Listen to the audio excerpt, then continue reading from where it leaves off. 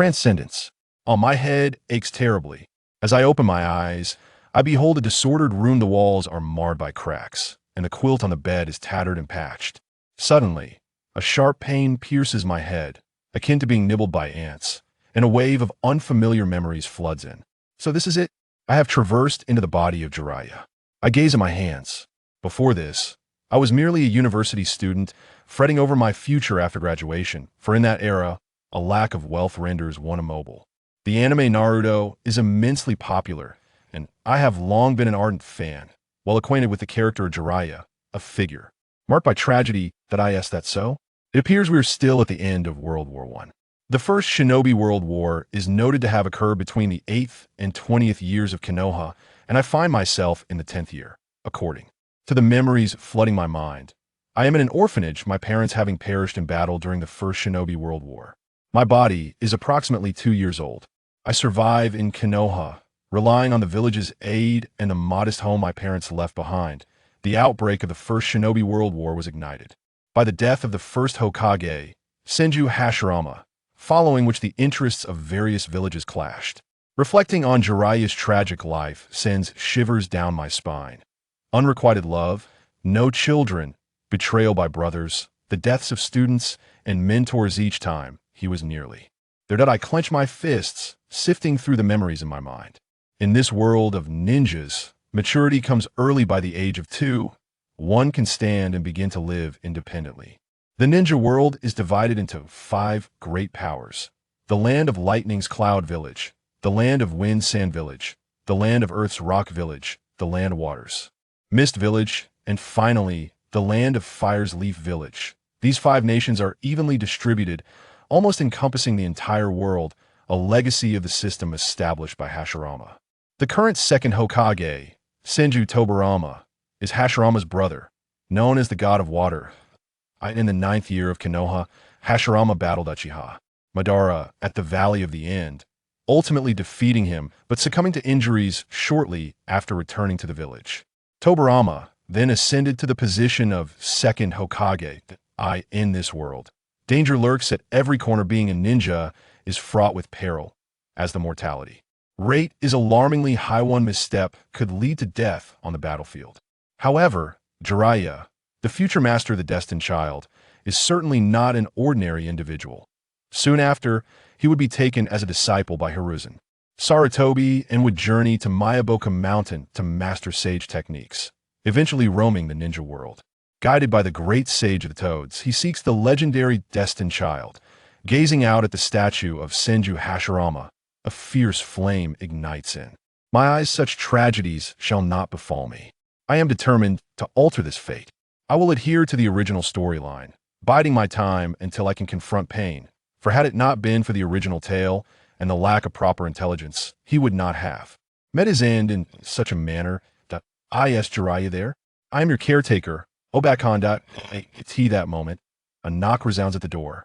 According to my memories, this kind woman has been looking after me. Abakan, what brings you here? Please come in. Thus, I rise and open the door, inviting her to sit on the rickety wooden stool. Little Jiraiya, the second Hokage, has established a ninja academy to gather those with ninja potential for training. Abakan gazes upon the white-haired Jiraiya with joy, for in the eyes of common folk, being a ninja is a lucrative profession. One can earn money by taking on missions. Hearing of the school ignites a spark of hope in Jiraiya. If I follow the original story and become a disciple of Hiruzen Sarutobi, I could easily ascend to the pinnacle of the human realm. Very well, Abakan. I shall go to the Ninja Academy when the weather clears. Abakan smiles, her happiness evident. She was once a retired clan ninja, possessing some medical ninjutsu, and now dedicates herself to caring for orphans. Yesterday, she received word from the second Hokage, Tobirama, that the academy is ready to accept students. Due to the ongoing Shinobi World War, there is a pressing need to cultivate talent and establish the Konoha Umbu, ensuring the village's resilience for decades to come. The First Shinobi World War is expected to conclude in 6 years. If I can endure these 6 years in school, I shall be assigned to Hiruzen Sarutobi. That time, Tobirama will fall to the Cloud Village's ninjas, Kin and Jin, leading to Hiruzen's ascension as the third Hokage. The thought fills me with joy. I have drawn a favorable hand. And while the future may present challenges, I will possess the ability to effect change. Recalling the Ninja Academy, a sudden realization dawns upon me. I remember that Kakashi Hatake, known as the White Fang of Konoha, thrived during this period, gaining notoriety. Long before the three legendary ninjas emerged, the circumstances surrounding his death, whether orchestrated by Danzo or a consequence of unbearable rumors, remain a mystery. The current Hiruzen Sarutobi is markedly different from his future self during his youth. He stands at the peak of strength, rivaling the likes of the other Kage. Throughout the ninja world, he has no equal, except perhaps the third Hokage, Inoki, who possesses formidable power that in the future, Hiruzen will be characterized by his desire for peace, often perceived as weak and indecisive, yet his prowess as a ninjutsu instructor is not to be underestimated. Mastery over 5 elemental chakra types allows Hiruzen to employ advanced ninjutsu techniques, a feat far surpassing mere arithmetic. Lying on the bed, Jiraiya reflects on the original storyline, feeling no trace of fatigue, which surprises him. His soul has fused with that of the original character, endowing him with a vigor that surpasses most. Perhaps, in time, he may even master genjutsu. With these thoughts, a smile graces Jiraiya's lips. Being well-versed in the narrative, he is confident that he will not meet an untimely demise. The following day at the Ninja Academy, a small boy with a head full of white hair, accompanied by an elderly woman and a group of orphans, arrived at this institution, which was graced by the statues of the First and Second Hokages. Jiraiya, from this day forth, you shall become a ninja, spoke Kageyama Erasure, his expression tinged with melancholy. As a ninja, he was well aware of the perils associated with the profession. What troubles you, Arashi Baba? Jiraiya chuckled heartily, embodying a carefree spirit, yet with a meticulous nature, a personality trait retained from his fusion with Arashi's soul. Observing the worry etched on her face, he understood her concerns but chose not to voice them, believing that events were destined to unfold in due time. You fool! Arashi Baba exclaimed, her face flushed with anger. To her, Jiraiya's demeanor seemed ill-suited for a ninja, and she questioned his potential for longevity. Why do you keep hitting my head, Arashi Baba? Jiraiya's cries echoed at the entrance of the academy. Seeing him in such a state brought a smile to her face. Indeed, Jiraiya was her source of joy. Jiraiya, remember to come to me if you encounter any difficulties, she called out as he and his companions prepared to enter the school. Rest assured, Arashi Baba, I will become a formidable ninja, Jiraiya exclaimed, his excitement palpable as he gazed at the academy. He envisioned ascending through this world, ultimately winning over Tsunade and reaching the pinnacle of his life. What a thrilling prospect. Tsunade, the granddaughter of the first Hokage, was notorious for her gambling losses.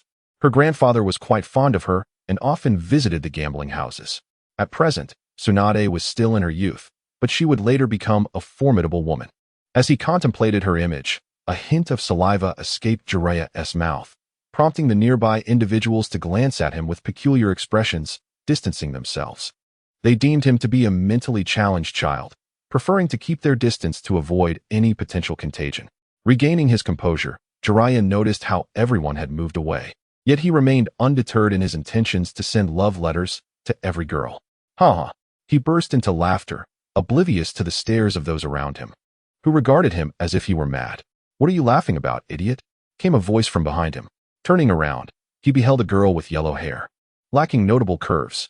Where did this flat-chested girl come from? Jiraiya asked, fully aware that this was Tsunade, who possessed the extraordinary strength of the Senju clan but had not inherited the first Hokage's would-release technique, making her a formidable force in her own right. Their lack of union in the original narrative was a significant regret. What were you saying just now? Tsunade clenched her fists, speaking slowly. As a girl, she was acutely aware of her bodily changes, desiring not to be the subject of ridicule. I mentioned that you were quite flat. How is it possible for you to be this flat? Before he could finish, Tsunade delivered a punch to his stomach. Although only 2 years old, her strength, being of the Senju clan, far surpassed that of ordinary children. Jiraiya collapsed to the ground, clutching his abdomen and howling in pain, experiencing the same suffering as his original counterpart. If you dare to say that again, you will regret it, Tsunade seethed, irritated by his remarks about her figure. I apologize, Princess Tsunade, for the inconvenience, Kageyama Erasure interjected as he approached. To him, The status of the Senju clan was invaluable, particularly since she was the granddaughter of the first Hokage. It and Appo's S nothing, just a child and Appo's S jest, Tsunade and Appo's S companion, Mito, assured with a smile. My apologies, Lady Mito. For causing you trouble, Erasure responded respectfully, ready to bow. No need for concern, Mito said, gently preventing him from bending, considering his age. Nice to meet you. I am Jiraiya. I shall deliver your love letters shortly, Jiraiya declared as he rose from the ground nonchalantly, while Tsunade tightened her fists, preparing to strike him once more. All right, Tsunade, you will be spending the next 6 years here with your classmates. Make sure to get along, Mito advised, stroking Tsunade's head. Finding the white-haired boy rather amusing, perhaps he would become a powerful ninja one day. Well, I will leave you here. You may enter, Mito said leisurely. Acknowledging the burdens of being the Jinchuriki of the Nine Tails, which required immense effort to control, she pondered how Hashirama managed to seal it away. As Jiraiya and Tsunade walked into the academy, their banter continued, nearly provoking Tsunade to strike Jiraiya once again. Upon entering the classroom, Jiraiya was struck by the resemblance to the university classrooms of his previous life. He observed several unfamiliar faces, eventually settling his gaze on a small boy clad in white. Dressed in grayish-white with flowing black hair, he recognized his target, Orochimaru. There was no denying that Orochimaru looked quite adorable in his youth. Hello. I look forward to our time together. My name is Jiraiya. He introduced himself with a loud laugh. A flicker of curiosity crossed Orochimaru's face. He was not accustomed to making friends. Hello. I am Orochimaru. I look forward to our time together, he replied with a smile. His eyes filled with intrigue as he regarded the boy in white adorned with red stripes and red markings beneath his eyes. Orochimaru, what is your dream? Mine is to have all the beautiful ladies, Jiraiya proclaimed, striking a pose and laughing heartily, only for Tsunade to lose her composure and deliver another punch to his head. Why do you keep hitting me, flat-chested girl? He exclaimed. Say that again. Tsunade's furious voice rang out. She found Jiraiya's lack of decorum unacceptable. As a member of the prestigious Senju clan and the granddaughter of the feudal lord of the Fire Country, she had been raised with a strong sense of propriety. Jiraiya shrank back, realizing now was not the time to engage with Tsunade. He would seize opportunities in the future, not out of fear, but strategy. At that moment, a figure resembling a centipede, clad in green armor and exuding a faint scent of blood, entered the room, presumably returning from a mission.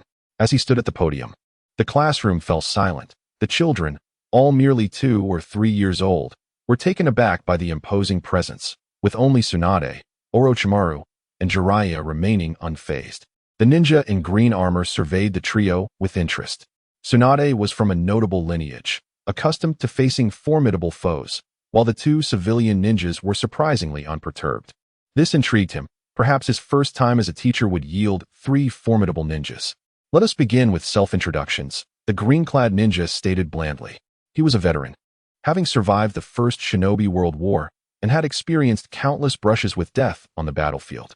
Firstly, I am a special jonin, and my name is Yusuji Jinta.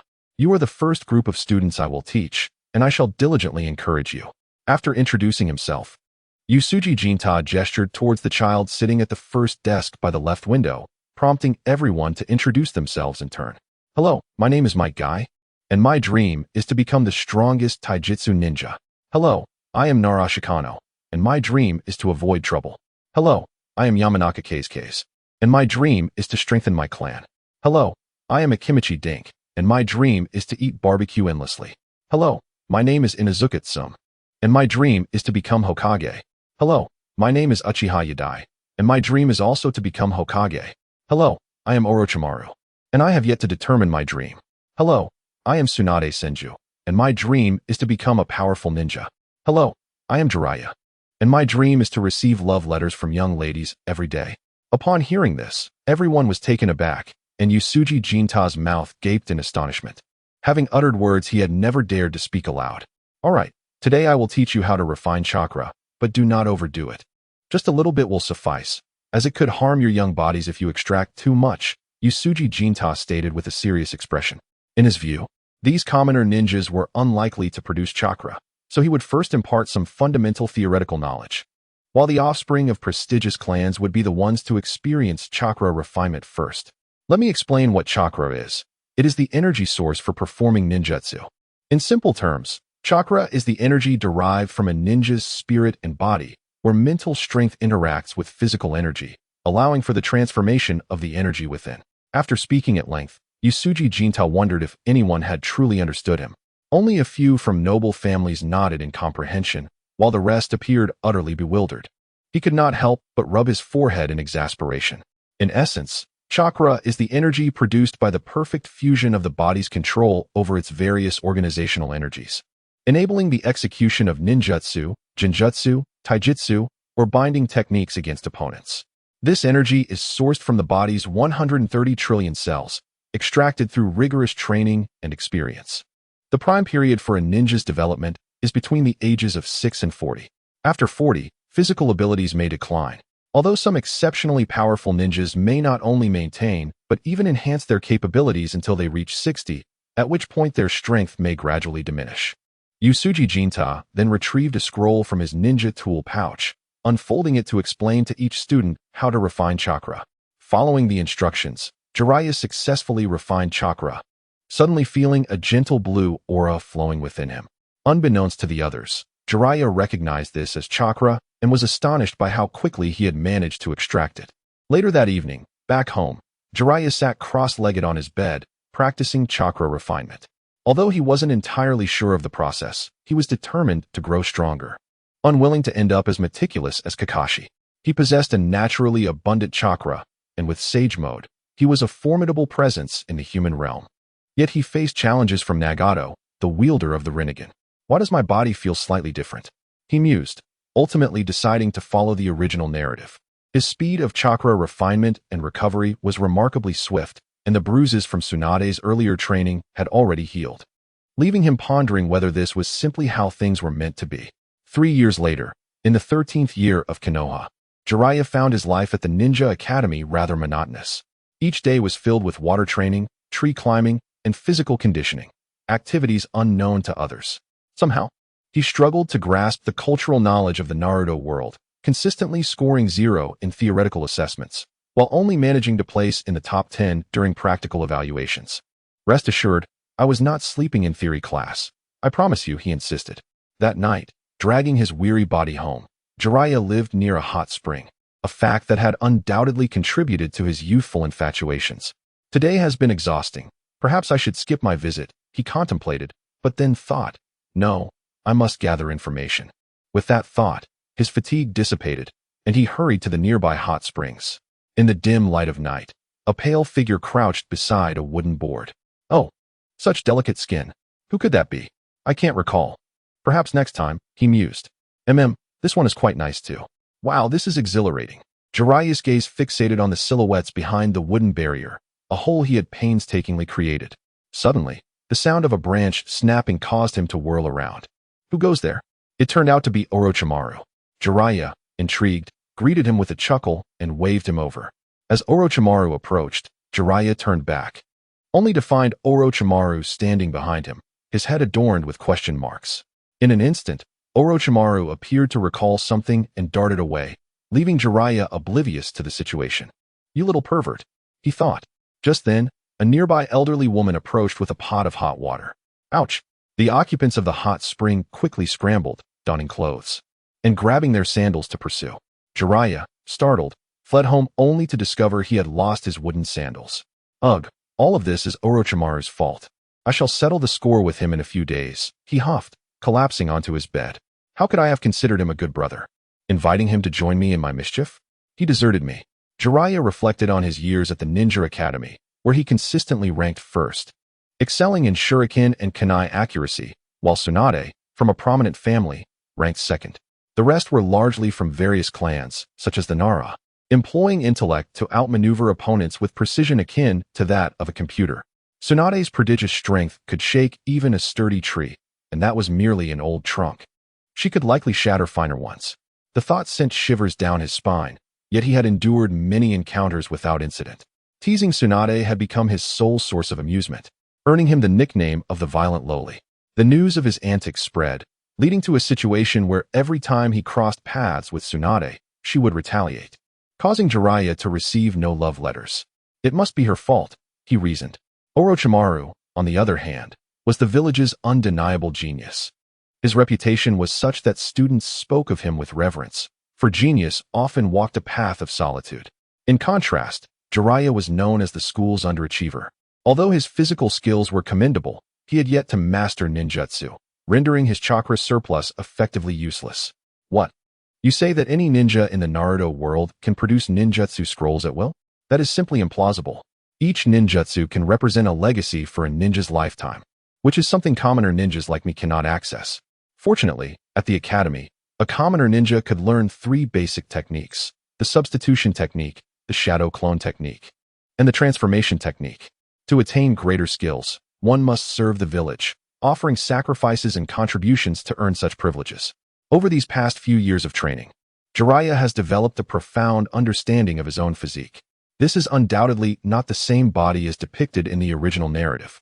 His immense chakra and remarkable regenerative abilities have propelled his physical capabilities to unprecedented heights. While others struggle to embed their shuriken into wooden boards, Jiraiya's shuriken pierces through with ease, astonishing many onlookers. However, this is merely an illusion that leads them to believe in his extraordinary strength. Jiraiya's living conditions resemble those of a slum, a setting often rife with delinquents. Each day on his way home, he encounters 1 or 2 ruffians, forcing him to engage them with inferior weapons. Remarkably, he handles these confrontations with a certain flair, and this rigorous training has persisted for over a year. Had this occurred 3 years prior, his physical prowess would not have been as formidable. This accumulation of experience is precisely why Jiraiya is confident in his ability to confront Orochimaru. He believes that his extensive encounters with various thugs provide him with a far greater chance of victory compared to the inexperienced Orochimaru. Jiraiya versus Orochimaru on the following day. Jiraiya arrived at school bright and early, for today was the day of the practical combat class, a perfect opportunity to teach Orochimaru a lesson. "Oh, is that you, Miho? Why have you not written me any love letters lately?" Jiraiya remarked with a smile directed at a delicate-looking girl. Miho rolled her eyes, exasperated. She had lost count of how many times he had said such things, perceiving him as a fool who fancied himself worthy of love letters. "Jiraiya, you're asking others for love letters again. You'll never succeed, you dolt." Tsunade entered the classroom, her expression one of disdain, prompting a hearty laugh from their classmates. Unfazed by the commotion, they continued to laugh heartily. Tsunade had practical combat class that morning, and Jiraiya thought, if I defeat Orochimaru, Tsunade will grant me a chance for a date. Since a fight was inevitable, he figured it would be wise to secure an agreement with Tsunade. He was determined to impress her with his prowess. "All right, I accept your challenge," Tsunade said after contemplating, confident that Jiraiya could never hope to best the school's genius, Orochimaru. If Orochimaru were to lose to him, it would be an affront to her lineage. She was from the Senju clan, with her grandfather being the first Hokage and her great-uncle the second Hokage. The honor of her family could not be tarnished. As the class began, Jiraiya loudly declared his challenge to Orochimaru, catching the attention of Ueda Yasunori, who was momentarily taken aback. In his eyes, Jiraiya was merely a ninja with some physical skills and no match for the genius that was Orochimaru. Jiraiya fixed his gaze intently on Orochimaru, who met his eyes briefly before nodding. The announcement of Jiraiya's challenge sent ripples through the ninja school, as everyone believed it to be an impossible feat. A genius against a slacker, the outcome was obvious to all. Yet, to encourage the students, the match was sanctioned. On the training grounds, Jiraiya and Orochimaru stood opposite each other, with Ueda Yasunori acting as the referee. After ensuring both were ready, Ueda sighed internally, explaining the rules while cautioning against excessive force. "Begin." Upon hearing this command, Jiraiya drew a subpar kunai, one he had purchased with great reluctance due to its wear. He dashed towards Orochimaru, employing the parkour-like movement of the Naruto universe. Orochimaru, observing the kunai in Jiraiya's grasp, smirked slightly, preferring a purely physical confrontation. Jiraiya swiftly closed the distance, leaping into the air to deliver a diagonal slash at Orochimaru, who countered with his own kunai. The clash produced a shower of sparks, sending Orochimaru stumbling back a few steps, a look of astonishment crossing his face as he marveled at Jiraiya's arm strength. The two engaged in a fierce exchange, sparks flying as Jiraiya's kunai struck with ferocity, while Orochimaru's strikes were fluid, almost as if employing a technique to absorb impact. The sounds of their duel echoed, punctuated by the rapid clashing of metal. Suddenly, Jiraiya leaped back, landing a short distance from Orochimaru, reflecting on the damage to his kunai and marveling at the genius of Orochimaru. Meanwhile, Orochimaru's kunai had suffered damage as well, and he rubbed his arm, feeling a tingling sensation. It was a strange strength, reminiscent of Tsunade and Appo's. Yet different. Tsunade and Appo's was pure power, while his felt like the product of rigorous training.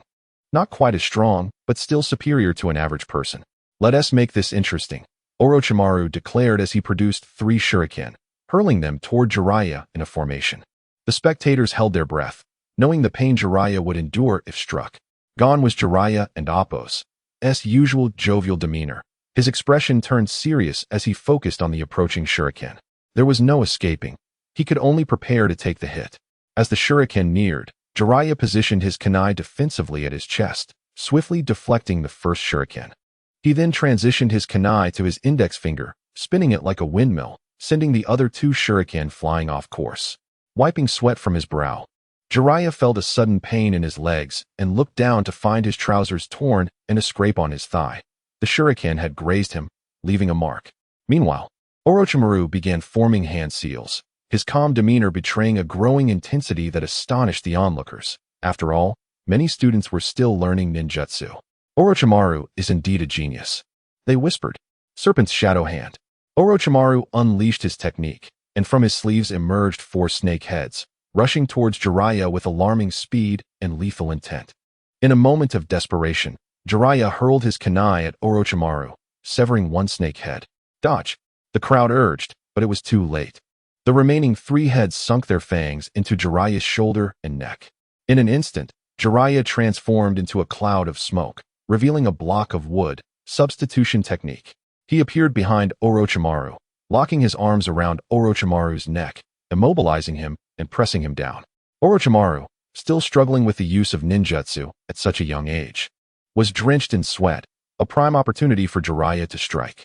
However, with a sudden twist, Orochimaru's body slithered free, and they resumed their physical tussle. The balance of power evidently tilting in Jiraiya's favor. Due to certain circumstances from his time travel, Jiraiya possessed an extraordinary physique, abundant chakra, and remarkable recovery abilities. Just then, Ueda Yasunori intervened, stepping between the 2 and grasping their arms. It's a draw. Jiraiya and Orochimaru exchanged glances, releasing their fists. Jiraiya, nursing his aching legs, struggled to stand, while Orochimaru's hands tingled, both unable to continue. Ueda sighed, leading them to the hospital for some basic treatment. Graduation 3 years later, in the 16th year of Konoha. Today marks your graduation from the Ninja Academy. Many have dropped out over the years, unable to endure the rigors of a ninja's life, while others have persisted to this day. I hope you all continue to strive forward, Ueda Yasunori reflected, having been assigned to teach due to his injuries. He had developed deep connections during this time, though he lamented that they would eventually part ways. Let these new sprouts continue to grow beneath the great tree of Konoha. Now, let the graduation assessments commence. Each of you must demonstrate at least 1 ninjutsu. Under Ueda's watchful gaze, each student performed their techniques. Nara's shadow manipulation, Akimichi's expansion technique, Yamanaka's mind transfer, Yamanaka's insect manipulation, Hyuga's Byakugan, Uchiha's Sharingan, and the common substitution, clone, and transformation techniques. Most succeeded, with only a few facing encouragement to withdraw. For becoming a ninja meant facing the battlefield, where lives could be lost at any moment. Ueda did his best to guide them. He then produced the Konoha ninja headbands, distributing them to those who passed. The students who received their headbands erupted in joy. The significance of the forehead protector transcends mere symbolism of identity and status. It serves to safeguard the most vulnerable part of one's head. In the heat of battle, collecting the forehead protectors of slain foreign ninjas is an essential act, as they represent tangible achievements in combat. Yusuji Itada patiently elucidated various rules and the ninja manual to Orochimaru and others. Indeed, if one were to notice a scratch on another's forehead protector, it could imply a judgment by their respective village's designated ninja, who would claim the heads of their foes to exchange for currency at the underground black market. Itada surveyed the group of aspiring ninjas below, a smile gracing his lips, contemplating the possibility that in the years to come, these students, once scattered across the villages of Konoha, might recall him as their teacher. Following this, the students were organized into teams, awaiting the arrival of their superior ninjas for assignments. The first team comprised Nara Shikaku, Yamanaka Ino, and Akimichi Choji. The second team included Might Guy and 2 civilians, while the seventh team consisted of Senju Tsunade, Orochimaru, and Jiraiya. Upon reading the roster, Itada turned and exited the classroom, leaving the next phase of their journey in the hands of the superior ninjas who would soon arrive to escort their teams. As Itada departed, the students began to engage in conversation. "Do you know who your teacher is?" they inquired, their curiosity piqued. "Have you heard about the genius, Hatake sh Saku, who has been making waves on the battlefield?" One student recounted overhearing discussions about sh Saku's prowess, noting that despite his youth, he possessed the strength of a jonin and was destined for high positions in Konoha. The previously lackluster Jiraiya's eyes sparkled with intrigue upon hearing this, reflecting on how sh Saku was beginning to emerge as a formidable talent. Jiraiya contemplated honing his skills in ninjutsu and genjutsu, while setting aside taijutsu for now, as his unique physique continued to strengthen. With 2 souls merging within him, he presumed that mastering genjutsu would come easily, alongside developing new ninjutsu techniques, such as the hair-based lion's mane technique and ninjutsu, needle of the earth, both useful for confinement and defense. Jiraiya also considered the Rasengan, an A-rank ninjutsu known for its powerful attacks and lack of hand seals, yet he hesitated, recognizing it as a product of his apprentice, Minato Namikaze's research. Perhaps he should wait for Minato to propose a new idea before pursuing it himself. Suddenly, inspiration struck him. Sealing techniques would be invaluable against any adversary. In the original narrative, he had employed sealing fire technique against Uchiha Itachi and unsealed Naruto's pentagram. It was said that Jiraiya had a natural aptitude for sealing techniques. Furthermore, with the innate resources of the Uzumaki clan, who were renowned for their sealing prowess, Jiraiya felt empowered, especially since he had the capability to control the Ninetales power as a Jinchuriki. He also recognized the necessity of mastering medical ninjutsu to avoid a fate of helplessness in the event of severe injury. Reflecting on potential disabilities, he pondered the importance of practicing one-handed seals, and what if both hands were incapacitated? He recalled an instance in the original story where a character utilized barrier, heavenly covering technique with their feet during a confrontation with pain. With thoughts racing, he realized he needed to enhance his sealing speed. Facing Uchiha Itachi, who could perform 6 seals in a second, would be daunting if he struggled to complete even half. The prospect of being ridiculed for being outmatched by a younger opponent troubled him. Thus, he resolved to cultivate powerful genjutsu, particularly an A-rank illusion like genjutsu, Dark Journey, which would surely provide opportunities for glory in battles to come. In addition, mastering taijutsu was imperative. He recognized the threat posed by the tailed beasts, such as the formidable 8 tails. The immense chakra and chakra absorption abilities of the beasts presented formidable challenges. As Jiraiya engaged in conversation with his peers, the classroom door swung open, revealing a youthful figure with a small mustache and jet black hair. Jiraiya instantly recognized him as Sarutobi Hiruzen, known as the Professor of Ninjutsu, who would later ascend to the position of Third Hokage. At merely 25 years of age, Hiruzen had already exhibited remarkable talent, surpassing even the Second Hokage, Tobirama Senju. In skill, Hiruzen had mastered all existing ninjutsu in Konoha and could execute advanced techniques like Earth Release, Earth Dragon Bullet, and Fire Release, Fire Dragon Bullet, as well as the combined 5 Release, Great Explosive technique. He used the Shadow Clone technique to summon 4 clones, each wielding a different elemental jutsu, creating a devastating explosion. "You 3 must be from Team 7, Hiruzen greeted, his sunny smile radiating warmth. Jiraiya felt elated. As a civilian ninja devoid of ninjutsu, this was a prime opportunity to learn from the esteemed professor. "Follow me to the training ground," Hiruzen instructed, leading Jiraiya and his companions to a secluded area meant for assessment. Initially intending to evaluate their abilities, Hiruzen reconsidered, acknowledging the lack of ninjutsu among 2 of the 3 students. Instead, he decided to teach them a few techniques, with assessments to follow in a week. "Today, I will teach you the Appos, ninjutsu, shuriken shadow clone technique, and Appos," he announced, demonstrating the technique with poise as he threw a shuriken into the air, which then multiplied into hundreds. "Did you see that?" Hiruzen inquired, his curiosity piqued. This A-rank ninjutsu was inspired by the shadow clone technique developed by the Second Hokage, with a single shuriken thrown. It summoned thousands for a continuous barrage. Yes, Jiraiya exclaimed, impressed by Hiruzen's prowess.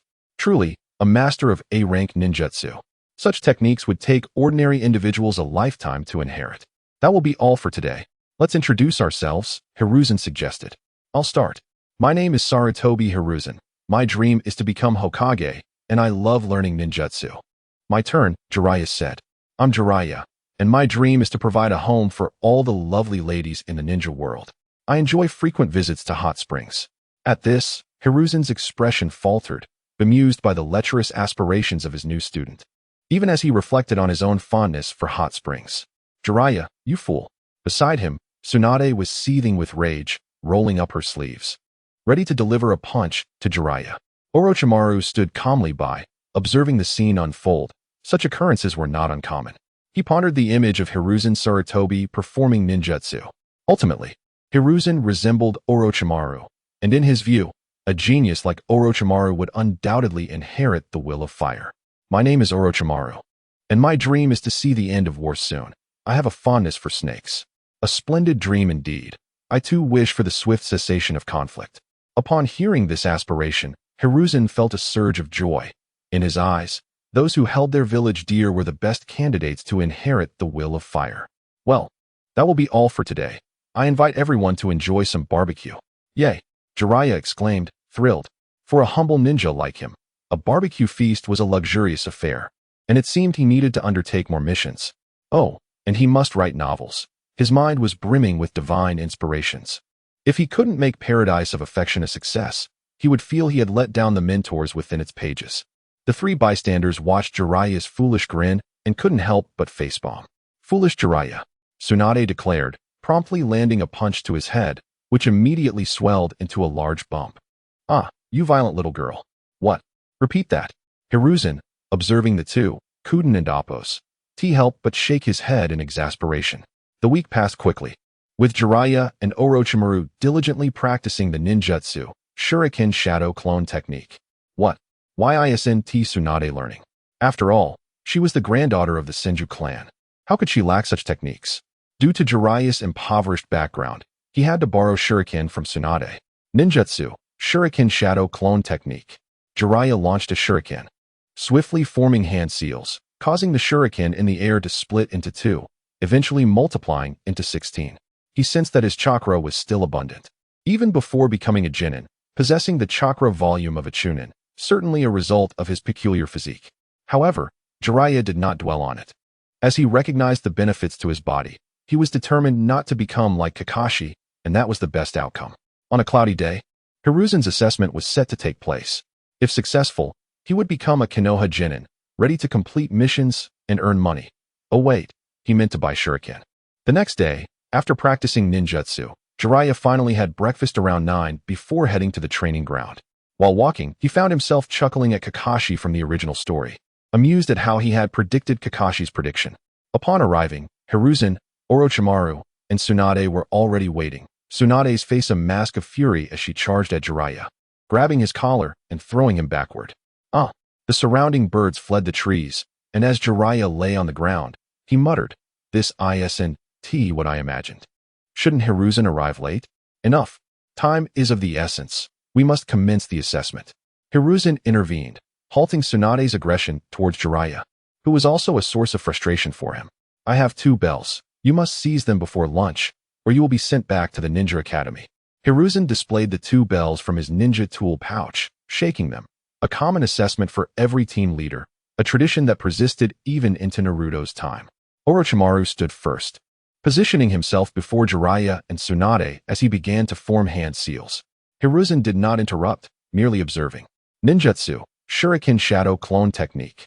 The thrown shuriken instantly divided into 7, hurtling towards Hiruzen. Watching the shuriken, Hiruzen thought, "Truly, what a genius. Your talent for ninjutsu is astonishing," Hiruzen remarked, drawing a kunai and effortlessly deflecting all the shuriken. "Impressive, Orochimaru." Tsunade cheered for Orochimaru, which irked Jiraiya, prompting him to assert, "I can do that too." Hiruzen paused, giving his consent, and Jiraiya approached Orochimaru, tossing a shuriken towards Hiruzen while forming hand seals. His speed in completing the seals surpassed that of Orochimaru. leaving both him and Hiruzen momentarily stunned. Could it be? The rapidly spinning shuriken split into 2, then 4, ultimately resulting in 16. At this point, Hiruzen quickly formed seals. Earth release, earth-style wall. A 3-meter-high earthen wall erupted before him, impaling all the shuriken. What? How could Jiraiya possibly perform such ninjutsu? Tsunade exclaimed in astonishment, for she had always viewed Jiraiya as the slowest among them, questioning how his ninjutsu talent could rival that of Orochimaru. Good job, Jiraiya. Hiruzen smiled broadly, giving him a thumbs up, while Jiraiya scratched his head, grinning sheepishly. Orochimaru looked at Jiraiya with surprise. This seemingly unremarkable peeping Tom appeared to be undergoing a transformation. All right, the warm-up is complete. Now we shall begin the bell-grabbing exercise. Let's take a half-hour break. Hiruzen clapped his hands, bringing everyone back to attention before explaining the rules of the exercise, granting them time to hide, with only 2 permitted to pass. Jiraiya understood that this was a test of teamwork, recalling how Naruto had serendipitously succeeded with Kakashi in the original story. Orochimaru, Tsunade, gather around. We'll strategize. Half an hour later, Hiruzen announced, let us begin. He expected the trio to hide in the trees and launch a surprise attack, but Jiraiya charged straight ahead. Armed with a kunai, he swung it at Hiruzen, who continually fed him techniques as they exchanged blows. Ninjutsu, Shuriken Shadow Clone Technique.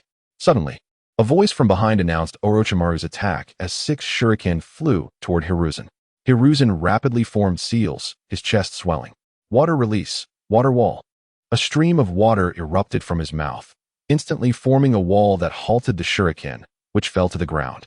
Yet, from within the water emerged Tsunade, who punched through the water barrier, aiming for Hiruzen. Hiruzen swiftly formed seals. Ninjutsu, body flicker technique. He vanished, leaving only an afterimage as Tsunade's punch shattered the ground where he had stood. Just as Hiruzen prepared to counter Tsunade, several snake heads from behind ensnared him, ultimately biting his neck, transforming into a cloud of smoke. A substitution technique? Orochimaru marveled, realizing that Jiraiya's plan had been to draw Hiruzen's attention while Orochimaru and Tsunade executed a surprise attack. Your strength has earned my acknowledgement. From this day forth, you shall be officially recognized as Konoha Genin. Hiruzen declared from atop a tree, smiling as he had witnessed their teamwork in action, ensuring they passed the assessment smoothly. Teacher Hiruzen, I wish to learn ninjutsu. Jiraiya proclaimed loudly. Oh, Jiraiya wishes to learn ninjutsu. First, you must understand ninjutsu and your own chakra attributes. Sarutobi Hiruzen began to elucidate to Jiraiya and the others the classification of chakra attributes within the ninja world, which comprises 7 fundamental types: yin release, yang release, wind release, fire release, water release, earth release, and lightning release. Any chakra attributes that transcend these 7 types fall under the category of bloodline limits or bloodline eliminations. Such ninjutsu typically requires the fusion of several basic attributes to yield formidable abilities. Among these, fire, wind, lightning, earth, and water are the 5 basic attributes, with each ninja possessing a primary attribute, while any secondary attributes they may have are generally weaker and necessitate rigorous training for enhancement. Every J-nin is expected to have mastery over at least 2 attributes. Furthermore, there exists a principle of elemental dominance among these 5 attributes. Fire counters wind. Wind counters lightning, lightning counters earth, earth counters water, and water counters fire. As for ice release, it is not a basic attribute, but rather an extension, akin to the techniques of the Mizukage Kemizuru clan, who possess the ability to freeze through their bloodline limit. The simultaneous use of wind and water releases results in ice release, while the combination of earth and water releases yields the wood release of the First Hokage. Possessing 2 attributes can be cultivated through training, but simultaneous usage requires specific abilities, which constitute bloodline limits. How can one discern their chakra attribute, sensei? Jiraiya eagerly inquired, recalling that in the original narrative, he frequently employed earth and fire releases. Chakra test paper, crafted from special materials, can detect one's innate attributes.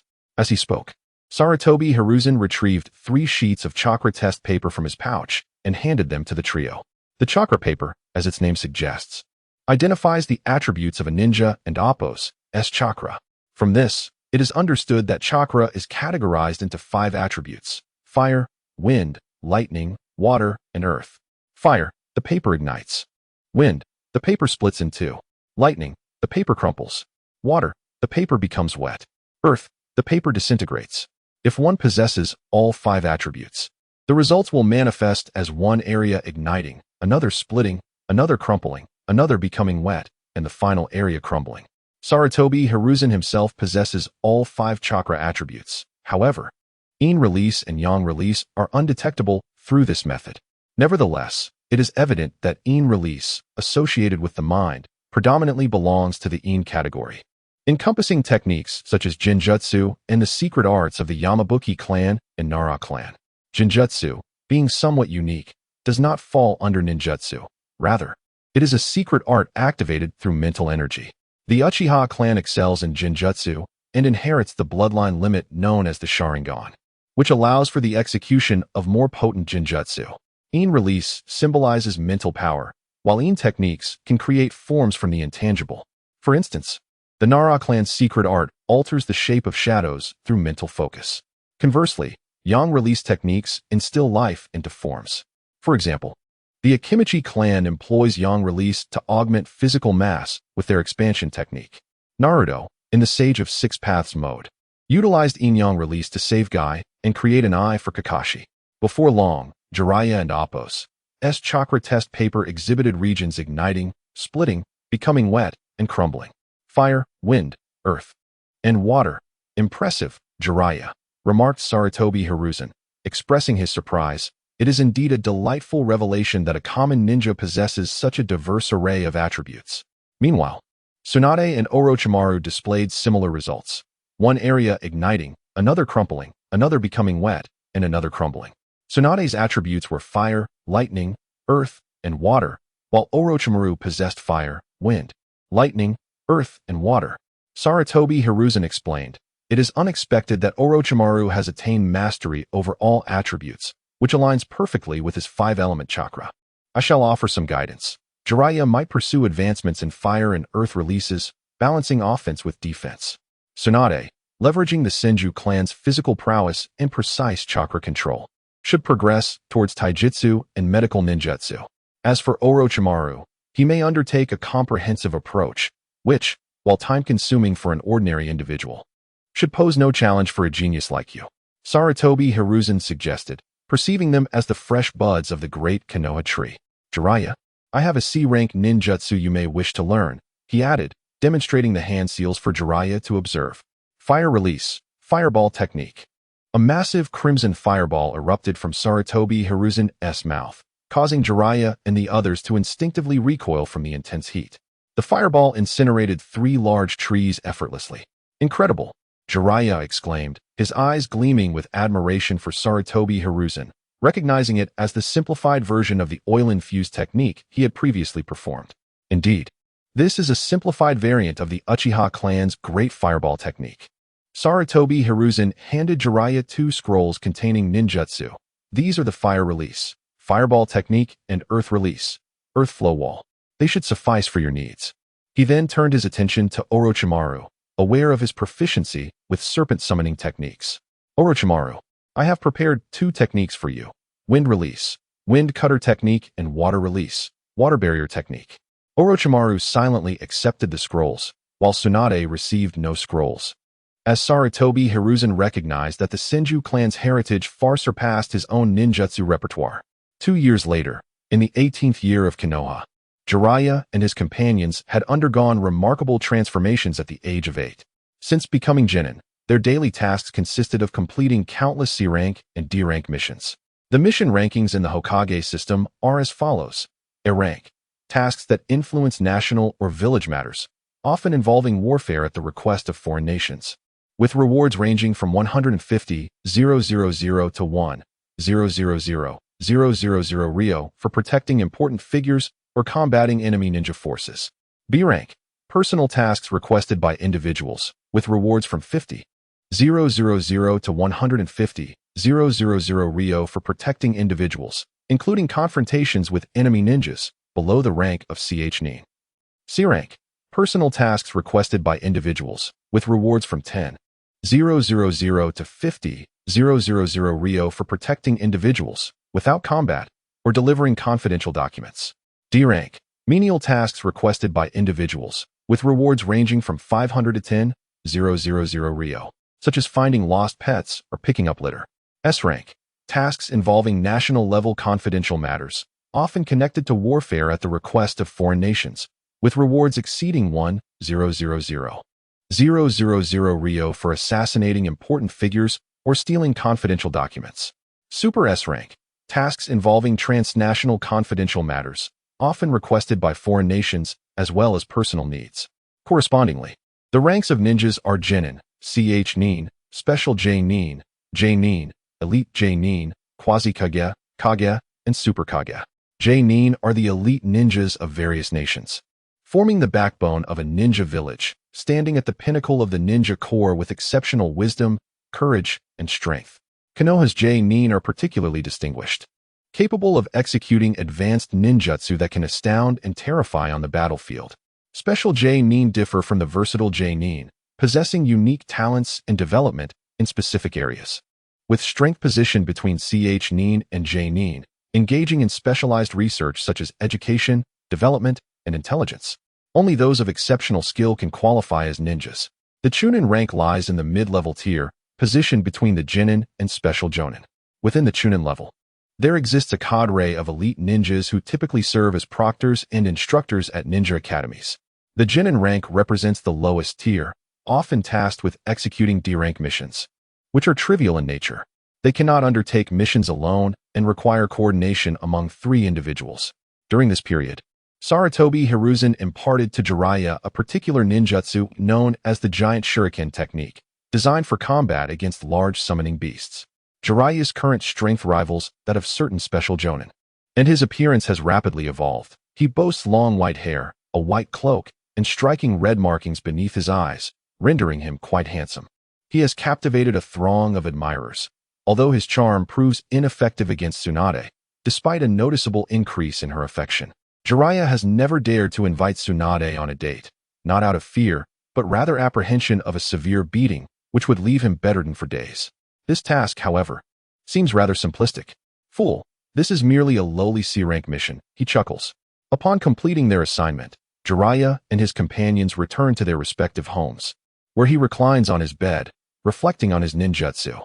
Techniques involving toads and hair can be honed at Myobokuzen, while illusions may be exchanged for achievements accumulated during the Second Shinobi War. The summoning technique requires him to reverse summon after the age of 11. His physical skills continue to improve daily, leaving only the sealing techniques and the development of new ninjutsu to focus on.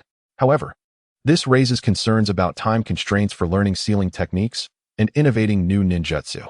In a moment of contemplation, Jiraiya recalls one of the forbidden techniques researched by the Second Hokage, Senju Tobarama, the Shadow Clone Technique. This B-rank ninjutsu, originally devised by Tobarama for reconnaissance, has since become widely adopted in the ninja world. It allows the user to create tangible clones from chakra, which can act and fight independently while possessing their own consciousness and resilience. Upon dissolution, the memories and experiences of the clones revert to the original.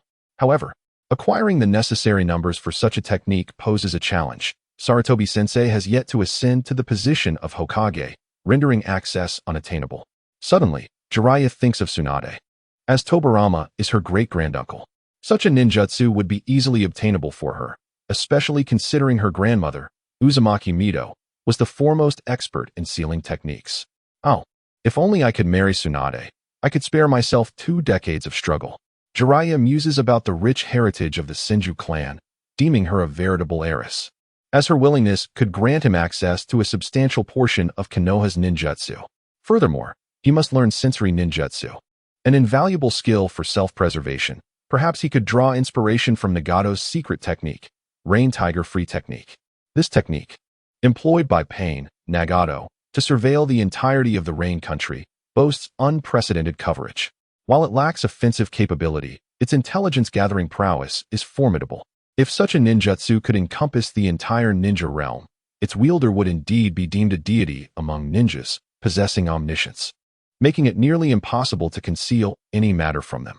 The thought alone is terrifying, suggesting that this technique is tailor-made for tyrants like Otsutsuki Kagaya or Uchiha Madara. However, such a method is exceedingly conspicuous, Any sufficiently powerful ninja would quickly detect the chakra present amidst the rain. The following day, Jiraiya arrives early at the training ground, eager to consult Sarutobi Hiruzen about sensory ninjutsu and to subtly inquire about Tsunade's access to the shadow clone technique. "Oh, is that you, Jiraiya? What brings you here so early today?" Sarutobi remarks, bemused at Jiraiya's rare punctuality, recalling their first training session where he had to wait for 3 hours. "Teacher, I wish to inquire about sensory ninjutsu," Jiraiya responds eagerly. Sarutobi is taken aback, pondering whether the sun has risen from the west today. Could Jiraiya be motivated to improve?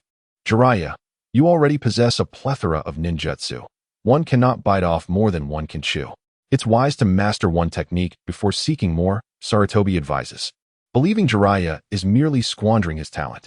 "But, teacher, what if an enemy approaches me unnoticed? I wish to anticipate their arrival," Jiraiya counters. Seeing Jiraiya's earnestness, Sarutobi refrains from further admonition, opting instead to impart knowledge through practical demonstration. He begins to explain sensory ninjutsu, which allows one to probe the surrounding environment, ascertain the status and positions of living beings, or detect chakra.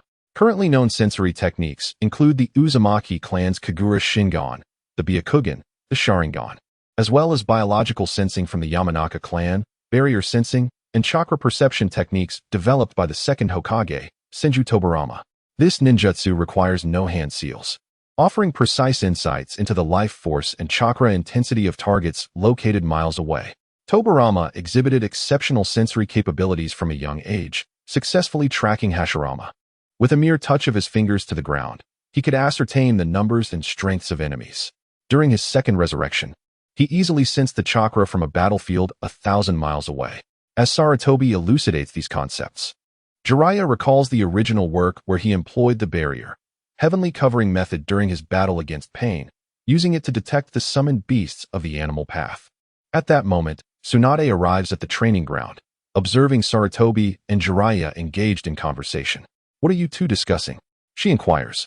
"Oh, it's just Tsunade. Jiraiya was asking me about sensory ninjutsu," Sarutobi replies. "Sensory ninjutsu? I recall my grandmother Mito mentioning that the Ninetales possesses a technique known as malice perception," Tsunade reflects, reminiscing about her childhood conversations with Mito. Jiraiya, emerging from his thoughts, realizes he must diligently prepare for sensory ninjutsu. "Oh, Tsunade, do you have plans for a date today?" Jiraiya's eyes gleam with excitement at the prospect of using the shadow clone technique. "What? Jiraiya, could you repeat that?" Tsunade exclaims, her anger palpable. Although she is unaware of how often he has made such comments, each time stirs her ire, making it difficult for her to maintain the grace expected of a member of the prominent Senju clan. "Wait, Tsunade, let's make a wager today. If I win, you accompany me on a date. If I lose, I shall cease pursuing you," Jiraiya proposes, hastily interjecting to quell her rising anger. "Impossible. How could I ever bet with you? I would undoubtedly win. Are you afraid, Tsunade?" "What? Fine, I accept your wager. What are we betting on?" "Let Sarutobi-sensei be the judge," Jiraiya suggests, inwardly amused, knowing that the provocation tactic is universally effective. Water walking, tree climbing. Tsunade bursts into laughter, confident in her victory. Her mastery of medical ninjutsu and immense strength ensures her triumph, as precise chakra control is fundamental in medical practice. Her formidable strength stems from the ability to concentrate chakra throughout her body, enveloping herself in blue chakra and unleashing powerful gusts capable of shattering walls, an ability Tobarama once used to intimidate Sasuke and others. Why did Jiraiya dare to compete with Tsunade in chakra control? It was because he possessed an unwavering confidence in his victory. The Senju clan indeed excelled in chakra control. Jiraiya, with his unique constitution, currently had a far greater chakra reserve than the Jiraiya depicted in the original narrative. At this point, the young Tsunade had yet to fully harness the chakra of the Senju clan, possessing only slightly more than a Chunin.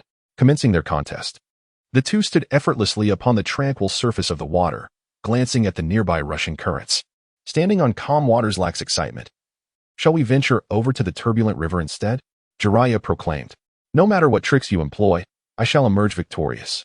As they traversed the raging waters, the chakra expenditure was significantly greater than on the placid surface. Observing Jiraiya's nonchalant demeanor, Tsunade felt a twinge of doubt. What is this? He is merely a civilian ninja. and I am from the prestigious Senju clan. I cannot afford to lose here. With this thought, she intensified the chakra density in her feet. Several hours passed. Tsunade was drenched in sweat, while Jiraiya remained vibrant and energetic. However, soon Tsunade began to feel dizzy, as if she were on the verge of collapsing. Suddenly, her chakra slipped from her control, dissipating completely, and she found herself shrinking down. Noticing this, Jiraiya swiftly appeared beside her, steadying her. Are you unable to continue? Perhaps it is time to concede defeat? Come, let us enjoy a date, but remember to bring your own money. Tsunade, dazed, ignited with fury at the notion of footing the bill for a date. Do you still wish to compete in tree climbing, Tsunade? No, consider yourself the victor. Acknowledging her limited chakra, Tsunade, aware that she could not surpass Jiraiya, decided to concede. You have won, she said, her face flushed, having had little experience with romantic encounters. And indeed, Jiraiya was rather handsome. Upon seeing the golden-haired girl beside him, Jiraiya couldn't help but find her charming, hoping she would grow up to be less aggressive. During a visit to a barbecue restaurant with Tsunade, he inquired about the shadow clone technique, to which she readily agreed to teach him, promising to bring it on a cloudy day. After their meal, Tsunade paid the bill, and Jiraiya escorted her back to the Senju clan. Yet, upon returning home, Tsunade felt an inexplicable sense of unease about the day. The following morning, Jiraiya arrived early at the Senju clan's estate, noting their newfound wealth and prime location in Konoha. Had the Second Great Ninja War resulted in the demise of the Senju clan, their assets would have been confiscated, and Hiruzen would likely have played a role. Stop. This is the Senju clan. Who are you? As Jiraiya approached the gate, he was halted by the guards, his clothing reminiscent of the Warring States period. It was evident that the Senju clan remained steeped in the era of Hashirama. I am a friend of Tsunade's. My name is Jiraiya. Please inform her of my presence. Jiraiya spoke respectfully, fully aware of his status as a mere civilian ninja amidst the esteemed Senju clan. The guards eyed him skeptically before relaying the message. Jiraiya, you may enter. Upon hearing Tsunade's voice, another guard opened the door, allowing Jiraiya to step inside. Here, this is the shadow clone technique you requested. Upon entering, he was greeted by Tsunade, who casually tossed him a scroll containing the technique. Jiraiya accepted it and stowed it away in his ninja tools pouch. Tsunade, I have another matter to discuss with you today. Jiraiya scratched his head awkwardly, realizing that aside from acquiring the shadow clone technique, he also sought to learn the sealing techniques of Uzumaki Mido. Go ahead, tell me what you need, and if I can assist, I shall. I wish to learn Lady Mido's sealing techniques. Tsunade pondered for a moment, unsure if Mido would be willing to teach Jiraiya. Seeing the gratitude in Jiraiya's eyes, she clenched her teeth and resolved to inquire. Wait here, I will ask Lady Mido. Tsunade dashed into the depths of the clan estate, recalling how Mido had favored her in her childhood, always holding her close. Ah, this young man is intriguing. He wishes to learn my sealing techniques. Reclining in a rocking chair was a woman with crimson hair. Indeed, it was Uzumaki Mido. She had overheard Jiraiya's request to learn sealing techniques, and, as a princess of the Uzumaki clan, had awakened the Byakugan. Upon entering, she sensed Jiraiya's unusual chakra, which was remarkably close to that of a normal jonin. Piquing her interest, Mido, Tsunade called, reaching Mido's side and shyly grasping her hand. Mido, my friend wishes to learn sealing techniques. Could you teach him? Oh, Tsunade's friend, male or female? Mido inquired teasingly. Tsunade's face flushed crimson as she hesitantly replied, P.S. male. Bring him to me. I wish to see him. After a moment's contemplation, Mido directed Tsunade, who soon returned with Jiraiya, his white hair prominent, his face alight with joy. Call me Mido. And I hear you wish to learn sealing techniques? Jiraiya replied nervously, yes. Very well. Jiraiya was taken aback by her prompt acceptance. It seemed too easy. Shouldn't he have needed to plead and create a scene to gain her agreement? However, I have one condition. If you can fulfill it, I will teach you all the sealing techniques I know. Upon hearing this, Jiraiya's eyes widened. The knowledge of sealing techniques was invaluable. Without a moment's hesitation, he resolved to comply. Speak, Mido. I will do whatever it takes. I need you to ensure the preservation of the Uzumaki clan's bloodline. Jiraiya's heart sank at her words. Did she foresee the clan's potential destruction? Yet, his expression remained unchanged. I promise I will protect it, and I will safeguard Tsunade as well. Mido paused, then burst into laughter. Oh, so you have your sights set on my dear Tsunade.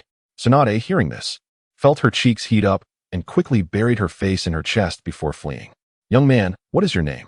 "I am Jiraiya. I look forward to your guidance." Mito, observing Jiraiya's delighted expression, was reminded of Hashirama Senju, who had shared a similar demeanor, endearingly foolish. "You resemble him greatly." What do you mean?" Jiraiya inquired curiously. "Never mind. Before we begin your lessons in sealing techniques, let me explain what sealing techniques entail." Mito began to elucidate the intricacies of sealing techniques to Jiraiya. Sealing techniques involve binding the chakra of opponents and can even restrain their physical or spiritual forms. One particularly potent sealing technique can seal an opponent's chakra, manifesting as a seal upon their body. There are both even and odd sealing techniques, each with distinct effects, enveloping the practice in an air of mystery. For instance, the Uzumaki clan's adamantine sealing chains can be employed to seal tailed beasts. This was the technique used by Kushina when sealing the Nine Tails, and later, Naruto utilized it to restrain the Nine Tails' movements. As the evening descended upon his home, Jiraiya found himself seated on his bed, reflecting on the day's events. The mastery of the shadow clone technique was now within his grasp, and the sealing arts merely required his consistent study. Recalling the words of Uzumaki Mito, he couldn't help but admire the foresight of those from the Warring States period, who anticipated the coming dangers to the Uzumaki clan, thus designating him as a contingency plan. It seemed imperative that he establish a formidable faction, particularly as the Uzumaki clan faced annihilation. Relocating several hundred individuals ought to pose no insurmountable challenge. The following day, Jiraiya swiftly formed the hand seals for the shadow clone technique, and in a puff of smoke, 2 clones identical to him materialized. "Success!" he exclaimed. "From today forth, clone number 1 will delve into sensory ninjutsu. Clone number 2 will study fire style and earth style, while my original self will focus on sealing techniques." Having assigned their tasks, the original Jiraiya proceeded to the Senju clan, where clone number 1 began to recollect the Rain Tiger freedom technique from the original narrative. In that tale, Nagato manipulated pain to summon rain clouds using chakra, and every drop that fell was intimately connected to his sensory perception.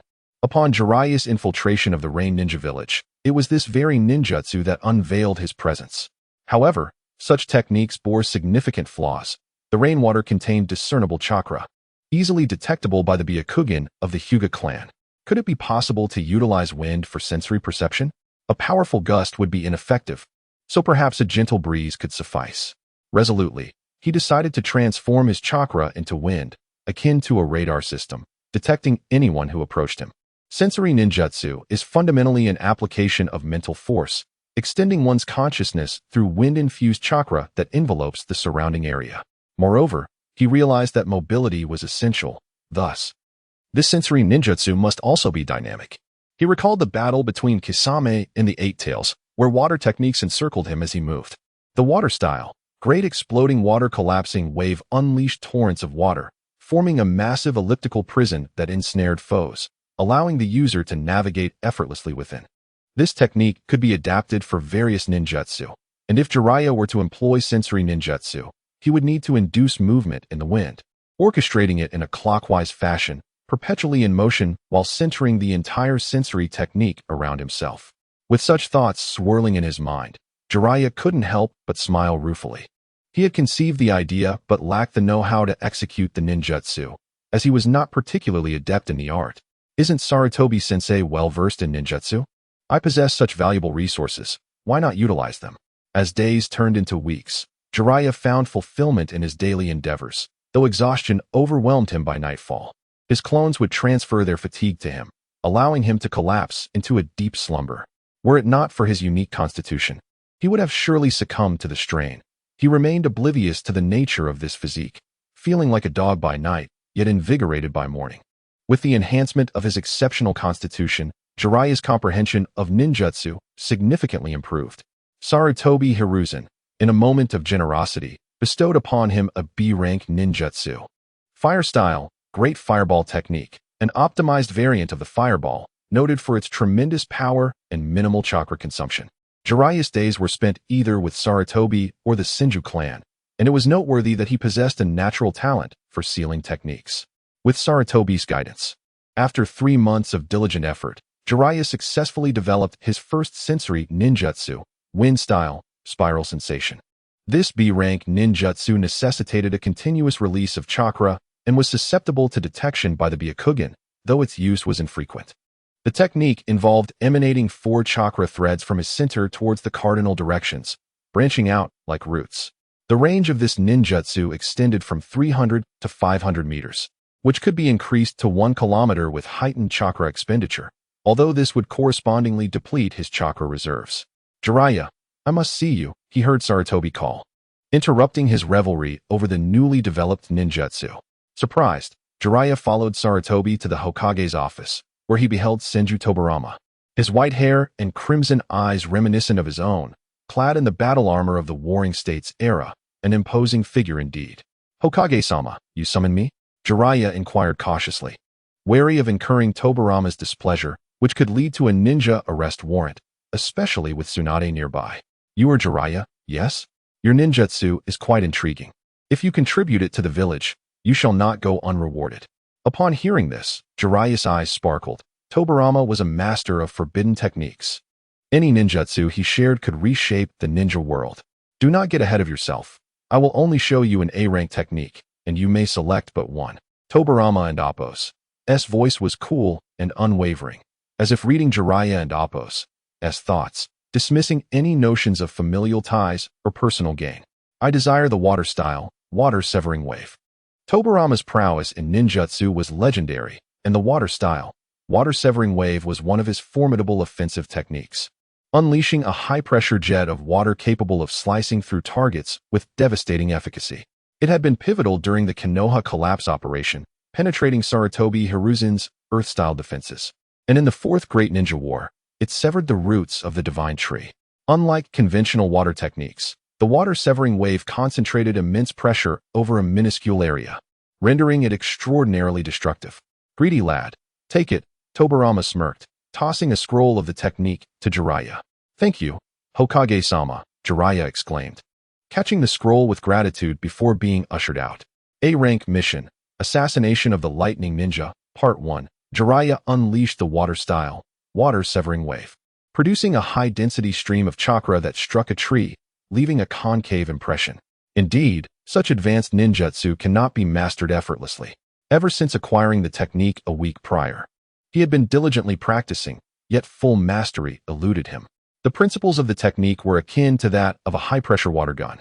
Jiraiya surmised that Tobirama had developed this technique to counter Uchiha Madara. Without caution, even Susanoo could be cleaved. Jiraiya, the Hokage has summoned you. Please proceed to the Hokage's office. A silent Umbu member clad in a fox mask appeared beside him. I shall go at once, Jiraiya replied earnestly. Generally, missions were assigned by a leading jonin, and direct summons from the Hokage implied a matter of grave importance involving foreign adversaries. Hokage-sama, I have arrived. Come in, Tobirama replied. Seated at his desk, engrossed in paperwork, Jiraiya dared not linger, keeping his gaze lowered. Shortly after, Tsunade and Orochimaru knocked at the door, entering with Sarutobi Hiruzen leading the way. We have an A-rank mission from the Land of Lightning. This time, Sarutobi will lead you. The task is assassination. The specifics will be conveyed during your journey. Understood. The trio of Jiraiya, along with the Gate of Konoha, had gathered and were diligently inspecting their ninja tool packs when Sarutobi Hiruzen arrived. As he walked, he informed them that their mission was to assassinate the elite jonin of Kumogakure, Damagen, along with his 3 chunin subordinates. The group navigated through the forest, carefully listening to the intelligence provided by Hiruzen. Damagen possessed both lightning and water chakra affinities, which when combined, formed the formidable wind release technique. The ability of water to conduct electricity posed a significant threat, as contact with water could lead to paralysis. Additionally, the ninjas from Kumogakure were renowned for their physical prowess, characterized by their dark skin, tall stature, and muscular builds. Upon hearing Hiruzen's briefing, the team grew solemn. Although they had frequently accomplished missions recently, they were still rogue ninjas, not fully integrated into the village. I will only restrain Damagen. The remaining 3 are for you to handle, Hiruzen stated calmly. He was experienced and confident in his ability to safely escort the trio, provided there was no outside interference. It seems this will serve as our training, Jiraiya mused, eager to test his new jutsu. Tsunade, please refrain from charging ahead this time, Jiraiya kindly advised. Tsunade nodded slightly, aware of the gravity of their situation. This was war. Not a trifling matter. 5 days later, based on their intelligence, they positioned themselves at a location deemed essential for the return route of their targets. We must engage here and conclude the battle within half an hour, or reinforcements will arrive, Hiruzen stated with an impassive expression. Let us set the traps here, Orochimaru suggested with a smile as he surveyed the surroundings. The three exchanged knowing glances, silently agreeing to the plan. 3 days later, Jiraiya, perched on a tree, closed his eyes and concentrated. They are approaching, 4 chakra signatures, 3 weak and 1 comparable to Sensei's. Upon hearing this, Hiruzen gazed toward the distant figures of the 4 Kumogakure ninjas. One of them, a tall, dark-skinned man wielding a long blade, inquired, Teacher Damagen, after this mission, can we go soak in the hot springs? Haha, of course. My treat. Damagen laughed heartily. Oh yeah. The 2 companions cheered with delight. Wait, Damagen said, his expression shifting to one of suspicion as he scanned the forest ahead. The other 3 looked too, but saw nothing amiss. Are you all right, teacher? Is the pressure getting to you?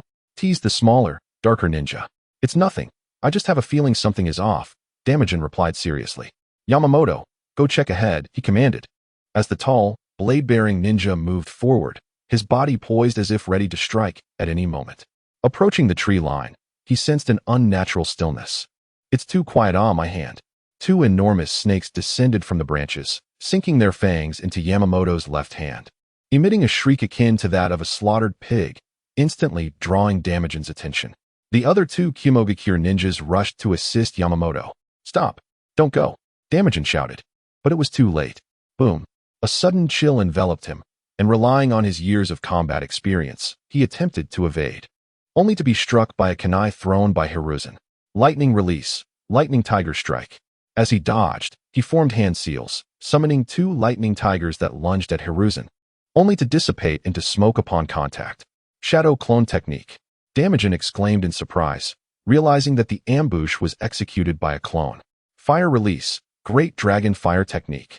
Hiruzen inhaled deeply before unleashing a massive fireball, sensing the intense heat from behind. Damagen quickly formed hand seals. Water release, water barrier. A stream of water surged from his mouth, creating a wall against the flames. Who are you? I am a Jonin of Kumogakure, Damagen shouted from behind the water wall, his vision obscured by smoke from the fire and water collision. Shadow shuriken clone technique. Hiruzen, standing outside the smoke, hurled a shuriken that split into 30, covering the entire area. A scream erupted from within the smoke. Lightning release, lightning armor. Damagen activated his lightning armor to shield himself from the impending attack, cursing internally as he sought out his assailants. Meanwhile, 2 of his companions lay lifeless, while the third, bitten by Orochimaru's venomous snake, lay unconscious. Jiraiya leaped down from the tree, approaching the one whose leg had been blown off, ready to deliver a fatal blow. Just as he reached out, he was ensnared by a surge of electricity, feeling a wave of paralysis wash over him. Lightning release, shadow clone? He thought, just as he transformed into smoke. In the distance, a Kumogakure ninja, having released his hand seals, sighed in resignation, realizing he was likely doomed. Oh, so you're here. Let me escort you on your journey, Jiraiya said cheerfully from his perch. Fire release, flame bullet. He unleashed a large fireball towards the Kumogakure ninja, but suddenly, the wounded Yamamoto appeared, raising his sword with a smile. We haven't lost yet. Lightning blade technique, thunder strike. Yamamoto plunged his sword into the ground, channeling lightning through it to strike the surrounding area. Earth release, earth flow wall. Jiraiya exclaimed, surprised. I didn't expect you to survive. Who are you little brats? We Kumogakure ninjas are not to be trifled with, shouted the ninja on the ground. Serpent's shadow hand. As Orochimaru launched a surprise attack, Yamamoto swiftly drew his sword, decapitating the snake. Danger. Superhuman strength. Tsunade's punch landed squarely on Yamamoto's shoulder, sending him crashing to the ground. Coughing up blood, he glared at Jiraiya and the others, realizing that without support from Damagen, he was on his own. Wind release, wind cutter. Orochimaru unleashed a merciless attack, sending blade-like winds towards the lightning ninja below, threatening to behead him. The ground-bound Kumogakure ninja shouted, I'm not a burden. Don't mind me, Yamamoto. Lightning release, lightning ball. For lightning, orbs manifested, colliding with the wind blades. Exhausted and devoid of chakra, he fell to the ground. Body technique, superhuman strength. Tsunade followed up with a punch to the chest, creating a deep indentation, rendering him breathless. Yamamoto, he cried, witnessing his childhood friend die before his eyes, his heart torn asunder. On the other side, Damajin, hearing Yamamoto's anguished cry, felt sorrow grip him as he clenched his kunai tightly. His clothes soaked with blood, the shuriken embedded in his shoulder, he realized the dire situation. It seems that side is about to be resolved. I must hasten to send you to reunite with them. Hiruzen's sharp voice reached Damajin's ears, causing his face to flush with anger. Earth release, earth flow, great river. The ground beneath Damajin surged like waves before he could react to Hiruzen's technique. Composite ninjutsu, earth flow flame bullet. A clone beside Hiruzen utilized earth release while he unleashed fire release, combining their powers to unleash a dual assault. Damajin was left scorched, lying on the ground, uncertain of his fate. Lightning release, thunderwave. The corpses on the ground vanished with a resounding thud. Behind Sarutobi Hiruzen, the voice of Damajin echoed, as he unleashed electrical insects formed of lightning, hurtling towards him. Earth release, earth flow wall. Sarutobi Hiruzen was not one to be underestimated. He reacted instantly, turning to form hand seals and exhaling flames. Fire release, fire dragon flame bullet. This technique is extraordinarily powerful, swirling like a rampaging dragon. Commanding the fire dragon to obey its wielder's will is a formidable challenge, achievable only by highly skilled ninjas. The flames emitted by the user split into 3 directions, forward, left, and right, assaulting the opponent simultaneously. The fire dragon, manipulated by chakra, incinerates its enemies in an instant, rendering evasion nearly impossible. Damajin, caught off guard, was consumed by the flames, reduced to ashes before the might of the fire dragon, as if he were merely an insect. Meanwhile, Orochimaru engaged Yamashiro in a fierce duel, with Orochimaru's attacks proving relentless while Yamashiro found himself at a disadvantage. Lightning release, thunder. Above Yamashiro, dark clouds gathered, flickering with concealed lightning. Suddenly, a bolt struck towards Orochimaru, forcing him to shift his position to avoid the strike. Serpent wrapping explosion. Several earth-toned snakes ensnared Yamashiro, detonating instantaneously, leaving him with half of his head obliterated. Sarutobi Hiruzen landed atop a tree and calmly remarked, "Now that the task is complete, let us return to the village." The group swiftly tidied the scene before heading back to the village. "For symbol seal," Jiraiya exclaimed with laughter. "Katsu, are you here to take me on a date?" "Fool," Tsunade retorted, rolling up her sleeves and delivering a punch to Jiraiya's abdomen. "Violent little girl, here we go again." Jiraiya grimaced. "Tsunade, Granny Mito is looking for you," Tsunade said, observing Jiraiya's disheveled state. "By the way, are you always this violent at home?" Jiraiya asked cautiously, prompting Tsunade to prepare another punch, which Jiraiya quickly sought to avoid. Due to his recent teasing of Tsunade, Jiraiya had spent several days in bed recuperating, yet his mischievous nature remained unchanged. "What does Granny Mito want from me?" "I don't know, but it should be something important." "Tsunade, with your temperament, you might end up unmarried, you know? Do you want to die?" "Yes, I apologize." Jiraiya was sent flying by her punch, crashing into a tree and sliding down helplessly. After a considerable time, Jiraiya regained his composure, pondering how many times the original Jiraiya had been beaten. He muttered, "How long will it take for me to win Tsunade's heart?" "Jiraiya, what are you mumbling about?" "Hurry up," Tsunade urged, prompting Jiraiya to reluctantly rise and follow her to the Uzumaki compound, secretly contemplating capturing the Ninetales as a pet. As Jiraiya daydreamed, the Ninetales within Uzumaki Mito shivered. Why do I feel this way? The ninja world is indeed perilous. I must deal with that red-eyed man and the wooden puppet when I get out. Last time I was ambushed. The Ninetales thought. These ninjas disregard the code of ninja ethics. Next time, I shall show them no mercy. Jiraiya, you have learned quite a bit. It is time to teach you sealing techniques, Mito said, admiring Jiraiya's talent. However, I owe much to the land of whirlpools. So I hope you can learn enough before my time runs out. Really? Thank you, Granny Mito, Jiraiya exclaimed, elated to finally delve into sealing techniques after a long period of study. Our clan is renowned for the adamantine sealing, but only members of the Uzumaki clan can perform it, so I will teach you something else. The adamantine sealing is a unique ability of the Uzumaki clan, where multiple chakra chains extend from the user's back, serving as powerful weapons and creating barriers to seal-tailed beasts. Hearing this, Jiraiya felt a twinge of regret.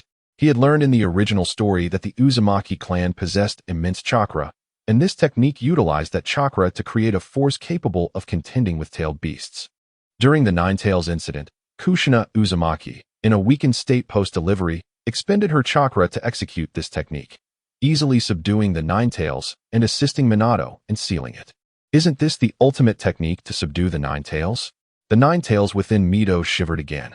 What is happening? Why does that white-haired boy feel so familiar? Don't worry. Our Uzumaki clan excels in sealing techniques. Any of them is invaluable. Mito reassured Jiraiya, who appeared troubled by the thought of mastering sealing techniques. I have prepared several sealing techniques for you. Choose one, Mito offered, producing a massive scroll filled with ninja techniques for Jiraiya to peruse. Jiraiya opened the scroll, his eyes scanning eagerly. 5-element seal, 4 limbs reseal, 4 symbol seal, contract seal, 8 trigram seal, Een seal, tongue whirlwind seal, self-binding curse seal. Inner 4 symbols sealing technique, evil sealing method, fire sealing method. Seeing all these renowned techniques made Jiraiya salivate. He wished to claim them all. Have you decided, Jiraiya? Mito prompted as Jiraiya continued grinning foolishly. Tsunade, Granny Mito is calling you, she said to Jiraiya, who was still lost in thought. Ah, I heard. So, what will you learn? Under Mito's gaze, Jiraiya stammered, Can I learn them all? Tsunade shouted. What? Jiraiya, don't even think about it. Mito scrutinized Jiraiya, pondering his thoughts. Before replying, All right, since I am nearing the end of my days, let's see how much you can learn. But for now, pick one. Granny Mito, you can't. Enough, Tsunade, we are family. Mito interrupted, causing Tsunade and Appo's face to flush at the word family. Meanwhile, Jiraiya fantasized about mastering sealing techniques and becoming invincible in the ninja world. Invincible in the ninja world. Haha. Jiraiya laughed heartily, nearly causing Tsunade to fall over. I want the 4-symbol seal. The 4-symbol seal, originating from the Uzumaki clan, is a powerful sealing technique that utilizes the cyclical nature of the 4 symbols to contain malevolent forces. This seal leaves a mark on the human body or other objects, capable of confining formidable enemies within the chosen target for an extended duration. The strength of the sealing mark relies on the practitioner's power. The stronger the practitioner, the more enduring and secure the seal. However, as time passes, the seal's potency wanes, and if not reinforced, the target could potentially break free once the seal weakens sufficiently. Destruction of warehouse, upper level. Konoha's first training ground. Fire release, flame bullet. Jiraiya unleashed a crimson fireball, prompting an immediate response from Orochimaru. Wind release, great breakthrough. Orochimaru expelled a vortex of chakra from his mouth, launching a wind attack at Jiraiya. This fundamental wind technique simply generates a tempest, with the intensity of the wind corresponding to the practitioner's chakra. The fireball was blown away by the whirlwind, striking a nearby tree and igniting it instantly. The shadow snake hand technique and Orochimaru's body flicker technique had already placed him behind Jiraiya, leaving no time for the latter to perform his ninjutsu. Jiraiya swiftly drew a kunai to sever the serpent's head in retaliation. Wind release, gale palm. With a powerful strike, Orochimaru sent Jiraiya flying, who landed angrily on the ground, glaring at Orochimaru's calm demeanor, which only fueled his fury. Water release, water severing wave. Earth release, earth flow wall. Observing the water line projected by Jiraiya, Orochimaru dared not underestimate it, and promptly erected an earth flow wall for defense. Jiraiya had mastered the water severing wave, and the earth wall was smoothly sliced through. Orochimaru hastily employed the body replacement technique, transforming into a piece of wood, while his true self executed the earth release, decapitation technique, dragging Jiraiya underground in an instant. You've lost again, Jiraiya, Tsunade remarked playfully. Orochimaru shrugged indifferently. Such exquisite ninjutsu is truly wasted on you. How infuriating. Just you wait, Orochimaru. Jiraiya seethed, feeling humiliated in front of Tsunade. At that moment, Sarutobi Hiruzen arrived with a mission scroll, smiling as he approached the trio. I've got a mission for you. Prepare yourselves, we depart in 3 days. Jiraiya took the scroll and discovered their assignment was to sever the supply line in the enemy territory, specifically in the Land of Lightning. The three exchanged glances, contemplating the gravity of war. If successful, Konoha would secure a significant victory against the Hidden Cloud Village, as this supply line was vital and heavily guarded. All right, everyone is here. Allow me to introduce my friend, Shimura Danzo, who will join us on this mission. Jiraiya regarded Danzo, whose sharp aura and bloodstained hands made him appear as a merciless executioner. Danzo's cold voice reached the three. "Let's proceed with the mission, Hiruzen." Hiruzen smiled. "Danzo, must you be so aloof?" Danzo ignored him, focusing on checking his ninja tools, leaving Hiruzen feeling somewhat exasperated. Hiruzen addressed Jiraiya and the others seriously. "We leave in 10 minutes. Soon after, they gathered their belongings, with Hiruzen and Danzo leading the way, confident they could retreat unscathed unless confronted by a shadow-level adversary. 5 days later, in the Land of Lightning, under the guidance of Hiruzen and Danzo, they easily reached their target location. Along the way, Hiruzen deliberately arranged for weaker ninjas to train the three. In the forest, Danzo emerged with a rudimentary map he had crafted, presenting it to the group. "I just gathered some intel. Take a look." The map displayed 3 red crosses in a triangular formation, each 200 meters apart, allowing for mutual support in case of an emergency. Each location housed a massive warehouse stocked with war supplies, which they aimed to obliterate. "I sense 3 elite jounin, 9 ordinary jounin, and approximately 300 chunin and genin," Jiraiya remarked, his expression tense. Hiruzen and Danzo shared his grave concern. They could manage, but it would be challenging. Danzo's face hardened as he said, "Hiruzen, I warned you against bringing others along." "What now?" Hiruzen pondered before suggesting. "Danzo, this was unpredictable. If necessary, we may have to abandon the mission." "No, we absolutely cannot abandon the mission," Danzo resolutely countered. Hiruzen hesitated at Danzo's firmness. "I have a plan," Jiraiya suddenly interjected. Danzo, intrigued, urged, "Speak." Jiraiya outlined his strategy. Hiruzen and Danzo would attack one warehouse to draw the attention of the Cloud Shinobi. Given their strength, an elite jounin would be unable to withstand their onslaught, prompting the others to rush to assist. Meanwhile, Jiraiya and the others could infiltrate the warehouse and set explosive tags to destroy it. Hiruzen immediately rejected the idea, warning, "If the other two don't come to aid, you will be walking into a trap." Yet Danzo countered, "I believe this plan has merit." "Danzo, this is a death mission," Hiruzen exclaimed. "In this line of work, sacrifices are inevitable," Danzo replied. After much deliberation, they ultimately decided to proceed with Jiraiya's plan. Meanwhile, Orochimaru suggested luring out the enemies to eliminate them one by one. But this could easily lead to being surrounded by over 300 shinobi, leaving no one unscathed. Tsunade proposed a rapid strike on a single warehouse before fleeing. But the 3 warehouses were too close. If attacked, escape would be impossible. Hiruzen suggested assassination, but time was limited, as each warehouse had ninjas on lookout duty and sensory barriers made infiltration difficult. In a vast warehouse in the forest, an elite jounin and 3 ordinary jounin were overseeing 100 lower-ranking ninjas, all performing their designated tasks while patrolling ninjas circled the perimeter. Suddenly, a sensory ninja shouted, "Captain, Team 17 has been wiped out. Strong enemies approaching." Another, sweating profusely, reported, "To the 7 o'clock direction, 2 elite jounin's chakra signatures are closing in." The leading elite jounin barked. "Signal for reinforcements." With a piercing sound, a fireball erupted in the sky, instantly attracting the attention of 2 other elite jounins. Fire release, great fire technique. Wind release, pressure damage. Hiruzen and Danzo unleashed their powerful destructive ninjutsu upon the massive warehouse. The great fire technique, an ancestral secret of the Sarutobi clan, unleashed fierce flames capable of incinerating anything in an instant. During the 4th Great Ninja War, members of the Sarutobi clan utilized this technique against the Ten Tails. Coupled with Danzo's wind release, pressure damage, Hiruzen's fire technique was amplified, launching a compressed ball of high-density wind that would explode in its vicinity, a true tempest of destruction. The resulting cyclone could obliterate trees and was deemed by the Book of Calamities to possess cataclysmic destructive power, capable of sweeping away everything in its path.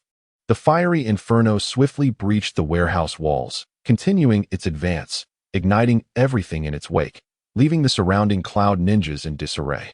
Wind release, vacuum wave. Danzo mercilessly harvested lives, unleashing a variant of the vacuum sphere technique that expelled razor-sharp air blades, delivering a series of rotating wind slashes on the enemy. Severed limbs and cries of despair echoed throughout the forest. Lightning release, earth walk. Lightning surged towards Hiruzen and Danzo like serpents, prompting them to form hand seals and erect an earth flow wall as defense. As elite jounins, they bore the brunt of the earlier techniques, yet their formidable bodies allowed them to survive. In the forest, two shadows darted forward, arriving before the cloud ninjas. Suki, are you all right? Rest assured I won't die. Those Konoha shinobi are truly despicable. Three cloud ninjas stood resolutely, their senses prickling with the formidable aura emanating from two leaf ninjas before them. They arranged themselves in a triangular formation, encircling Shimura Danzo and Sarutobi Hiruzen. With a fleeting glance exchanged among them, they swiftly formed hand seals, lightning release, lightning binding. This technique created a triangular barrier of lightning around the enemy, ensuring that any contact would result in a devastating electric shock. Sarutobi Hiruzen unleashed fire release, great fireball technique, gathering chakra at the back of his throat and expelled a colossal fireball towards the adversaries. Move Uemura. The elite jonin known as Uemura abruptly abandoned the lightning binding and executed a body flicker technique to flee to the north. Wind release. Vacuum sphere struck as soon as he landed, sending him hurtling backward, blood spewing forth.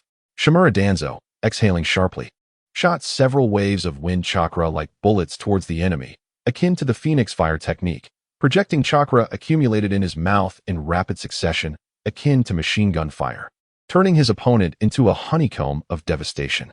Lightning release. Thunder Tiger's assault sent two fierce thunderous tigers lunging at Shimura Danzo, who evaded by channeling wind chakra into his feet, slipping away as if greased.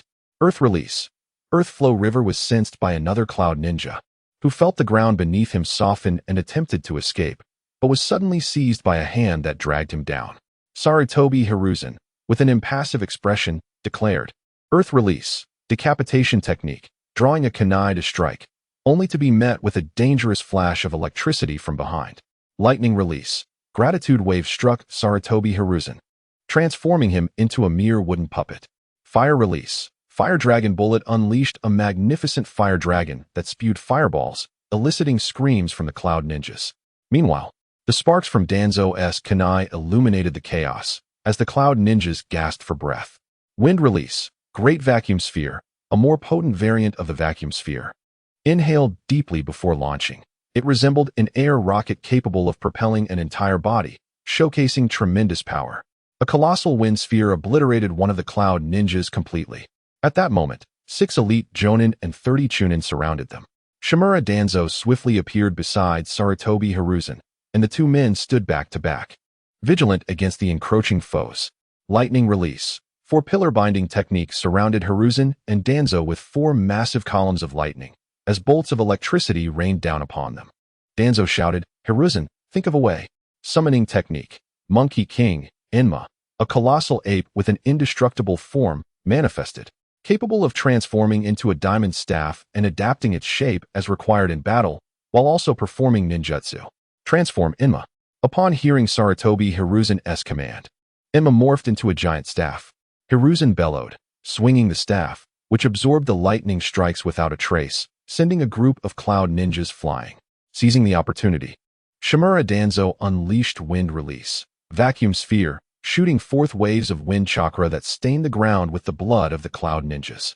Meanwhile, in another warehouse, Jiraiya and his companions had finally emerged outside, drawing the attention of the remaining ninjas, which numbered only a few elite jonin.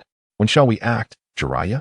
Tsunade inquired curiously, while Orochimaru also watched Jiraiya, who had unexpectedly become the center of their team. Shall I assassinate the 2 jonin? Orochimaru suggested coldly, believing that even if he couldn't succeed, he could likely escape. Orochimaru, do you possess such strength? Allow me to handle it, Jiraiya replied with a smile, confident in his chakra reserves, knowing he surpassed that of an average jonin. Be careful, Tsunade grumbled, feeling annoyed that she, a renowned prodigy, had been outmatched by 2 mere ninjas. Jiraiya and Orochimaru exchanged glances, stealthily moving towards their respective jonins. Jiraiya perched on a tree, observing the cloud ninja by the window, contemplating a strategy. I've got it. Perhaps I could employ this technique. Lord Tobirama's ninjutsu should achieve a swift victory. Jiraiya formed hand seals and hurled a shuriken, which split into 16 projectiles. The cloud ninja noticed and drew a kunai, preparing to defend. Who goes there? The cloud ninja bellowed, eyes scanning for threats, ready to react swiftly.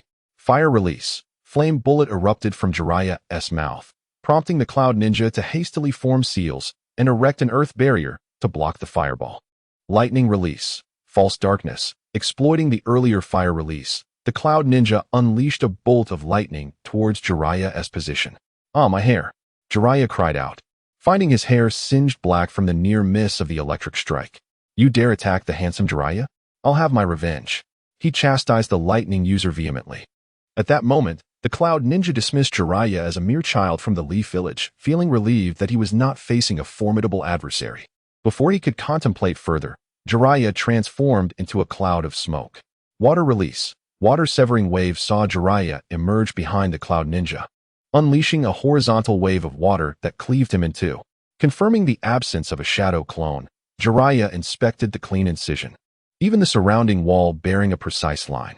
Meanwhile, Orochimaru stealthily approached another Cloud Ninja, who was swiftly ensnared by multiple snake heads from Orochimaru's technique. Once bound, Orochimaru drew 3 kunai, each rigged with explosive tags, and launched them towards the lightning user in a triangular formation. With a thunderous explosion, Orochimaru turned to leave. Lightning release. Wrathful Thunder Tiger emerged from nowhere as a Cloud Ninja formed seals, channeling vast amounts of lightning chakra around him. After a moment, a massive blue tiger, crackling with electricity, charged at Orochimaru. Orochimaru transformed into a puff of smoke, reappearing behind the Cloud Ninja, and thrust a kunai into the lightning user's back. "Ah, how did you get behind me without my notice?" The lightning user gasped, struggling against the pain. Orochimaru swiftly formed seals for wind release. Vacuum blade, unleashing a sharp wind blade that severed the Cloud Ninja's head. This technique was a variant of vacuum sphere, where the expelled air took the form of a blade, slicing through both flesh and protective chakra. Having dispatched their opponents, Jiraiya waited outside for Orochimaru, who frowned upon seeing Jiraiya first. "Ha ha ha, Orochimaru, this time I have triumphed." Jiraiya laughed heartily. "Consider yourself lucky," Orochimaru retorted. Orochimaru calmly remarked, "To lose to this fellow is truly infuriating. Hurry up and leave. The explosive tags are about to detonate." Tsunade urged anxiously, "The numerous explosive tags will undoubtedly affect the surroundings." "Let us proceed to the next location," Jiraiya declared, taking the lead towards the final warehouse. Upon arrival, they found that few people remained outside, likely because everyone had gone to assist Sarutobi, Hiruzen, and Shimura Danzo. "Let's resolve this swiftly," Jiraiya asserted with seriousness. Noting that they had already delayed too long, they needed to conclude the task quickly lest reinforcements from the Cloud Village arrive. Indeed, Orochimaru concurred. Before long, the surrounding lower-ranked ninjas had been eliminated, with the strength of Jiraiya and his companions being notably superior, which justified their assignment to such a mission. "Tsunade, let us quickly prepare the explosive tags," Jiraiya chuckled. Just as Tsunade was about to act, she sensed a lethal threat approaching. Lightning release. Hell Spike, for Book's piercing hand. A young black boy transformed into a flash of lightning, charging towards Tsunade. Both Jiraiya and Orochimaru, caught off guard by the recent slaughter, failed to react as the boy dashed in front of Tsunade. Cold sweat beaded on Tsunade's forehead as she watched the lightning approach like a swift arrow. Her legs trembled uncontrollably, her mind desperately urging her to move, yet it was too late. In that moment, a white figure shielded her, Jiraiya. Realizing that ninjutsu would not suffice to protect Tsunade, he chose to use his own body. With a flash of lightning, Jiraiya felt a sharp pain in his chest and was propelled away, collapsing beneath a tree. Just as he attempted to open his eyes, an overwhelming drowsiness washed over him, and he succumbed to unconsciousness. "Ah, Jiraiya, I'm going to make you pay for this." Turning to see Jiraiya's grievous state, drenched in blood with his chest bleeding profusely, Tsunade overcame her fear and roared in fury, channeling all her strength into a single punch that struck the boy squarely in the face, sending him spinning like a top. "Jiraiya, hold on." Ignoring the boy she had just knocked away, Tsunade rushed to Jiraiya's side, her hands glowing with healing chakra as she focused on the gaping wound in his chest, sweat pouring down her face as she exerted herself. Beside them, Orochimaru hastily wrapped Jiraiya's wounds with bandages. Although he had not undergone medical training, he was well acquainted with the human body. Mission accomplished. "Select your ninjutsu," a voice echoed. Jiraiya awoke with a start, disoriented and wincing at the pain in his chest. Reflecting on the ambush from the Cloud Ninja, and feeling a pang of regret for his carelessness. "Jiraiya, you're awake. How do you feel? Are there any lingering discomforts?" Tsunade entered the room, her eyes filled with concern. I'm fine. Where are we? Jiraiya replied, feigning nonchalance despite the pain coursing through him. You should rest properly. We have returned to the village. Tsunade quickly supported him. It turned out that while Jiraiya had been unconscious, Hiruzen Sarutobi and Danzo had resolved their battle and made their way here. Upon seeing Jiraiya's condition, Hiruzen immediately took over Tsunade's position. Though the medical ninjas in the village were few, Hiruzen had sufficient skill to assist. After stabilizing Jiraiya's injuries, they returned to the village, where one of the Hokage's bodyguards, Tsunade's friend, was assigned to care for him. After a day and night of emergency treatment, Jiraiya was finally saved. Is that so? I suppose my life is indeed quite fortunate, Jiraiya chuckled, stroking his head. You fool, don't act so recklessly next time, Tsunade replied, her eyes glistening with tears. At that moment, she resolved to master medical ninjutsu and become the strongest medical ninja in the shinobi world. It's all right. You need not blame yourself, Jiraiya said earnestly. As Tsunade gazed into Jiraiya's serious expression, she recalled how he had stepped in front of her to take the fatal blow. Jiraiya, please don't do that again. I can protect myself, she asserted, her eyes filled with determination, causing Jiraiya to pause momentarily. Regardless, I will always protect you, after all. You have yet to give me your love letter, he laughed heartily. Have you uncovered the reason behind the attack on Tsunade among the three? Senju Tobarama inquired sternly of a masked Anbu agent. We have discovered that this individual is a talented ninja from the Yagami clan, named Tsu, a formidable contender for the A and B titles. He may have come across information regarding the Senju clan and specifically targeted Princess Tsunade during the ambush. As Tobarama's eyes glinted with cold fury, his demeanor betrayed a history of bloodshed, having claimed many lives during the Warring States period. The Anbu agent was visibly anxious. The Senju clan, having faced numerous calamities, was now sparse in numbers. With Tobarama lacking descendants, Tsunade was his only cherished granddaughter. He would do anything within his power for her, never expecting that she would fall victim to a Cloud Ninja's ambush. Isn't Tsunade currently studying medical ninjutsu? Informed Tsunade's friend. Tsunade, to teach her diligently, Tobarama instructed after a moment's thought. Once that white-haired boy recovers, have him come to see me. Considering how Jiraiya had shielded Tsunade from a fatal strike, Tobarama felt a newfound interest in him, recognizing Jiraiya's potential. The Anbu agent nodded and vanished in a puff of smoke. During the months that Jiraiya was incapacitated, Tsunade devoted herself to caring for him, which significantly deepened their bond. Though they had yet to cross into romantic territory. 3 months later, Jiraiya finally exited the hospital, stretching his limbs after what felt like an eternity of confinement. After this mission, I will remain in the village to diligently practice my ninjutsu. I am still insufficiently strong in the shinobi world, in the event of danger. Can I truly protect Tsunade? With clenched fists, he reflected on his earlier carelessness, realizing the necessity for vigilance in the face of war. He resolved to study sealing techniques, aiming to seal away an opponent's chakra, rendering them ordinary. Jiraiya, the Hokage is seeking you. An Anbu agent appeared beside him, speaking in a cold tone. Understood, Jiraiya replied. Arriving at the Hokage's office, he knocked on the wooden door, and upon hearing Tobarama's voice, he entered. Hokage, you called for me? Jiraiya asked, his head bowed respectfully. You and your team performed admirably on this mission. Your companions have already received their rewards. Now only you remain. Upon hearing Tobarama's words, Jiraiya's eyes lit up. As a common ninja, he and Orochimaru typically received only meager rewards, mostly exchanged for ninjutsu. Noting Jiraiya's excitement, Tobarama smiled slightly and produced a scroll, tossing it to Jiraiya. This is a ninjutsu catalog. You may select 1 A-ranked ninjutsu and 2 B-ranked ninjutsu. Jiraiya accepted the scroll and quickly scanned its contents, which listed over 1,000 ninjutsu. He sought out entries related to earth release and fire release. After a while, he closed the scroll and respectfully presented it to Tobarama, stating, for the A-ranked ninjutsu, I choose water release, great waterfall technique, and for the B-ranked ninjutsu, I select earth release, hell swamp and fire release, fire dragon flame bomb. The first ninjutsu, water release, great waterfall technique, would create a waterfall 10 meters high around the user. However, while this technique was formidable, it was also perilous, as it consumed a significant amount of chakra, presenting both advantages and disadvantages. The second ninjutsu bears resemblance to the earth release, earth flow river technique. However, this technique transforms the soil beneath an adversary's feet into liquid, creating a vast swamp that ensnares the opponent, rendering them unable to escape until they are overwhelmed by the mire. The third ninjutsu is an exceedingly powerful fire release technique, swirling like a frenzied dragon. Commanding the fire dragon to obey the caster's will is a formidable challenge, achievable only by a highly skilled ninja.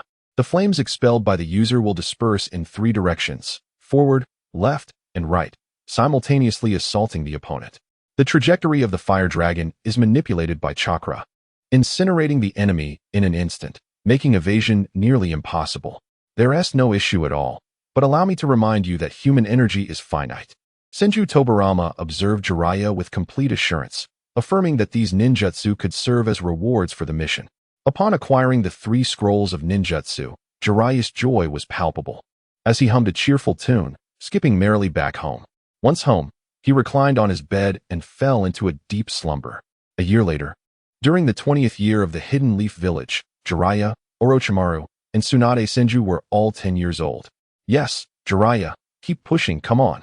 At the training ground, Hiruzen Sarutobi relentlessly fed Jiraiya techniques, and as Jiraiya grew increasingly proficient, they exchanged kunai, creating a flurry of strikes until, before long, Jiraiya collapsed onto the ground in exhaustion. Orochimaru then took the stage to continue sparring with Hiruzen, their combat resembling an art form, sparks flying as various techniques countered one another. Tsunade stood nearby, wiping the sweat from Jiraiya's brow. Over these past couple of years, Jiraiya had successfully endeared himself to Tsunade, and Tobirama took pleasure in this, often explaining ninjutsu to Jiraiya and occasionally training alongside him. Unbeknownst to them, night fell, and the group followed Hiruzen Sarutobi to the meat shop, where Jiraiya was so elated he seemed ready to soar. The First Shinobi World War is about to come to an end, Hiruzen remarked wistfully. What's wrong? Jiraiya and the others inquired with curiosity. As the overcast skies approach, you should train on your own. I will accompany Tobirama-sensei to the land of Lightning's Cloud Village to sign a treaty of alliance. Upon hearing this, Jiraiya halted his roasted meat mid-air, a glint of determination in his eyes. This mission was to be led by Hiruzen, alongside Danzo Shimura, Uchiha Kagami, and Nara Shikaku as guards. Meanwhile, Tobirama and his 6 subordinates were encircled by the Kinjin Brigade. To protect Hiruzen and the others, he volunteered to act as bait, entrusting his will as Hokage to the next Hiruzen Sarutobi, ultimately sacrificing himself on the battlefield to ensure his subordinates' escape. The reason Tobirama fell to the Kinjin brothers was largely due to his advanced age of nearly 60, having frequently strategized for his brother Hashirama, possessing formidable sensory abilities and a calm, wise mind. His mastery of the Flying Thunder God technique earned him the title of the fastest in the shinobi world. In battle, Tobirama was exceptionally astute, with outstanding strategies for countering attacks and a keen ability for calm analysis and judgment. The Kinjin brothers were elite jonin from the Cloud Village, adept in pursuit, possessing the lineage of the Sage of 6 Paths, and capable of wielding the 5 legendary tools of the Sage. They were revered as the twin lights of the clouds and gained the chakra of the 9 tails through consuming its flesh. They were also labeled as the most heinous criminals in history, having committed numerous atrocities. In terms of tracking and combat prowess, these brothers were unparalleled in the Cloud Village. However, the Kinjin brothers were unwilling to accept defeat and sought to prolong the state of war. Thus, during the alliance ceremony between the Raikage and Hokage, they instigated a coup, ruthlessly assassinating their leader, the second Raikage, while gravely wounding the second Hokage. Subsequently, Tobirama led his subordinates out of the encirclement, but the Kinjin brothers pursued them relentlessly. In a bid to preserve the future of the Hidden Leaf, Tobirama resolved to stay behind. Even in such a critical moment, the meticulous Tobirama continued to test his subordinates to find the right successor. Ultimately, Danzo hesitated due to cowardice, while Hiruzen demonstrated a willingness to sacrifice himself for the village, leading Tobirama to entrust the title of Hokage to him. Following this, the second Hokage, Tobirama Senju, stood alone against the Kinjin brothers, who wielded the 5 legendary tools of the Sage and commanded the chakra of the 9 tails. After a fierce battle, the second Hokage sacrificed himself to cover the retreat of his subordinates, while the Kinjin brothers also suffered severe losses. What's wrong with Jiraiya? Hiruzen observed Jiraiya's unusual demeanor. It's nothing, just be careful on the road, Hiruzen-sensei, Jiraiya replied with a worried expression. If he were to voice his concerns outright, He wondered how this little butterfly might alter events. Thus, he opted for subtlety in his warning. At that moment, Hiruzen was 29 years old, having attained the status of a quasi-Kage-level powerhouse. In the absence of other village Kage-level figures, he could potentially navigate any situation and emerge unscathed. Hiruzen-sensei, is the peace treaty truly effective? Isn't it merely a piece of paper? Orochimaru inquired with curiosity. Who can say for certain? Hiruzen chuckled in response. By the way, Tsunade, how is your medical ninjutsu progressing? Hiruzen asked Tsunade, who had spent the past year training under Tenten, while Jiraiya and Orochimaru regularly trained with him. I've recently been studying sealing techniques with Granny Mito. I intend to research a medical ninjutsu of my own, Tsunade replied earnestly. Although she was not a mere ornament, she felt compelled to showcase her abilities in the presence of her two prodigious teammates. The legacy of the Senju clan did not allow for failure. In truth, she bore a heavy burden as the granddaughter of the First Hokage, Hashirama Senju, and the granddaughter of the Second Hokage, Tobirama Senju, as well as the daughter of the Fire Country's daimyo. Under the weight of these accolades, she found herself compelled to exert double the effort. Hiruzen seemed to perceive her distress and consistently offered consolation, urging her not to feel so pressured. Tsunade, it's nothing. Just like me. Living a carefree life filled with food and drink. Isn't that wonderful? Jiraiya boisterously declared. Tsunade, hearing Jiraiya's carefree tone, could only helplessly rub her forehead, thinking, what a foolish man. How can he be so carefree? The next day, upon arriving in the Cloud Village, Tobirama and his 6 companions set out for the Land of Lightning. Despite Jiraiya and Appo's warning, Hiruzen paid it little heed, believing that even if they faced challenges, the fastest shinobi in the world, Tobirama Senju, could likely escape. 5 days later, Hokage, you have arrived. The second Hokage, personally welcomed them at the village gate. Hokage, your Cloud Village is indeed formidable, Tobirama observed as they journeyed. The Cloud Ninja, muscular and bronzed from years of exposure to the sun in the mountainous terrain, excelled in lightning release techniques and physical arts. The village was led by successive Hokage, akin to a mafia family, enforcing a flawless rule over the community. In the Cloud Village, the strongest ninja would pass down the title of Hokage through generations, ruling the village with a compelling leadership presence. The second Hokage, had served as the first Hokage's bodyguard for many years, earning his trust. Upon the first Hokage's death, he succeeded him. During the era of the second Hokage, the Cloud Village acquired the 2 tails and 8 tails, leading him to develop equipment for managing tailed beasts and begin training Jinchuriki in the use of tailed beast bombs. To bolster the nation's strength, he continuously innovated lightning release chakra modes along with various physical and sword techniques, establishing the Cloud Village as a martial arts-centric community. Consequently, the Cloud Village sought to acquire more tailed beasts. The lightning release physical techniques developed by the second Hokage had a profound influence on future generations.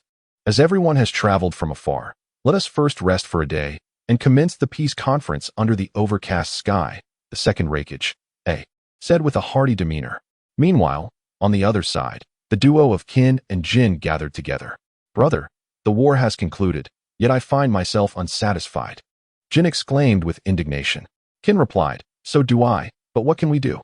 How about we encircle the place tomorrow and eliminate the second Hokage and the second Hokage? Jin proposed, both of them exhibiting fierce expressions. Kin gritted his teeth. Very well. This way our names will echo throughout the entire shinobi world. How exhilarating.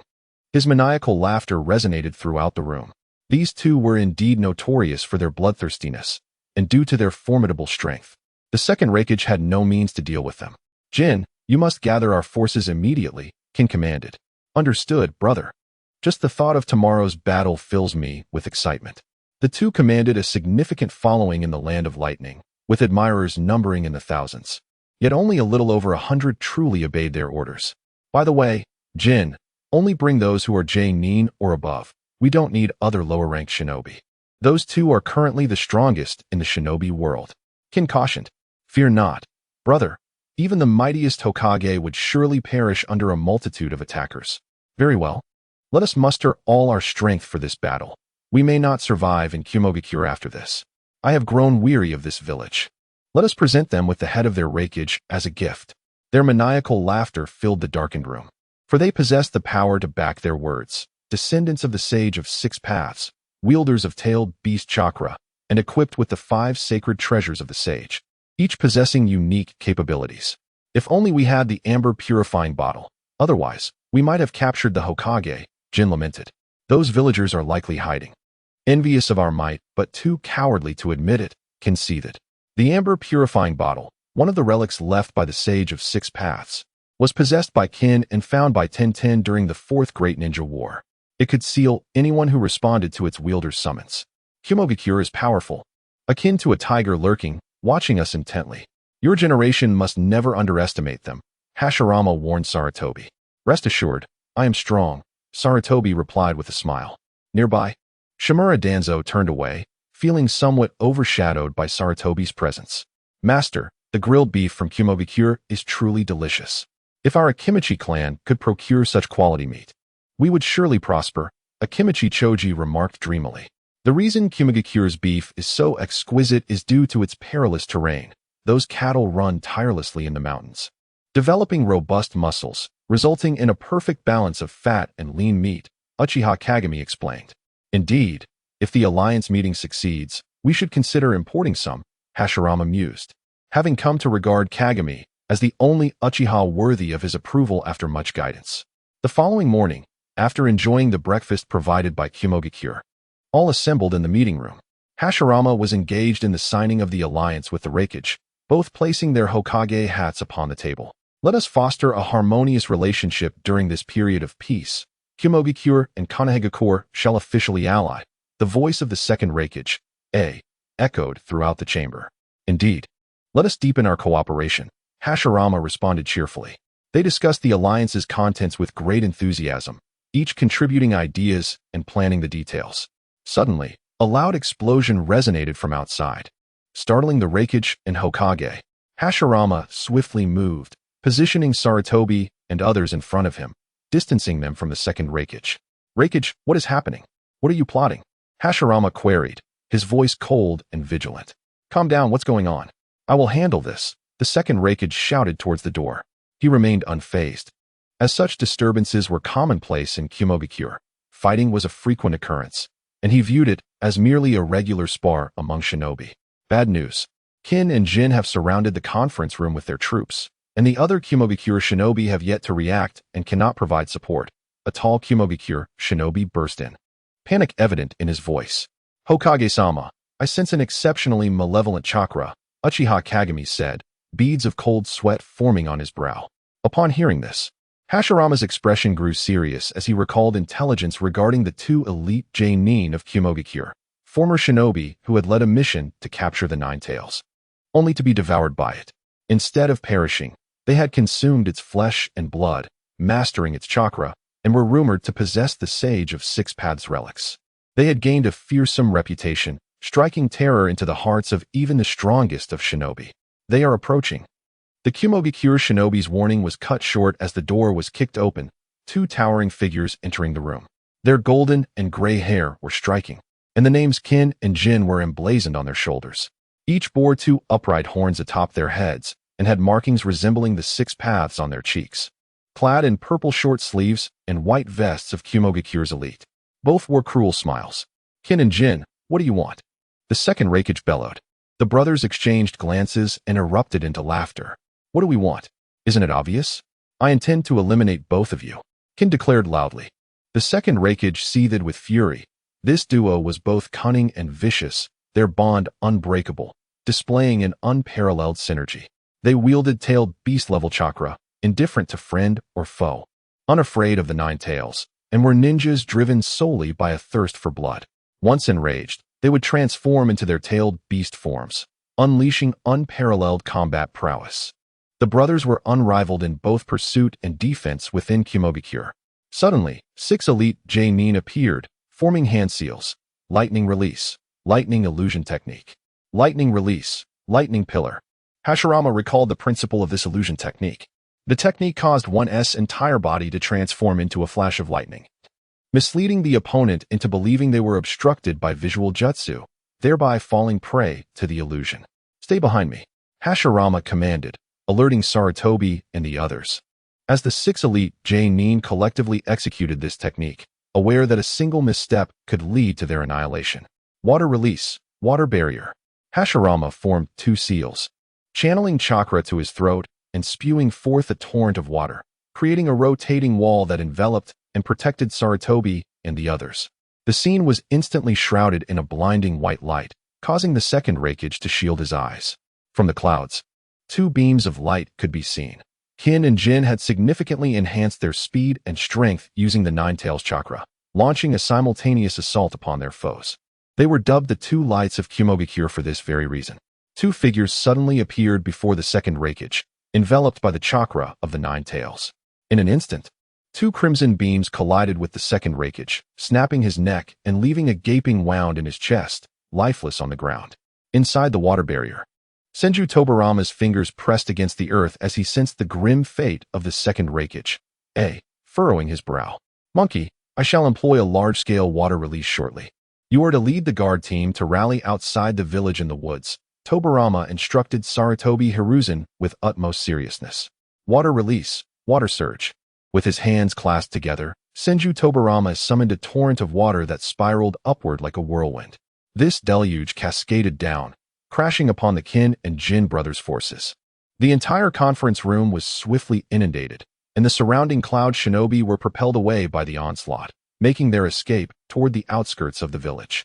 Water release, wave riding technique. Utilizing the watery environment, Tobarama glided swiftly across the surface, employing various water release techniques at will. Brother, Senju Tobarama is truly formidable, remarked Jin with excitement. Eliminate them, commanded Kin, gesturing for a portion of the cloud shinobi to charge at Hiruzen. Suddenly, a hand emerged from the water, dragging Jin beneath the surface, prompting Kin to grasp him tightly. Water release, water trumpet technique.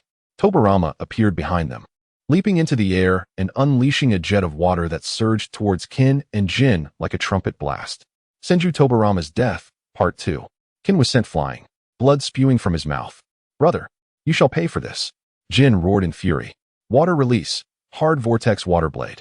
Tobarama conjured a swirling vortex of water, condensing it into a spear-like projectile that spun rapidly in multiple directions before being hurled at his foes, creating a massive water tornado upon contact.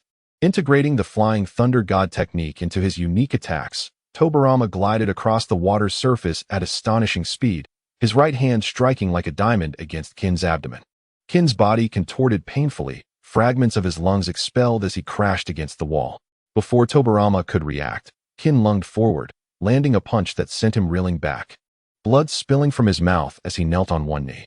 Cough, cough. Jin crawled from the wall, bloodied and seething. Brother, I will avenge you. Patience. Let the expert in lightning shield ninjutsu handle this, Kin cruelly advised, restraining Jin. Even the mightiest of shinobi have their limits. It must be said that Senju Tobarama is indeed impressive. The variety of ninjutsu he unleashed in such a brief period demonstrates his extraordinary combat awareness. In this environment devoid of water, he managed to conjure such a vast quantity. Many cloud shinobi excel in lightning release, particularly with the storm shield bloodline limit, making it an advantageous strategy in this watery setting. In an instant, three shadows approached Kin and Jin from behind. Let us attack him with the lightning shield, Kin declared loudly. Yes, replied the trio, forming hand seals. Lightning shield, gratitude wave, earth walk, lightning strike. A torrent of lightning struck the water's surface, rapidly encircling Senju Tobarama. Calmly, Tobarama drew the Raijin's sword from his back, forming seals as Kin bore a faint mark on his shoulder. Flying Thunder God Slash. An S-rank technique developed by the Second Hokage, it has three modes of execution. First, combining the Flying Thunder God technique with a katana. The user silently marks the opponent with the Flying Thunder God seal, then instantaneously appears before them, piercing their body with the blade. This is a lethal strike, an unavoidable lightning attack. Second, by integrating the Flying Thunder God technique with shuriken and katana, the user throws a shuriken marked with the seal to distract the enemy, then swiftly shifts before them to strike. Third, combining the Flying Thunder God technique with shuriken, the user throws a marked shuriken, and upon reaching the enemy's back, they instantly teleport behind to attack. Before the establishment of Konoha, the Second Hokage used this technique to defeat Izuna Uchiha, a formidable foe who rarely showed weakness. Utilizing the space-time movement of the Flying Thunder God to exploit openings in the opponent's defense is a common tactic of the Second Hokage. In the world of shinobi, intelligence warfare prevails. Tobirama knew little of Kin and Jin, just as they knew little of him. In an instant, Tobirama pierced through to Kin's rear, the Raijin sword stained with blood. Kin knelt, clutching his waist in agony. Although he did not fully sense the malice of the Nine Tails, he managed to evade a fatal blow, though his waist was pierced, narrowly missing his heart. Did you evade it? Tobirama inquired solemnly. Curse you! How dare you injure my brother? Jin, witnessing this, activated his Nine Tails chakra cloak, Two Tails emerging behind him, and charged at Tobirama. Two Tails, is it? Do not underestimate me. Tobirama shouted fiercely. As the younger brother of Senju Hashirama, he possessed unparalleled knowledge of tailed beasts, often studying the Nine Tails after Hashirama captured it. Water release, water dragon bite explosion. By channeling chakra, Tobirama conjured a colossal whirlpool, the ascending water ultimately coalescing into a gigantic water dragon that crashed down upon his foes. As Jin surged forward, he became ensnared by the currents below, launched into the air, colliding with the conference room ceiling, where a massive water dragon clamped its jaws around him. The commotion was observed by the Cloud Shinobi, and teams were dispatched to investigate the unfolding chaos. Outside the conference room, the forces of Kin and Jin, composed of 12 elite J-Nin and 20 ordinary J-Nin, formed a formidable blockade surrounding the area. Senju Tobirama's death, Part 3. Monkey and the others are nearly out of the Cloud's territory. It is time to depart, Tobirama contemplated silently. Earlier, he had instructed the monkey to leave behind his flying thunder god mark along the way, ensuring that even if surrounded, he could still escape. Senju Tobirama, you truly are remarkable, a fitting brother of the god of shinobi. This only excites me further. Kin laughed heartily, the blood at his waist having ceased. Tobirama glanced back, acknowledging the prowess of Kin and Jin, realizing they had yet to unleash their full potential. Flying thunder god technique. Tobirama swiftly formed seals, vanishing from sight, reappearing in the woods outside the village. Where is he? Kin questioned angrily. To the 9 o'clock direction, outside the village, 2 elite J-Nin detected, immediately locking onto Tobirama's location. The Flying Thunder God technique, an S-rank space-time ninjutsu developed by the Second Hokage, allows for instantaneous movement by marking a target with the technique seal, enabling the user or any object in contact with their chakra to teleport. The user can repeatedly shift large targets as long as they are in peak condition. This technique can be employed for offensive maneuvers, shortening the distance of long-range ninjutsu, creating disturbances, launching surprise attacks on opponents, and shifting targets. It can also be utilized for evasion and escape in critical situations, requiring no hand signs to initiate. During the Fourth Great Ninja War, Tobirama Senju adeptly utilized this technique to successively transfer the Ten Tails Jinchuriki, Uchiha Obito's truth-seeking orbs, Sage Mode Naruto Uzumaki. The full transformation of the Yang Nine Tails, the full transformation of the Ine Nine Tails, Sarutobi Hiruzen, Naruto Uzumaki, Minato Namikaze, the Ninja Alliance, and Uchiha Sasuke. Form a team of 20 and follow us immediately. We cannot allow him to escape. Kinkaku bellowed. He assisted his brother Ginkaku, who was submerged in water, and rallied a group of 20, setting off in pursuit of Tobirama Senju. Among them were 6 elite J-Nin and 14 ordinary J-Nin. This contingent included 2 sensory ninjas, an elite J-Nin proficient in Bloodline Limit Magnet Shield, and 3 elite J-Nin skilled in lightning release and body techniques, who also possessed genjutsu capabilities. The remaining 16 J-Nin were either adept in lightning release or body techniques. Such a formation would amply suffice to assault a small nation, let alone corner Tobirama Senju alone. Meanwhile, Sarutobi Hiruzen and his team had already resolved their battle. After all, they only had 3 elite J-Nin and 6 ordinary J-Nin on their side, and Hiruzen accepted these reinforcements without hesitation.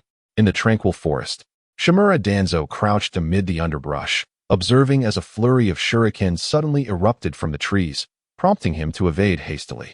An elite J-Nin accompanied by 3 ordinary J-Nin had spotted Danzo and closed in on him. Having expended much chakra during the previous skirmish, Danzo found himself in a desperate situation, awaiting his demise. Just then, Sarutobi Hiruzen charged forward. Fire release, Great Dragon Fire Technique. A fire dragon surged towards the Cloud Ninja's position, forcing them to abandon their pursuit of Danzo and redirect their attack towards Hiruzen, who was not easily subdued. Fire release, Phoenix Fire Technique. Hiruzen unleashed a barrage of fireballs that traced the trajectory of phoenix blossoms, manipulable through chakra, which could be further empowered with shuriken. The three ordinary J-nin had no chance to evade, incinerated in an instant. Earth release, earth flow wall. The elite J-nin from the clouds swiftly erected an earthen barrier, but before he could react, Hiruzen formed hand signs and hurled shuriken. Employing the shadow clone technique to transform into 30 shuriken that pierced through the cloud ninjas like a sieve. "Are you alright, Danzo?" Hiruzen inquired, approaching Danzo with concern. "Mind your own business, Hiruzen," Danzo retorted, brushing off Hiruzen's hand, though Hiruzen remained unfazed. "Do not speak like that. We cannot afford to lose comrades at this moment." Danzo huffed in response. "Is everyone unharmed?" Jiraiya inquired, addressing the arrival of Tsunade, Mito, Akimichi, and Uchiha Kagami. "However, we promised Lord Tobarama that we would bring everyone back," Akimichi stated, fatigue evident on his face. "It's manageable," Uchiha Kagami remarked, turning to Hiruzen. "What if there are too many enemies?" "Indeed, let us regroup with the Second Hokage," Hiruzen replied. Upon hearing this, the group quickened their pace, with Hiruzen leading the charge towards Tobarama Senju's location. Meanwhile, Tobarama had already teleported from the hidden cloud village and was recuperating chakra beneath a colossal tree. Observing Hiruzen leading the group, Danzo clicked his tongue in irritation at Hiruzen's ostentation. In the serene woods, Tobarama knelt on one knee, eyes closed, attuned to his surroundings with fingers embedded in the earth.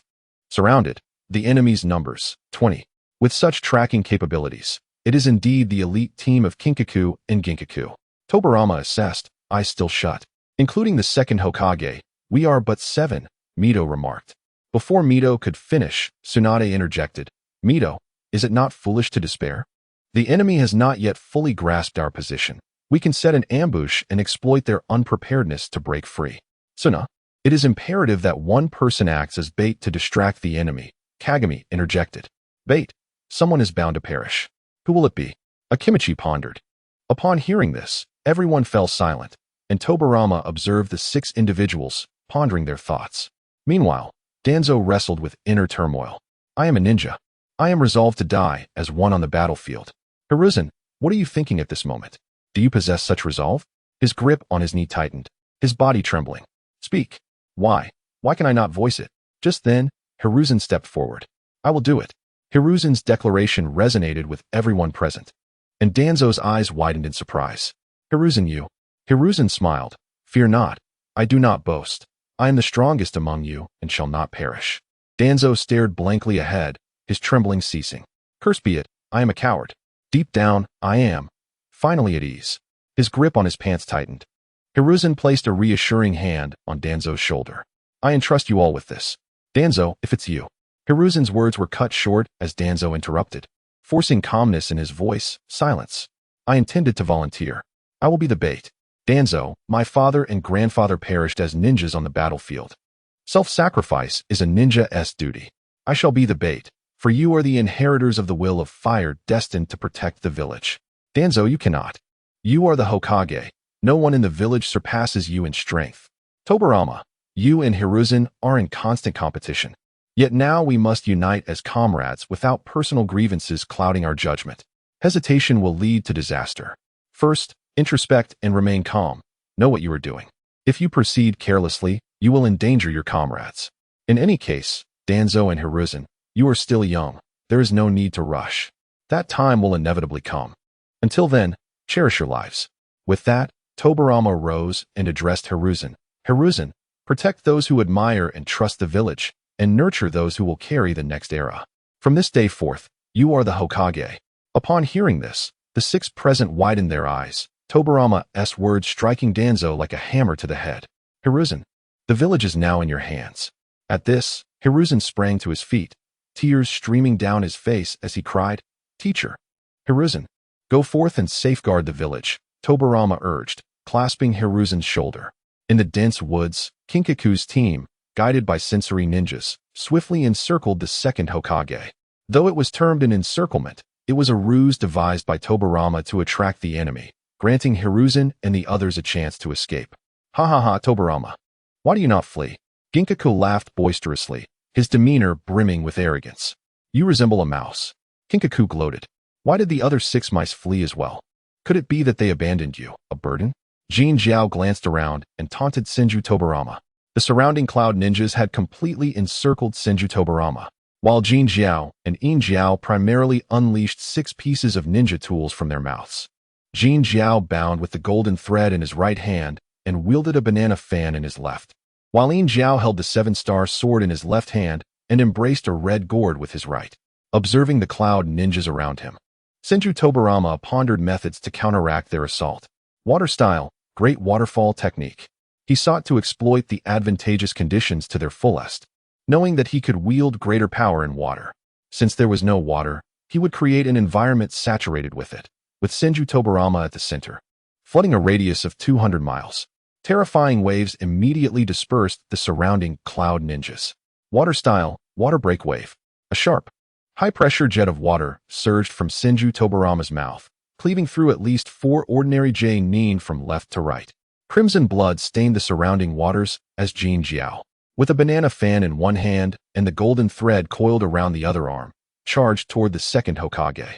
Dance, banana fan, Jin Jiao cried out, swinging the fan with great force, conjuring a searing flame that manifested before Senju Tobarama, its scope comparable to the combined efforts of dozens of fire-style ninjas. Water style, water barrier.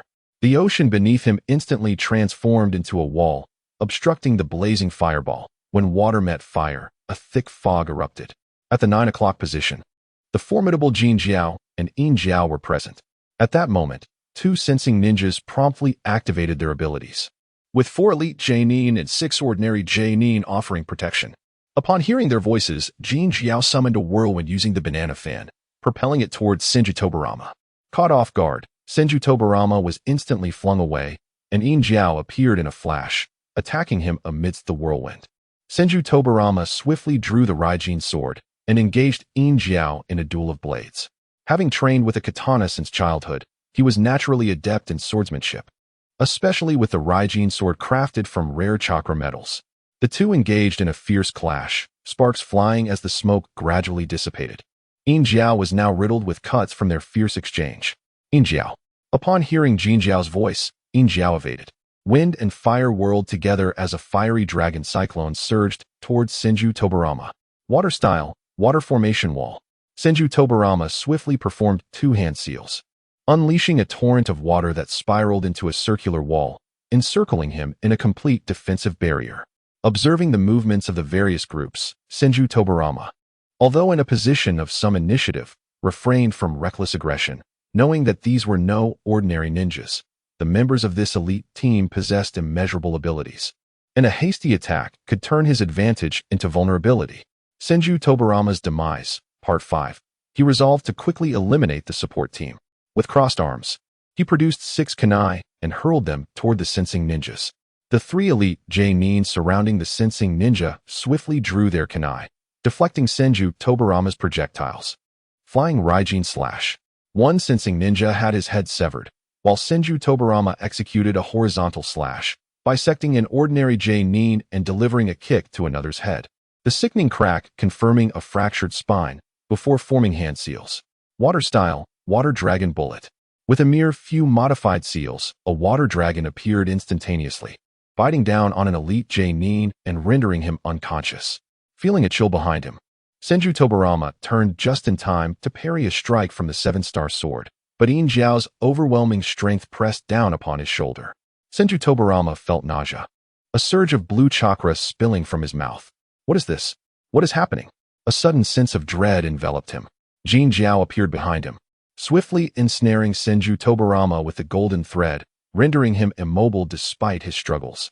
Yin Jiao then lunged forward to strike, severing the blue energy in front of Senju Tobarama, leaving a mark upon the 7-star sword. Flying Raijin technique.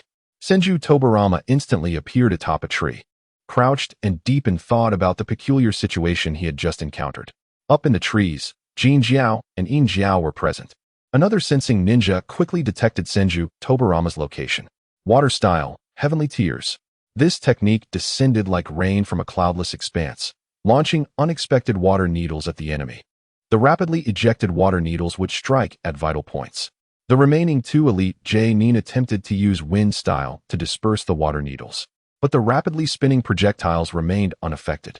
Cries of agony erupted from the ground as 2 ordinary J-nin fell dead, and the remaining J-nin sustained injuries. At that moment, Senju Tobarama produced 6 kunai, and from a distance, Jin Jiao shouted Trojan. Suddenly, a figure with purple hair appeared among the rear ninjas. Eyes adorned with 3 lower lashes, a scroll held in his mouth, clad in a tight black combat suit complemented by a white cloud concealment outfit, and a yellow scarf around his neck. Senju Tobarama sensed something amiss and immediately submerged into the water, silently shifting his position while keenly observing his surroundings. He noticed that the individual named Trojan had closed eyes and was summoning large, sharp square shuriken from the scroll in his mouth, tossing them haphazardly with no apparent target, while the other sensing ninjas provided no directional guidance. Senju Tobarama could not discern his intent and was about to launch an attack when he suddenly sensed something was wrong. The seemingly aimless square shuriken now seemed animated, all homing in on the second Hokage with increasing speed, evading his every attempt to dodge. Moreover, Trojan continued to summon more square shuriken, launching another wave toward the second Hokage. When did he discover my position? No, it must be the sensing ninjas. I need to eliminate these distractions quickly. No matter where the second Hokage attempted to evade, the shuriken accurately targeted him. The situation grew more precarious as the number of square shuriken multiplied. The second Hokage realized that merely dodging was not a viable solution. The only way to escape this predicament was to eliminate the magnetic ninja known as Trojan. Senju Tobarama drew 3 kunai and hurled them at the magnetic ninja, but as they approached, they were suspended in midair, held by an unseen force. I am a magnetic ninja. You underestimate me, Senju Tobarama. Trojan bellowed. Is that so? Senju Tobarama suddenly appeared above him, seizing one of the kunai and plunging it into his neck, blood gushing uncontrollably. What? Trojan gasped, clutching his neck in terror. Flying Raijin Second Stage A-Class, developed by the second Hokage, merges the flying Raijin technique with kunai.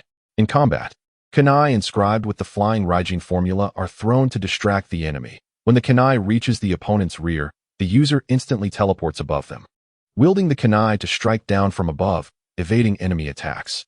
The surrounding cloud ninjas watched in horror as Senju Tobarama suddenly appeared behind them.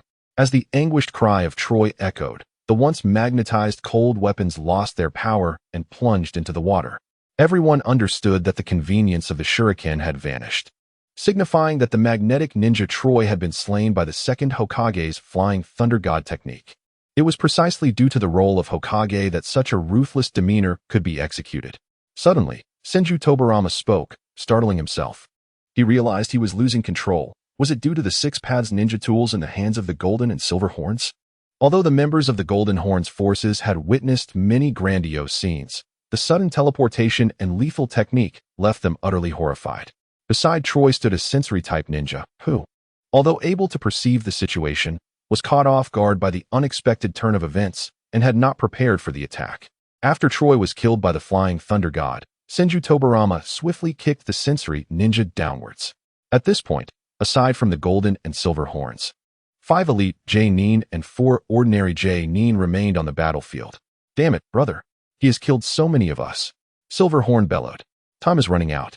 Golden Horn murmured, drawing forth a red gourd and directing its mouth toward the distant Senju Tobarama. Observing Golden Horn's peculiar actions, Tobarama pondered deeply. Suddenly, he felt a pulling force and quickly adhered his chakra to the water and Appo's surface. The loquacious little brat 1T live long, Golden Horn asserted. The silent little brat dies early, Silver Horn added.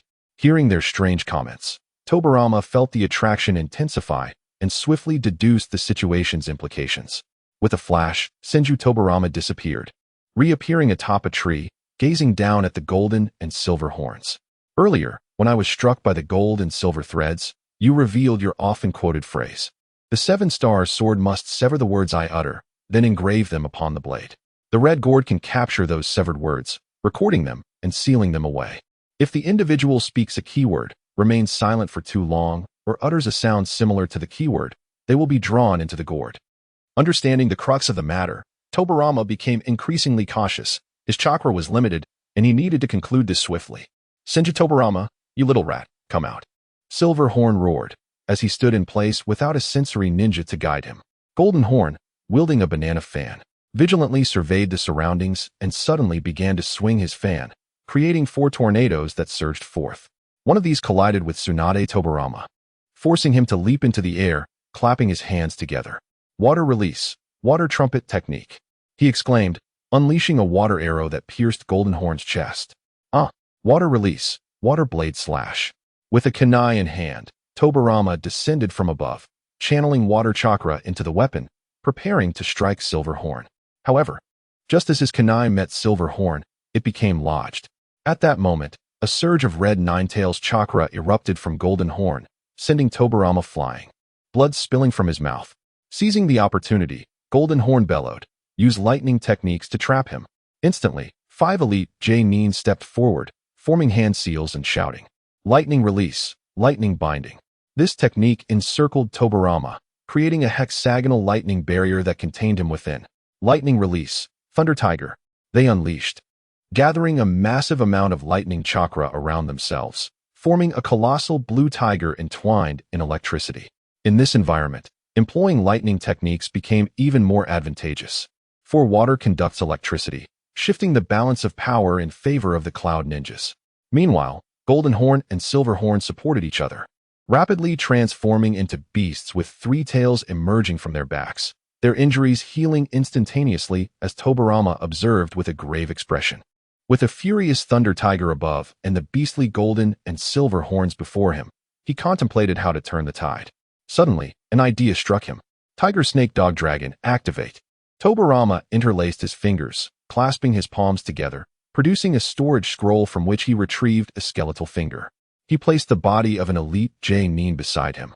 And as intricate patterns materialized, a coffin rose from the water's depths. Summoning technique, impure world reincarnation. The body, once lifeless, became enveloped in a cloud of dust, disappearing within moments, and the coffin's lid creaked open. Where's this? Am I not already dead? Exclaimed a youth clad in white, adorned with 2 red dots on his forehead and dark circles under his eyes. Senju Tobarama, how are you here? The white-clad man asked in astonishment. From the Kagaya clan of the Warring States period, the genius Kagaya SH, possessing the strength of a shadow-level powerhouse, was summoned. Although this body could not fully manifest his might, it would possess adequate shadow-level capabilities. Tobarama silently reflected, as a bearer of the Kagaya clan's bloodline limit, the Shikatsumiyaku, you can freely manipulate bone cells and control calcium density to form bones. His bones, harder than steel, impervious even to the chakra blades of the Iron Country's warriors, grant him an impenetrable defense against typical physical attacks, and upon countering, those bones transform into the most formidable spear. What is happening? My body is not under my control. Kagaya SH exclaimed, bewildered. This is my technique. I summoned you here to fight for me. Tobarama explained expressionlessly. Kagaya SH, a formidable ninja from the Warring States era, had perished prematurely due to his bloodline. But Tobarama had gathered some powerful bones during his clan's offensive, making this moment fortuitous. Battle! Battle! I relish the thrill of combat. Kagaya SH laughed maniacally, disregarding the notion of resurrection. Go! Eliminate these cloud ninjas. He roared, ha ha ha, I am coming. The dead bone pulse, dance of the early fern. Massive bones erupted from the ground, enveloping Senju Tobarama. What Thunder Tiger? What golden and silver horns? Their attacks struck the bones without causing a single fracture. Sharp bones sprouted from the ground, launching assaults upon the adversaries, ultimately covering the entire battlefield like a forest of white bones, a terrifying technique that rendered opponents defenseless. All the cloud ninjas on the battlefield were instantly impaled by the bones, their bodies lifted high into the air. The golden horn and silver horn sustained varying degrees of injury, their Ninetales chakra cloak shattered. Brother, all our men are dead. Silverhorn howled. Senju Tobarama, you shall pay? Golden Horn declared with a cruel smile. Dead bone pulse, 10 finger-piercing bullets. Before the golden and silver horns could react, Kagaya SH appeared before them, his finger bones launching like bullets. Utilizing the Shikatsumiyaku's abilities, these finger bones could grow infinitely. Even if all were expended, more could be created. 10 finger bones pierced into golden horn and silver horn, primarily targeting their chests. Dead bone pulse, iron wire flower dance. They screamed, clutching their chests as their Ninetales chakra cloaks began to revive. 1 tail, 2 tails, 3 tails, 4 tails, 5 tails, 6 tails. All 6 tails emerged in a magnificent display. The two figures converged into a flash of crimson light, momentarily scattering Kagaya's enraged form. Yet, in the blink of an eye, she restored herself. For in the realm of Edo Tensei, she possessed boundless chakra and the gift of resurrection. The only effective countermeasure lay in the art of sealing ninjutsu. The Shikatsumiyaku, dance of the camellia, saw Kagaya extract a bone blade from her left arm, wielding it with precise, fluid martial arts to unleash a barrage of consecutive strikes against the duo, Kin and Jin. In their six-tailed state, they felt no pain, resorting instead to primal, beastly attacks with fists and kicks. Next came the Shikatsumiyaku, dance of the pine, which utilized her Kekkei Jinkai to sprout dozens of bones from her body. In close-quarters combat, she boasted both high defense and the capability to inflict damage upon her adversaries, her resilience formidable. Ha ha ha, this battle is exhilarating. There's no fear of death. Kagaya laughed as she fought. The Shikatsumiyaku, dance of the iron flower, was employed in two segments, the vines and the blossoms. She ensnared Kin and Jin with her spine, rendering them immobile, and then launched her most hardened bones as spears. The two, in their nine tails transformation, howled in agony, their bloodied forms more defiant than ever. They collapsed to the ground, gathering chakra in their mouths. "What are you doing?" Kagaya inquired curiously upon noticing their stillness. As they lay on the ground, a ball of black chakra began to coalesce in their mouths. Meanwhile, from afar, Senju Tobarama observed the scene, suddenly grasping the gravity of the situation and commanding Kagaya to act swiftly. The tailed beast bomb, an S-rank ninjutsu that even a Jinchuriki could only utilize in a semi-tailed beast transformation, comprised chakra of both yang and yin natures, mixed in an 80-20 ratio and compressed into a super-dense sphere before being unleashed. The sheer power of the tailed beast might could effortlessly obliterate multiple mountains or an entire ninja village. They must not be allowed to unleash their full power, Kagaya thought, invoking the Shikatsumiyaku, dance of the early fern, to bind Kin and Jin with her bones. Two massive, drill-like bones shot toward their mouths, while the surrounding bones constricted them to the ground, incessantly applying pressure, prompting anguished roars from the duo. Seeing the drill-like bones hurtling toward them, Kin and Jin reacted without hesitation, expelling half of a tailed beast bomb. The collision of bone and bomb triggered a detonation, engulfing Kagaya in a cloud of ashes. From a distance, Senju Tobarama, drenched in sweat, crouched on the ground beside a coffin that had already been reburied. "Is my chakra insufficient?" he murmured. Before he could gather his thoughts, Kin and Jin, transformed into a crimson flash, struck Tobarama in the abdomen. Have I lost too much blood?" he pondered, dazed, as two fist-sized wounds appeared on his stomach, staining the ground with crimson. "Brother Hashirama, I will protect the legacy of Konoha. These two are far too dangerous. They must not leave alive." Tobarama struggled, forming hand seals. "Water release, great waterfall technique," he exclaimed, forcing a torrent of water from his mouth, which swiftly formed an enormous, elliptical prison to ensnare Kin and Jin. "Let us use the mutual explosive tags to send us off." Tobarama spoke, blood spilling from his lips. In the instant of his previous attack, he had affixed explosive tags to the backs of the two brothers. Employing the mutual explosive tags, he summoned a seemingly endless barrage of explosive tags, triggering a chain reaction of continuous explosions that would incinerate Kin and Jin to ashes, the flames persisting post-detonation. This technique, developed by Tobarama, was an A-rank ninjutsu capable of infinite detonation, attaching a single tag to an enemy's vital point and creating a cataclysmic chain of explosions. The range of this technique was vast and its duration prolonged, posing a risk to the caster if executed unawares. This indicated that Tobarama was prepared to perish alongside Kin and Jin. Simultaneously, the explosive tags on Kin and Jin illuminated, and with a faint smile, Tobarama knelt on the ground, relinquishing Konoha to the monkeys. Boom, boom, boom. The death of Senju Tobarama sent shockwaves through Konoha, no one anticipating that the Second Hokage would perish at the hands of rogue ninja from the Land of Lightning during the alliance negotiations. "Tsunade, you must hold on." Jiraiya comforted Tsunade, whose eyes were bloodshot as she lay in the hospital bed. "I knew long before grandfather departed that my second grandfather would eventually follow, but I never anticipated it would be so soon," Tsunade lamented, her voice heavy with sorrow. "It's all right. You still have Mito, grandmother. Jiraiya quickly shifted the topic. Yes, I still have Mito grandmother, Tsunade replied with feigned resolve. Hiruzen Sarutobi, the third Hokage, faced considerable stress following Tobirama's demise, as turmoil brewed both within and beyond Konoha. Summon all clan leaders for a meeting. I intend to establish a council of elders, he instructed an Umbu operative. The Umbu bowed and departed in an instant. Hiruzen gazed out the window at the Hokage monument, reflecting, rest assured, teacher, I shall inherit your will and carry it forth.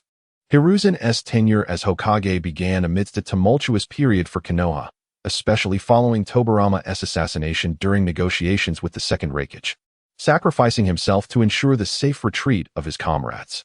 Lord Hokage, we have received reports from the borders. Teams from the 4 villages are infiltrating, an Umbu agent reported. Bowing before Hiruzen, with the recent death of my teacher, Konoha cannot afford a war. We need time to recuperate, and I must consolidate the Hokage's authority.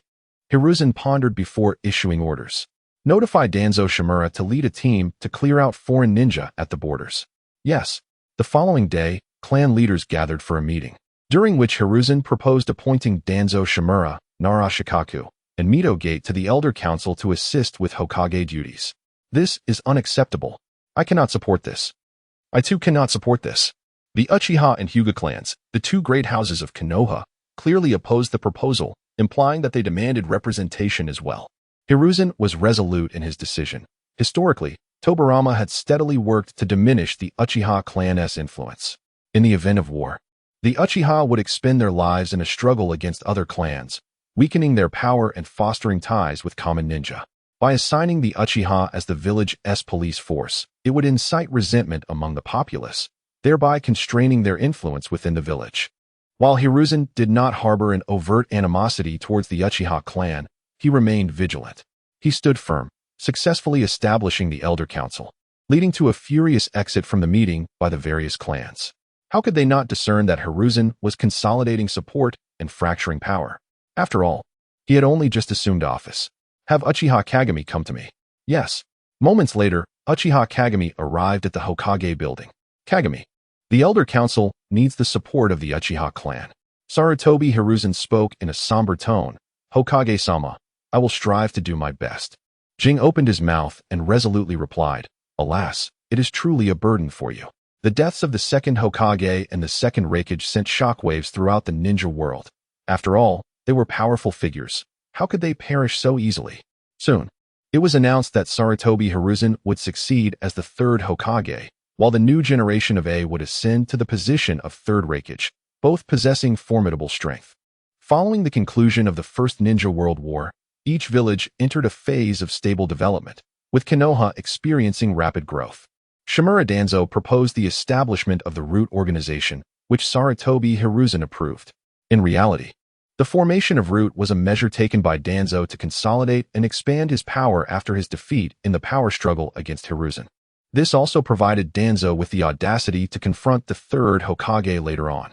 Members of the Umbu were primarily selected from Konoha's elite Jonin or those with special abilities, with Jonin also having the option to apply for Umbu. The selection criteria for Umbu were not limited to mere strength. They also considered whether an individual's personality suited the unique demands of Umbu work. Mike Guy was one such Jonin who had faced numerous rejections in his applications. Another route for recruitment was through Root, which ostensibly existed to supply talent to the Umbu. The personnel within Root were often subjected to ruthless training methods orchestrated by Danzo, involving orphan children raised in harsh conditions, as well as children from various clans who were coerced into joining through threats and incentives. Umbu members, mostly elite Jonin, regarded their position as merely a job. When not on duty, they lived ordinary lives, free to pursue their interests and friendships without requiring the Hokage and Appos as permission for everything. In stark contrast, Root members were subjected to brutal training from a young age, leading lives devoid of choice, with their existence revolving solely around obeying Danzo's commands. Even renowned talents from various clans who entered Root found that their circumstances improved only marginally. Their identities were systematically erased by Danzo, severing ties with the outside world and reducing them to emotionless tools. This organization epitomized the cold-blooded nature of both the Second Hokage and Danzo. The funeral of Senju Tobirama took place on August 15th, 20 years after the founding of Konoha. The village was unusually quiet, shops had closed, and the bustling crowds were nowhere to be seen. A gray sky obscured any trace of sunlight, and ominous clouds loomed over Konoha, with a drizzle falling from above. Thunder rumbled as leaves danced wildly in the fierce winds, rain cascading to the ground. Clad in black mourning attire, civilians sheltered under black umbrellas, each clutching a white chrysanthemum, slowly making their way to the village cemetery.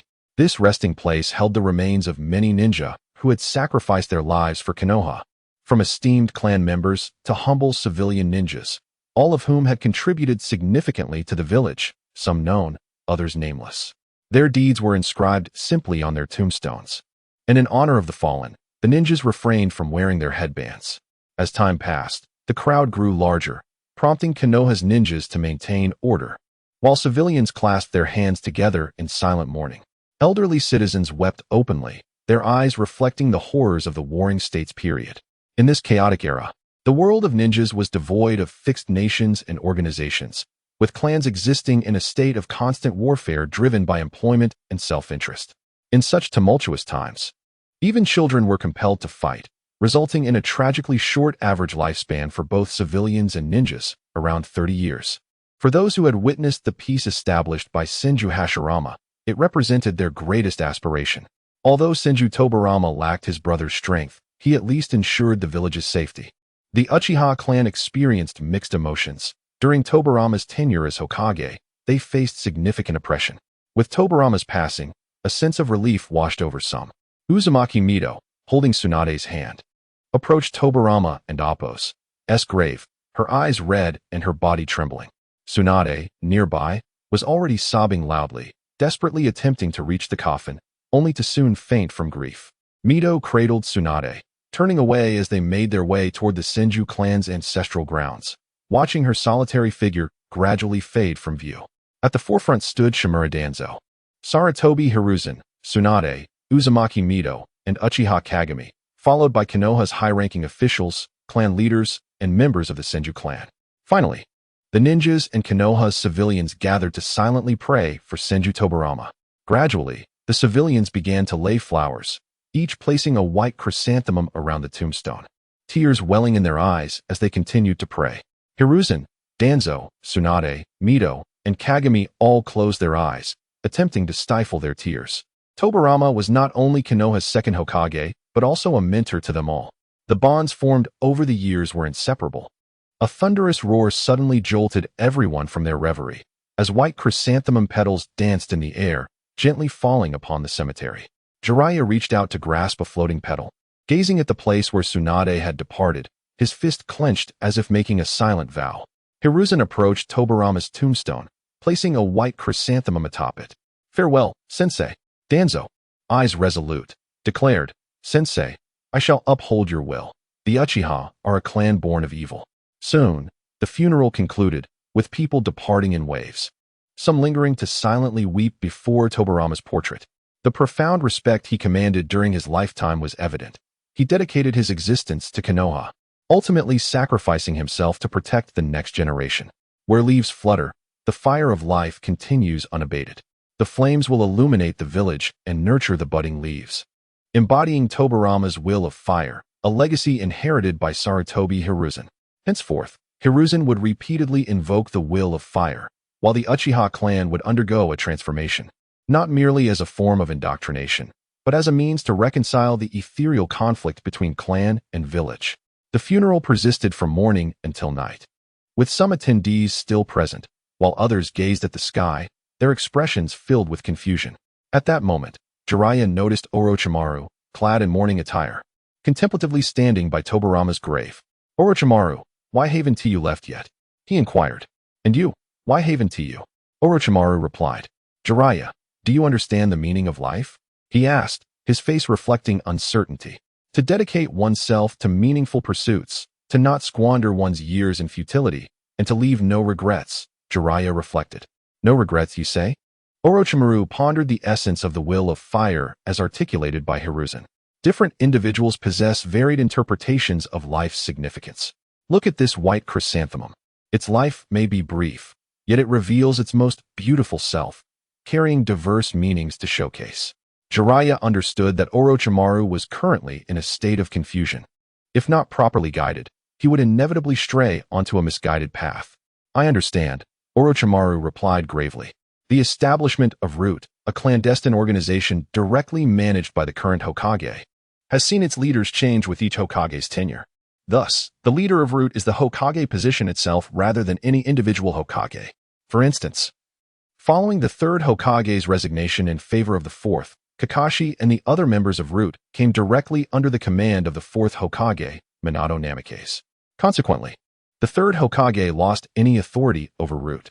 However, this also meant that Root's members were not truly secretive regarding their identities within Konoha's higher echelons, which somewhat limited their operations. From its inception to its conclusion, the sole leader of Root was Danzo, who trained many of its members in isolation from a young age. The details of these individuals were not disclosed to Konoha's upper management, leaving Danzo with complete control. This lack of transparency meant no one could take over Root without Danzo's consent. Even after the Uchiha massacre, when the third Hokage ordered Danzo to disband Root, it was merely a command without substance, as Root persisted in its existence.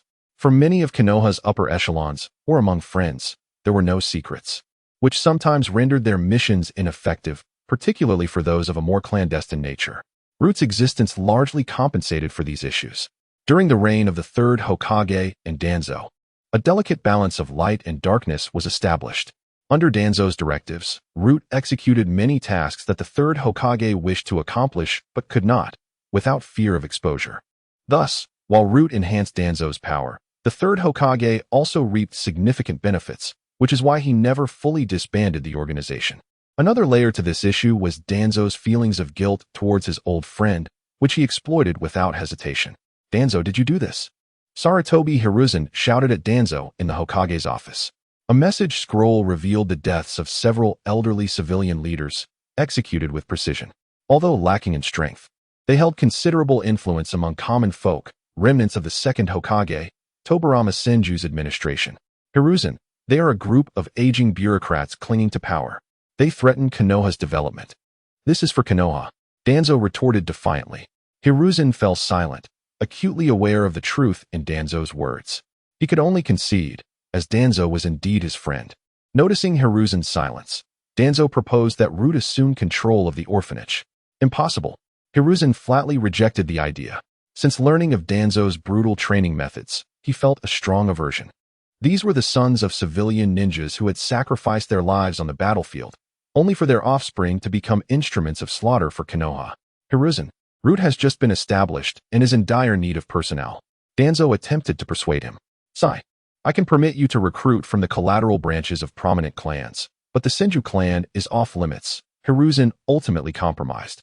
Root operated with greater secrecy than the Umbu, engaging in even more unsavory deeds, existing with the tacit approval of the third Hokage, Hiruzen Sarutobi. Danzo and Root became Konoha's most direct and effective sword, ruthlessly eliminating threats both within and outside the village. This enabled Hiruzen to grasp Konoha's power within just a few months, allowing him to implement various policies. In pursuit of his vision for ninjas, Danzo established a department within the Umbu for training. This organization operated in the shadows beneath Konoha, embedding its roots deeply within the darkness, with the primary aim of eliminating any obstacles to the village's prosperity. Consequently, they executed missions without scruples, embodying Danzo's dark ideals, a ruthless and merciless organization. Due to Hiruzen's failure to continue the second Hokage, Tobirama Senju's fundamental policies regarding the Uchiha clan after assuming the Hokage position, Danzo bore the village's darkness. He thus acquired the authority to form his independent organization, Root, under the pretense of the Umbu Training Department. The members were directly recruited by Danzo, targeting those with unique abilities or those harboring darkness within. They underwent training to eradicate their former selves and were subjected to cursed seals to ensure secrecy, ultimately transforming them into mere pawns for executing missions. The so-called members of Root had no names nor emotions. They possessed neither a past nor a future. Their hearts were filled solely with their tasks. Supported by the deep-rooted will of Root within Konoha, the cursed seal of silence was a specialized sealing technique employed by Root, wherein Danzo placed a seal on the tongues of its members. If they spoke of anything related to themselves, they would be rendered immobile, unable to speak or move. This was Danzo's method of binding his subordinates, preventing them from revealing any secrets about themselves. Hiruzen was the ever-warm Hokage under the sun, while Danzo was the decisive hand of judgment in the darkness. Regarding the development of sealing techniques, Jiraiya, you have nearly mastered the sealing arts. The next step is to practice extension, Whirlpool Mito stated earnestly. Grandma Mito, is there a technique that can instantly seal all of a ninja's chakra, transforming them into an ordinary person in an instant? Jiraiya inquired with curiosity. All sealing techniques involve some form of chakra sealing, but achieving the instantaneous transformation of a ninja into a mere mortal is quite challenging, Mito replied seriously. All right, Grandma Mito, please assist me in my research on new sealing ninjutsu, Jiraiya earnestly requested. Of course, feel free to ask me anything you do not understand. I can also provide guidance, Mito replied. In the days that followed, Jiraiya visited Mito's home daily, becoming a familiar presence to the guards. To seal chakra, one must first comprehend chakra itself, as this understanding is essential for effective sealing. After all things exist in a cycle of mutual influence. Chakra has different connotations depending on the context. It generally refers to a balanced mixture of one's mental energy and physical energy. It distinctly identifies that physical strength comprises both mental and physical energy, and that physical strength is clearly separate from chakra. In other words, until certain processing occurs, one cannot assert that the chakra within a person's body is composed solely of their original mental and physical energies. The bodily energy and mental energy produced by the body's 130 trillion cells are referred to as physical strength, which serves as the foundation for physical techniques. This physical strength transforms into chakra within the body, allowing ninjas to extract chakra and utilize techniques through hand signs. In simple terms, regardless of whether one possesses chakra, every individual harbors mental and physical energy. As for the generation of chakra, it is essentially a balanced amalgamation of mental energy and physical energy. This means that sealing the chakra produced by the 130 trillion cells within an instant is quite a daunting task, as these cells are imperceptible and challenging to seal. Suddenly, Jiraiya pondered whether utilizing mental power for sealing would be easier, as certain skilled illusionist ninjas have a precise grasp of mental energy. In the original work, the formidable antagonist Madara explicitly states that, according to the records of the Uchiha clan stone tablet, chakra was utilized by the Sage of Six Paths to connect the spiritual energies of individuals, which Madara refers to as the power of connection, thereby facilitating better communication and development within the ninja world. This indicates that spiritual energy is not a component of chakra. However, over time, people ceased to use chakra for connecting spiritual energies and instead began to use chakra to link their own spiritual and physical energies, akin to Kagaya, wielding chakra as a weapon. Thus, it becomes evident that chakra is, in essence, a key that connects physical and spiritual energies. Upon realizing this, Jiraiya evidently gained insight. Known for his extraordinary mental strength, Jiraiya, with the assistance of Hiruzen Sarutobi, successfully acquired the technique genjutsu, Dark Realm. Originally, this technique was beyond his reach, but with the words of Uzumaki Mito, Hiruzen easily retrieved it. This ninjutsu creates a dark environment, obscuring the opponent's vision. In such darkness, only Hashirama and his teammates can perceive their surroundings and mount attacks. This technique induces visual hallucinations, robbing all light from existence. In a world shrouded in pitch-black darkness, even the most powerful individuals are compelled to reveal themselves. Having obtained the scroll of ninjutsu, Jiraiya eagerly began his studies, for genjutsu is an exceptionally intricate art. Unlike ninjutsu or taijutsu, genjutsu targets the five senses of the enemy, ensnaring them in illusions. A skilled genjutsu user can manipulate the flow of chakra within the enemy's nervous system, making it a combat style that demands high intelligence and combat acumen. The principle of genjutsu lies in its ability to disrupt the opponent's five senses through chakra interference, leading them into hallucinations. Examples include the visual-based Tsukuyomi, auditory-based Magen, Kai-ten-sz, and tactile-based Izanami. Genjutsu can be categorized into those initiated by in release and those activated through bloodline limits. Methods to evade genjutsu fall into two categories: non-D-jutsu genjutsu, where one can disrupt their own chakra flow to break free, and D-jutsu genjutsu, which necessitates another's intervention to disrupt chakra flow. Additionally, A perfect Jinchuriki, having reached consensus with their tailed beast, is immune to genjutsu attacks. After 6 months of rigorous study, Jiraiya finally made strides in the realm of genjutsu, successfully developing his own sealing technique, chakra sealing method. Classified as an A-rank ninjutsu. Despite its deceptively simple name, its efficacy was immensely satisfying. A proficient ninja can perform the sealing upon contact with an adversary. Although if there is a significant disparity in strength or if their spiritual power is inferior, it may prove futile. The utility of this ninjutsu garnered high praise from Uzumaki Mido, whose commendation quickly spread among the common ninja populace.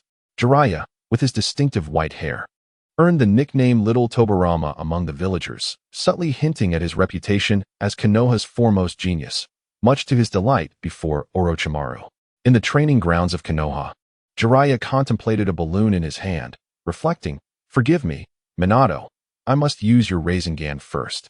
I will ensure to teach you the Flying Thunder God technique in advance.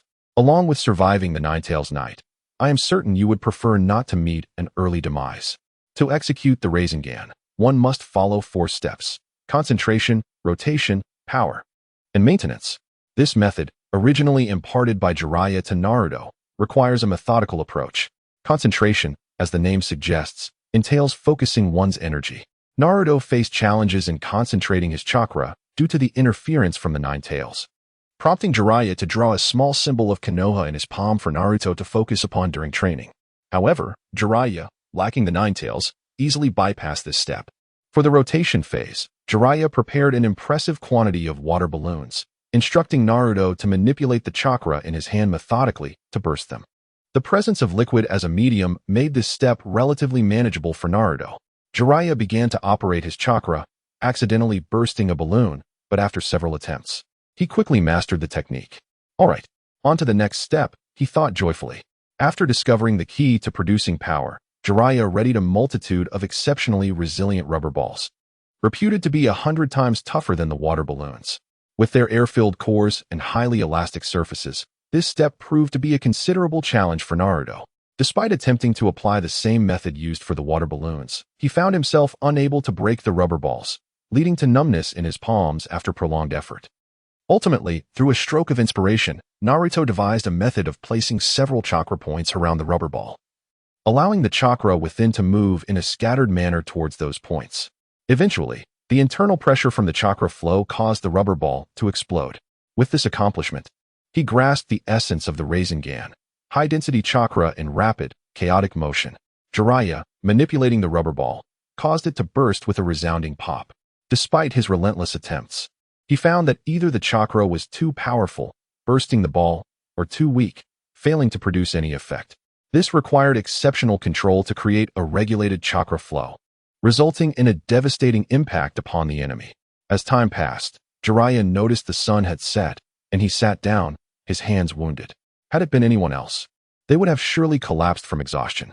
With chakra rapidly depleting, Jiraiya's extraordinary physique and chakra reserves allowed him to persevere. The results of his training were promising. After a week, he finally mastered the technique. Jiraiya beamed at the chakra sphere in his hand, realizing the effort it took to reach this point, something a mere mortal could not have achieved. Now, only the final step remained: maintenance. This step requires no tools, merely the ability to showcase the fruits of the previous 3 steps and maintain the sphere's shape. As long as he can sustain the high-density chakra in rapid, chaotic movement without dissipating, the Rasengan will ultimately take form. Because the Rasengan is an attribute-less ninjutsu, it can incorporate elements of any nature, permitting any ninja of any attribute to learn it. In the future, Naruto would infuse various attributes into the Rasengan, showcasing its adaptability. Such a low threshold, high damage, and progressive ninjutsu is truly a treasure of a technique. How perplexing. Jiraiya sighed. The ground was littered with balloons, and water had flooded half the training area. No wonder the Rasengan is so formidable. It is easy to grasp yet causes significant harm. It is no surprise that Minato gained such notoriety during the Third Great Ninja War with the Flying Thunder God technique and the Rasengan. However, it is also evident that while the Rasengan is powerful, it is not without its limitations. In the battle against the A and B combo from the Cloud Village, despite its speed, it lacked the necessary damage output, merely grazing the enemy before retreating for various reasons. Now, With diligent practice, Jiraiya believed he could master it. This was merely a matter of familiarity, as consistent training would aid in chakra control. In the training ground, Jiraiya sprinted towards a tree, extending his right hand as a chakra sphere, the size of a human head, effortlessly pierced through the trunk, leaving a spiral-patterned hole in its wake. "Huh, I did it!" Jiraiya exclaimed, laughter erupting from his lips. After days of relentless effort, his eyes were shadowed with fatigue, yet he finally succeeded. Collapsing to the ground, he felt a profound sense of relief. Just the day before, he had been boasting to Tsunade, and now he could finally showcase his formless ninjutsu. It was time for Orochimaru, the future foremost scientist of the ninja world, to witness the true essence of genius. This was the era of Jiraiya. "Ah, Orochimaru, my strength far surpasses yours," Jiraiya teased, a confident grin on his face. "Is that so?" Orochimaru replied, intrigued, sensing the unusual confidence emanating from Jiraiya, who was typically his equal in power. "What are you up to, Jiraiya?" Tsunade asked, eyeing him curiously. "Why, I'm here for a duel." "Ha ha ha, Orochimaru. This time you shall surely lose," Jiraiya declared, hands on his hips, laughter ringing out. A faint smile appeared on Orochimaru's pale face. Yet the wariness in his eyes betrayed his unease. "Teacher Sarutobi, what do you think?" Jiraiya asked eagerly. Sarutobi Hiruzen, intrigued, turned his gaze to Orochimaru, who nodded in affirmation. Thus, Sarutobi led the two to the training ground. "Be careful," he cautioned, unsure of how to articulate his concerns. Knowing both were prodigies destined to shine in their own right, for now, he would observe. "Fear not, Teacher Sarutobi, I will take good care of Orochimaru," Jiraiya boasted. Exuding confidence. "Begin," Sarutobi announced, standing in the center of the training ground, his hand waving as he prepared to intervene at any moment. Upon hearing Sarutobi's command, Jiraiya charged at Orochimaru. "What is happening? Charging in right away?" Orochimaru thought, a few question marks appearing above his head as he formed hand seals. Wind release, great breakthrough. A fierce gust of wind surged towards Jiraiya. Unperturbed, Jiraiya formed seals to create an earth-style wall, then unleashed a fireball that illuminated Orochimaru's face in a fiery glow. Water release, water barrier. Wind release, vacuum wave. In an instant, he countered with a series of rotating wind blades aimed at Jiraiya, who remained vigilant. Water release, water barrier. The swirling wind blade struck without causing a ripple. Earth release, decapitation technique. Jiraiya's arm emerged from the ground, pulling Orochimaru down, leaving only his head exposed. Fire release, great fireball. Jiraiya leapt from the earth, launching a massive fireball towards Orochimaru, who was still trapped by Jiraiya's technique, unable to defend himself. "Teacher Sarutobi, Orochimaru is about to lose," Tsunade exclaimed from the sidelines. "No, it's not that simple. That is not the real Orochimaru," Sarutobi replied sternly, keenly aware of Orochimaru's capabilities. Suddenly, the Orochimaru in the dirt transformed into a snake, his true self concealed elsewhere. A substitution technique? Jiraiya marveled, recognizing it as a rudimentary version of Orochimaru's future substitution jutsu, which could emerge from his mouth regardless of the damage incurred. Water release, water whip. A water-formed whip ensnared Jiraiya as Orochimaru approached, forming hand seals. Lightning release, earth walk. Lightning entwined the water rope, rapidly ensnaring Jiraiya, who suddenly transformed into a cloud of smoke upon contact. Shadow clone technique? How is that possible? It felt like the real thing. Orochimaru exclaimed, astonished. "It's the shadow clone technique. Experience my new ninjutsu. Take this," Jiraiya shouted, charging with a spiraling sphere of chakra. Just as he was about to collide with Orochimaru, Sarutobi swiftly grasped Jiraiya's right hand, redirecting him towards the ground. With a thunderous crash, dust billowed, and everyone stared solemnly at Jiraiya, who had created a deep crater in the training ground. Orochimaru broke out in a cold sweat, realizing that had Jiraiya's attack connected, he might have met his end. "Jiraiya!" Sarutobi shouted angrily. Had he not intervened in time, Orochimaru would have surely perished. At that moment, he reflected on how the village referred to Jiraiya as the little door and wondered if he could truly be the teacher's illegitimate child. "Rest assured, Teacher Sarutobi, even if Orochimaru hadn't dodged, I could have stopped in an instant," Jiraiya said nonchalantly, oblivious to Sarutobi's grave expression. "Fool, Jiraiya, that was far too dangerous," Tsunade exclaimed, rolling up her sleeves, ready to throw a punch. Moments later, Jiraiya, nursing a bump on his head, sincerely apologized to Orochimaru. "Sorry, Orochimaru. I promise it won't happen again," Jiraiya said earnestly. Orochimaru's expression froze. "Next time? If there is another time, I might not survive." "All right, Jiraiya, you've won," Sarutobi interjected, noticing Orochimaru's awkward demeanor. Jiraiya, elated, performed a peace sign towards Orochimaru, who reciprocated, a rare gesture of camaraderie between them. "What ninjutsu was that, Jiraiya?" Sarutobi inquired, intrigued. "I call it the spiraling sphere," Jiraiya replied, brimming with pride. "Oh, are you willing to share it or trade for another jutsu?" Sarutobi asked. Recognizing the potential danger of such a technique leaking out and knowing Jiraiya and Appo's scarcity of jutsu.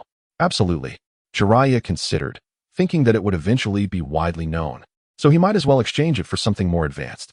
"Then I'll allow you to choose one from the sealing book," Sarutobi decided, being his mentor.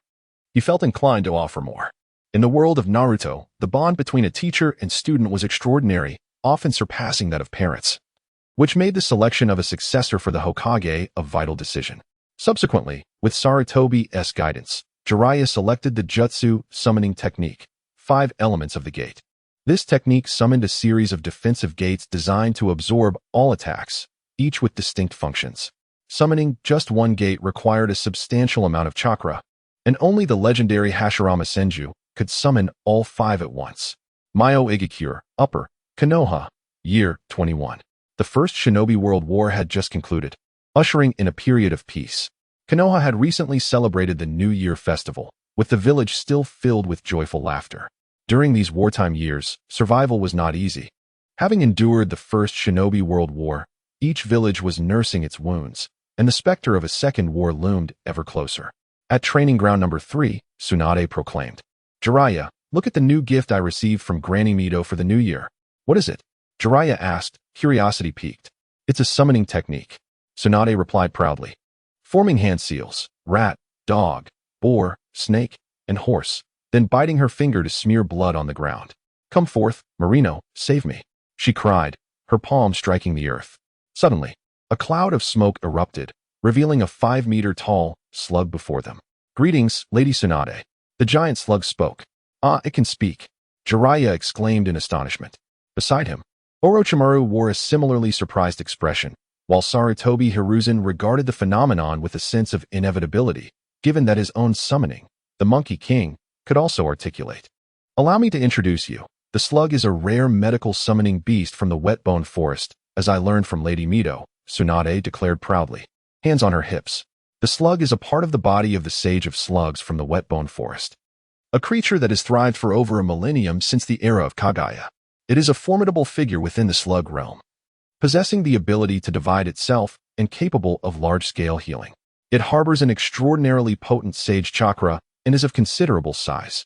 "Professor Sarutobi, I too have a summoning beast," Orochimaru interjected suddenly, drawing curious glances from Jiraiya and Sarutobi. He formed a series of hand seals, dog, rooster, monkey, and horse, then bit his fingertip to smear blood. "Cry out, Senno, save me." After a puff of smoke, a massive purple serpent appeared, matching the slug in size. "Why have you summoned me, little one?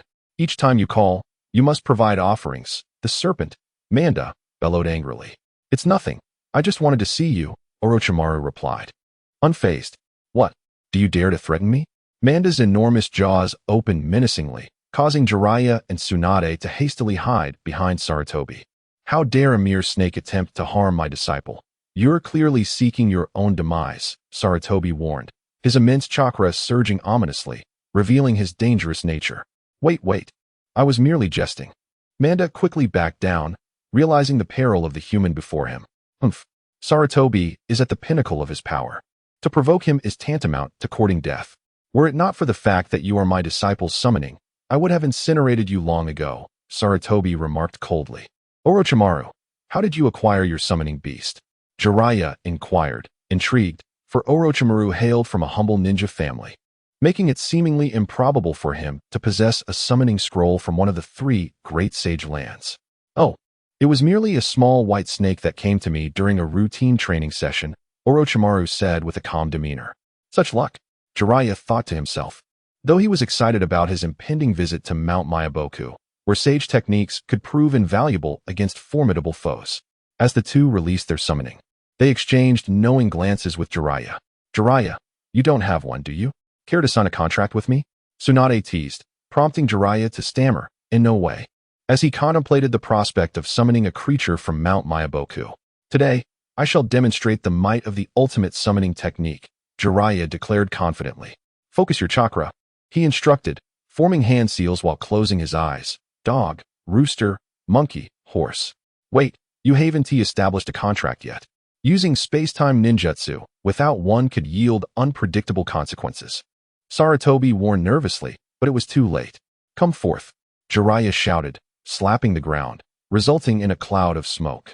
Sarutobi rushed to inspect the scene, a cold sweat forming as he feared the worst. His apprentice had vanished.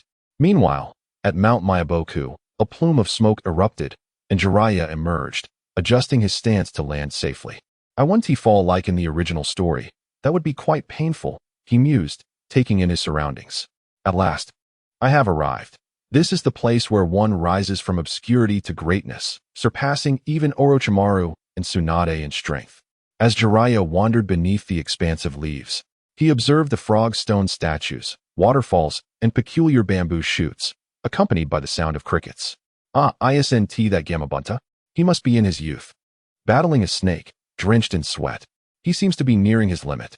Apologies for the wait. Allow me, Jiraiya, to conclude this battle, Jiraiya announced, rushing to shield Gamabunta. Without hesitation, the massive snake lunged, jaws wide open. Jiraiya, unwilling to relent, formed hand seals for fire release. Fireball technique, unleashing a tremendous fireball that struck the serpent, causing it to writhe in pain. Fire release, great fireball, he called again, creating an even larger fireball that incinerated the serpent. Such lowly adversaries are beneath me, Jiraiya proclaimed proudly, having saved Gamabunta and ensuring a better rapport for the future. Young human child, Gamabunta began, astonishing Jiraiya. You can speak. He feigned shock. I am more surprised. A human has successfully arrived at Mount Myaboku, Gamabunta exclaimed. What do you mean? Jiraiya asked, baffled. For centuries, no human has reached this sacred place. You are the first, Gamabunta clarified. Really? Jiraiya responded, taken aback. Gamabunta then led Jiraiya to a higher elevation, revealing a myriad of peculiar sights, including explosive insects, juicy spiders, gourd-shaped frogs, giant frogs, and sword-wielding frogs. Where are you taking me, Gamabunta? Jiraiya inquired curiously. I shall escort you to Sage Fukasaku, Gamabunta replied. Sage Fukasaku? Jiraiya echoed, intrigued, contemplating the two sages in his mind. Sage Fukasaku is one of the higher-ups in Mount Myaboku, known as a trusted elder of the great sage frog, possessing formidable sage chakra and responsible for selecting individuals for the trials within Mount Myaboku. Jiraiya mused that these two sages would become invaluable allies, with sage mode. He already possessed power rivaling the Kage, and alongside the sage's strength, he would be nearly invincible in the ninja world, unless faced with someone of the sage of Six Paths caliber. Most importantly, these sages had lived for centuries, their knowledge and strategies profound, capable of quickly assessing pain's strength. The adage rings true, an elder at home is like a treasure. The techniques they would share, such as the sage art, two-sage technique, would allow the two sages to merge with his being, optimizing the use of sage mode. This meant he wouldn't have to leave shadow clones at Mount Myaboku for training, as long as the sages stood upon his shoulders, continuously drawing upon the sage energy. Reflecting on the original story, Jiraiya recalled the fate of Sage Fukasaku and his counterpart during Naruto's confrontation with Pain, where they perished due to gravitational forces. He resolved to protect the sages diligently. Jiraiya? What are you pondering?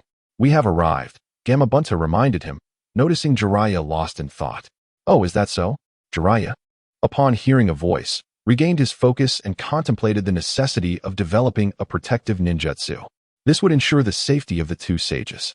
Beneath the waterfall, atop a frog statue, Sage Fukasaku sat with his eyes closed and hands clasped. Upon sensing Jiraiya's presence, his curious gaze fell upon the white-haired figure before him.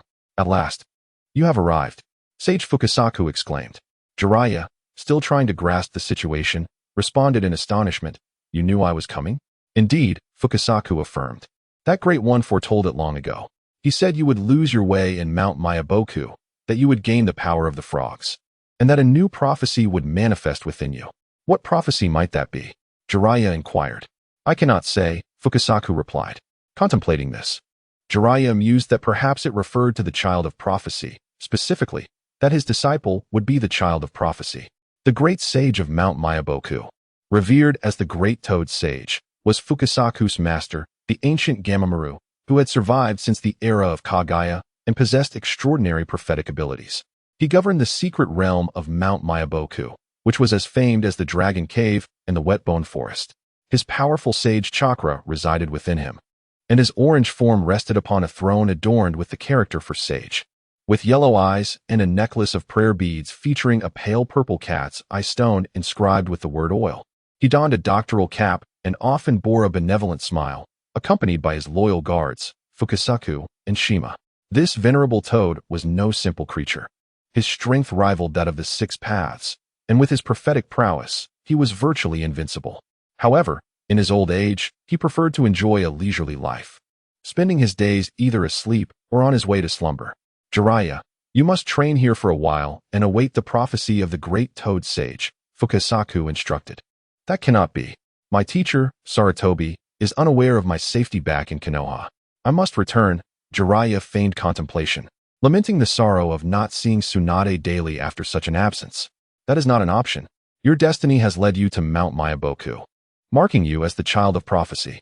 As for Konoha, I shall have a frog convey the message, Fukasaku assured him. Jiraiya burst into laughter, filled with joy, proclaiming, Then I shall grow stronger here. After all, as the master of the child of prophecy, I must not be weak. He chuckled, Nagato. Allow me to teach you what true strength is. Ha ha ha. Observing Jiraiya's silly grin, Fukasaku couldn't help but facepalm, silently questioning whether this really was the master of the child of prophecy. Nevertheless, he decided to dismiss his doubts, knowing that the old fool would never articulate his thoughts clearly. Over the course of 5 months, Jiraiya diligently trained in Mount Myaboku, simultaneously developing his own ninjutsu. His first endeavor was the ninjutsu, Raging Lion's main technique, an A-rank technique he had devised in the original story. All right, let us begin. Jiraiya declared with enthusiasm beneath the waterfall, for this jutsu proved incredibly useful. He slowly infused chakra into his hair.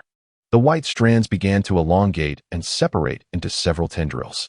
Next, he focused on enhancing their resilience, ensuring they were as tough as steel. With chakra amplifying his hair's flexibility, he attempted to harden it, but with a mere flick, it split into two. Oh, I knew an A-rank technique could not be mastered so easily, Jiraiya sighed. Keep pushing forward. He encouraged himself. He practiced tirelessly, knowing that with the chakra boost, he need not worry about running out of hair. The afternoon slipped away, and Jiraiya collapsed by the riverbank, grumbling, Why is this so difficult? There are piles of hair everywhere. The resilience had yet to reach the required level for the ninjutsu, and the hardness was far from what was deemed formidable today. Staring at the kunai in his hand, he ran his fingers through his disheveled hair, uncertain of how to proceed. After a brief respite, Jiraiya revived his spirit and began to whip his hair against a tree, creating a most peculiar spectacle. The surrounding frogs had grown accustomed to this strange human who was using his own hair to strike the trees. 2 months passed, and Jiraiya's hair had transformed into a lion-like shape, snapping at a tree but yielding little effect, only creating slight indentations. Why is this so challenging? It's been over 2 months, he lamented, exhausted on the ground. The technique he attempted lacked sufficient flexibility and hardness to achieve the power of an A-rank ninjutsu. In the original narrative, Jiraiya had used this technique to tear apart a giant crab during his battle with Pain's animal path, yet now he couldn't even break a tree. He needed to activate his hair instantaneously, allowing it to extend to ensnare or strangle his foes. What are you doing, Jiraiya? Sage Fukasaku, riding atop a frog, approached him. Exasperated, Jiraiya reluctantly shared his thoughts with Fukasaku. Actually, the child's mother specializes in this type of technique. Why not give it a try? Fukasaku suggested.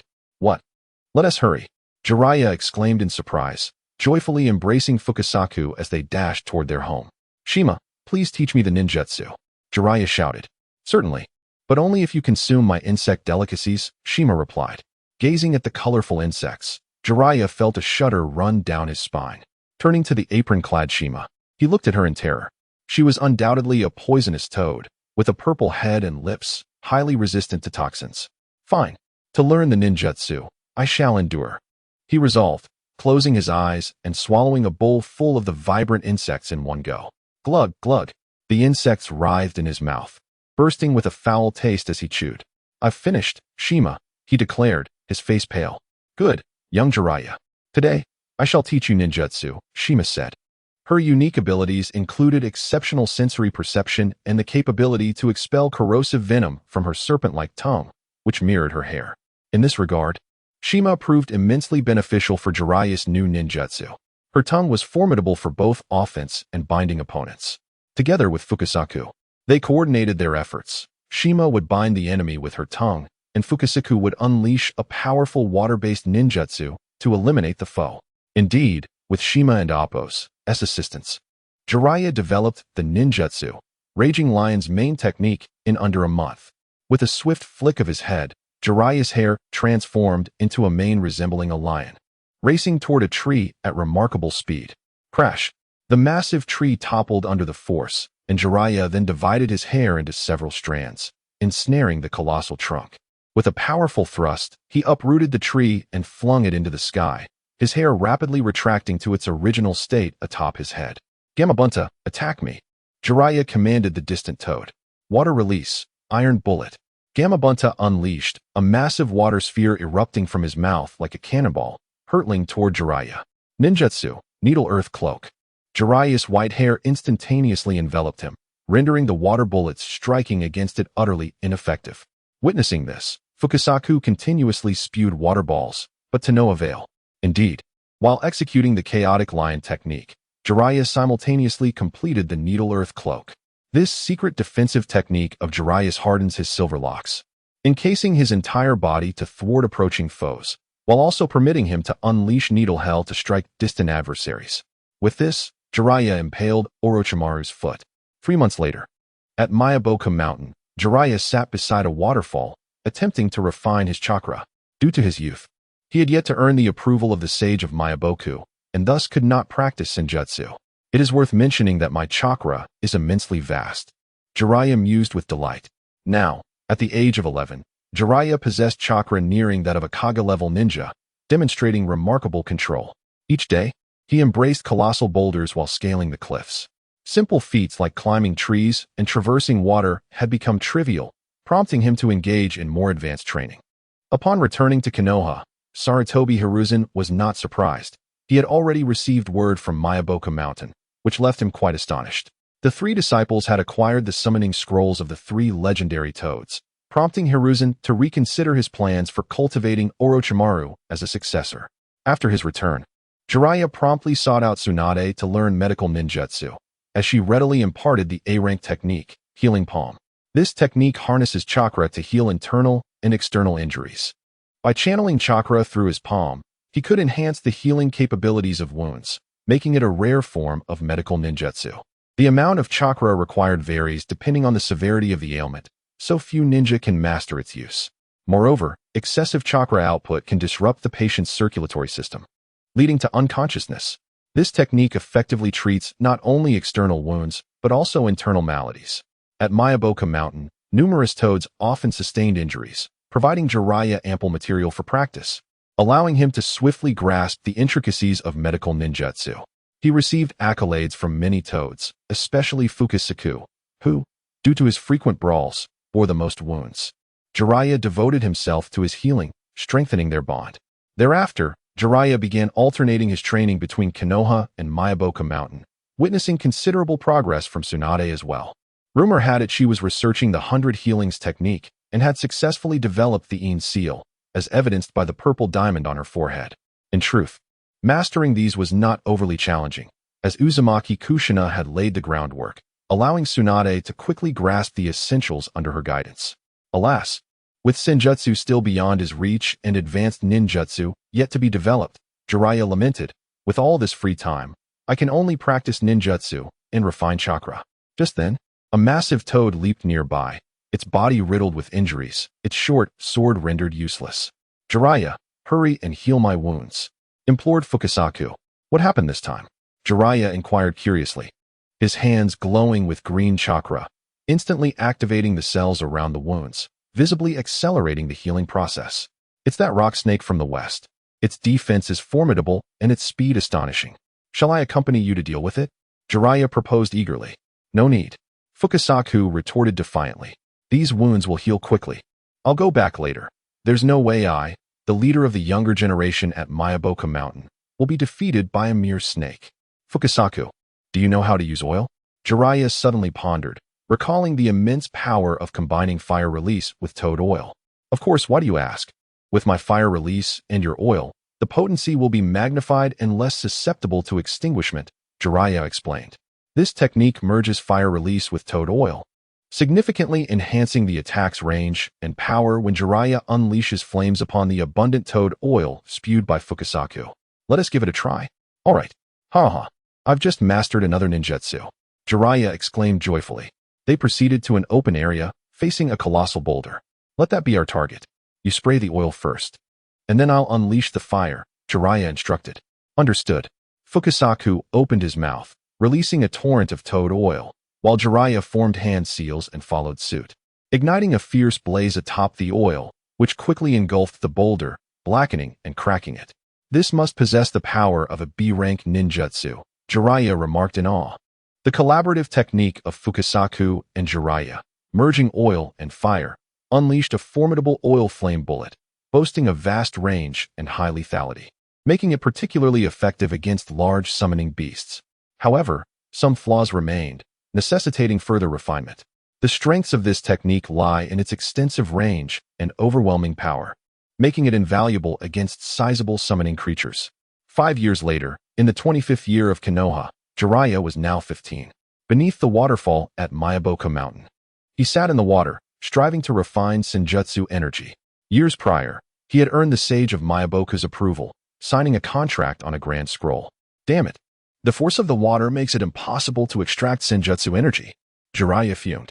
Yet, my speed of gathering natural energy is astonishing. What could be the reason?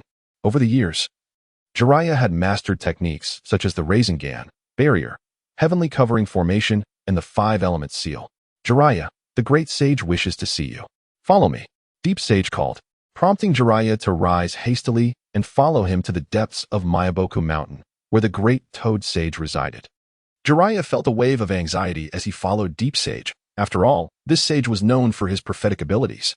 Shortly, they arrived at the temple, where a green stone platform bore a figure clad in orange, with yellow eyes and a string of prayer beads adorned with a light purple cat's eye stone inscribed with the character for oil. He wore a doctoral hat. Who approaches? Upon hearing this, Jiraiya felt a wave of embarrassment, while the nearby Shima leaped beside the great toad sage. Is it little Jiraiya? Did you summon him, Jiraiya? The great toad sage exclaimed. Shima pressed his palm to his forehead, thinking to himself how forgetful the sage had become. Oh, little Jiraiya. Last time, you asked me to assess your physique. I have some insights. You may possess the legendary sage body. Sage body. Both Shima and Deep Sage gasped in astonishment. How is that possible? Jiraiya was equally taken aback. This body belonged to the Sage of 6 Paths, inherited by the Senju clan alongside the Uchiha clan sage eyes. Could it be that the rumors circulating in the village about my lineage to the Senju clan were true? The great toad sage spoke gravely. It is likely true. I sense a familiar aura, and your body exhibits signs of this transformation. Wan Yin and Ji Jian, with eyes gleaming like those of frogs, gazed intently at Jiraiya. For no one understood the sage body better than they. This unique physique, characterized by an abundance of chakra and rapid recovery, allowed for the cultivation of sage techniques as effortlessly as drinking water, making Jiraiya a prodigy destined for Mayaboka Mountain. Gamamaru remarked, your future has undergone some changes, rendering it unclear to me. However, one thing is certain. You shall become the master of the Child of Destiny. With that, Gamamaru closed his eyes and began to snore. Is that so? Jiraiya responded solemnly, contemplating that the unknown changes might stem from his own crossing into this realm. As long as he did not drastically alter the original storyline, the butterfly effect would likely unfold along familiar lines. Yet, the very essence of his arrival would be lost if he adhered too rigidly to the script. Change was imperative. Ji Jian advised, young Jiraiya, focus on mastering sage techniques. It's time to harness the ninjutsu of Mayaboka Mountain. Shinzue added, allow me to oversee your training. The sage body would enable Jiraiya's sage cultivation to be as effortless as quenching one's thirst. transforming chakra into a more potent form called chakra ton, liberating him from concerns about chakra consumption. By the way, Ji Jian interjected, the sage art, two-life technique can now be performed. With the sage body, your sage mode will be the most perfect and enduring. The sage art, two-life technique merges the sage frog with the practitioner, allowing the sage to draw natural energy while engaged in battle. With the sage body, Jiraiya would not fear becoming a frog. Ji Jian continued, Jiraiya is already capable of refining natural energy, and his speed is remarkable. Is that so? Indeed. It is a promising beginning, Shunzwa remarked. Am I truly capable of entering sage mode? Jiraiya mused, considering that he would not have succeeded so early without the sage body, which would make the process remarkably smooth. Sage mode, achieved by absorbing a certain amount of natural energy to generate sage chakra, enhances both offensive and defensive capabilities while expanding the range and perception of physical attacks. By blending natural energy with his chakra, Jiraiya could dramatically elevate the power of his ninjutsu, taijutsu, and genjutsu, inflicting irreparable damage on the Ten Tails and its Jinchuriki. Upon entering sage mode, visible changes would manifest, such as the emergence of facial markings, indicating success. Failure would result in transforming into a stone frog of Mayaboku Mountain. Sage mode at Mayaboku Mountain, which amplifies chakra while gathering natural energy, significantly enhances the potency of ninjutsu and grants formidable sensory abilities. When Jiraiya employs sage techniques, he summons Shunzwa and Ji Jian to assist in his attacks. First, you must understand what sage mode entails, Shunzwa instructed gravely. Seated upon a frog statue surrounded by others, which were the unfortunate souls who failed to master sage techniques and were transformed into stone. A practitioner must possess a substantial amount of chakra, otherwise, they will be consumed by natural forces. Isn't that precisely what I possess? Jiraiya chuckled. Shunzwa swiftly swatted Jiraiya's face. Fool, pay attention. Next, you must learn to absorb natural energy. The initial step in mastering sage mode is to utilize toad oil to grasp the technique for absorbing natural energy. Once accustomed, you need not rely on it. Instead, you will begin controlling the natural energy, which requires stillness to absorb. Moreover, a fundamental principle of sage mode is the unwavering determination to never give up.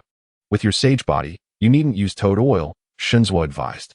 To utilize sage chakra, one must balance spiritual energy and physical energy, then integrate natural energy into that equilibrium.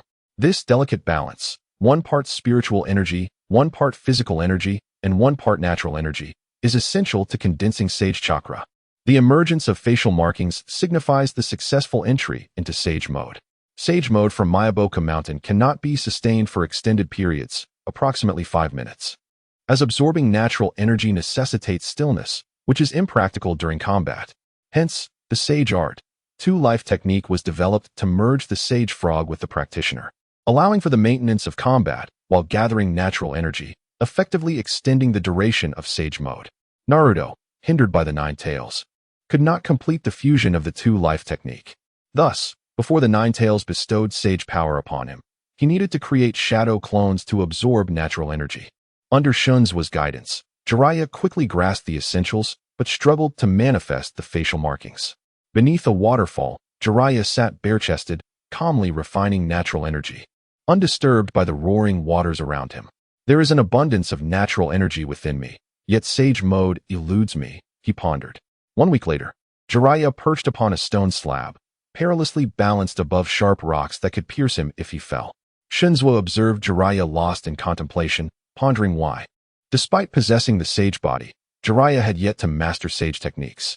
Throughout the week, Jiraiya had diligently practiced every method of sage cultivation available at Mayaboku Mountain. Yet success remained elusive. The two frogs speculated on two possibilities. Either Jiraiya's talent was ill-suited for sage energy cultivation, or his sage body was remarkably powerful, nearing perfection. They likened the human body to a water bucket. A common person could fill a small bucket within days, while Jiraiya resembled a larger vessel, requiring significantly more time to reach fullness. They leaned towards the latter theory, as Jiraiya had feverishly absorbed natural energy throughout the week without any adverse effects, suggesting that his sage body was exceptionally advanced, possibly on par with Hashirama Senju. However, the growth of such a sage body was exceedingly slow, implying that Jiraiya would continuously enhance himself throughout his life, with chakra potentially expanding until his last breath. Shinzwa sighed. Such potential is truly enviable. Having practiced sage techniques for centuries, Shunzwa's prowess was beyond that of ordinary frogs, giving him a keen understanding of the challenges inherent in mastering sage arts.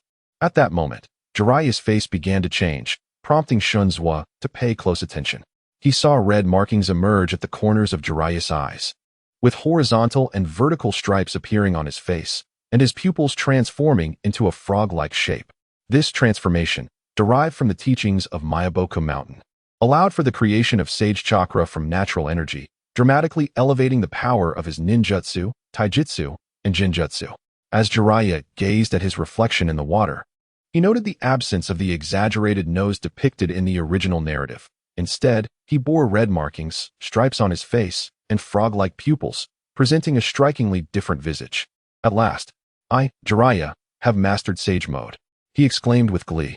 Now, let me test the potency of my ninjutsu, Jiraiya declared, forming hand seals and channeling a vast amount of chakra toward the trees ahead. In a display of formidable power, Jiraiya unleashed the Great Fireball technique, spewing forth a blazing inferno so immense that it painted the sky in hues of crimson. The multitude of toads inhabiting Mount Myaboku were drawn to this spectacle, witnessing the phenomenon of fiery clouds forming above. The flames emitted were not akin to ordinary fire. They incinerated everything in their path, reducing the earth to mere ashes, while thick black smoke billowed ominously into the air. Fortunately, the amphibious toads, endowed with water attributes, swiftly employed their water techniques to quell the raging blaze. Suddenly, Jiraiya sensed a perilous gaze directed at him from behind, prompting him to dodge with remarkable speed. A tremendous handprint materialized on the ground, tearing the earth asunder and creating a chasm of considerable depth.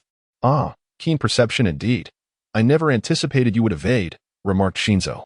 Jiraiya, drenched in cold sweat, stared at the enormous palm and the shattered imprint it left behind. What's the big idea, boss? He stammered, his shock causing him to falter in his address. Do you have any idea how extensive your fire technique was here in Mount Myaboku? Were you intending to set the entire mountain ablaze? Jiraiya versus the two sages. My apologies. Jiraiya awkwardly scratched his head, feeling the weight of the moment. The truth is, I am as perplexed as you are about the magnitude of their power. Over the years, Jiraiya's chakra had grown to the level of a Kage. Jiraiya, are you feeling a bit daring? Shall we engage in some training? Shimizu's stern expression told Jiraiya that this was not going to end well for him. Perhaps we should invite the lady leader as well, Jiraiya stammered. What? Are you suggesting that you can defeat me? Shimizu exclaimed. No. I merely meant to ask for guidance from both of you, Jiraiya quickly clarified. Without warning, a water cannon struck Jiraiya, sending him flying into the water. Do not underestimate a housewife, exclaimed Jiken, climbing out of the water. Jiraiya recognized that he must measure himself against these two sages today, regardless of the outcome. My apologies, Jiraiya declared solemnly. These two toads were formidable opponents, and he realized he would need to summon all of his skills to gauge the disparity between them. With a knowing glance exchanged between Jiken and Shimizu, their years of camaraderie ignited a swift counterattack. Senjutsu, Frog Song. This was not merely an ordinary illusion cast by two toads. It was a powerful genjutsu. Jiraiya, caught off guard, found himself ensnared by Jiken's snake-like tongue, which extended with an eerie speed. Just as Jiraiya broke free from the illusion, he was struck by a wave of panic at his own appearance, his hair flying wildly. Ninjutsu, Lion's main technique, Jiken remarked. Using the technique I taught you against me reveals your lack of options, Jiraiya. 6 white strands of hair shot toward the two, but Jiken and Shimizu, swift and agile, evaded with ease, leaving Jiraiya searching frantically. In that instant, Jiken's tongue unleashed a torrent of corrosive venom, and Jiraiya transformed into a cloud of smoke upon impact. Shadow clone technique, Shimizu mused. Did you create it in that fleeting moment by the shore? Where is your real self hiding? Senjutsu, Fireball. Jiraiya suddenly leapt from the water, unleashing a colossal fireball.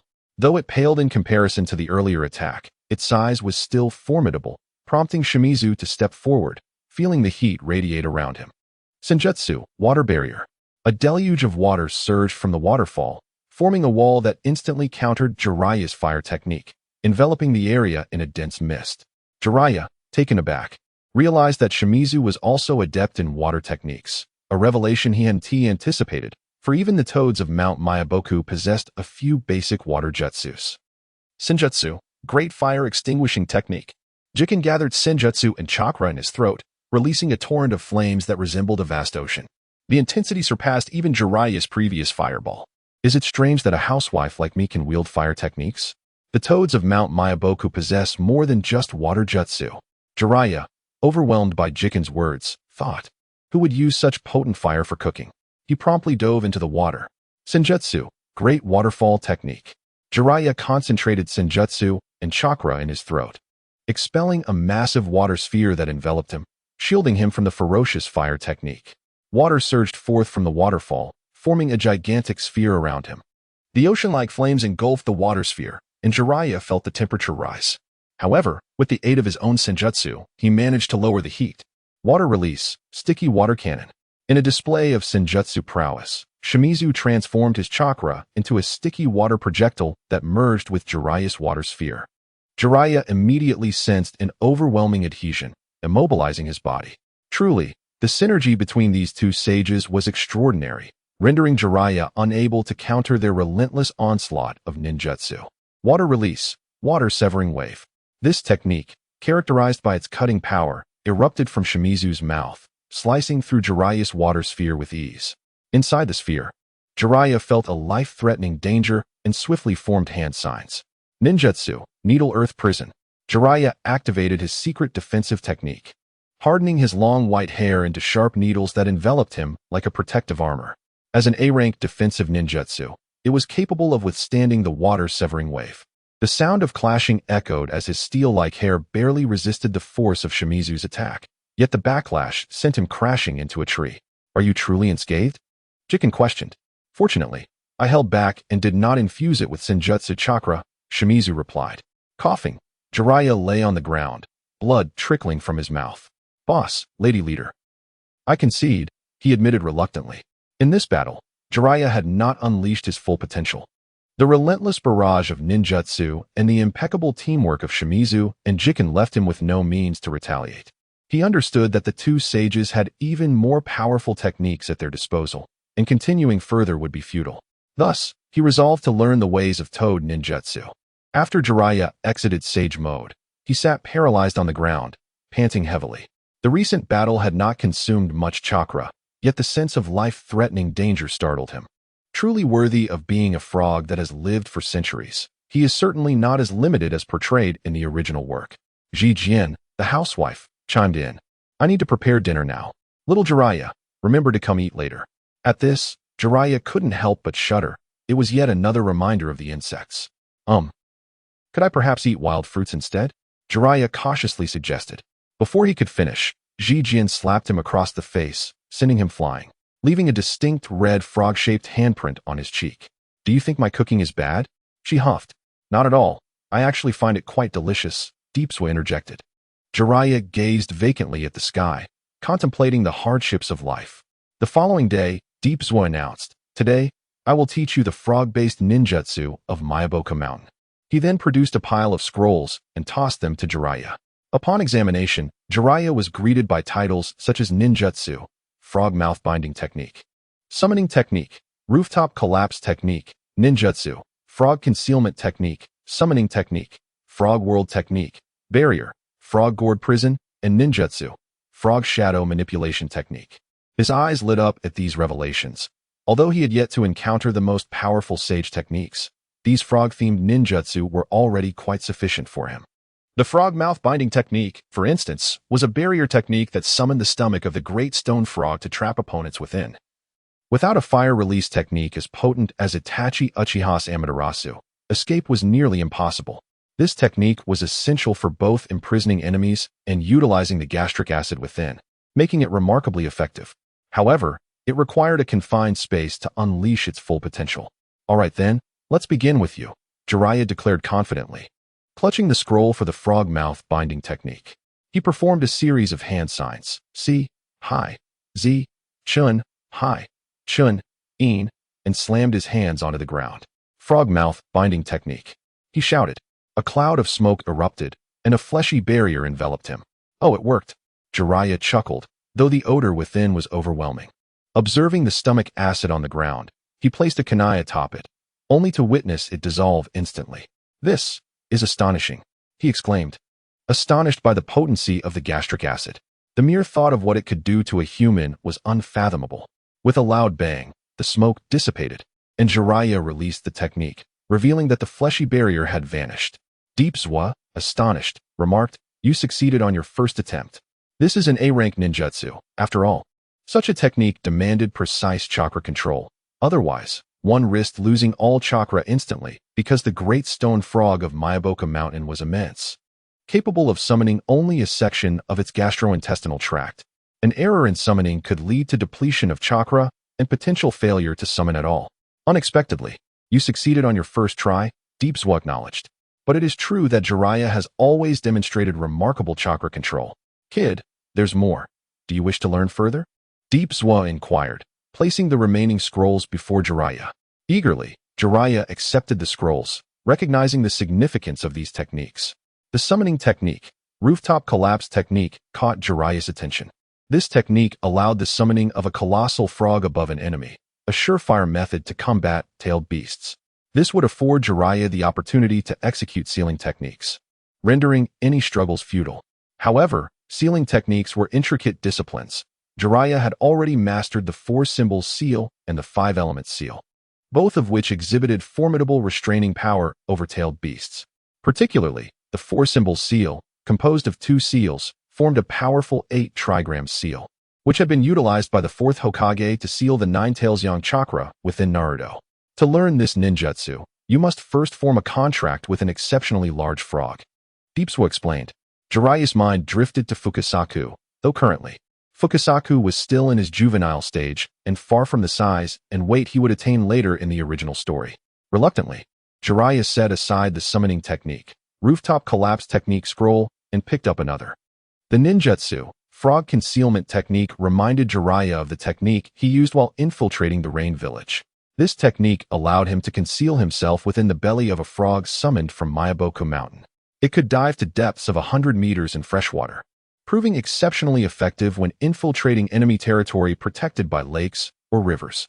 Moreover, the belly served as a barrier space that concealed chakra, rendering it undetectable by sensory techniques. Although he was eventually discovered by Conan, the technique remained impressive, enabling him to emerge from the mouth of a remarkably small frog. 5 months later, Jiraiya had mastered all frog-related ninjutsu. The summoning technique, Frog World technique, allowed him to lure opponents into a frog trap, wherein unfortunate foes would find themselves ensnared within the frog's belly. The technique summoned a frog that could transform its appearance into any structure envisioned by the user, swallowing those ensnared like meatballs. The barrier, Frog Gourd Prison, created an inescapable space filled with silence and dread, summoned from the gourd frog residing in Myaboku Mountain. If a target was drawn into its belly, they would find themselves in an expansive barrier space completely isolated from the outside world, potentially dissolving in the acidic lake within. The frog shadow manipulation technique allowed the user to inject chakra into an opponent's shadow, momentarily merging their own body with that shadow. This enabled control over the opponent's mind and body, even facilitating dialogue. However, during its activation, the user had to hold their breath. Any inhalation would dissolve the technique, returning them to their original form. Jiraiya had employed this technique during his infiltration of the Rain Village, but it was ultimately seen through by the henchmen. Within a mere 5 months, Jiraiya had become adept at these techniques, astonishing both Deep Zwa and Jijian. With nothing more to teach, Jijian and Deep Zwa allowed Jiraiya to train independently on Myaboku Mountain. Although they claimed there was nothing left to impart, it was likely they still withheld a technique or two for reasons unknown to Jiraiya.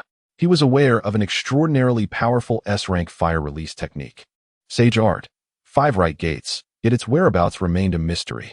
Unbothered, Jiraiya mused, perhaps it is time to return to Konoha? He had spent the past few years training on Myaboku Mountain, with only a handful of visits back. The only significant change was Tsunade, whose formidable presence had become increasingly apparent. Sneaking glances at her had resulted in several beatings, instilling a healthy fear in Jiraiya. Only the hot springs could provide the inspiration I seek. Speaking of inspiration, perhaps it is time for me, a great rider of the ninja world, to embark on my journey. Regardless, I shall return to Konoha first. Subsequently, Jiraiya arrived at the residence of Shimo, expressing his intent to head back to Konoha. Shimo consented and promptly prepared for the summoning. At Training Ground 3 in Konoha, a 12-year-old boy with a watermelon-shaped haircut, clad in green attire, was fervently training. 58, 59. 60. Suddenly, a puff of smoke erupted in the sky as Jiraiya descended gracefully, landing solidly on the training ground. "Who are you?" the boy in green asked warily, his vigilance heightened by the sudden appearance of a stranger in Konoha. "Oh, please call me Jiraiya-sama," Jiraiya replied in a comedic tone. Jiraiya." The boy's eyes sparkled with excitement. Jiraiya's reputation in Konoha was monumental, renowned as the one with the title of the sage among the common folk. "By the way, who might you be?" Jiraiya asked, scratching his head awkwardly. "I am Might Guy, a ninja aspiring to master taijutsu." The boy in green boldly introduced himself. "And Might Guy," Jiraiya exclaimed in surprise. In the original tale, Might Guy excelled in taijutsu, dedicating 20 years to mastering the 8 gates and subsequently teaching them to Lee. During a mission, Guy faced the 7 ninja swordsmen alone to save his comrades. He unleashed the 8th gate, demonstrating the essence of youth through his ultimate sacrifice. The 8 gates are a system that regulates the flow of chakra within the body, consisting of the opening, rest, life, injury, death, view, shock, and the final gate. While the 8 gates restrict the amount of chakra, a taijutsu master like Guy can forcibly transcend these limits, unleashing techniques of immense power at the cost of potential harm to themselves. The state where all 8 gates are opened is known as the 8 gates of death, granting a tenfold increase in strength, surpassing even the 5 Kage, albeit at the risk of consuming the user's life force. When Might Guy faced the 7 ninja swordsmen, he activated the 8 gates of death. According to the accounts of Kisame Hoshigaki, after their encounter with Guy, the 7 ninja swordsmen were reduced to merely 3 surviving members: Kisame, the watermelon-headed shark, and the remaining 2, with the rest perishing in the battle, demonstrating the sheer magnitude of his power. The transformation of the 7 ninja swordsmen into just 3 left the Mizukage in utter shock. The title of the 7 ninja swordsmen is a prestigious one in the land of Water's Kirigakure, denoting 7 elite shinobi, each wielding a blade suited to their unique jutsu. It is said that together, they could conquer a small nation overnight. Originally, they undertook perilous missions for successive Mizukage. But due to the 4th Mizukage being manipulated by Uchiha Obito's genjutsu, the village fell into despair, earning the moniker Village of the Bloody Mist, discontent with the tyranny. The 7 ultimately chose to flee. Jiraiya vs. Hiruzen Sarutobi, Part 1. "Hello," Jiraiya greeted with a smile. Might Guy is also a ninja worthy of respect. Unlike Lee, he has not achieved the status of a superior ninja. He is referred to as a perennial genin in Konoha, training diligently every day, ultimately sacrificing himself to protect Lee. "Ah, hello, Jiraiya," Might Guy exclaimed, startled by Jiraiya's greeting. A person like him is often overlooked in Konoha, and he never imagined that one day such a genius as Jiraiya would acknowledge him. Guy was instantly filled with excitement. Forever youthful. Another 500 push-ups, he shouted. Jiraiya, observing the sweat-soaked Guy, was momentarily taken aback. If Naruto were not the protagonist, he would consider chronicling Guy's experiences, for his tenacity is truly remarkable. Shaking his head, Jiraiya proceeded towards the Hokage building. "I should check on Master Hiruzen first." "Come in," came the invitation. Hiruzen Sarutobi sat wearily in his chair, attending to documents, his face reflecting satisfaction as he gazed upon the flourishing Konoha. "Master Hiruzen, I have returned," Jiraiya said nonchalantly. "Oh, how is Mount Myaboku?" Hiruzen inquired, showing genuine concern for his disciple, considering that it is one of the 3 great sage lands. "It was just as usual. I spent my days either training or learning frog ninjutsu," Jiraiya explained with a hint of exasperation. At Mount Myaboku, surrounded solely by toads, there was no one to converse with, which became quite stifling. "By the way, Tsunade and the others are on a mission and are not in the village," Hiruzen added, his fatigue evident. "Master Hiruzen, how have you ended up like this?" Jiraiya asked curiously. "Isn't it due to the overwhelming number of village assignment requests? We simply lack the manpower to fulfill these tasks, and there aren't enough jonin," Hiruzen explained resignedly. "For ninjas, being hired by civilians is one of the village's crucial economic resources. Successfully completing missions enhances Konoha's esteemed reputation. Why not let me take on a task?" Jiraiya proposed eagerly. Having lived in Mount Myaboku for so long, he would rather have a few days of respite. With his current strength, he could always flee if necessary. as no one could stop him. Hiruzen eyed Jiraiya skeptically, unsure if he truly possessed such capability. Shall I find you a couple of teammates? Hiruzen suggested hesitantly. No need. I am more than capable on my own, Jiraiya declared with a touch of arrogance. Oh, a spar at the training ground, then? I am quite intrigued, Hiruzen said, instantly interested. Although Konoha is somewhat familiar with the three great sage lands, it knows more than the other villages. The sage mode utilized by the first Hokage, Hashirama Senju, is believed to originate from the Wetbone Forest, one of the three sacred lands. All right, Jiraiya agreed. For him, the most crucial aspect was to test his strength. And Hiruzen would serve as an excellent opponent, well-versed in various ninjutsu, providing Jiraiya with considerable pressure even without activating Sage Mode. Soon, they arrived at the training ground. Jiraiya, you may strike first, Hiruzen stated calmly. In a master and disciple battle, how could the master attack first? Besides, Hiruzen certainly had the strength to hold his own. Jiraiya wasted no time, swiftly forming hand seals. He had practiced sealing to the point of achieving 4 seals per second, though not quite as impressive as Itachi's 6. It was still commendable. Pig, snake, rabbit, tiger, boar, rooster, pig, horse, serpent, rabbit, tiger, dog, tiger, serpent, pig, goat, serpent, boar, goat, rabbit, water, snake, rooster, dragon, rooster, pig, horse, goat, tiger, serpent, rabbit, snake, pig, rabbit, horse, serpent, rabbit, boar, tiger, rooster, rabbit, tiger, boar, serpent, rabbit, pig, snake, rooster, dragon, rooster, pig, horse, goat, tiger, serpent. He chanted, completing 44 seals. Water release, water dragon jutsu. Jiraiya expelled a massive water dragon towards Hiruzen. Hiruzen was taken aback. Such a formidable water ninjutsu was indeed impressive. Earth release, earth stone dragon. Hiruzen utilized chakra to summon a colossal dragon formed from earth and stone, charging toward the water dragon. The two dragons clashed in the sky like twin dragons engaging in a playful duel until, without chakra to sustain them, they dissipated. Take this.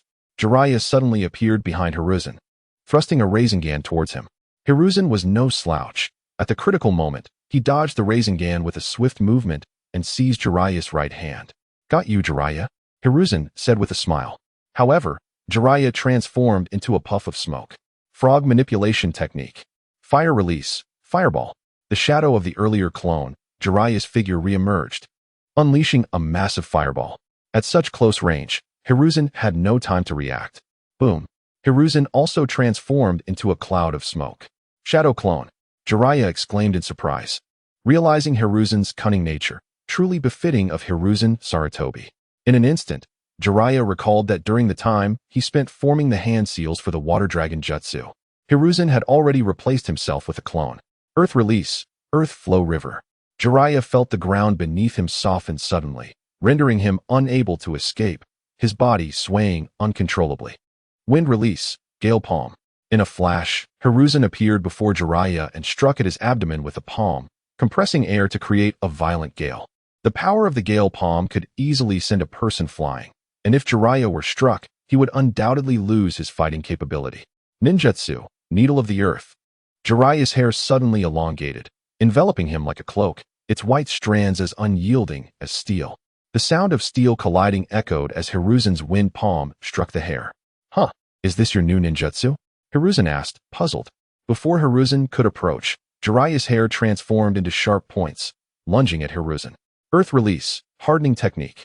Hiruzen fortified his body, making it harder than rock to mitigate physical damage. Clang. Jiraiya's hair pierced Hiruzen's body, leaving no trace.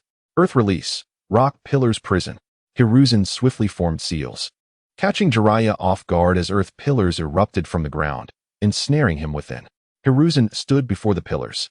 Jiraiya, what other techniques do you have? Hurry and show me. Master Hiruzen, I have a question. At such close range, there is no way you could have formed seals. How did you block my needle of the earth? Jiraiya inquired, genuinely curious. Quite simple. Before I used the body flicker technique, I had already cast the hardening technique, Hiruzen explained patiently. Oh, I see. Then, Master Hiruzen, it's time for me to unleash my true power, Jiraiya realized, enlightenment dawning upon him. Come, let me see your progress. Orochimaru and Tsunade have made significant advances over the years, Hiruzen said sternly. From the onset of their battle, Hiruzen had sensed Jiraiya's immense chakra. Super Rasengan. After developing the Rasengan, Jiraiya continued to refine it at Mount Myaboku. The new Super Rasengan, built upon the original, harnessed Jiraiya's vast chakra, making it easier to hit targets with greater force. To master this technique, one must infuse it with even more chakra. Jiraiya held a colossal chakra-colored Rasengan, towering like a person, and in an instant, he obliterated the earth pillar. Sarutobi Hiruzen, sensing the potent energy emanating from the chakra, immediately executed the body flicker technique to retreat. Is this an advanced version of the Rasengan? Its power has indeed intensified, posing a significant threat to me. I must proceed with caution, he thought while perched on a tree branch, observing the situation. It was true. Hiruzen's real body had not yet made an appearance. Upon witnessing Jiraiya's presence, Hiruzen's original form felt a chilling sense of impending doom. Fire style, Fire Dragon Flame Bullet. Hiruzen's shadow clone launched an attack, unwilling to allow Jiraiya to wield such a massive Rasengan before him. The Fire Dragon, conjured from the clone, unleashed nearly all of its chakra, illuminating the surroundings with its fierce flames. The explosive fire ignited the trees beyond the training ground, and the colossal fire dragon surged towards Jiraiya from three directions: front, left, and right. Jiraiya quickly retracted the large Rasengan, feeling the searing heat of the flames. Without time to lament, he bit his finger and swiftly formed hand seals. Boar, dog, bird, monkey, ram. Summoning technique, double gate of the hell. Runes materialized on the ground as two doors, engraved with demonic faces, rose from the earth, shielding Jiraiya securely behind them. The first Hokage, Hashirama Senju, founder of the Hidden Leaf Village, once faced Uchiha Madara in battle. Madara had controlled the Nine Tails, clad in the Susanoo armor, to unleash a tailed beast bomb at Hashirama. To prevent Hashirama from utilizing the wood-human technique to intercept the bomb, he rotated a Susanoo blade within it. To protect the land from devastation, Hashirama executed the summoning technique, 5 gates of hell, summoning 5 gates at once, which barely altered the bomb's trajectory before they were consumed in ash. Jiraiya, having summoned 2 gates, felt his chakra deplete by half. Yet the outcome was favorable as Hiruzen's fire technique was utterly nullified. Phew, Jiraiya exhaled, wiping the cold sweat from his brow, reflecting on how impressive Hiruzen was. One fire technique forced me to reveal my trump card. I had no choice but to unleash it. Water style won't suffice, and my earth style lacks advanced defensive techniques. Otherwise, I would have had no option but to reverse summon back to Mount Myaboku. He then gazed at the gates of hell, though they remained intact.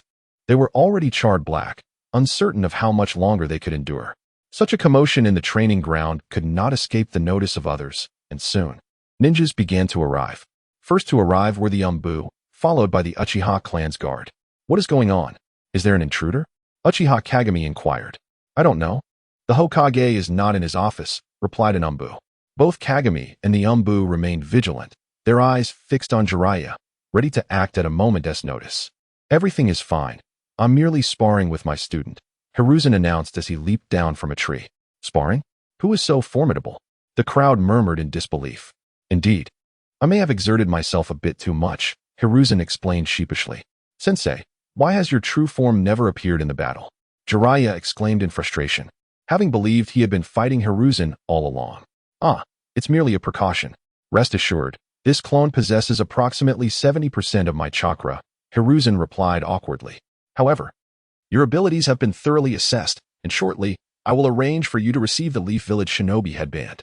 All right, Jiraiya conceded, feeling somewhat resigned. Yet it was a positive outcome, clarifying his own strength.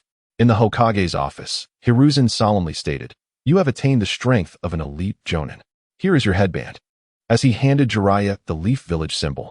Naturally, are there any missions available? Jiraiya inquired confidently. Hiruzen pondered for a moment before retrieving a scroll from his drawer. This mission is somewhat peculiar. Would you like to take it on? Upon hearing this, Jiraiya's eyes sparkled with curiosity. Oh, what is it? I'm not entirely sure of the details, only that it has been commissioned by the Land of Honey, Hiruzen explained. Jiraiya contemplated the Land of Honey, recalling it as a minor nation with little presence in the ninja world. People often go missing in their country. When I received the mission, I didn't think much of it. I dispatched a Jonin to lead 3 Chunin, but they found nothing unusual, Hiruzen continued. Jiraiya reflected on Hiruzen's words, considering that the enemy might possess formidable stealth abilities, or perhaps they were from another nation. There was a possibility that the adversaries were stronger than the Leaf's Jonin, eluding detection entirely. However, the latter hypothesis seemed unlikely, for aside from the 5 great nations, the Jonin of smaller nations typically lacked substantial strength compared to those from the Leaf. Very well, I shall investigate, Jiraiya replied readily. Originally a B-rank mission. I'll elevate it to A rank. Just be cautious, as that area is somewhat peculiar, Hiruzen advised earnestly. Understood, Jiraiya affirmed, taking the mission scroll and leaping out the window. Hiruzen, noticing this, picked up a cup of water from the table and hurled it at Jiraiya. Hey, you brat, next time, use the front door, Jiraiya exclaimed, covering his head and casting a resentful glance at the Hokage building. In a hot spring establishment within the land of honey, Jiraiya gazed intently at the young maidens frolicking in the water.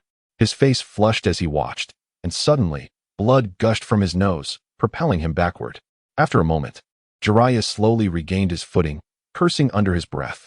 The land of honey is renowned for its honey production, which possesses beautifying properties, making the maidens here appear particularly youthful and vibrant. This allure captivated Jiraiya immediately upon his arrival. I must remember, I am here to gather intelligence. Oh no, I mean to collect information, Jiraiya thought earnestly. The area where people had gone missing was known as Shizaki Ridge, once the capital of the land of Shizaki, now dubbed the Cursed Ghost City due to the frequent disappearances. Upon gathering this information, Jiraiya realized that the reason for the elusive nature of the place was that the Shizaki lizard had transformed into a fortress. Furthermore, the Shizaki great lizard possessed remarkable camouflage abilities, akin to a chameleon in nature. Naruto and his companions had inadvertently entered the belly of the Shizaki lizard, ultimately returning to the summoning realm through the protagonist's efforts. The Shizaki great lizard was a summoning beast contracted by the ruling family of the land of Shizaki for generations. Over 50 years ago, the then lord of Shizaki, Kazusa, along with his teacher and strategist, Kishimoto, summoned it during a crisis of national extinction. Due to the wishes of the summoner, even 50 years after Kazusa's demise, the Shizaki great lizard continued to guard the city, devouring any enemies daring to invade its fortress. With this in mind, Jiraiya made his way towards Shizaki Ridge, recognizing the potential of such a powerful summoning beast. Originally, Naruto could have inscribed his name in the contract, but for reasons unknown, he had been returned to the summoning realm. This summoning beast could be of immense assistance to Jiraiya, as it likely dated back to the era of Hashirama Senju, during the Warring States period. It is mentioned in the original text that he spent at least 50 years in the ninja realm. Such a massive creature, sustained merely by consuming ordinary humans for so long, is indeed formidable. The Shizaki lizard possesses remarkable camouflage abilities, so much so that even the Byakugan cannot detect it, providing significant assistance to Jiraiya in gathering intelligence and infiltrating. Upon arriving at Shizaki Ridge, Jiraiya was suddenly met with rain. His eyes narrowed as he sensed chakra within the downpour, reminiscent of Pain's Rain Tiger Freedom technique. This must be a ploy by the Shizaki lizard to lure unsuspecting travelers into the castle for shelter, only to devour them. Sure enough, it wasn't long before Jiraiya spotted a castle. He approached silently, maintaining a calm demeanor as he entered. The sound of his wooden sandals echoed throughout the grand hall. Such a vast castle. Where should I search for the summoning scroll? He mused, scanning the hall before methodically opening doors. Though he found nothing of value, only accounts of events from the Warring States period. In one room, filled with books from floor to ceiling, he discovered records of significant events concerning the Shizaki clan. From the notes, it could be deduced that the 7th Lord, Shizaki Jisaku, had passed away 50 years ago, leaving behind the Shizaki lizard. Yet, it lingered on, honoring its master's dying wish by transforming into a castle to ensnare passing travelers. Over the past 50 years, along with the enemies who invaded Shizaki Jisaku's castle, it had devoured thousands. The castle resembled the stomach of the great toad of Mount Myaboku, ensnaring foes and digesting them with its gastric acid. Though the specific name of this summoning beast eludes him, it appeared to be a colossal chameleon, comparable in size to the castle itself. Its abilities bore similarities to Jiraiya's great toad, both capable of engulfing foes and digesting them slowly. However, it differed in that while the great toad possessed a sealing technique to confine enemies, this chameleon lacked such a capability. Instead, it could manipulate its internal shape at will. causing victims to be unwittingly digested. It had deceived Naruto and his companions by masquerading as a castle, despite its master's death 50 years prior. The creature remained bound by duty, refusing to sever the contract. In an act of mercy, Shizaki Jisaku had aided Naruto in breaking the pact for its release. Jiraiya then noticed a scroll on a pedestal inscribed with the private history of Shizaki Castle. It detailed the calamities that befell the castle 50 years ago, surrounded by enemy forces, as the people suffered horrific fates. The writer lamented that their life was unlikely to last through the night. Yet their hatred would linger within the castle, vowing to consume every last intruder. Jiraiya turned, sensing a presence, realizing the lizard had detected him. Books suddenly toppled from the shelves, prompting him to leap to another bookshelf's top. Behind him, a portrait of Shizaki Jisaku appeared, its eyes glowing red. Without hesitation, Jiraiya formed hand seals. Fire release, fireball technique. The portrait emitted a pained howl as the surrounding walls transformed into gastric walls, oozing green gastric acid. Realizing the danger, Jiraiya swiftly fled, knowing he must locate the summoning scroll. Soon, he reached the heart of the castle and found the scroll amidst a sea of green vines. As he prepared to retrieve it, the vines surged toward him like serpents. Armed with kunai, he severed the encroaching flora and dashed towards the scroll. Aware that the Shizaki lizard had caught on to his intent. "You shall pay for this," a shrill voice echoed in his ears.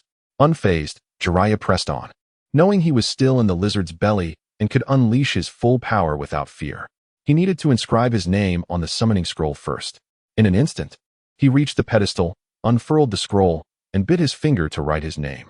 In reverse summoning, dog, rooster, monkey, and goat, he summoned the colossal lizard back to his own realm. Jiraiya found himself atop the castle's ruins, gasping for air, not from chakra depletion, but from the sheer adrenaline of the encounter. Yet, he could not relax. The Shizaki lizard had not yet acknowledged him as a combat-ready summoning beast. After a brief respite, Jiraiya stood in an open space, forming hand seals once more. Dog, rooster, monkey, goat. Summoning technique. A cloud of smoke dissipated, revealing nothing. Confused, he scratched his head, pondering the outcome. Suddenly, an intense sense of danger overwhelmed him, prompting him to shake his hair. Ninjutsu, Needle Earth Prison. His white hair enveloped him as a massive tongue struck, sending Jiraiya flying. What immense power, he thought, astonished. Wind release, Spiral Shuriken. After a thorough search, he concluded the formidable presence belonged to the chameleon. Clapping his hands, he entered Sage Mode. "Found you," he exclaimed, and with the enhanced perception of Sage Mode, the chameleon was cornered. Sage Art, Underworld Pool. The ground beneath the Shizaki lizard ensnared it. Cursed brat. This jutsu proved remarkably effective against large summoning beasts, especially with the amplification of Sage techniques, leaving no hope of escape. After a cordial exchange, the Shizaki lizard finally acquiesced, prompting Jiraiya to burst into laughter. The loyalty of the Shizaki lizard, which had safeguarded Shizaki Castle in silence for over 50 years due to its master's final wish, was a testament to its devotion. Water release, water molecule technique. The Shizaki lizard possessed an entire clan, making Jiraiya's acquisition a monumental gain, as its strength surpassed that of many elite shinobi. As its power gradually returned, its form expanded, even surpassing the size of Fukasaku in his prime. Its camouflage abilities were remarkable. Had Jiraiya not been in Sage Mode, he might have overlooked the Shizaki lizard entirely. However, the maidens of the Land of Secrets are truly enchanting. He chuckled lecherously, drawing disapproving glances from passers-by. Clearing his throat, Jiraiya composed himself and prepared to return to Konoha, the mission having consumed over 10 days. He cast a final glance back at the Land of Secrets, resolving to visit again in the future. "Thus, it is a summoning beast," Sarutobi Hiruzen remarked, exhaling smoke. "Indeed, but I have already dealt with it," Jiraiya replied. "I have come to understand the unfolding of events. Do you wish to contribute your strength to the village once more?" Sarutobi Hiruzen produced a mission scroll, flipping it open and presenting it to Jiraiya. "Absolutely," Jiraiya exclaimed, patting his chest with a sense of assurance. Subsequently, he began to peruse the mission scroll. The specifics of the task mattered little to him. What was paramount was his lack of combat experience, necessitating an abundance of missions to accrue sufficient expertise. In the ensuing months, Jiraiya immersed himself in various tasks, and with the passage of time, his combat experience flourished. Standing in the training ground, he executed hand seals repeatedly, endeavoring to develop a new ninjutsu. Indeed, Jiraiya was in the process of creating a novel technique, a sensory ninjutsu from the water release series. His concept revolved around utilizing chakra to generate water molecules from the air, a subtle force that would go unnoticed by foes. By harnessing the floating water molecules, he could detect enemies, providing an expansive range while consuming minimal chakra, as it merely involved the application of a water release technique. Jiraiya, while not entirely versed in ninjutsu, felt no hesitation in seeking counsel from Sarutobi Hiruzen, well-versed in various techniques. The new ninjutsu relied on the minuscule particles in the air, which were difficult to detect and offered extensive coverage. What should I do? Jiraiya pondered, with Sarutobi having no immediate solutions and Uzumaki Minato lacking experience in this area. In a moment of inspiration, Jiraiya recalled mist, composed of numerous water molecules, that could serve as a starting point. However, he needed to first acquire the water release, hidden mist technique, which Sarutobi should know. Turning towards the Hokage building, Jiraiya resolved to glean knowledge from Sarutobi, knowing that as Hokage, he possessed a wealth of ninjutsu. Sarutobi-sensei, I wish to learn the water release, hidden mist technique, Jiraiya called out in the office. Without hesitation, Sarutobi agreed, considering it a trivial matter. For Jiraiya, Sarutobi's willingness to assist was a source of joy. With the scroll in hand, Jiraiya meticulously examined it. The technique involved utilizing chakra to create a dense fog, allowing one to conceal themselves and launch surprise attacks from within. The fog's density was contingent upon the amount of chakra used. Eager to experiment, Jiraiya began his research. Jiraiya swiftly executed hand seals, conjuring a thick mist that enveloped him within the training ground.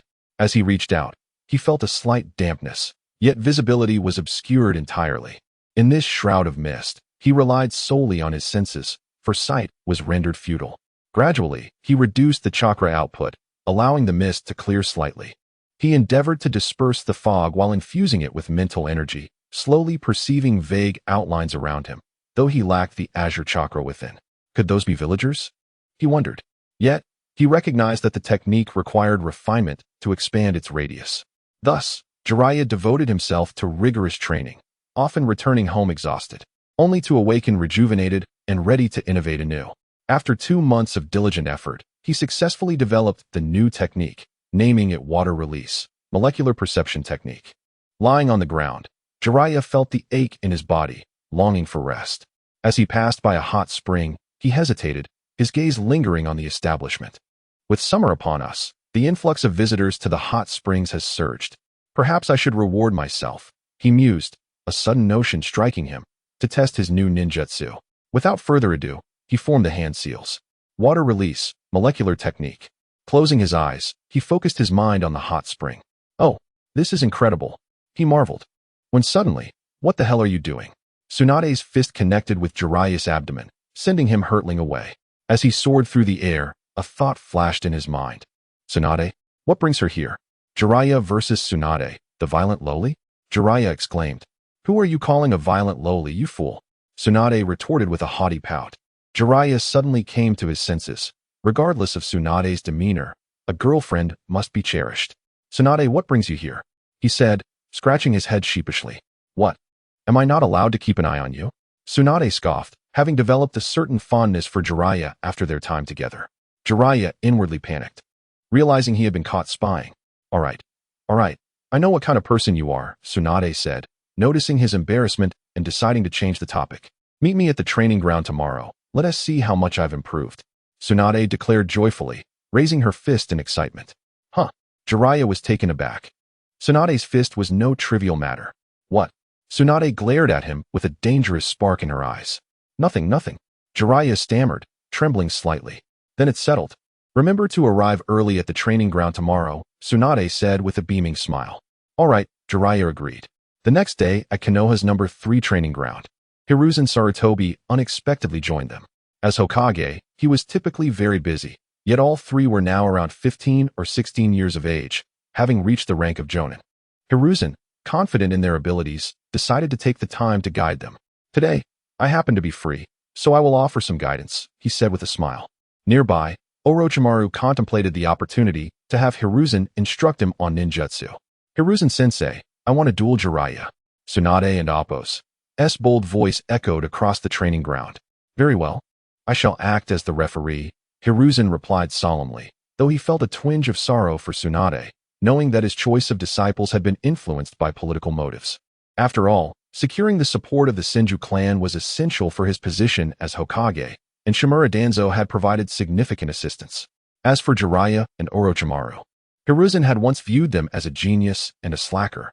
Little did he know that the slacker would rise up, while the genius would work even harder, leaving Tsunade to bear the weight of their rivalry. Having learned the Yin sealing technique from Uzumaki Mido and developed her own 100 healings technique, Tsunade's skills were formidable.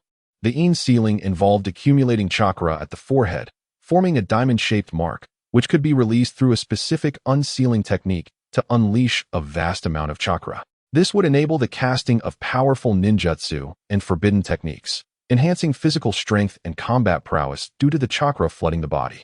The chakra released from the 100 healings technique could also be used for group healing, summoning larger slug creatures, and significantly improving regenerative qualities in battle, enhancing the user's overall capabilities. Under the pressure of two geniuses, Tsunade had no choice but to step up her game. Jiraiya, let us duel, she proclaimed boldly. Jiraiya felt as if he were being pushed into a corner, reluctantly stepping into the arena. Once Hiruzen confirmed their readiness, he declared, begin. As Hiruzen's words fell, Tsunade sprang into action, earth-shattering kick. Upon hearing this, Jiraiya's eyes widened in alarm, and he took off running without a second thought. Boom! As Tsunade's foot struck the ground, the entire training ground trembled, sending shockwaves through Hiruzen and Orochimaru. Tsunade possessed immense talent in taijutsu, fully harnessing the brute strength of the Senju clan. Sensing the tremors behind him, Jiraiya quickened his pace. I wondered just how powerful Tsunade will become in the future. Suddenly, Tsunade appeared behind him, closing in at an astonishing speed, her fist raised to strike. Ninjutsu, Needle Earth Prison. Jiraiya realized he could not evade and braced himself for impact. Tsunade's fist collided with his head, producing a sound akin to metal striking metal. Although he managed to block it, the force sent him flying. Tsunade quickly followed, while Jiraiya hastily formed hand seals. Water release, great waterfall technique. He expelled a torrent of water that engulfed Tsunade. Without hesitation, she punched through the water, leaving Jiraiya in shock. Water release, water dragon bullet technique. A massive water dragon surged towards Tsunade, but she stood her ground, meeting it head-on with her fist. The impact sent her flying, and the water dragon dissipated. Earth release, Hades pool. Tsunade landed but sank into the ground, leaving only her head visible as she struggled. Stop struggling. That will only tighten your bonds, Jiraiya chuckled, standing before her. You jerk. Don't underestimate me, Tsunade shouted in anger. 100 healings technique. Black lines appeared on her face, shaking the surrounding earth and creating a crater. Jiraiya had already vanished using the body flicker technique, and as he observed Tsunade, now adorned with black markings, he felt a cold sweat break out. How is this possible? The 100 healings technique? I thought that was something she would only master later. With Mido's assistance, Tsunade had already made significant progress on the technique, though it was merely the tip of the iceberg. Tsunade suddenly materialized in front of Jiraiya, so fast. He quickly formed hand seals. Earth release, earth flow rampart. A thick earthen wall rose before him. Seizing the moment, Jiraiya fled, knowing he could not withstand Tsunade's onslaught. As expected, she shattered the wall effortlessly, only to find Jiraiya had vanished. Realizing the urgency, Tsunade exclaimed, Jiraiya, come out. With a furious punch, she struck the ground, causing it to crack. Hiruzen watched in dismay as the battlefield became riddled with craters. It was a considerable expense for the village, and he lamented his role as Hokage. Earth release, heart-cutting technique. Jiraiya emerged from the ground, pulling Tsunade down, leaving only her head exposed. Veins bulged on her forehead as she struggled against the earth. Jiraiya, face me directly, she demanded. Jiraiya, drenched in sweat, realized the true might of this violent lowly and questioned what other techniques she might possess. I found you. Tsunade appeared behind Jiraiya, who turned in shock. How is that possible? Haha, my sensory abilities are quite impressive, Tsunade boasted. Though she had not fully inherited the Second Hokage's exceptional sensory skills, she had some aptitude. Jiraiya's immense chakra was as conspicuous as a beacon. How could she not sense it? In sealing, an S-rank ninjutsu, the diamond-shaped mark appeared on her forehead. allowing her to fine-tune her chakra for instantaneous healing and enhanced attack speed. A proficient user could even maintain their youthful vitality and optimize physical functions. Fire release, fireball. Jiraiya expelled a fireball. Realizing at such close range, Tsunade could not evade. He prepared to intervene if needed. To his surprise, Tsunade shattered the fireball, leaving Jiraiya scrambling to escape. This is utterly monstrous. It's practically a human tank. Upon reaching an open area, Jiraiya performed hand seals: dog, rooster, monkey, sheep. Summoning technique. After a cloud of smoke dissipated, Gamabunta appeared before Jiraiya. Gamabunta, Jiraiya, why have you summoned me? Bunta, let's test the results of our training. Bunta prepared his oil. Jiraiya stood atop Gamabunta's head and performed hand seals.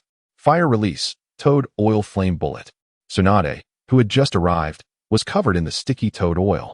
Before she could express her anger, Jiraiya's fire release combined with the toad oil, igniting a raging fire. Water release, water formation wall. It wasn't that Tsunade was incapable of ninjutsu. She simply found her fists more effective. In terms of ninjutsu, Tsunade was quite skilled. Her grandfather was proficient in water release. So how could she not be? With simple hand seals, a large amount of chakra surged forth, and a massive amount of water protected Tsunade. This was a combined ninjutsu technique between Gamabunta and Jiraiya. Bunta's oil combined with Jiraiya's fire release created a massive oil flame bullet to attack opponents. Its wide range made it difficult to escape, resulting in extremely high damage. Although it was a fire release technique, the assistance of toad oil made it more difficult to resist than ordinary water release techniques. Jiraiya looked worriedly into the flames, trying to find something. However, with Tsunade's mitotic regeneration jutsu, she should be safe. Gradually, the flames dissipated, and a figure appeared in Jiraiya's eyes. Suddenly, Jiraiya's pupils shrank, and his nose felt hot, as if something was about to surge out. Tsunade was in a disheveled state, having had a rough time in Jiraiya's fire release. Just as she emerged, she saw Jiraiya staring blankly at her. Tsunade looked at Jiraiya with confusion, and then seemed to realize something, touching her body. Although Tsunade had blocked Jiraiya's fire release, her clothes hadn't. She was now revealing herself, with only a few charred strips of cloth remaining. Jiraiya stood in the distance, staring blankly. Suddenly, blood gushed from his nose, sending him flying backward. Lying on the ground, Jiraiya stared blankly at the sky, muttering to himself. Her body is so fair. Although not D-cup, she's got B-cups. But I can wait. It's understandable since Tsunade is still young.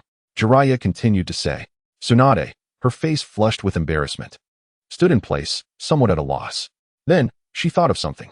She approached Jiraiya and tore off his clothes. But fortunately, Jiraiya was wearing underwear, otherwise, he would have been streaking in the village. Jiraiya versus Orochimaru, Jiraiya versus Tsunade, with Tsunade emerging victorious. At the behest of Hiruzen Sarutobi, the two sealed their reconciliation with a pact. Tsunade, blushing and unable to meet Jiraiya's gaze, prompted him to swiftly change the subject in an effort to alleviate her embarrassment. Hey, Orochimaru, why do you always wear such a stoic expression? Jiraiya jested, putting on a dramatic display before Orochimaru. Orochimaru, I've been feeling a bit restless lately. Care to test your skills against me? Orochimaru replied with an icy tone. Do you think I'm afraid of you? How dare you act so arrogantly in front of me? Jiraiya, today, you will face your end. Jiraiya declared, hands on his hips and voice raised. Hiruzen and Tsunade exchanged glances, shrugging in resignation. Jiraiya certainly had a knack for uttering peculiar remarks. Orochimaru remained silent, choosing to demonstrate his prowess through action, fully aware of Jiraiya's formidable abilities. With no other option, Hiruzen stepped forward to resume his role as the referee. Nonetheless, one couldn't help but be intrigued by the clash of these two prodigies. Begin. Orochimaru lunged at Jiraiya with a kunai, who promptly drew his own weapon, and the two engaged in a fierce duel on the training ground. Orochimaru's movements were serpentine, relentlessly targeting Jiraiya's vital points, as sparks flew and the sound of clashing steel resonated like a symphony. Gasping for breath, Jiraiya glanced at his damaged kunai before hurling it at Orochimaru. The latter, sweating profusely, found himself outmatched in the physical confrontation. With a swift motion, he sent Jiraiya's kunai flying. Jiraiya formed a series of hand seals, shadow clone technique. 3 clones materialized behind him, and he commanded them to charge at Orochimaru. Wind release, vacuum wave. Orochimaru unleashed a gust that dispersed Jiraiya's clones one by one. Serpent's Bite. Orochimaru transformed his hand into a snake's maw, latching onto Jiraiya, who dissipated into a cloud of smoke. Clones? Orochimaru exclaimed in surprise, astonished at Jiraiya's rapid execution of the technique. Fire Release. Great Fireball Technique. Jiraiya expelled a massive fireball, its flames illuminating the sweat on Orochimaru's face. Unfazed, Orochimaru formed hand seals, wind release, pressure damage. He effortlessly dispersed Jiraiya's fireball and pinpointed his opponent's location. Wind release, vacuum great sphere. Orochimaru inhaled deeply before launching a tremendous vacuum sphere that resembled a projectile, powerful enough to send its target flying. Earth release, 5 layers of earth wall. Jiraiya employed a technique mimicking the Rashomon to erect 5 colossal earthen walls before him.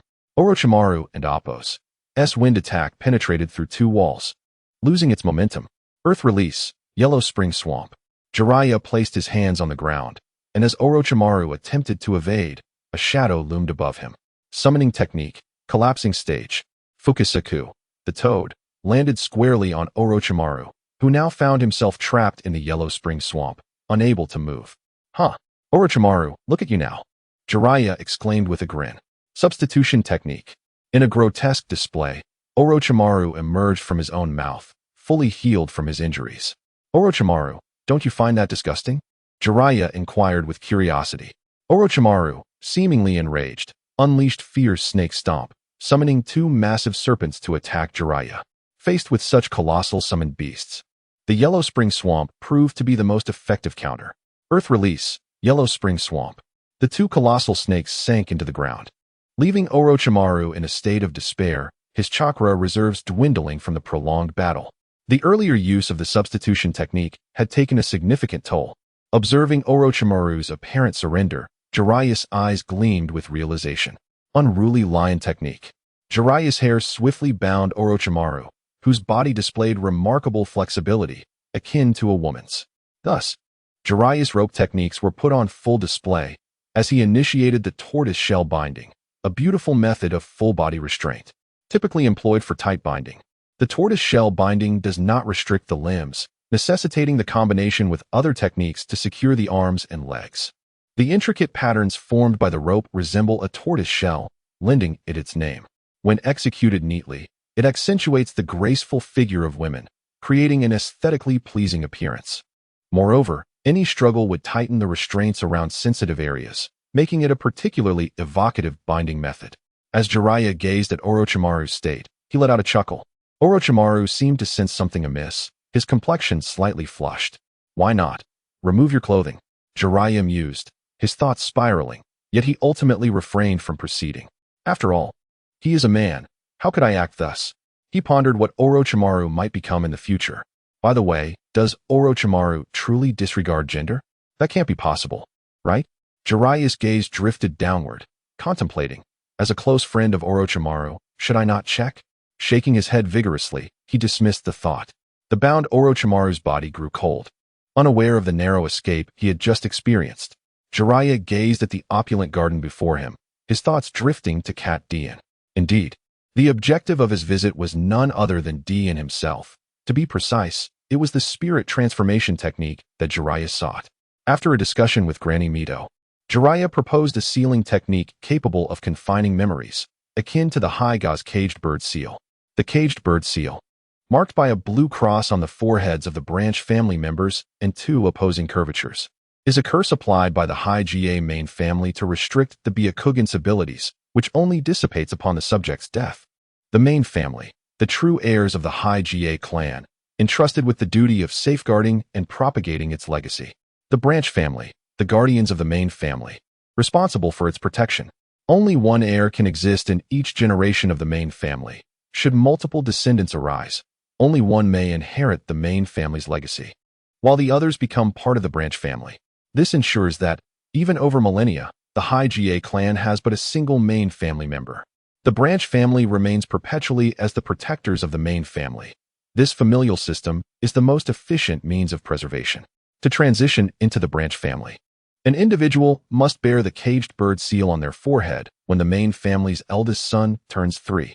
Through the seal, The main family can manipulate and incapacitate the branch members' neural pathways, thereby exerting control over them. The seal can only be lifted upon the individual's death, and it can effectively seal the Byakugan's capabilities, potentially obliterating the subject's eyes and brain upon the removal of their eyes or their demise.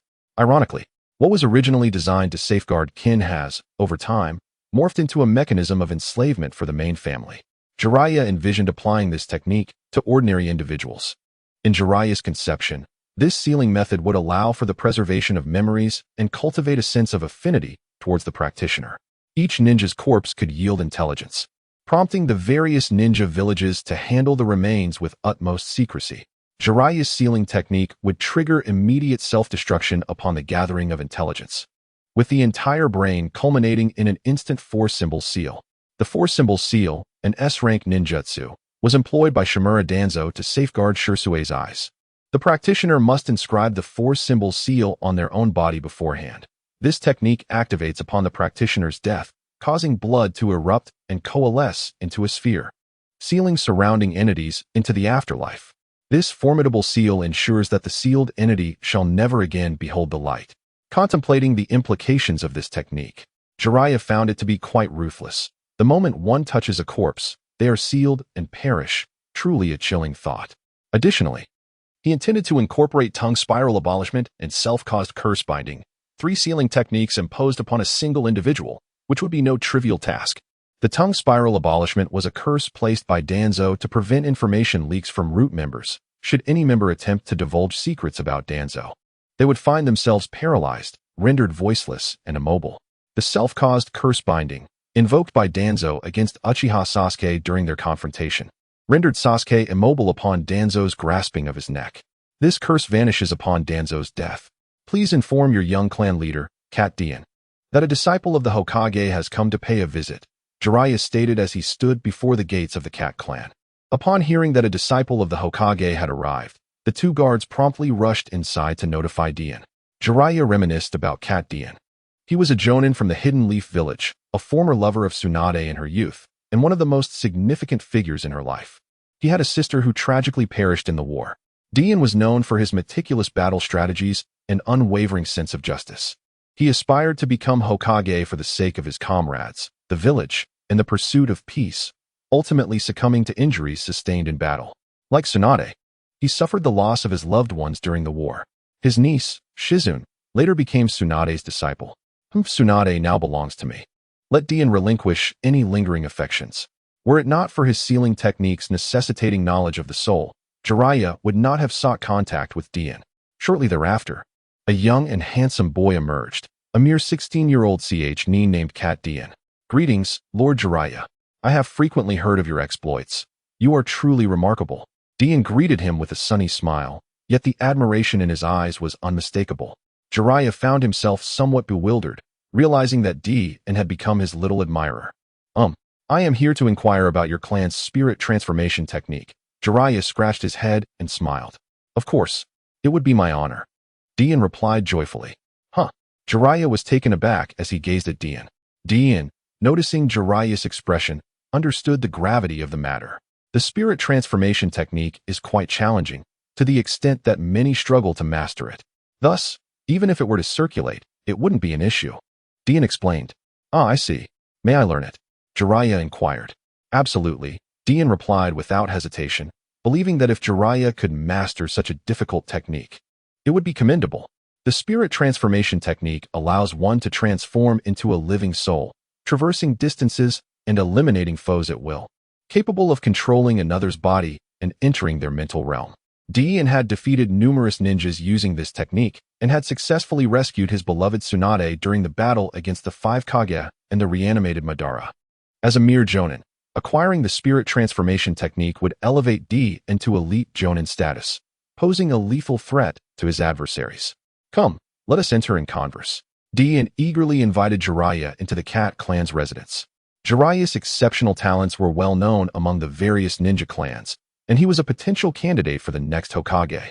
Each clan aspired to ally with him, hoping to ascend alongside his rise to power. Inside the house, Cat Y, the current clan leader, beamed at Jiraiya, intent on benefiting the Cat clan.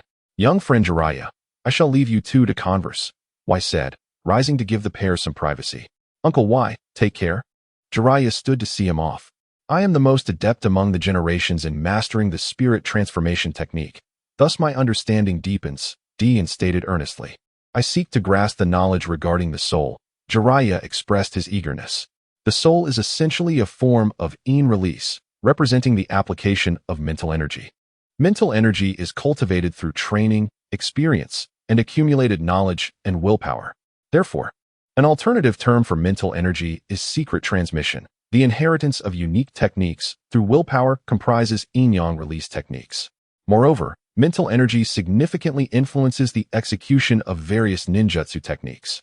The efficacy of one's mental energy directly correlates to the techniques employed and the amount of chakra consumed. Although chakra may be uniform, variations arise from physical strength. This is primarily reflected in the overall chakra capacity and the unique chakra of bloodlines, as well as the methods of mental energy control, secret transmissions of specialized training, and diverse hand seals and control techniques.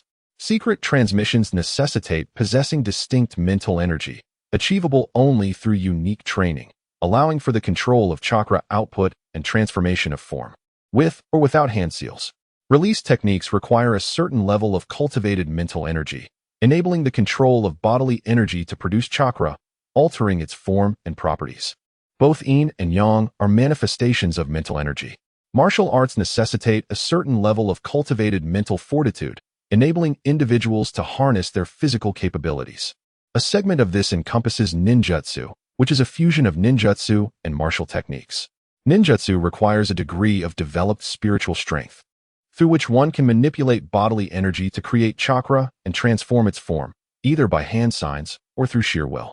Similarly, genjutsu mandates a specific cultivation of mental power, employing either hand seals or the will to control bodily energy for the same purpose. Of course, forbidden texts and sealing techniques adhere to the same principle. One may now comprehend the replication facilitated by the Sharingan.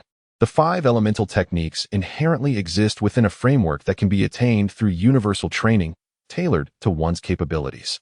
Thus, the Sharingan allows one to perceive the nature of hand signs and simultaneously replicate the transformed states, enabling the deflection of attacks, whether they originate from ninjutsu, genjutsu, or martial arts. However, one must possess sufficient mental acuity and chakra to facilitate this process. Certain techniques, which do not require hand signs or unique mental training, cannot be replicated. Unique physical capabilities, such as bloodline traits and secret techniques, remain irreplicable, as the methods of their cultivation elude detection through mere observation of hand seals, particularly in the realm of yin-yang techniques. Let us examine physical and mental attacks.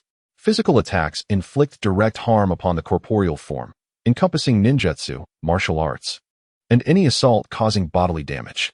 Mental attacks, by contrast, refer to harm directed at one's psyche, as seen in genjutsu and sealing techniques, which inflict psychological damage rather than physical injury. When we consider the body, it comprises components such as blood, organs, tissues, and bones. The mind encompasses will, perseverance, thought, knowledge, and experience. In the context of physical attacks, when a person's body is assaulted, it translates to an attack on the cellular structure comprising blood, organs, tissues, and bones. The extent of damage inflicted determines the severity of the situation. Striking critical organs, such as the heart, disrupts the cycle of life, leading to the gradual decay of cells and organs. Conversely, if vital organs remain untouched and only a limited number of cells are harmed, the individual can potentially recover through other healthy cells and the application of mental strength to utilize chakra for healing. Thus, physical attacks do not guarantee death unless they result in the complete destruction of all vital cells. Through personal or external healing methods, a resilient opponent can effectively mitigate the damage from physical assaults. Now, let us consider the implications of mental attacks, which target one's will, perseverance, thought, knowledge, and experience. In the face of mental attacks, one cannot defend, but can only evade or counteract. However, such attacks cannot inflict physical harm, rendering techniques aimed at psychological assault, such as genjutsu and sealing techniques, particularly formidable. The concept of mental attack is defined within the parameters of techniques like sealing technique, memory confinement. Jiraiya and Katenduan engaged in an animated discussion, their conversation becoming increasingly fervent. Kotenduin nearly proposed a brotherhood, leaving Jiraiya feeling somewhat embarrassed, had he not intervened in time. The elder by a year would have become his junior. Lord Jiraiya, I will master the spirit transformation technique in less than 3 years, Kotenduin declared with unwavering confidence. Well then, I wish you the best of luck, Jiraiya replied with a smile, reassured that his involvement would prevent Kotenduin from developing a romantic relationship with Tsunade. He resolved to ensure Kotenduin's survival in the future. As night fell, Jiraiya prepared to take his leave, but Kotenduin insisted he stay for dinner. Later that evening, Jiraiya lay in bed, contemplating the day's events. The development of sealing techniques was imperative, yet he was determined to avoid a schism akin to that of the Hyuga clan. This was far from Jiraiya's original intention. He aspired to establish a faction of his own. However, he pondered how to maintain secrecy, ensuring that even if captured, memories would remain intact. Should coercion be attempted, it would trigger the 4-symbol seal. He had meticulously devised a plan to recruit members of the Uzumaki clan during the fall of the Land of Waves, recognizing their formidable skills in sealing and medical ninjutsu. Nonetheless, the Hyuga clan's caged bird seal held substantial value for reference. Yet, if he were to seek assistance, the Hyuga clan would likely expel him without hesitation. What a hassle. Perhaps I should just sleep, Jiraiya thought, succumbing to slumber. This pertains to knowledge of the soul, of which I possess only a modicum. Uzumaki Mito stated gravely. After several days of contemplation, Jiraiya realized he needed Mito's expertise, especially given her familiarity with techniques like impure world reincarnation. He believed she could provide valuable insights. Within the Uzumaki clan's mask repository in Konoha, he sought the Death God's mask. By donning it and concentrating chakra, he could summon the Death God to perform the impure world reincarnation. This technique stemmed from the Uzumaki clan's powerful sealing arts.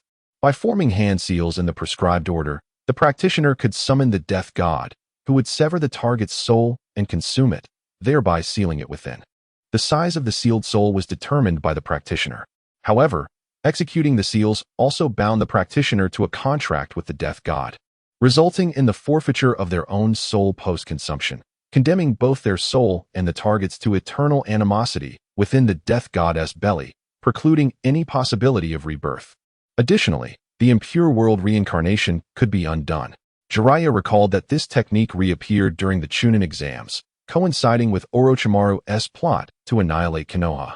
At that time, the third Hokage battled the resurrected First and Second Hokages, having exhausted his chakra. He subsequently utilized shadow clones to seal the First and Second Hokages, intending to imprison Orochimaru. However, severely injured by Orochimaru's Kusanagi sword, he was unable to fully seal Orochimaru's soul, resorting instead to incapacitating him by destroying his hands to prevent further hand seals. Although the third Hokage did not succeed in killing Orochimaru, merely rendering him unable to perform jutsu for a significant period, he effectively thwarted Orochimaru's plans, laying the groundwork for Uchiha Sasuke to absorb Orochimaru's power. Orochimaru did not resurrect the fourth Hokage during his battle with the third Hokage, as the fourth had sealed the Nine Tails using the impure world reincarnation, leaving his soul trapped within the Death God's belly and thus ineligible for reincarnation. Uzumaki Mito possessed extensive knowledge, likely derived from the Uzumaki clan's teachings that facilitated the development of the impure world reincarnation by Senju Tobirama. Mito, let us strive together, Jiraiya said earnestly, gazing into Mito's eyes. Although Mito initially wished to decline, Jiraiya's earnest plea melted her resolve. All right, I suppose, she acquiesced reluctantly. With Mito's assistance, Jiraiya successfully developed a new sealing technique, naming it Sealing Technique, memory confinement within 2 months. Once ensnared, individuals would gradually develop loyalty to Jiraiya, a notion he had considered during its creation. Each person's chakra and blood were unique, a principle Jiraiya ingeniously applied in this sealing art. He intended to keep this technique from Konoha, knowing that if Shimura Danzo learned of it, he would pursue it at any cost. Even Mito rejected Jiraiya's proposal to share this technique. Meanwhile, in the Hokage's office, Sarutobi Hiruzen was diligently reviewing documents. Suddenly, a cloud of smoke erupted, and a white dog appeared, carrying a scroll in its mouth. Hiruzen took the scroll and began to read. Damn it, he exclaimed, anger flashing in his eyes. Summon Jiraiya and the others at once, he commanded, his voice echoing in the empty office. Moments later, shadows darted past the window. Konoha's umbu. Jiraiya was eavesdropping. Tsunade was honing her jutsu, and Orochimaru had embarked on a scientific exploration. The three were swiftly apprehended by the umbu and ushered into the Hokage's office. Their expressions serious. "Sensei, we have arrived," Jiraiya, Tsunade, and Orochimaru announced as they entered the office. "An S-rank mission, depart immediately." The trio was taken aback, incredulous that such a high-ranking mission existed in this time of peace. Jiraiya was appointed as the team leader, Hiruzen stated with gravity. After the initial shock wore off, the trio, embodying the qualities of ninjas, accepted the scroll and promptly prepared to depart. "What is going on?" Tsunade inquired, curiosity evident on her face, while Orochimaru mirrored her intrigue. "We will discuss it en route. Our destination is the land of water," Jiraiya replied, his tone serious as they traversed the woods. Detailing the mission. S-rank mission, rescue Hatake Shoma. Upon hearing this, Tsunade and Orochimaru were visibly astonished. They were well aware of who Hatake Shoma was, the prodigious genius of the Hatake clan, possessing elite jounin strength at a young age. Jiraiya, upon inspecting the scroll, was equally taken aback. After a brief moment of shock, he recalled the intelligence regarding Hatake Shoma. Hatake Shoma, an elite jounin from the Hidden Leaf Village, was the father of Hatake Kakashi and known as the Konoha White Fang, wielding a chakra-infused short sword. His prowess was renowned across the nations, earning him respect even from the legendary Sannin. Tragically, he was vilified for prioritizing his comrades' rescue over mission success, leading to his eventual suicide, which left a lasting impact on Kakashi's psyche. However, Shoma was merely a few years older than Jiraiya and his comrades, not yet having reached his peak. He was distinguished by his silver hair tied in a ponytail and wore a white armband with a red triangle on his left shoulder, armed with a chakra short sword.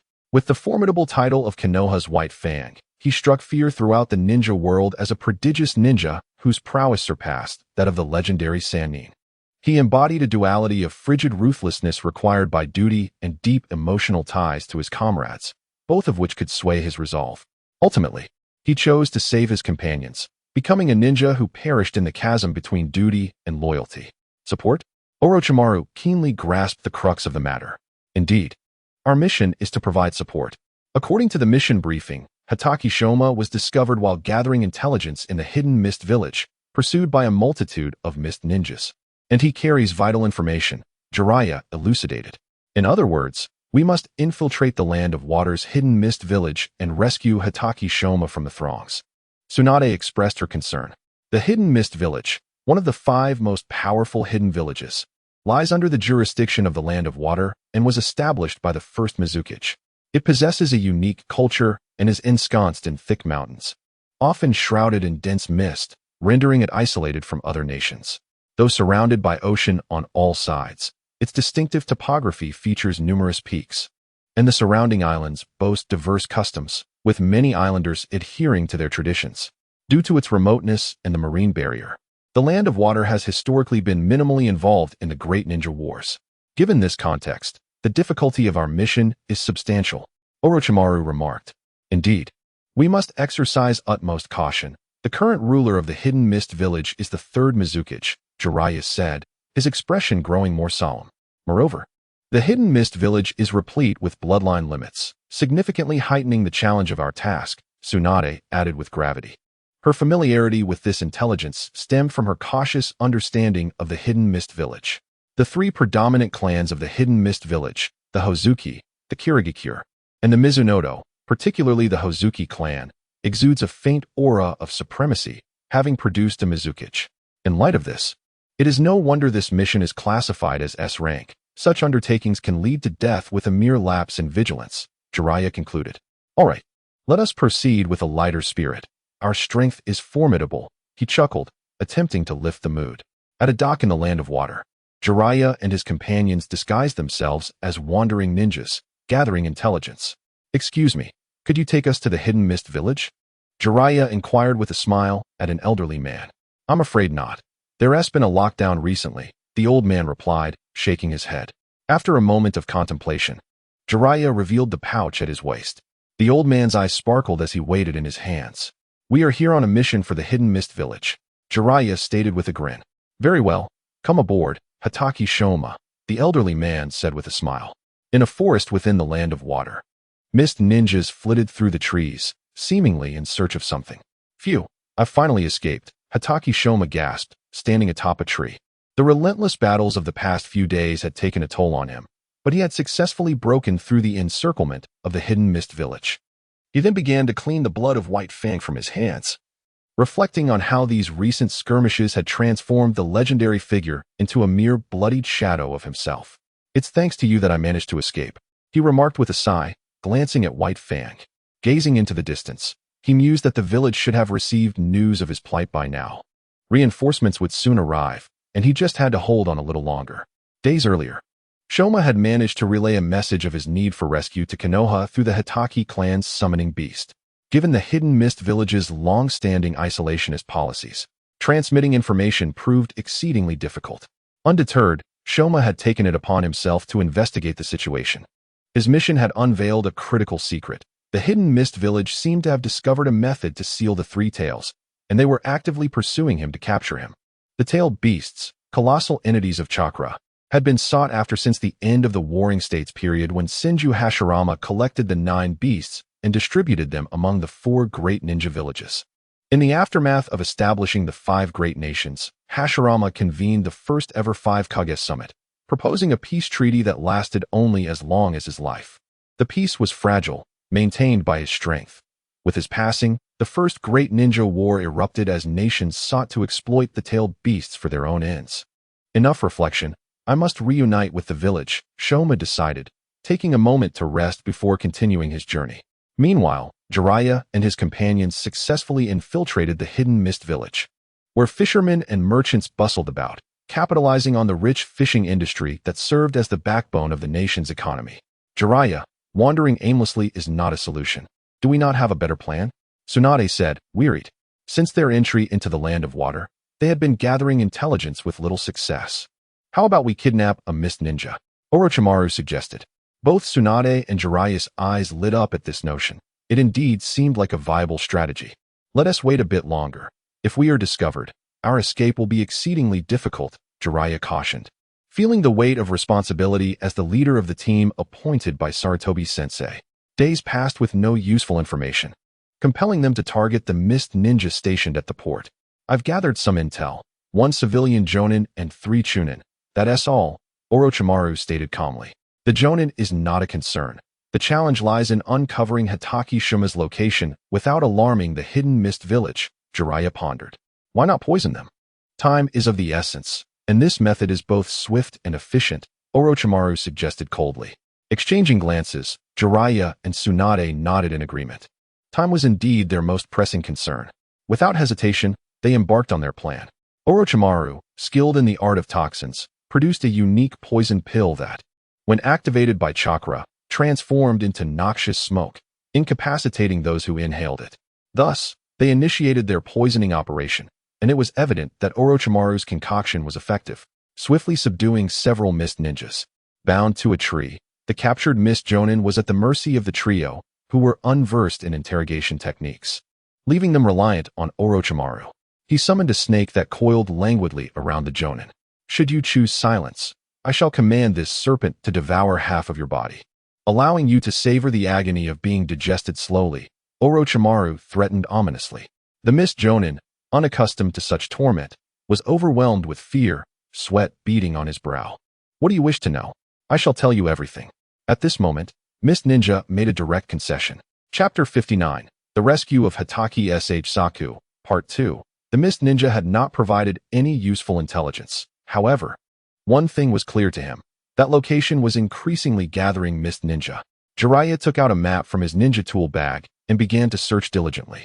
Suddenly, his eyes widened in realization. Found it. According to the information from the Mist Ninja, we have a rough idea of Hatake Saku's position, Jiraiya announced, pointing at the map. Now that we have located him, let us depart immediately, Tsunade exclaimed eagerly. All right, let's go. The elite jonin of Konoha, Hatake Saku, proclaimed. I shall claim your head. Let us relish in our battle. A Kagaya jonin cackled maniacally. To catch me, you must possess the capability, Hatake Saku retorted disdainfully. Charge. Kagaya K commanded, his expression fierce, directing the surrounding mist ninja to encircle Hatake Saku. "Let us see how you escape today," Kagayake declared with a cruel countenance. Hatake Saku, observing the ceaseless influx of mist ninja around him, began to adopt a serious demeanor, his right hand gripping the hilt of his White Fang sword, poised to deliver a lethal strike at any moment. Lightning instant. Hatake Saku shouted, drawing his White Fang. In that instant, chakras surged forth. A flash of blue light sliced through the forest, cleaving several encroaching mist ninja in two. The sound of clashing metal echoed as Hatake Saku executed his signature sword technique, proving too formidable for any of his foes. "Step aside, allow me." Kagayake, witnessing the dwindling numbers of mist ninja, immediately stepped forward. Corpse bone technique, 10-finger bullets. Kagayake's fingers transformed into bone projectiles, launching forth like bullets. Utilizing the abilities of the corpse bone technique, the bone fingers could regenerate infinitely, even after being fully expended. Hatake Saku adeptly deflected the bone projectiles with his White Fang, weaving through the forest with agility. Corpse bone technique, Camellia dance. Kagayake appeared before Hatake Saku, extending a sharp bone blade from his hand. The two engaged in an intense clash, with Hatake Saku exhibiting superior skill in their high-speed confrontation. Suddenly, he maneuvered behind Kagayake. As a skilled assassin, he was acutely aware of the human body's vulnerabilities. At that moment, Kagayake felt a chilling sense of imminent peril, his back drenched in sweat. Corpse bone technique, pine dance. Kagayake unleashed a flurry of bone growths from his body, enabling him to withstand powerful impacts while delivering blows to his opponent, showcasing formidable defense. A swift flash of the blade severed Kagayake's bones in an instant. Kagayake screamed in agony, clutching his side as excruciating pain coursed through him. Hatake Saku had no intention of sparing him. He approached Kagayake, seizing his head, and with a swift motion, the blade glimmered as Kagayake's head fell to the ground. "Curse it!" The surrounding mist ninja howled in outrage upon witnessing the gruesome scene. Hatake Saku, unmoved by their distress, proceeded to eliminate them all. "The encirclement is closing in. We must depart swiftly." Hatake Saku murmured with a grave expression. "Where do you think you're going? Stay and play with us." A figure with short black hair, devoid of eyebrows, sharp teeth, and bandages wrapped around his neck and ears, taunted. His lower face was adorned with red stripes. Notably, he bore a large sword on his back. Hatake Saku's pupils constricted at the sight, as 6 more figures materialized behind him. "It seems you truly hold me in high regard, as even the 7 ninja swordsmen have come," Hatake Saku remarked with a wry smile. The 7 ninja swordsmen are a prestigious title within the village hidden in the mist, comprised of 7 elite ninjas, each wielding a sword suited to their unique ninjutsu. It is said that together, they can conquer a small nation overnight. No shadow-level ninja wishes to confront them, as their swords possess peculiar abilities. "I can hardly wait for your blood," one ninja with spiky yellow hair, donned in a hidden mist umbu mask and bandaged limbs, expressed gleefully. "I feel the same." Another ninja with long black hair, styled in vertical braids and a long beard, replied, his thick lips and sharp teeth belying his menacing appearance, also wrapped in bandages. "Well then, this battle promises to be quite exhilarating." A ninja with long orange hair cascading down to his waist, sharp teeth, and green stripes painted on his cheeks proclaimed. "Oh, do tell," Peepa JZ inquired curiously. Hatake Saku, an elite jonin from Konoha, has accomplished numerous high-difficulty missions. He is an undeniable genius, Suigetsu explained leisurely. "Ha. I take great pleasure in slaughtering geniuses," Peepa JZ replied with a cruel grin. "This funeral shall undoubtedly be spectacular," remarked another ninja with green hair, thick eyebrows, and sharp teeth, his upper body wrapped in bandages, complemented by a black vest. The rescue of Hatake Saku, Part 3, Jiraiya and his companions traversed the forest, swiftly dealing with any mist ninja they encountered. Following their lead, they hastened towards the location of Shirmash Kiki. "We found it," Jiraiya exclaimed, his eyes wide with determination. In such an environment, the water release technique, water molecule technique, held a significant advantage. "How many enemies are we facing?" Tsunade inquired with a serious tone. Shirmash Kiki is currently confronting 7 jonin, with numerous chunin and genin converging around him, totaling approximately over 100, Jiraiya replied rapidly. Then let us conclude this battle swiftly and accomplish our mission, Orochimaru remarked coolly. For them, 7 Jonin were hardly formidable foes. Understood, Jiraiya and Tsunade responded in unison. Meanwhile, Shiramash Kiki gasped for air, his body marred with wounds. However, the 7 ninja swordsmen were not faring well either. Kiki had left a cross-shaped gash on the right cheek of the swordsman, Pipa JZ, while the other 6 bore their own cuts. You cannot escape, surrender now, hissed Suigetsu Zuki, baring his sharp teeth. But I must say, your blood is quite delectable, Pipa JZ said, licking the blood from his severed blade. His face twisted with ferocity. Enough with the banter, attack, Kiki demanded loudly. Humph. Then enjoy your funeral, thundered Kurohashi Raiga, brandishing his lightning-infused sword. As Kiki surveyed the 7 adversaries, a bitter smile crept upon his face. It seemed he would indeed perish here. Suddenly, a massive fireball materialized behind the 7 ninja swordsmen, raising the temperature around them dramatically. The group scattered, and as Pipa JZ landed on a tree, he felt a chilling presence behind him. Tench. Tsunade's voice resonated across the battlefield as she empowered herself with the 100 healings technique. Feeling her invigorating energy, Pipa JZ lifted his sword to defend. But it was futile. Tsunade shattered his blade and sent him flying, crashing to the ground, blood spewing from his mouth. Fragments of his lung expelled. He had lost the will to fight. Hidden shadow snake hands. Orochimaru's cold voice emerged behind the Tikusa-ye. A multitude of snakes erupted from his hand, ensnaring the Tikusa-ye and biting into his neck. The Tikusa-ye struggled against the serpents, managing to escape while clutching his throat, coughing violently. Tsunade approached Shiramash Kiki, continuously casting healing techniques upon him. Kiki, we are here to support you. We require information on the 7 ninja swordsmen, Jiraiya stated earnestly. No problem. The leader is Pipa JZ, one of the 7 ninja swordsmen wielding the decapitating sword. The one with orange hair is Suigetsu Zuki, known for his ability to absorb chakra. Next is Kuri S. Maru, whose weapon is attached to a wire, capable of impaling opponents. Tikusa-ye's weapon connects a knife to a hammer, delivering powerful blows. Nashi sh Hachi wields explosive techniques, while Kurohashi Raiga possesses a sword that combines offense and defense, capable of generating and attracting lightning. The final member, Kirigakure no Kage, wields 2 symmetrical blades, the largest among the 7 ninja swords, which can absorb chakra and unleash energy attacks. Kiki relayed all their abilities in a single breath. Upon hearing this, the 7 ninja swordsmen exchanged uneasy glances at Kiki, astonished by his rapid acquisition of such detailed information. This could prove troublesome, Orochimaru remarked gravely as he approached Jiraiya. We have no choice but to engage. We must proceed with caution, Jiraiya replied, his face grave. I will protect Kiki here. Can you manage? Tsunade asked, her voice laced with concern. Jiraiya and Orochimaru exchanged a knowing glance and nodded slightly. With their initial confrontation swiftly resolving 2 opponents, they still held a considerable advantage against the remaining 5. The voice of Kirigakure no Kage echoed ominously, hidden mist technique, enveloping the battlefield in dense fog. Unfazed by the visibility issue, the mist ninja were well versed in this technique. Water release, water trumpet technique. Jiraiya leaped into the air, unleashing a torrent of water towards Suigetsu Zuki, but it was effortlessly blocked by his sword, which absorbed the attack. Your chakra is quite exquisite. Suigetsu Zuki replied with a savage grin. Water release. Exploding water colliding wave. He then unleashed a deluge of water, turning the tide of battle to his favor. A crucial tactic for any ninja, especially one from the mist who excelled at water-based techniques.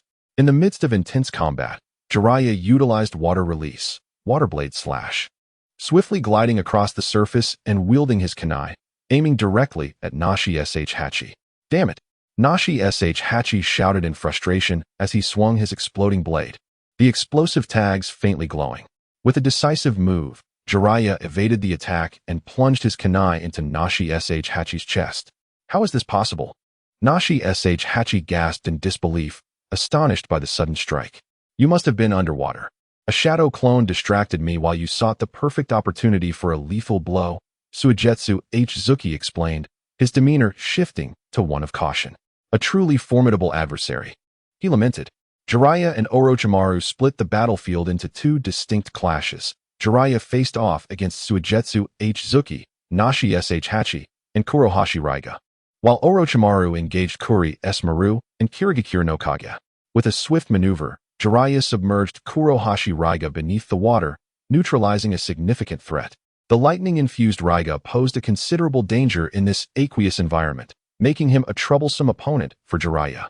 Having been trained by Senju Tobirama, Jiraiya had mastered numerous techniques. As Suigetsu Zuki launched a barrage of hair projectiles at Jiraiya, the latter found himself compelled to abandon Raiga and employ Needle Jizo for defense. Seizing this chance, Nashi Hachi aimed for Jiraiya's head. With a resounding impact, Jiraiya emerged unscathed, leaving Nashi Hachi momentarily stunned, astonished that his explosive tag had been deflected. Before he could react, Jiraiya's hair elongated like needles. Nashi Hachi screamed in agony as the iron-like strands pierced his body, inflicting excruciating pain, albeit not fatal. Water release. Water dragon bullet. Suigetsu Zuki formed seals with his hands, but the multitude of seals hindered his execution. In contrast, Jiraiya swiftly completed a few seals, executing a simplified version taught by Senju Tobirama. A colossal water dragon surged forth, propelling the Watermelon Mountain Puffer Demon into the air. How could this be? The Watermelon Mountain Puffer Demon lay upon the water's surface, incredulously exclaiming, "Water release, water prison technique." Using a shadow clone, Jiraiya enveloped the hapless Nashi Shiba in a massive water sphere, suffocating him within its confines. Lightning release, lightning fang. He wielded dual blades, crossing them to accumulate electric energy, then unfurling them to unleash a widespread electrical assault. Jiraiya promptly leaped atop a tree branch to evade electrocution in the water.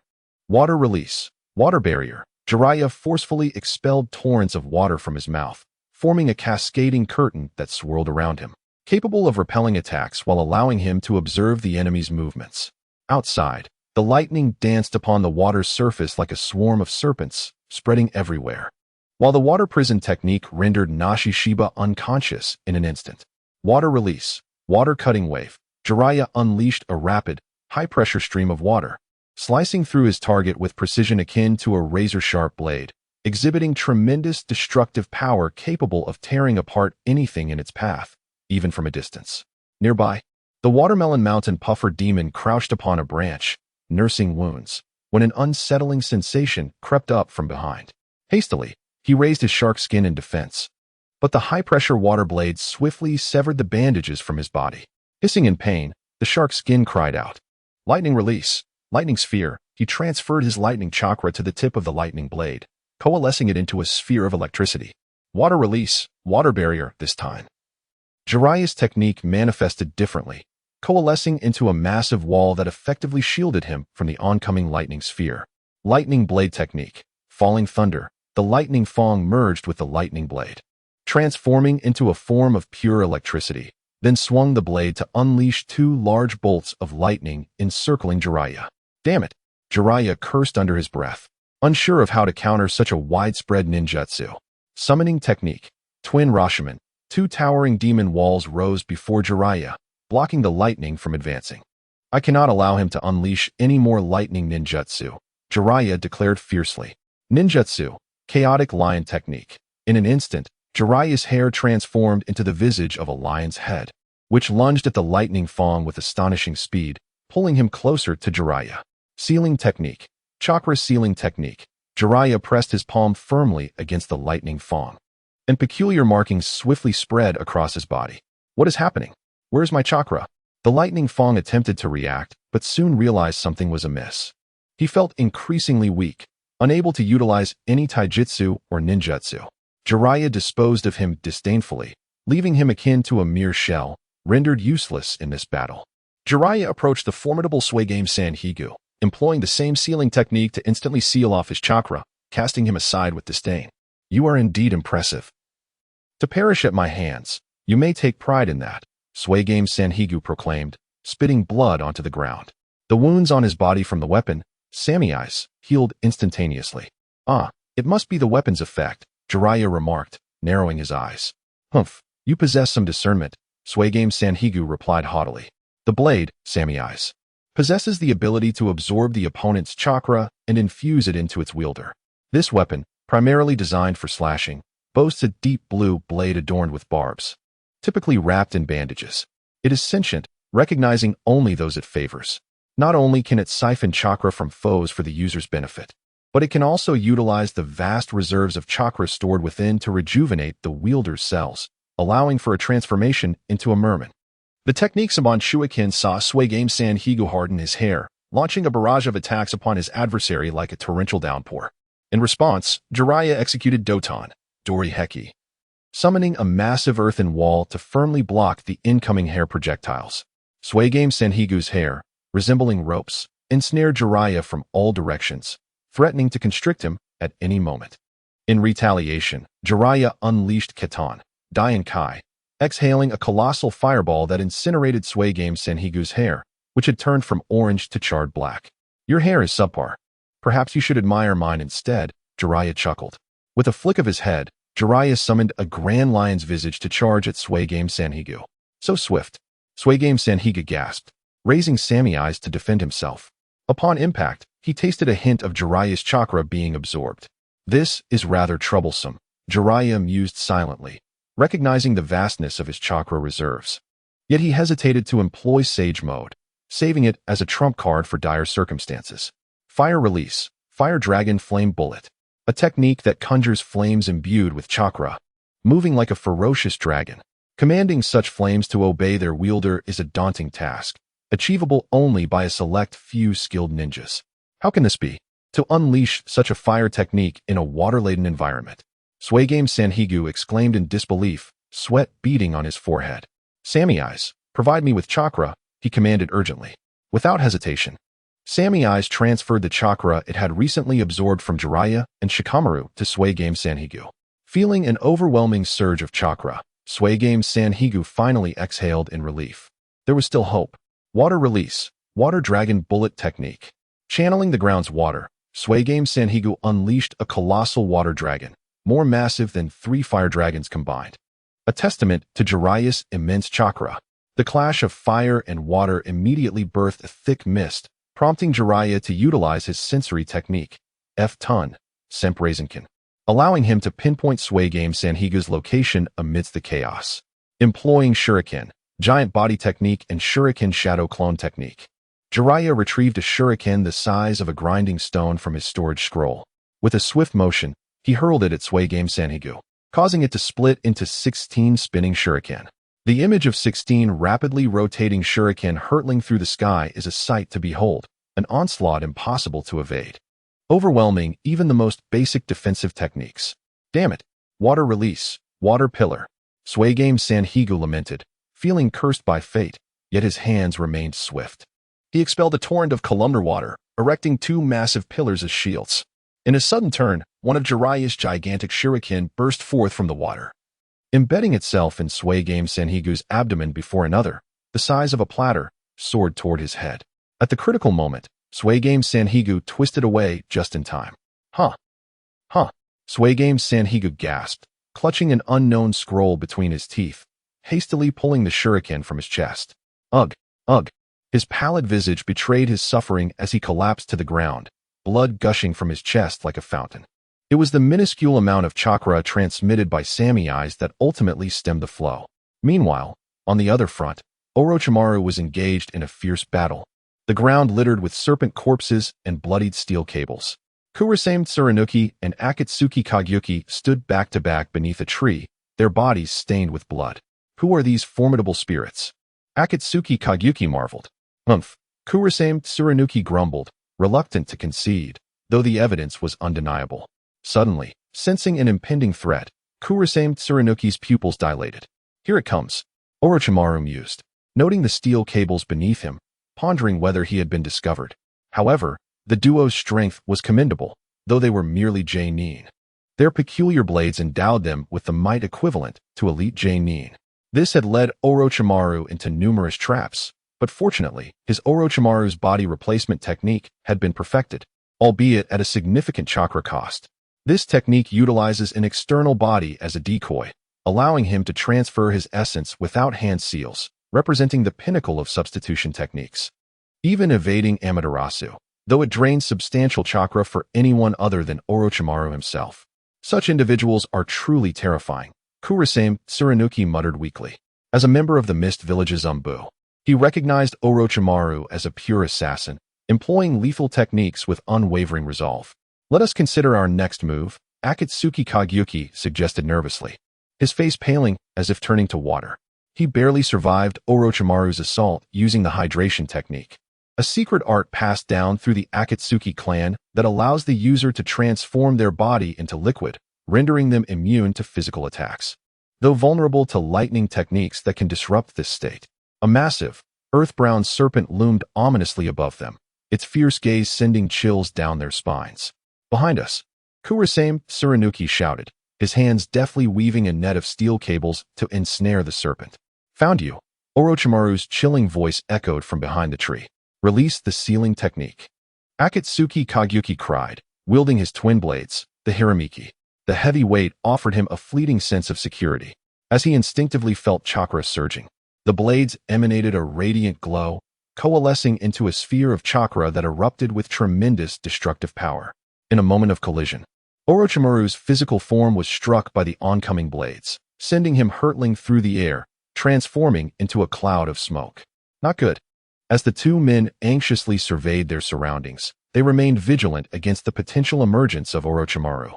Suddenly, two colossal serpents materialized from the depths of the earth, ensnaring Hiruzen Sarutobi, tightening their grip with each passing moment, their heads sinking their fangs into his shoulders.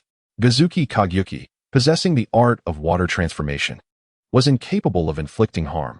Thus the target had always been Hiruzen Sarutobi.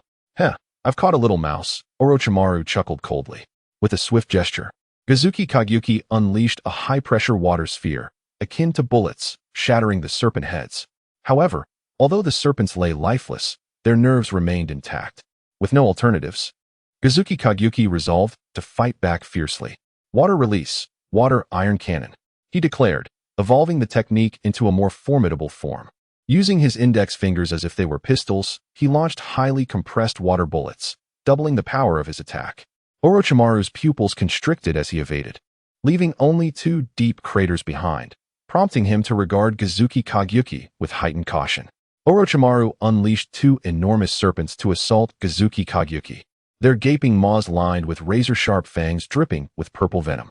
In response, Kazuki Kagyuki fired a barrage of water bullets, inflicting numerous wounds on the serpents, which ultimately exploded upon reaching him.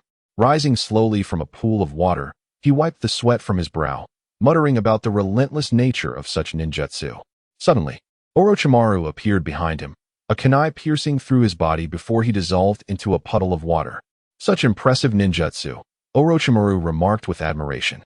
Kazuki Kagyuki retaliated with water release, grand water arm, wielding dual blades imbued with a torrent of blue chakra, forcing Orochimaru to retreat instantaneously. The ground trembled violently as Kazuki Kagyuki collapsed, utterly depleted of chakra. It seems today's battle has come to an end, Orochimaru stated coldly, acknowledging his own dwindling chakra reserves. Just as he prepared to conclude matters with the two incapacitated individuals, a massive silhouette emerged before them. Tsukuyato, they exclaimed joyfully, having successfully staunched their bleeding after a brief healing session. Orochimaru regarded the newcomer with a grave expression, aware that their appearance at such a critical moment bore ominous implications. Meanwhile, Jiraiya had already determined the outcome of his confrontation with Suigetsu Hoshigaki, who now lay in a pool of his own blood as Jiraiya prepared to seal him. However, a sudden chill ran down his spine as he sensed a presence behind him. Get back, brat. Are you truly intent on annihilating us? Reinforcements are on the way. Tsukuyato declared fearlessly, blood trickling from his mouth as he leaned on his formidable blade, sustaining his battered form. Jiraiya's eyes narrowed as he instinctively sensed the gathering of numerous mist ninjas, including several J-nin. We must retreat. The enemy numbers are increasing. Jiraiya insisted gravely as he made his way to Tsunade, whose chakra reserves were severely depleted, resting nearby. What is it? Tsunade inquired, her eyes fluttering open. The enemy is multiplying. We must inform Orochimaru to withdraw, Jiraiya replied resolutely, considering the safety of their entire team. Understood, Tsunade affirmed, rising to assist Shigekuni. You all go ahead. I will ensure Orochimaru's safe departure, Jiraiya stated firmly. As Tsunade guided Shigekuni away, she left markers for their retreat. Meanwhile, Orochimaru received Jiraiya's intelligence and grimaced at the sight of the two incapacitated individuals, Kazuki Kageyuki and Kurosame Karamoru, then focused on Tsukuyoto. Consider yourselves fortunate, Orochimaru remarked before turning to head toward Jiraiya's direction. The three remaining individuals collectively exhaled in relief as Orochimaru vanished into the forest. What now, Jiraiya? Orochimaru questioned coldly. You go ahead, I will hold the rear. The enemy presence is escalating, Jiraiya replied solemnly, his expression darkening as he utilized sensory ninjutsu. Very well, be cautious, Orochimaru responded, seemingly sensing the danger, departing without a backward glance, harboring confidence in Jiraiya's immense chakra reserves. Jiraiya remained silent, his gaze fixated on the forest's distant edge. Damn, so many of them. If we do not act, escape will be impossible. He contemplated the injustice faced by the third Hokage who had perished at the hands of thousands, ultimately sacrificing himself for the village's younger generation. In his mind, Jiraiya formulated various plans, realizing that merely holding their ground would not suffice. Suddenly, an idea struck him. What if he employed sage techniques? Fire against fire, he mused, recalling the potential of using sage fire techniques in Myaboka Mountain. Could he ignite the entire forest here? Doing so would halt the pursuit of the mist ninjas, granting them ample time to flee the land of water. However, he worried that Fukasaku's oil might not suffice. What if I summoned 3 toads? Surely, with such ample oil, I can ignite the entire forest. Summoning technique, he declared, conjuring 3 massive toads before him. Fukasaku, Jiraiya, and Gamatsu gazed at him expectantly. What is it, Jiraiya? Why have you summoned all 3 of us? Fukasaku inquired. Though I may be of little use, allow me to contribute, Gamatsu added. I require your oil, in vast quantities, Jiraiya instructed earnestly. The 3 toads exchanged glances, affirming their readiness. Soon, Gamatsu began to spray toad oil everywhere, while Jiraiya positioned himself atop Fukasaku, preparing to ignite the entire reserve in one go. As moments ticked by, the 2 toads began to fatigue, feeling as if their very essence had been drained. Jiraiya surveyed the oil-soaked trees around him, nodding in approval. You 2 should return. I will handle things here with the boss, Jiraiya instructed the toads. With a puff, the 2 toads transformed into smoke, returning to Myaboka Mountain. Boss, are you ready to unleash the jutsu? Jiraiya reminded Fukasaku. Absolutely, Fukasaku replied confidently. Jiraiya, standing atop Fukasaku, began forming hand seals. Fire release, great fire extinguishing technique. This time, he did not opt for the great fireball technique, as its range was too limited for the task at hand. Instead, he gathered chakra in his throat, unleashing a vast torrent of flames reminiscent of ocean waves, significantly broader in scope. This technique, a B-rank fire release used by Uchiha Madara, had previously subdued the Ninja Alliance. However, Jiraiya's fire release, combined with the toad oil, rivaled Madara's, if not surpassing it, given the forest's natural combustibility. Fukasaku's oil also exceeded the others in range, duration, and intensity. All right, boss, you should head back to Myaboka Mountain now, Jiraiya stated, visibly exhausted from the extensive chakra expenditure. Take care, Fukasaku advised before vanishing in a puff of smoke, leaving Jiraiya to pursue Orochimaru and Tsunade. From an aerial perspective, one would observe that the fire release resembles an imposing wall, effectively separating Jiraiya from the pursuing forces of the Mist Ninja. Suddenly, the Six Tails makes its appearance. In a concealed location within the land of water, an elderly man, his face etched with wrinkles, sits upon a stone chair in the pitch-black mouth of a cave. Strangely, several dark tubes extend behind him as he slightly opens his eyes. What is it? His feeble voice reverberates throughout the cavern. Lord Madara, a young leaf ninja has arrived from the Mist Village, displaying formidable strength, possessing the prowess of a Kage at such a tender age. A white figure emerges from the ground, its lower half submerged, leaving only its upper half visible above the earth. Oh, what is the situation? Uchiha Madara responds coldly. Following White Zetsu's explanation, the events unfold. The Leaf Village has produced such a genius. Madara scoffs lightly. Lord Madara, would you care to meet him? White Zetsu cautiously suggests. There is no need. Once I am revived, I shall show him what true power entails, Madara replies, narrowing his eyes. However, I am intrigued. Use my scroll on the Six Tails, very well. I wish to ascertain the true extent of this boy's strength. Madara instructs a shadowy figure before him.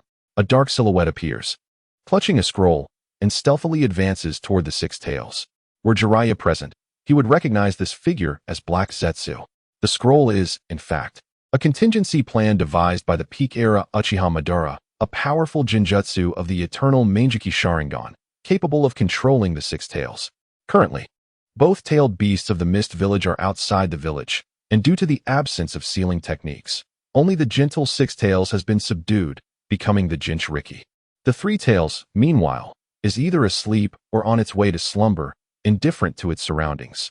Otherwise, Kurama would not have been able to become the perfect Jinchuriki.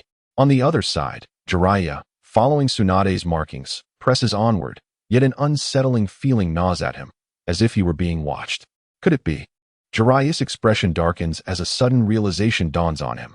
Out of nowhere, a massive, high-density black energy sphere materializes behind him. Damn it! Jiraiya exclaims in alarm. How could a tailed beast bomb appear here? With no time to spare, he bites his finger. Summoning technique, Triple Rashomon. Having previously expended a significant amount of chakra, Jiraiya finds himself with little left, but it suffices. The trajectory of the tailed beast bomb is deflected by the Rashomon, crashing into a nearby mountain, which is obliterated in an instant. I must swiftly enter Sage mode, he thinks, his hands moving deftly as he claps them together, closing his eyes. Soon, he begins to sense the natural energy around him. Sage mode. Shadows appear at the corners of Jiraiya's eyes, his pupils transforming into yellow slits, while red markings envelop his eyes. The moment he enters Sage mode, he senses something amiss and turns to look in that direction, only to find nothing there. Could it be Black Zetsu? Jiraiya muses, though he lacks the desire to engage. For now, confronting the tailed beast before him is the priority. At that moment, the ground trembles, revealing a figure, a slug adorned with 6 milky white tails.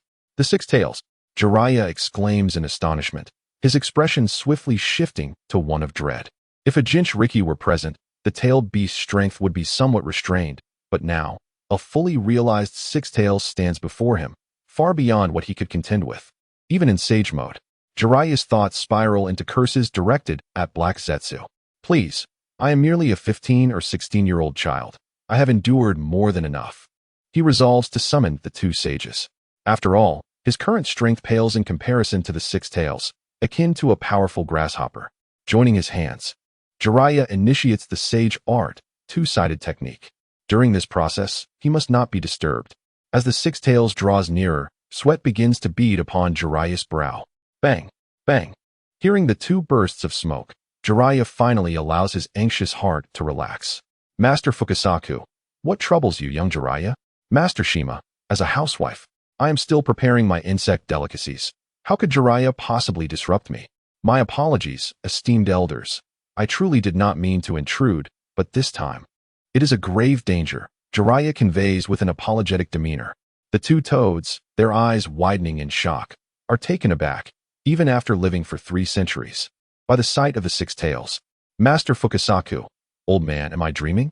Master Shima, surely not, it must be true. Our opponent is indeed the 6 tails, Jiraiya sheepishly admits. Scratching his head, bang, if you wish to court death, do not involve us in your plight. Fukasaku and Shima each deliver a punch to Jiraiya's face. I cannot fathom how this is happening. It feels as if it knows my location and is approaching me. Jiraiya laments, feeling wronged. Oh, Master Fukasaku, puzzled, gazes at the 6 tails, suddenly noticing its eyes. Wankakyo. Shima, what? Old man, are you certain you are not mistaken? I cannot be wrong. I have lived too long to misidentify, Fukasaku asserts with unwavering confidence. Exchanging glances, Fukasaku and Shima understand each other's thoughts. It seems today will not conclude peacefully. Jiraiya versus the 6 tails Shinmura. Jiraiya, prepare for battle. Jiraiya, it seems today's insect cuisine will have to wait. The 6 tails approach Jiraiya, exhaling a white gas that engulfed the surroundings, eroding the trees into mere remnants. Once the mist cleared, a barren path lay before them. Shinmura, old man. Shinmura, wind release, pressure damage. Deep Sakurai unleashed a torrent of wind, pushing the corrosive substance back. As the dust settled, the devastation became evident. The forest had vanished entirely. The 6 tails, seemingly enraged, began to gather black chakra. Beast bomb. We cannot allow it to unleash that, Jiraiya exclaimed. Sage art, water release. water-severing wave. Shimura conjured a massive wave that swiftly severed the six tails head from its body, causing the gathered beast bomb to dissipate, but the body and head quickly rejoined. Sage Art, Earth Release, Yellow Springs Swamp. Under the guidance of the two sages, Jiraiya seized the moment, ensnaring the entire six tails in the earth, though it struggled fiercely. Is it resolved? Jiraiya wiped the sweat from his brow.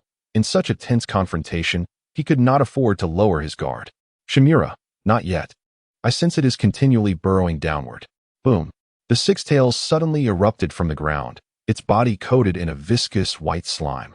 As its six tails lashed out towards Jiraiya, Jiraiya, unwilling to hesitate, utilized the body flicker technique to evade. Facing such a colossal beast, his greatest advantage lay in his speed, allowing him to disregard the danger posed by others, while the beast's attacks were notably sluggish. The battle now hinged on endurance.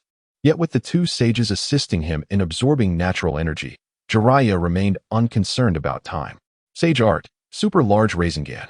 By infusing natural energy into the Rasengan, it grew exponentially in size. The sphere, swirling with wind, had the potential to obliterate a small mountain several hundred meters high. Jiraiya soared above the six tails, pressing down on its back as the creature emitted a pained roar, creating a sphere of emptiness beneath him. This is futile. It behaves like a slug, endlessly dividing. Rendering my attacks ineffective, Jiraiya grimaced. The six tails spewed a thick acidic liquid, instantly blanketing the sky and leaving Jiraiya with nowhere to escape. Deep Sakurai, Jiraiya, deploy that jutsu of yours. Shimura, I thought I would never use it again. Understood, Jiraiya replied solemnly. This jutsu was one he developed in Myobokuzen to protect the two sages from being ensnared by Pain's gravitational and repulsive forces, yet the sages, somewhat prideful, believed themselves invulnerable and thus refrained from using it. Sage Art, Sage Shield. Indeed, the Sage Shield technique, as its name suggests, creates a protective barrier, too. In fact, one for each sage inside and one for Jiraiya outside, composed of densely concentrated natural energy. Having passed through, it showed no signs of cracking under any assault. This technique was translucent, allowing observation of the outside. The acidic liquid enveloped Jiraiya but was halted by the shield, protecting both sages and Jiraiya himself. As the acid dissipated, the six tails completed the gathering of the beast bomb. Jiraiya's eyes widened in alarm as he realized the impending threat, quickly biting his finger. Summoning technique, 5 Elemental Gate. With the sage's assistance, Jiraiya successfully summoned all 5 gates, which performed admirably, as the beast bomb collided with the first gate, then the second, third, and fourth, before finally coming to a halt. Seeing this, the two sages sighed in relief, having previously debated whether to return Jiraiya to Myobokuzen. This was why they chose to remain and confront the six tails. If they could not defeat it, they could simply retreat to Myobokuzen, leaving the beast frustrated. Once we subdue it, let me step forward to perform the sealing technique, Jiraiya stated with a serious expression. Deep Sakurai, but even your sealing technique cannot contain it. I only needed to hold on for a moment to allow my retreat, Jiraiya explained, eager to avoid further delay, as the commotion had already attracted considerable attention. Shimura, no problem, we can temporarily restrain it. After exchanging glances, Shimura and Deep Sakurai initiated their technique. Sage Art, Water Release, Water Dragon Bullet Technique X2. The two summoned water dragons, composed of sage energy, which entwined around the six tails, binding it tightly. Hurry, my natural energy cannot hold out much longer, Deep Sakurai said. Fatigue evident in his expression. Jiraiya wasted no time, appearing beside the six tails. 5 Elemental Sealing. He slapped his palm against the six tails, sealing it with intricate patterns that caused it immense distress. The 5 Elemental Sealing, a high-level technique of the Uzumaki clan, concentrated chakra into 5 fingers to seal the beast using the elements of lightning, wind, water, fire, and earth. It was exceedingly difficult to break, requiring a counter seal of the same system, type, difficulty, and effect range. After a brief moment of sealing, Jiraiya hastily retreated, while the sages, exhausted, released their summoning technique. Flying Thunder God Technique. After days of travel, they finally returned to Konoha. Phew, that mission was perilous. Jiraiya finally let out a sigh of relief. You are Jiraiya, right? You will undoubtedly become a great ninja, Kakashi Hatake confidently remarked. Then I shall take your words of encouragement to heart, Jiraiya replied with a smile. In the original tale, Kakashi seemed to possess a perceptive insight into others, having predicted that Might Guy would become a formidable rival for his son, Kakashi, upon encountering the two at the Ninja Academy. Upon returning to Konoha, Jiraiya was utterly exhausted, collapsing into bed for several days until he was finally summoned by the Umbu. "Hiruzen-sensei, you called for me?" Jiraiya asked, sitting lethargically before Hiruzen Sarutobi. "Indeed, your mission was exceptionally well executed. Feel free to request any reward you desire," Hiruzen said with a smile. Jiraiya's eyes lit up at this prospect. Perhaps he could acquire another forbidden technique, a splendid means to enhance his power. Contemplating which technique to choose, he decided that the Flying Thunder God technique seemed the most beneficial, allowing him to guide Minato in mastering it early on. "I shall call it the Flying Thunder God technique," Jiraiya declared resolutely. Hiruzen pondered for a moment. This technique was renowned as the signature move of the Second Hokage, Tobirama Senju, renowned for its unparalleled speed in the ninja world. It was not a reward easily granted for completing a mere S-rank mission, but for the sake of his student. "Very well, but you may only receive half. The other half will require further contributions to the village," Hiruzen stated sternly, having reached his limit. "Agreed," Jiraiya replied, albeit with a hint of regret.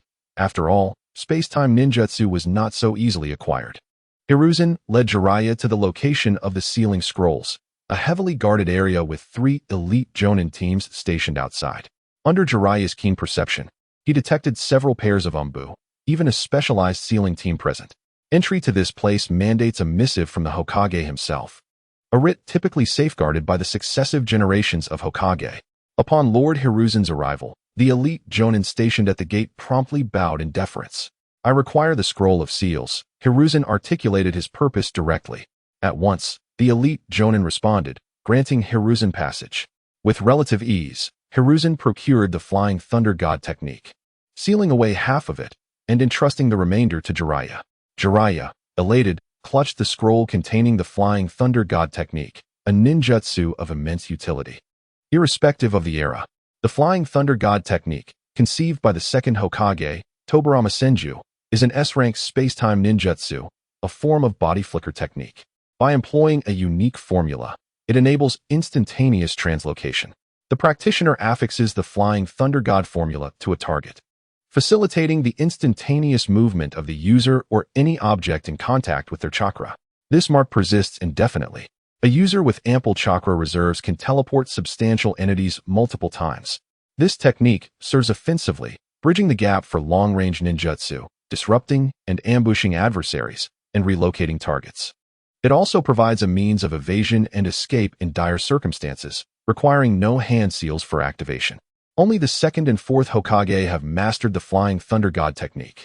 Gunma Shiranui, Reito Namishi, and Iwashi Tatami, who once served as Minato Namikaze's bodyguards, can jointly execute the Flying Thunder God formation. Proficiency in the Flying Thunder God technique demands an exceptional affinity for space-time manipulation, otherwise, mastery remains unattainable. On the training grounds, Jiraiya conjured 3 shadow clones, embarking on the arduous task of mastering the Flying Thunder God technique. However, progress proved elusive, with days elapsing without significant advancement. Doubt began to gnaw at Jiraiya's resolve, questioning his innate spatial aptitude. Alas, when Providence bestows a gift, it often withholds another. Disheartened, Jiraiya slumped onto the ground. Despite protracted training, he had only grasped a rudimentary understanding, a clear indication of his lack of inherent talent for the Flying Thunder God technique. After a moment of contemplation, Jiraiya resigned himself to his limitations. Unable to wield the Flying Thunder God technique, he resolved to acquire an exhaustive understanding of space-time ninjutsu, essential for countering the threat posed by Obito Uchiha's Kamui. Jiraiya's aspiration to master the Flying Thunder God technique stemmed from a desire to possess a means of self-preservation against Obito Uchiha. Anticipating a future where Obito might reclaim Kakashi's eye, granting him an extended period of intangibility. Very well, if that proves unfeasible, let us simplify matters. The Flying Thunder God formation, employed by Minato's bodyguards, can be mastered with sufficient dedication, culminating in the creation of a formidable teleportation array, rivaling the Flying Thunder God technique itself. The Flying Thunder God formation, imparted by the 4th Hokage, Minato Namikaze, involves Gunma Shiranui, Reito Namishi, and Iwashi Tatami forming a coordinated array, capable of transporting objects or individuals within the formation to another location. The demise of Kagami Uchiha, Part 1. In the depths of a dense forest, an unnerving silence prevailed, punctuated only by the chirping of insects. A young man clad in Uchiha garb lay prostrate beneath a tree, clutching his wounded shoulder. Cough, cough, who could be responsible? Kagami Uchiha muttered, blood trickling from his lips. He had inexplicably been assigned a mission, while Torafu Akimichi had seemingly been diverted elsewhere. Could the village be implicated? Kagami Uchiha shared a close bond with Torafu Akimichi, often partnering with him on missions. Suddenly, a volley of kunai, each bearing an explosive tag, hurtled toward him. Kagami Uchiha, summoning his resolve, teleported away, evading the imminent detonation. The ensuing explosion decimated the tree, scattering debris in all directions. Kagami Uchiha surveyed his surroundings with a grave expression. Without warning, a blade flashed from behind. Kagami Uchiha swiftly unsheathed his short katana. Clang, clang. A masked assailant, his face concealed behind a cat-like visage, launched a relentless assault. Kagami Uchiha parried each blow, acutely aware of his injuries. The assailant fought with the fervor of a zealot, disregarding his own safety. Kagami Uchiha remained perplexed as to the identity of his would-be assassin. His reputation within the village was exemplary. The very nature of the mission suggested the involvement of the village itself, as such information would not typically be divulged. The only plausible explanation was that someone had betrayed his trust. Uchiha-style body flicker slash. Kagami Uchiha abruptly materialized behind the masked assailant, severing his left arm with a swift strike. So, you are indeed a malevolent Uchiha. You must be eliminated, the masked assailant hissed. Who are you? Kagami Uchiha demanded, his countenance grim. The animosity directed toward the Uchiha clan was palpable. Two more masked figures emerged from the trees, their presence radiating an aura of bloodlust. Kagami Uchiha tightened his grip on his katana, sensing that these individuals were akin to emotionless killing machines, devoid of the nuances of conventional mercenaries. Could Danzo be involved? The thought momentarily stunned him. Impossible. Danzo is my comrade. Yet, apart from Danzo's subordinates, he could not identify any other faction with such a ruthless modus operandi. Earth release. Earth spear technique. Stone lances erupted from the ground, forcing Kagami Uchiha to leap onto a tree. A barrage of shuriken followed, narrowly missing him. Kagami Uchiha's Sharingan, adorned with 3 tomo, spun rapidly, his katana deflecting each projectile. Earth release. Headhunter technique. Another masked figure seized Kagami Uchiha's ankle from beneath the ground, dragging him into the earth. Excellent. The cat-masked assailant exclaimed, lunging at Kagami Uchiha with his katana. Trapped underground, Kagami Uchiha was defenseless, his head severed cleanly. Mission accomplished. The cat-masked assailant announced stoically. Suddenly, he recoiled in disbelief, a katana piercing his chest. How is this possible? He stammered, his gaze fixed on Kagami Uchiha's crimson eyes. His pupils contracted in horror. A genjutsu, the Sharingan, the Uchiha clan's unique Kekkei Genkai, combining the powers of insight, replication, and illusion. Its possessors boast extraordinary perception, the ability to perceive chakra, cast, and dispel genjutsu, and replicate non-Kekkei Genkai ninjutsu. As the cat-masked assailant reached for Kagami Uchiha's hand, 2 more figures emerged, launching a simultaneous attack. Their blades pierced Kagami Uchiha's chest, causing him to dissolve into a surge of electricity, shocking his attackers through their weapons. Lightning. Lightning clone. One of the assailants managed to gasp, his body convulsing from the electric shock. Fire release. Great fireball technique. Kagami Uchiha unleashed a massive fireball, incinerating the 3 assailants into charred corpses. Kagami Uchiha slumped to the ground, gasping for air, sweat streaming down his face. Damn it, they disregarded their own comrades, acting as mere instruments of slaughter. Kagami Uchiha spat, his teeth clenched. This was the second wave of attackers he had encountered. As an elite jonin, his chakra reserves were dwindling. What is their objective? Kagami Uchiha pondered the situation. From the outset of the mission, he had been beset by these relentless pursuers. Despite his best efforts, he could not shake them off. Gazing toward the Hidden Leaf Village, a steely resolve hardened in Kagami Uchiha's eyes. He must deliver this intelligence to Hiruzen Sarutobi. Just hold on a little longer. Reinforcements from Konoha will arrive soon. At that moment, a raven descended from the sky. Uchiha Kagami extended his hand to receive it, but his expression changed drastically. The raven, a summoning beast he had raised explicitly for reconnaissance, bore alarming news. At least dozens of individuals were searching for him nearby. Damn it! Uchiha Kagami clenched his fists and struck the ground in frustration. With no other option, he hastily tended to his wounds and staggered deeper into the forest. Uchiha Kagami's demise. Part 2. Did he escape? A masked man murmured hoarsely. My lord, Uchiha Kagami is exceptionally powerful, but he has already fallen into our encirclement, a respectful figure in black replied. What useless fools! The masked man exclaimed. Yet no one dared to retort. They all gazed at him with fervent eyes, bowing deeply. Damn it! Why must I encounter this everywhere? Uchiha Kagami said, his face pale. The situation had escalated beyond his expectations. There was still no sign of support from the village, and the ground behind him was littered with charred insects. How could Uchiha Kagami not recognize the handiwork of the Aburame clan? The Aburame clan, one of the founding families of Konoha during the early days of the Fire Country, utilized their chakra to nurture insects, allowing them to parasitize their bodies and be controlled. All of the clan's ninjutsu relied on these insects. Clan members excelled at concealment, wrapping themselves tightly, even obscuring their faces with sunglasses. Initially puzzled at how he had been tracked so easily, Uchiha Kagami soon realized it was the insects.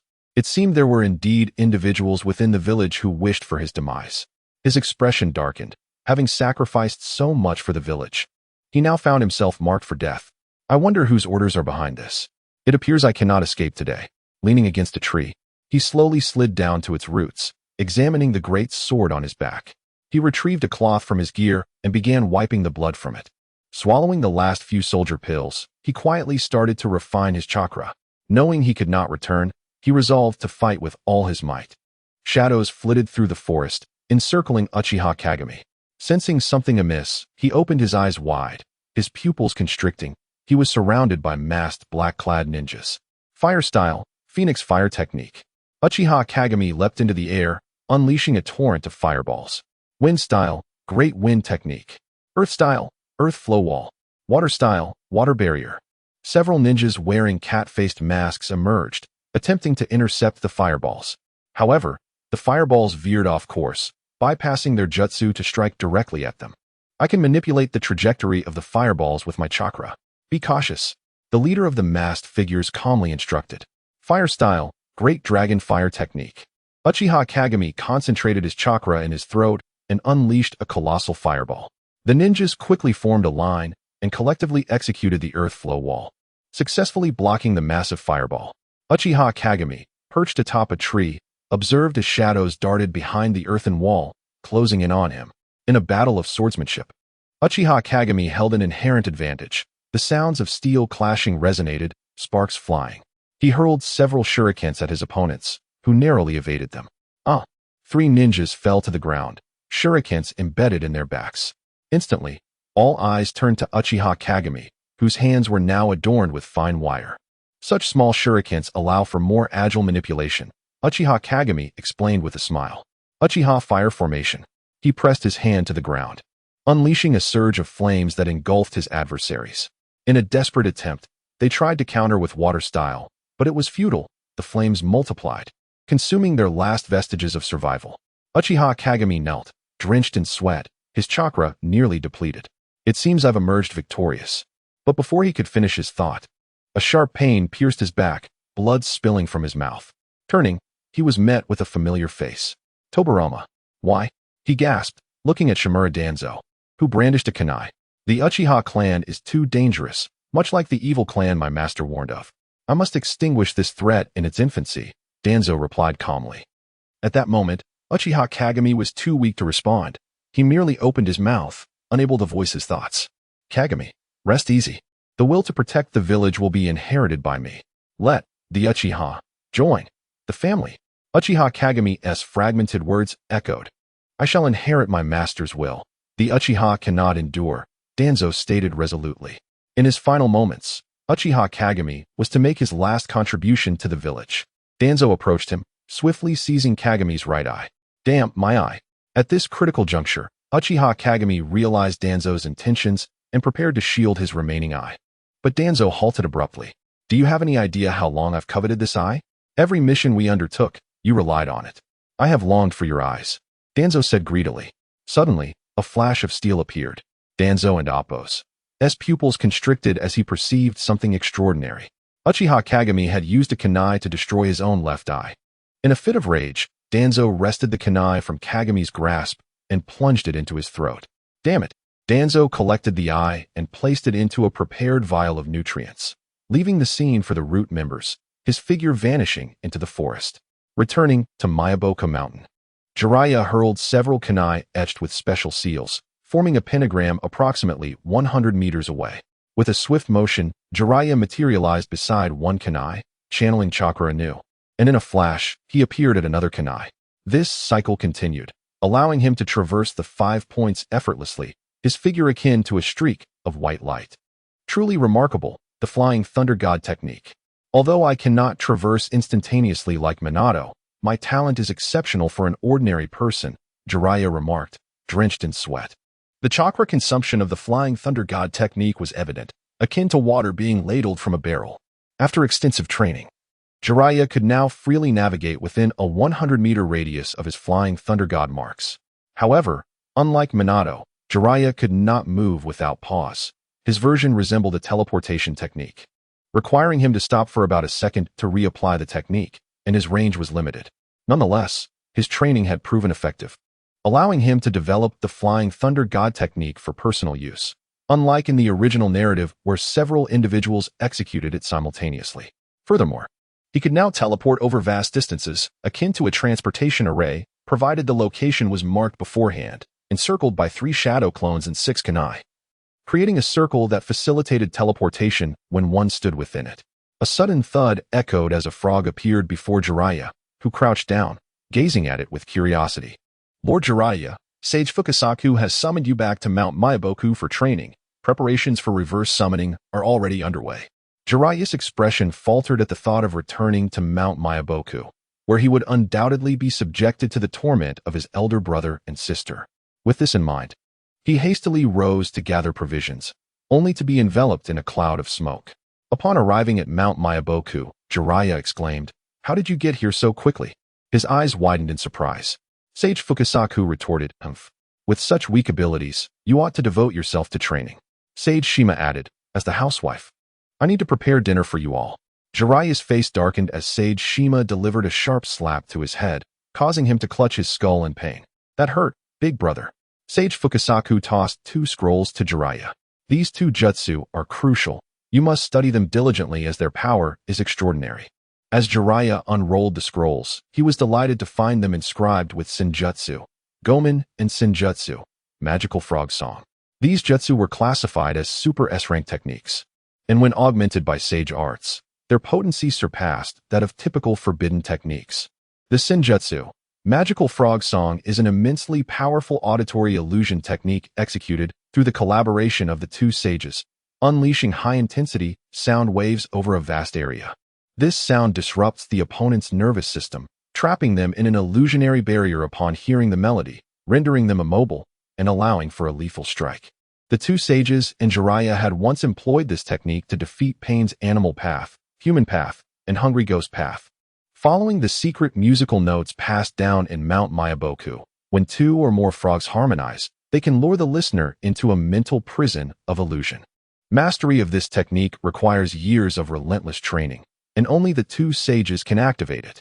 Jiraiya, in sage mode, would be the vessel through which the 2 sages sang their potent illusion.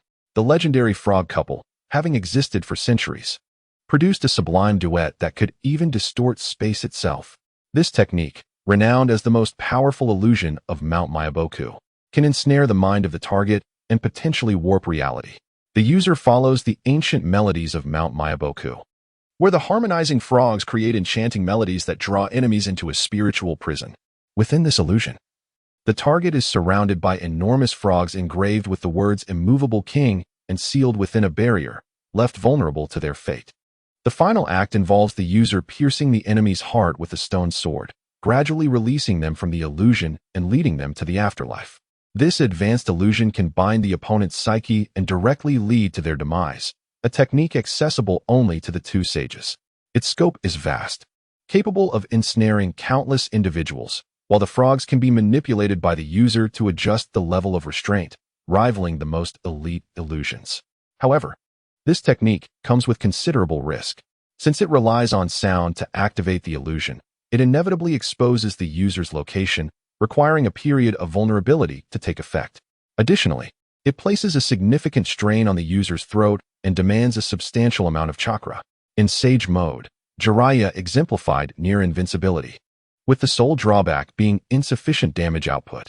Had he not encountered the hungry ghost path, who could absorb chakra, his physical prowess and the support of the two sages in illusion techniques would have rendered him a formidable force. With abundant chakra and prolonged sage time, he was akin to a mobile artillery unit, necessitating the swift elimination of the hungry ghost path. Jiraiya silently resolved this course of action, recognizing the absurdity of the chakra-absorbing techniques, which rendered most ninjutsu ineffective against it, save for sage techniques. Observing the scrolls in his hands, he mused on the peculiar nature of these jutsu, which were intrinsically linked to the two sages. "Aren't these meant for you to learn?" he cautiously inquired. "Fool, are you unaware that casting such jutsu can severely strain your throat?" Sage Shima chided. Sage Fukasaku clarified. "Our primary intention is for you to glean insights from these techniques and develop your own method for casting them independently." Feeling somewhat embarrassed at the sage's words, Jiraiya scratched his head and resumed his study. This reminded Jiraiya of the frog croaks emitted by Sage Fukasaku when he had previously been defeated. Every frog on Mount Myaboku could perform a simple illusion through croaking, yet the enhancement of sage arts combined with the collaboration of the two sages rendered it far more potent. This implied there were 3 versions to master, naturally. The first step was to learn how to produce the croaking sound, albeit with a limited range compared to the two sages. The sole advantage lay in its rapid execution and singular target, potentially allowing Jiraiya to ensnare an opponent with his own mental strength. After contemplating, Jiraiya hastened to examine the next scroll, aware that time on Mount Myaboku was plentiful. Gomen, a combined sage technique of Jiraiya and the two sages, involved Jiraiya utilizing oil, Sage Fukasaku employing wind release, and Sage Shima wielding fire release. This fusion could unleash devastating destruction, theoretically capable of incinerating all tangible matter. When Jiraiya battled pain, he summoned the frog sages Fukasaku and Shima to enter Sage mode. After Sage Shima located Pain's position using her sensory abilities, they executed this technique, which combined fire, oil, and wind release. However, it was absorbed by the hungry ghost path. This jutsu is often underestimated in the Naruto series. Its significant advantage lies in positional dynamics. If executed from an elevated position in an expansive area, it could manifest as a nightmare for opponents. Unfortunately, during his confrontation with Pain, it failed to display its full potential, leading many to overlook its value. The learning curve for this technique is undoubtedly steep, as both sages must master the nature transformations of fire and wind chakra. These elements are second nature to the two, but Jiraiya must carefully manage his oil and the timing of his jutsu.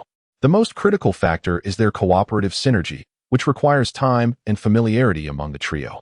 "As a housewife, I cannot afford to spend excessive time training with you," Sage Shima remarked. "I will try to carve out some time to assist you." With a resigned shrug, Jiraiya realized he would have to rely on himself, bracing for the monotonous grind of training. "Before you can master Gomen, you must first learn how to utilize frog oil," Sage Fukasaku instructed, tossing another scroll to Jiraiya, inscribed with frog oil projectile. This jutsu transforms chakra cultivated within the body into oil, expelling it as a massive projectile. Its high adhesion ensures that upon impact, the target is enveloped in a layer of oil, immobilizing them. Following the release of this technique, if combined with fire release, the target is instantly engulfed in flames. The prospect of converting chakra into oil piqued Jiraiya's interest. It resembled ordinary elemental jutsu, yet required a unique affinity for the element. Unlike the nature of frog oil, which did not allow for elemental affinity, mastery could only be achieved through rigorous practice. Subsequently, Jiraiya resumed his training in Myabokuzen, showcasing an extraordinary talent for ninjutsu that set him apart from the ordinary. After some time, he successfully mastered the art of frog oil manipulation. He then began to delve into the mystical technique of senjutsu, 5 right gates. However, the two newcomers appeared to have limited time, necessitating a simultaneous focus on both training and developing the frog call technique. Jiraiya found this period of intense practice fulfilling, albeit occasionally challenged by his diet of insects, which, despite being protein-rich, was psychologically difficult for him to accept. As the Second Shinobi World War commenced in the 29th year of Konoha, the widening economic disparities between nations led to the rise of militaristic factions who sought to expand their territories through force. The war ignited between the land of lightning and the land of earth, as well as the land of fire and the land of wind, while the land of water remained aloof, far removed from the conflict. In this tumultuous time, Sarutobi Hiruzen, at the zenith of his youth, launched an assault on Sunagakure. Simultaneously, Hanzo of the Salamander, disgruntled by Konoha and Sunagakure's decision to stage battles within the Rain Country, declared war against both nations. Konoha had already mustered around 2,000 troops stationed at the border with the Rain Country, while Sunagakure hastily gathered reinforcements. The reconnaissance units of the two factions had clashed before. Under the command of the Second Hokage, Sunagakure held a strategic advantage over Konoha, which lacked elite combatants. Elder Chiyo faced off against Hanzo on several occasions within the borders of the Rain Country, with both skilled in the art of poison, resulting in a stalemate. At Konoha's encampment, the tent was filled with boisterous voices. Radicals clamored for immediate action to achieve military accolades, while conservatives advocated for patience, awaiting the arrival of the third Hokage, Sarutobi Hiruzen. We must wait for the Hokage's return, otherwise, we will not deploy, Nara Shikaku asserted solemnly, feeling the weight of responsibility as the appointed advisor. Uchiha Fugaku, the third elder of his clan, passionately argued for an offensive, confident that the Kazekage would hesitate to retaliate. As tensions escalated, a woman with striking red hair entered the tent, silencing the uproar. I have seen Mito-sama. The monkey must remain in Konoha to guard against other threats. I will lead this battle in his stead, Uzumaki Mito declared with a smile that belied her formidable warrior past. Despite her affable demeanor, the assembled warriors recognized her as a seasoned shinobi of the Warring States period, her hands stained with the blood of countless battles. But you are the Jinchuriki of the Nine Tails, are you not? Nara Shikaku expressed concern, aware of the implications more than others, given his close ties to the Hokage. Fear not. From this moment, I shall take command of the battlefield, Mito responded, her expression grave, cognizant of the lives resting upon her decisions. Meanwhile, in the Hokage and Appo's office, Sarutobi Hiruzen languidly puffed on a pipe, enveloped in clouds of smoke. A tall figure adorned with a forehead protector marked with the kanji for oil, long white hair cascading to his waist, and red markings beneath his eyes. Jiraiya had truly reached a level of mastery in his training that rivaled his peak in the original narrative. He had mastered 2 great sage arts and even developed a new technique, genjutsu, hair needle 1000, which hardened his hair and launched it at opponents with the speed and ferocity of a storm, delivering devastating strikes. Beside him stood Orochimaru, exuding an aura of coldness, while Tsunade displayed significant growth in their abilities over the years, surpassing their counterparts from the original timeline, spurred by the presence of a genius like Jiraiya. Teacher Sarutobi, has the second work truly begun? Jiraiya queried, his demeanor relaxed, while Tsunade and Orochimaru shared similar curiosity. Although rumors circulated in the village, the gravity of a multi-nation conflict seemed surreal. Indeed, it has commenced. The 3 shinobi villages share a palpable sense of impending conflict, Sarutobi replied, massaging his temples leisurely. Upon hearing this, the trio's expressions shifted to disbelief. The 3 great shinobi villages conspiring against Konoha was a dire revelation. What shall we do? Jiraiya asked, his tone now serious. A glimmer of admiration flickered in Sarutobi's eyes at Jiraiya's calmness amidst the chaos. He spread a map before them, indicating the Rain Country. The Rain Country? Tsunade inquired, while Orochimaru cast a skeptical glance. Yes, as the war ignited, the ninjas led by Hanzo have begun their incursions into the land of wind and the land of fire. Sarutobi stated sternly, I will assign you 3 500 ninjas to intercept them at the border of the Rain Country and draw the conflict into the land of fire. 500? Tsunade exclaimed, astonished. Indeed, Konoha cannot spare any more forces. Your task is merely to hold the line and prevent them from advancing into the land of fire. Sarutobi explained, a hint of frustration evident in his voice. The majority of Konoha's shinobi were already stationed at the borders, leaving scant personnel to deploy, while Hanzo's forces numbered less than 1,000. Sarutobi trusted that Jiraiya and his companions, though potentially outmatched, could hold their ground. Suddenly, a figure emerged. an Umbu member delivering urgent intelligence to Sarutobi. Upon reading the scroll, his expression darkened with fury, and he cast it to the ground. "What is the matter?" Jiraiya inquired with concern. "The land of Earth has declared war as well, and their troops are already at the borders. Our forces have yet to respond, resulting in significant losses," Sarutobi replied gravely. "You must intercept this invading force immediately.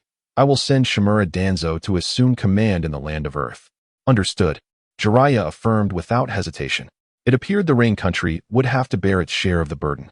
"We must depart at once," Sarutobi commanded solemnly. Thus, Jiraiya and his companions prepared their gear and set forth toward the land of Earth. The terrain of the land of Earth was predominantly desolate cliffs, with rocky formations lining the borders, impeding communication with neighboring countries. Additionally, winds from the north swept over the mountains, carrying small stones into other lands, a phenomenon known as rock rain. The village within the land of Earth was a Wagakure. Along their route, aside from the vast forests of Konoha, the landscape was largely barren, necessitating the establishment of a temporary base more than 10 kilometers beyond the borders of the land of Earth. After several days of arduous travel, the trio finally arrived at the border. From the sky, one could discern a vast expanse of desert juxtaposed with a serene forest. Outside, a sandstorm raged fiercely, while within the woods, tranquility reigned supreme. In the land of Earth, at the Konoha camp, Jiraiya and his companions observed the injured, their bodies swathed in bandages. This sight inevitably evoked thoughts of their precarious situation. The aftermath of an ambush had left them momentarily stunned, but they soon regained their composure. "Lord Jiraiya, our position has been compromised. We may soon face encirclement," a solemn Jonin reported. Without hesitation, Jiraiya instructed, "You lead the injured in retreat. We shall remain to intercept the enemy ninjas." The Jonin swiftly organized the evacuation of the wounded. Witnessing the dire state of the injured, Jiraiya's expression turned grave, for they were being pursued by the rock ninjas, and a hasty retreat could easily lead to their capture. "Stop! Gather around me," Jiraiya suddenly bellowed. The group, curious, assembled before him. "Listen closely. I will use space-time ninjutsu to transport you to the border of the land of fire. Those who cannot move must stay behind," he declared loudly. "Is that true? Is it the technique of the Second Hokage?" They murmured in disbelief, admiration sparkling in their eyes. Jiraiya conjured 3 shadow clones and launched 6 shurikens into the air. In an instant, they were enveloped in blinding light and transported to the border of the land of fire. The technique could transport approximately 50 individuals at once. And seeing nearly 200 before him, Jiraiya sighed in relief. Continuous use of the technique would surely drain him, yet after 4 successful transports, he felt a wave of relief wash over him, his chakra levels surprisingly stable. Indeed, as expected of a sage, it consumed merely a third of my chakra. The remaining healthy ninjas gazed at him in awe, for such a technique had only been witnessed in the hands of the second Hokage, Tobirama Senju. Once the group had departed, Jiraiya and his companions began to set traps, anticipating the arrival of the rock ninjas, who were advancing with a formidable force. Even the mightiest of ninjas could fall victim to overwhelming numbers, much like the third Raikage had. As night fell, a bonfire blazed in the camp, and Tsunade watched Jiraiya with concern. She understood better than anyone the potency of the Flying Thunder God technique, having seen Tobirama's formidable jutsu treated as mere trifles in their home. Despite her attempts, she had never managed to master them. She had sought her grandfather's teachings on these forbidden techniques, which, while dangerous to others, posed little threat to the Senju clan due to their innate resilience. Feigning seriousness, Jiraiya leaned heavily on Tsunade and Appo's shoulder, causing her face to flush crimson. Just as she contemplated reprimanding him, she hesitated, not wishing to act harshly. The following morning, Jiraiya and his companions began to prepare their ninja tools, fully aware that a fierce battle loomed ahead. "They're coming," Jiraiya exclaimed, his eyes widening in alarm. His senses detected nearly 150 individuals, likely the vanguard of the rock ninja forces. Upon hearing his words, Tsunade and Orochimaru exchanged glances. Knowing that the rock ninjas excelled in earth-based techniques, which could prove challenging to counter without powerful offensive weaponry, the rock ninja units dispatched reconnaissance teams of 3 to envelop the entire camp. Jiraiya and his companions lay in wait, ready to spring their traps and inflict significant casualties. As one rock ninja lifted a tent flap, he was met with an explosive tag, resulting in a devastating blast that sent him flying. leaving behind dismembered limbs. Explosions echoed throughout the camp, and the rock ninja leader's face turned ashen as he reported over 20 fatalities. "Charge! Annihilate this camp!" he roared, leading the charge into the camp, only to find it eerily empty. Suddenly, a swarm of grayish-brown snakes erupted from the ground, encircling the area. For those with a fear of densely packed creatures, it would have been a sight to instill terror. The snakes sprang from the earth, sinking their fangs into the rock ninjas. Some of the weaker ones quickly succumbed, their faces turning purple as they collapsed, frothing at the mouth. "Damn it! Kill those snakes!" shouted the leader, summoning his chakra for powerful earth techniques. Through the combined efforts of the rock ninjas, the snakes were eventually eradicated, yet the battlefield was drenched in blood, littered with the remnants of both the snakes and their summoner. As the rock ninjas briefly relaxed their guard, two enormous white snakes erupted from the ground, wreaking havoc as they lashed out. Fire style, fireball. Jiraiya unleashed a colossal fireball, prompting the rock ninjas to erect earth barriers in a desperate attempt to defend themselves. Armed with kunai, Jiraiya unleashed a flurry of strikes, employing dazzling kunai techniques to claim the lives of his foes with every passing moment. Meanwhile, Tsunade displayed her brute strength, delivering devastating punches that shook the very ground beneath them. Under the orderly command of their leader, the rock ninjas regrouped, exposing Jiraiya and his companions. Enraged, they glared at the trio, blaming them for the chaos they had wrought. "You brats will pay," the leader proclaimed, channeling chakra into a stone spear aimed at Jiraiya and his allies. In an instant, Jiraiya's hair transformed, coiling like a protective barrier, rendering the stone spear ineffective. A rock ninja's fist, solidified into stone, struck Jiraiya's hair, leaving no mark. However, as the ninja attempted to retreat, he was suddenly pierced by Jiraiya's hair, resembling deadly needles. After enduring numerous attacks, the rock ninjas found themselves unable to breach Jiraiya's defenses. Seeing this, he dispelled his technique. Wind style, wind cutter. Orochimaru conjured a scythe-like wind blade, slicing through the rock ninjas with brutal efficiency. As Jiraiya and his allies prepared to escape using the body flicker technique, the ground trembled violently, and the rock ninjas retaliated by hurling stones and spears downward. Armed with kunai, they defended themselves as best they could, but Jiraiya realized they needed to change tactics. Summoning a giant toad, Gamabunta, Jiraiya exclaimed, "How did I end up in this mess?" As the massive toad leaped from the ground, the rock ninjas were left in stunned disbelief. "Use oil," Jiraiya commanded. With a swift motion, he unleashed a massive fireball, combining it with the toad's oil to incinerate numerous foes, reducing them to ashes. Reacting quickly, the rock ninjas erected multiple earth walls to shield themselves from the flames, their faces glistening with sweat. Yet, amidst the chaos, two more figures emerged from the ground, a colossal snake and a giant white slug. The rock ninjas, having lost their will to fight, stared in horror. Orochimaru's snakes devoured the enemies, while Tsunade's slugs spewed corrosive acid, reducing some rock ninjas to mere skeletons. Earth release, falling clay. The leader of the rock shinobi attempted to immobilize Orochimaru's enormous serpent with his clay technique. However, despite its colossal size, the serpent exhibited remarkable agility and slipped away before the clay could descend. "Damn it!" the leader exclaimed in frustration. Before he could react, his head was severed, and Orochimaru stood behind him, exhibiting an expression of indifference.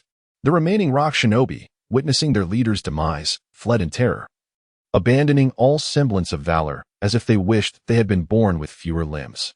"Your mission to the land of rain was executed commendably.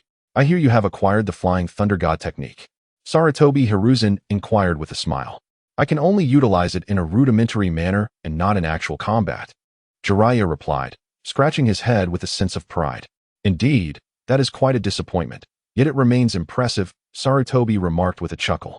"By the way, the land of iron has declared war on the land of rain," he continued, his expression turning grave.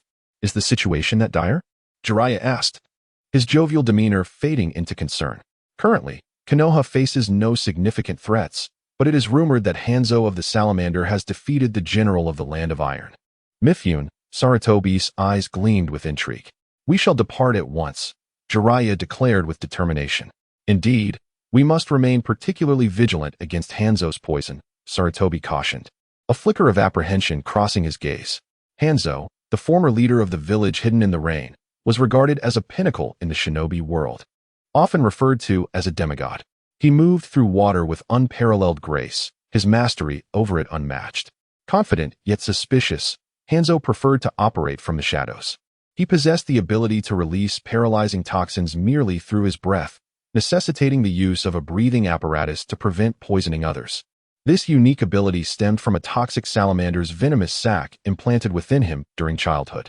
In his village, a lethal black salamander existed. Upon its demise, its venom sac was integrated into Hanzo's body, granting him resistance to toxins. As he breathed, those nearby inhaled the toxins, leading to a palpable fear of the young Hanzo among his peers. To avoid endangering others, he was compelled to wear a mask and breathe through his mouth.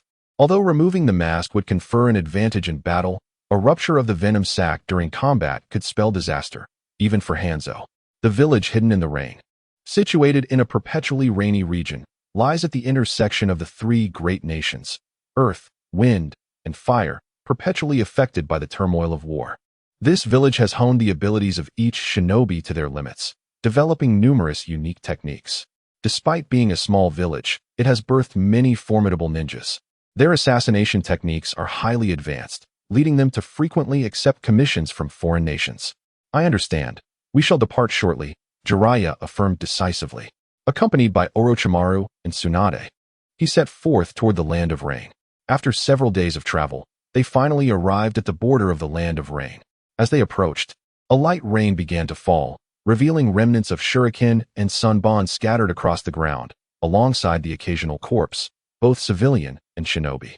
How fragile life truly is. Orochimaru mused contemplatively. You must tread carefully. Do not perish here, Jiraiya jested lightheartedly. I observe that most of the corpses exhibit signs of poison. And quite potent poison at that, Tsunade remarked solemnly. As a medical ninja, she possessed a profound understanding of toxins. Indeed, this man is known as the demigod, Jiraiya quipped.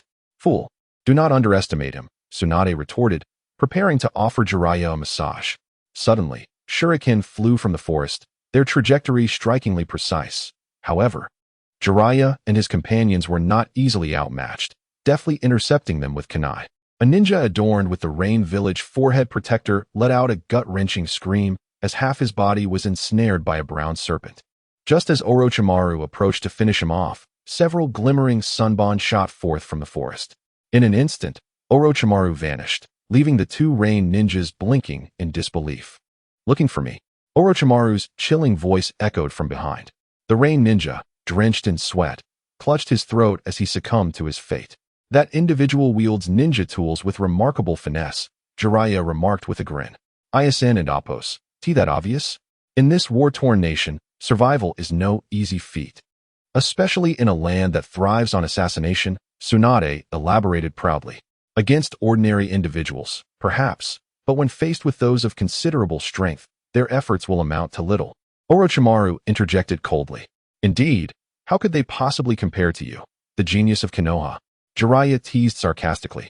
Tsunade rolled her eyes at their banter, while Orochimaru turned away, pride wounded by the notion that he had been surpassed by a mere fool. Hurry, according to the map, we are nearing the Konoha camp, Tsunade stated earnestly. After such a long journey, they were finally poised for a well-deserved respite.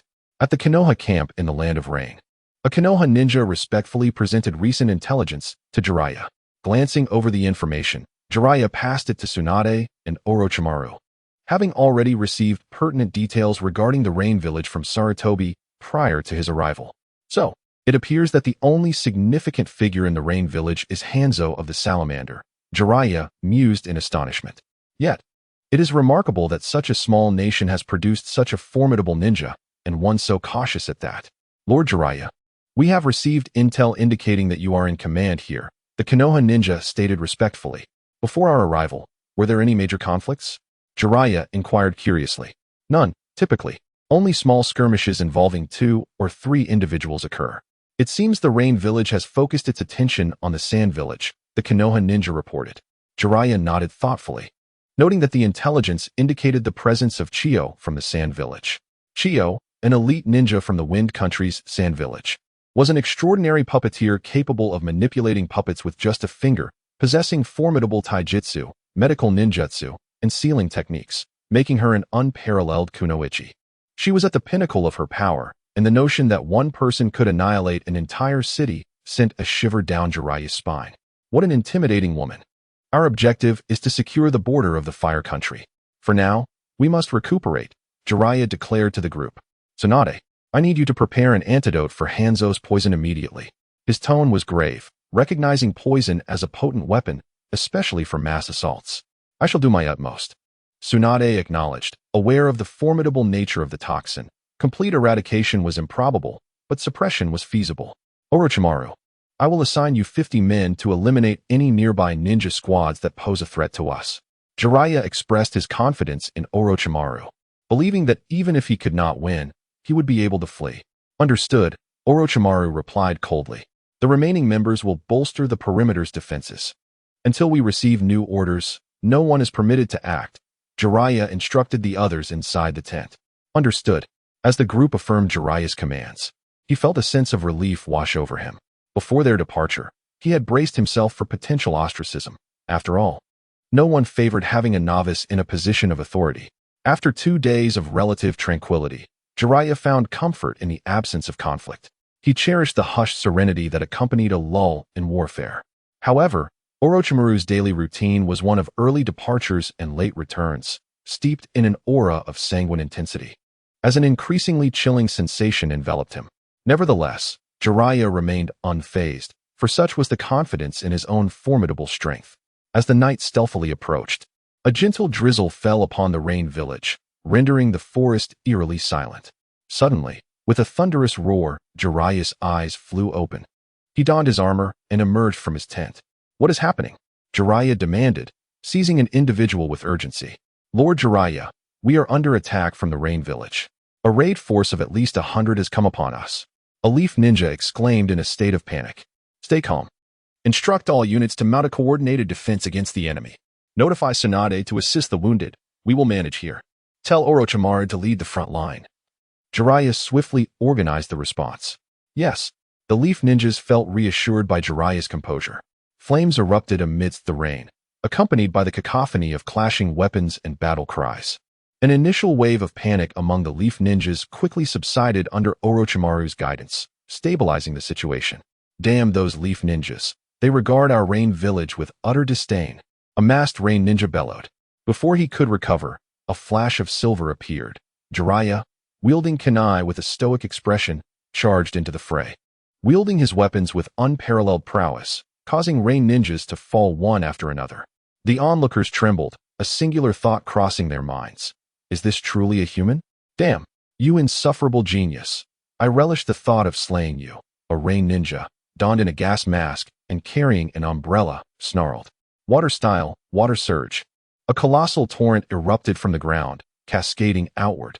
Jiraiya, witnessing this, immediately formed hand seals. Earth style, earth flow wall. Jiraiya positioned himself behind the earthen barrier, effectively shielding against the deluge. Fire style, fireball jutsu. He released a massive fireball, illuminating the dark night like a brilliant star. Water style, great waterfall technique. A tremendous flow of water surged forth, dousing the flames entirely. Earth style, yellow spring swamp. Jiraiya slammed his hands onto the ground, causing the rain ninjas to be ensnared. Their struggles becoming increasingly futile. Cease your thrashing, or the grip shall tighten. Jiraiya smirked coldly as he swiftly dispatched the rain ninja. As the dawn broke following a night of fierce combat, sunlight revealed the gruesome aftermath of the bloodshed. The ground lay strewn with dismembered limbs, while the leaf ninjas, adorned in bandages, supported one another as they limped. How are we faring? Jiraiya inquired calmly. We have approximately 50 fatalities and over 100 injuries, Tsunade responded, her tone heavy with concern. Very well, allow them to rest. Those unable to fight should be swiftly transported back to the leaf, Jiraiya remarked, not dwelling further on the grim reality. After all, casualties were an inevitable aspect of warfare. In the rain country, where rain fell perpetually, civilians hurried home beneath their umbrellas, while orphans roamed the streets and merchants peddled ninja tools in darkened corners. Over the past year, Jiraiya, alongside Tsunade and Orochimaru, had been embroiled in continuous conflict with the rain ninjas and their leader, the sand ninja. Their clashes occurred almost daily, yet the trio's formidable prowess, particularly Tsunade's medical ninjutsu, proved invaluable. Within a leaf encampment, several ninjas conversed urgently. Are we certain we've pinpointed the rain ninja supply depot? Jiraiya's eyes glinted with sharpness. Indeed. Though it is likely heavily guarded, a leaf ninja replied respectfully. Throughout the year, Jiraiya had cultivated a formidable reputation in the rain village.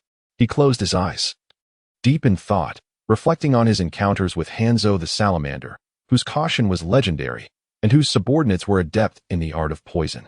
Hanzo single-handedly stymied both Chiyo of the Sand and Jiraiya, demonstrating remarkable skill. Suddenly, Jiraiya opened his eyes, his gaze piercing as he unfurled a map, pointing decisively. Prepare the troops.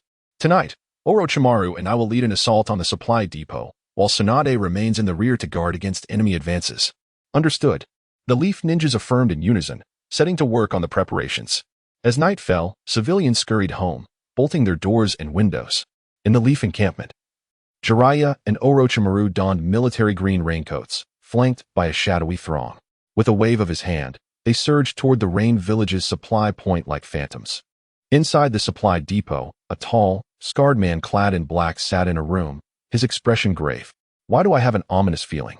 Ida, once the captain of Hanzo's guard, had retired to oversee the depot due to age and injuries sustained in battle.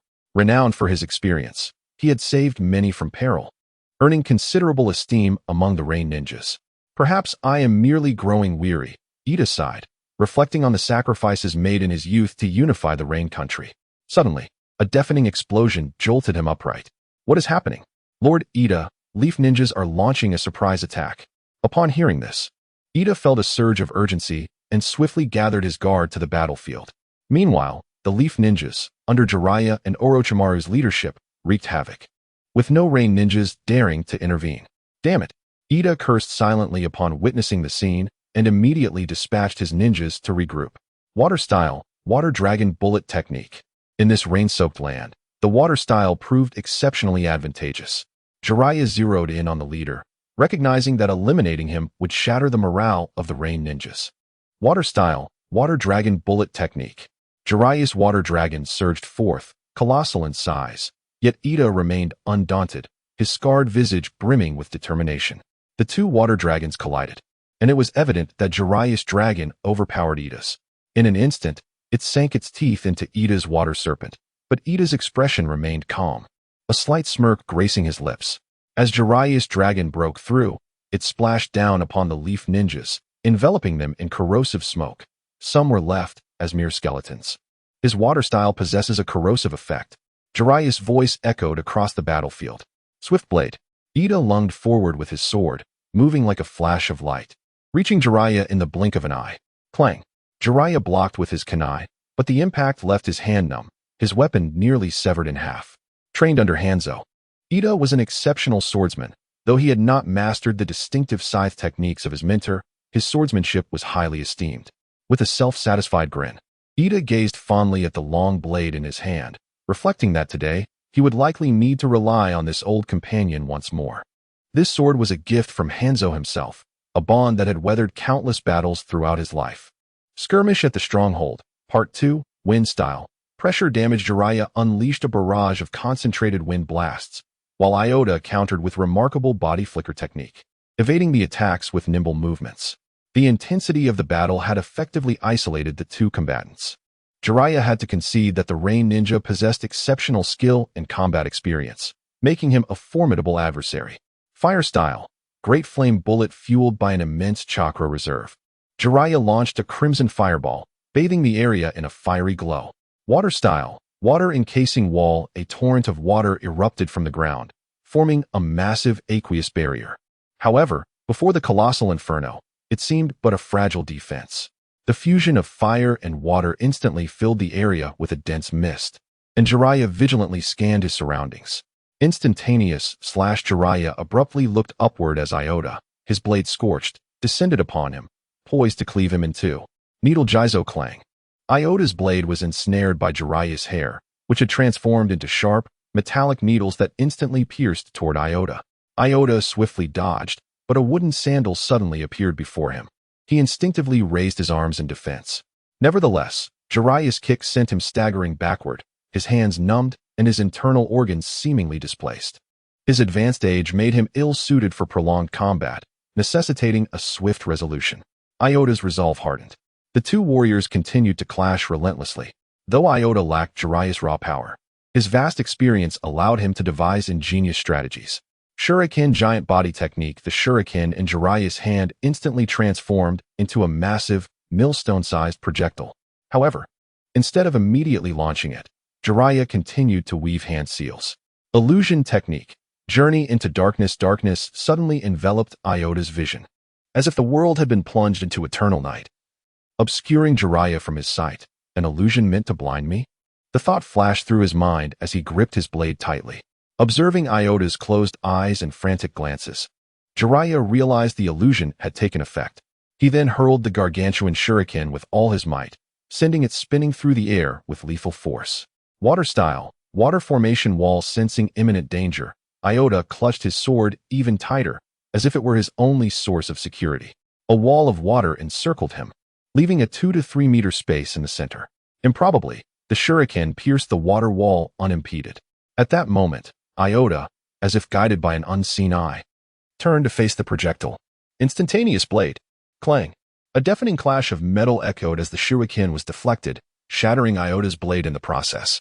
The sensation of his broken sword sent tremors through Iota's body. Exhausted from the intense battle, he collapsed to the ground, defeated. In the hearts of many Rain ninja, Hanzo of the Salamander was revered as a deity, their unwavering faith. He had unified the Rain Village, bringing an end to the ceaseless wars that had plagued the land. A life of tranquility was the aspiration of many Rain ninja, and they were profoundly grateful to Hanzo for it. But their respite was short-lived.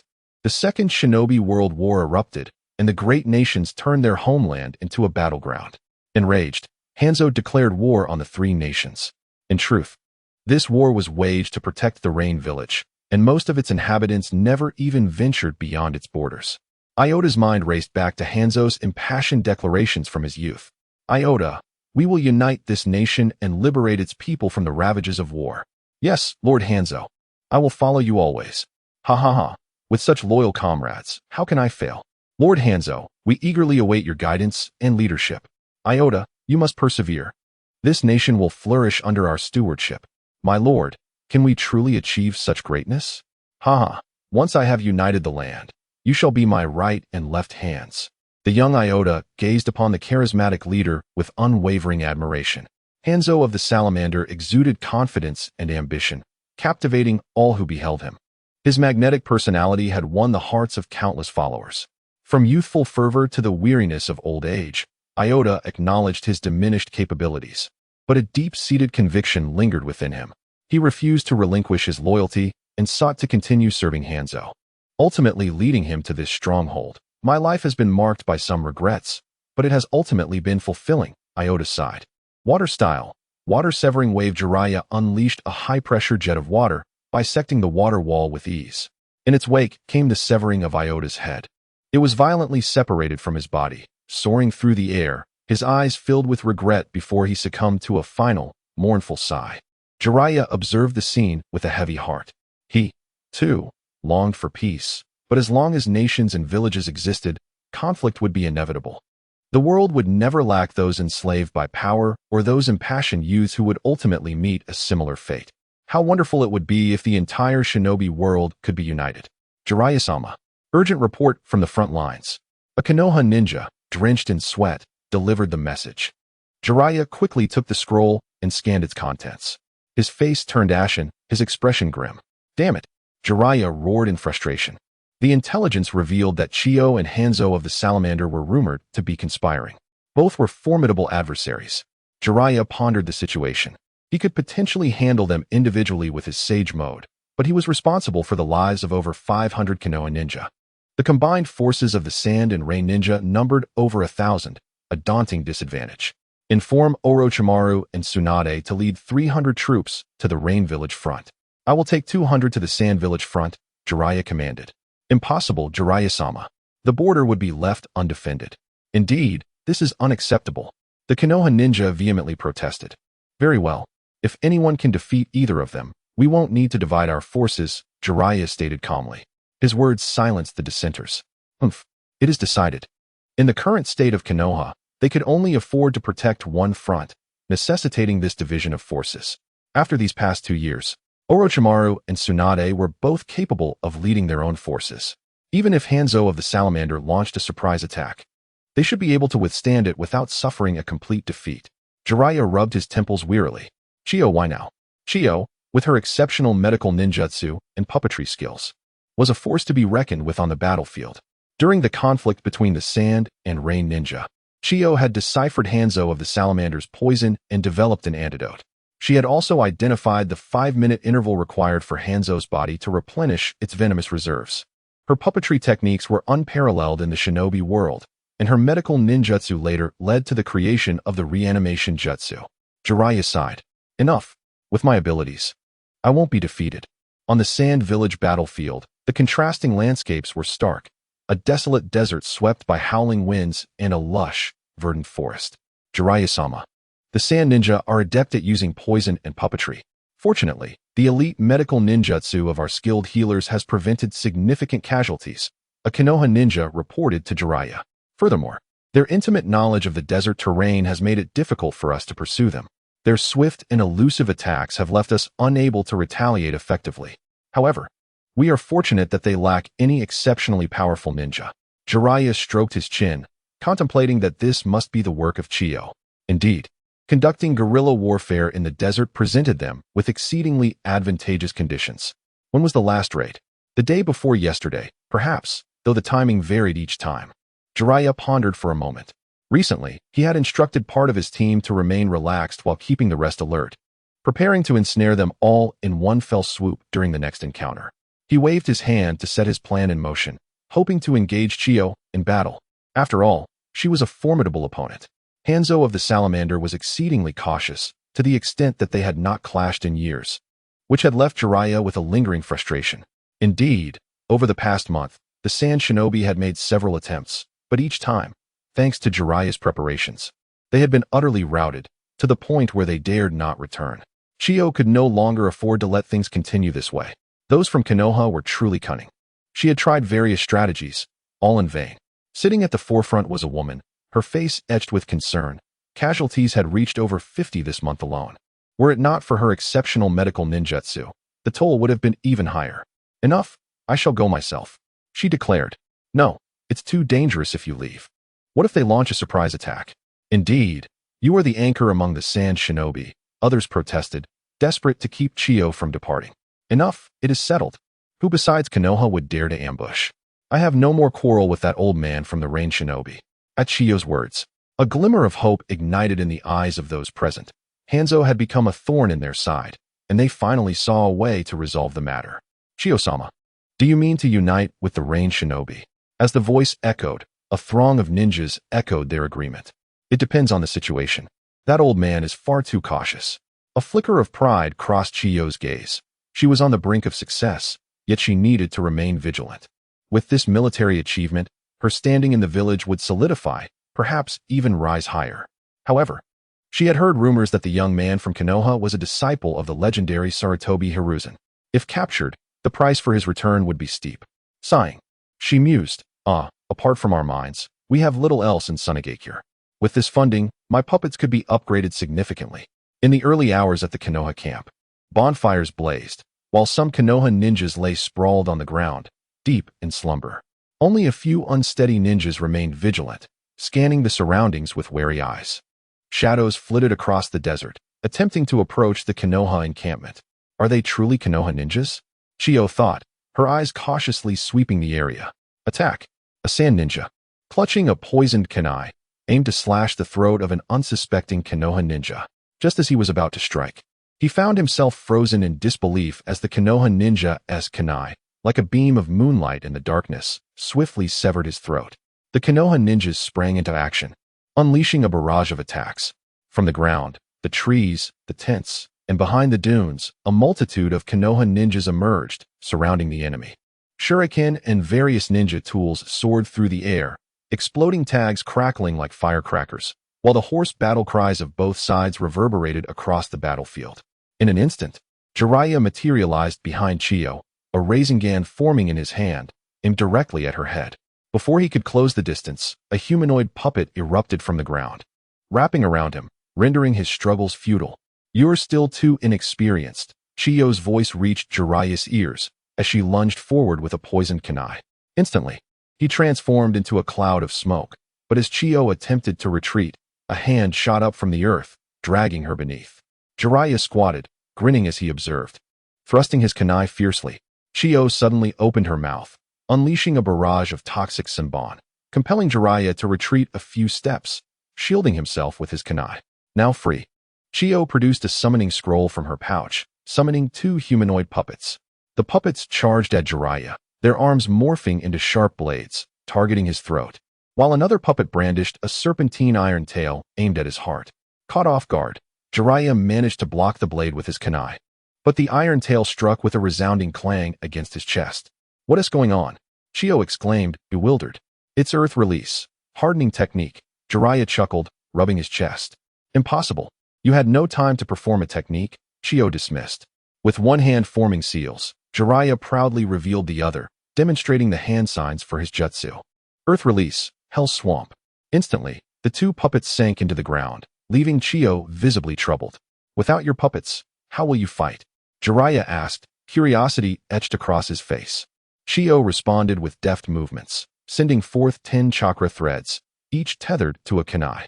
The kunai darted through the air with remarkable agility, as Jiraiya's own kunai clashed against them, sparking with each impact. "Fire release, fireball."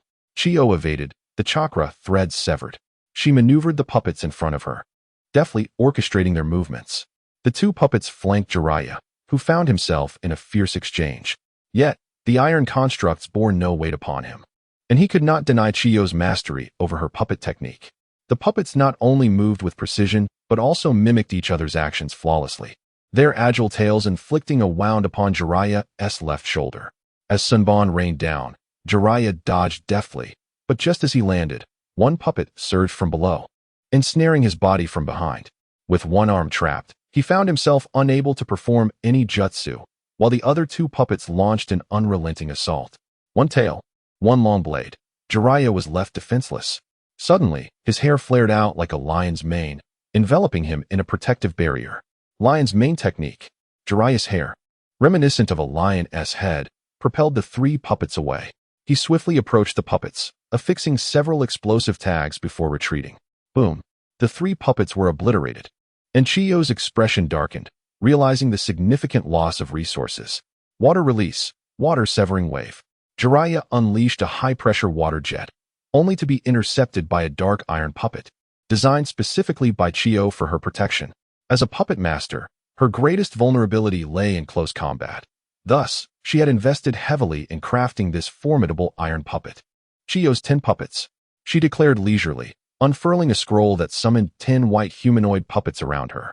Chiyo manipulated the chakra threads, commanding the puppets to dance in the air. Jiraiya observed as a bull-headed puppet shielded Chiyo, while 3 others hovered protectively behind her, and a horse-faced puppet stood to her left. "No, if I don't use Sage Mode, I am simply no match." Jiraiya clasped his hands together, swiftly concentrating natural energy. From a distance, Chiyo observed Jiraiya's actions with growing confusion as the visage of a mask began to manifest on his face. Suddenly realizing something, her expression shifted. She hurriedly pointed, and from the sky, a woman with crimson hair wielding twin blades descended upon Jiraiya. Boom. Dust filled the air, obscuring Chiyo's vision. As the smoke cleared, however, there was no one beneath the red-haired puppet's blade. Sage Art, Big Ball Rasengan. Jiraiya held a massive orb, emanating a lethal aura that struck fear into Chiyo. Puppet technique, mechanized shield. Utilizing the puppetry mechanism as a medium, Chiyo transformed her chakra into an impenetrable shield, capable of withstanding even the enhanced iron sand of the scorpion. Boom. ZZZ. Upon sensing a recoil force, Jiraiya abruptly withdrew his chakra, using his frog-like legs to propel himself away.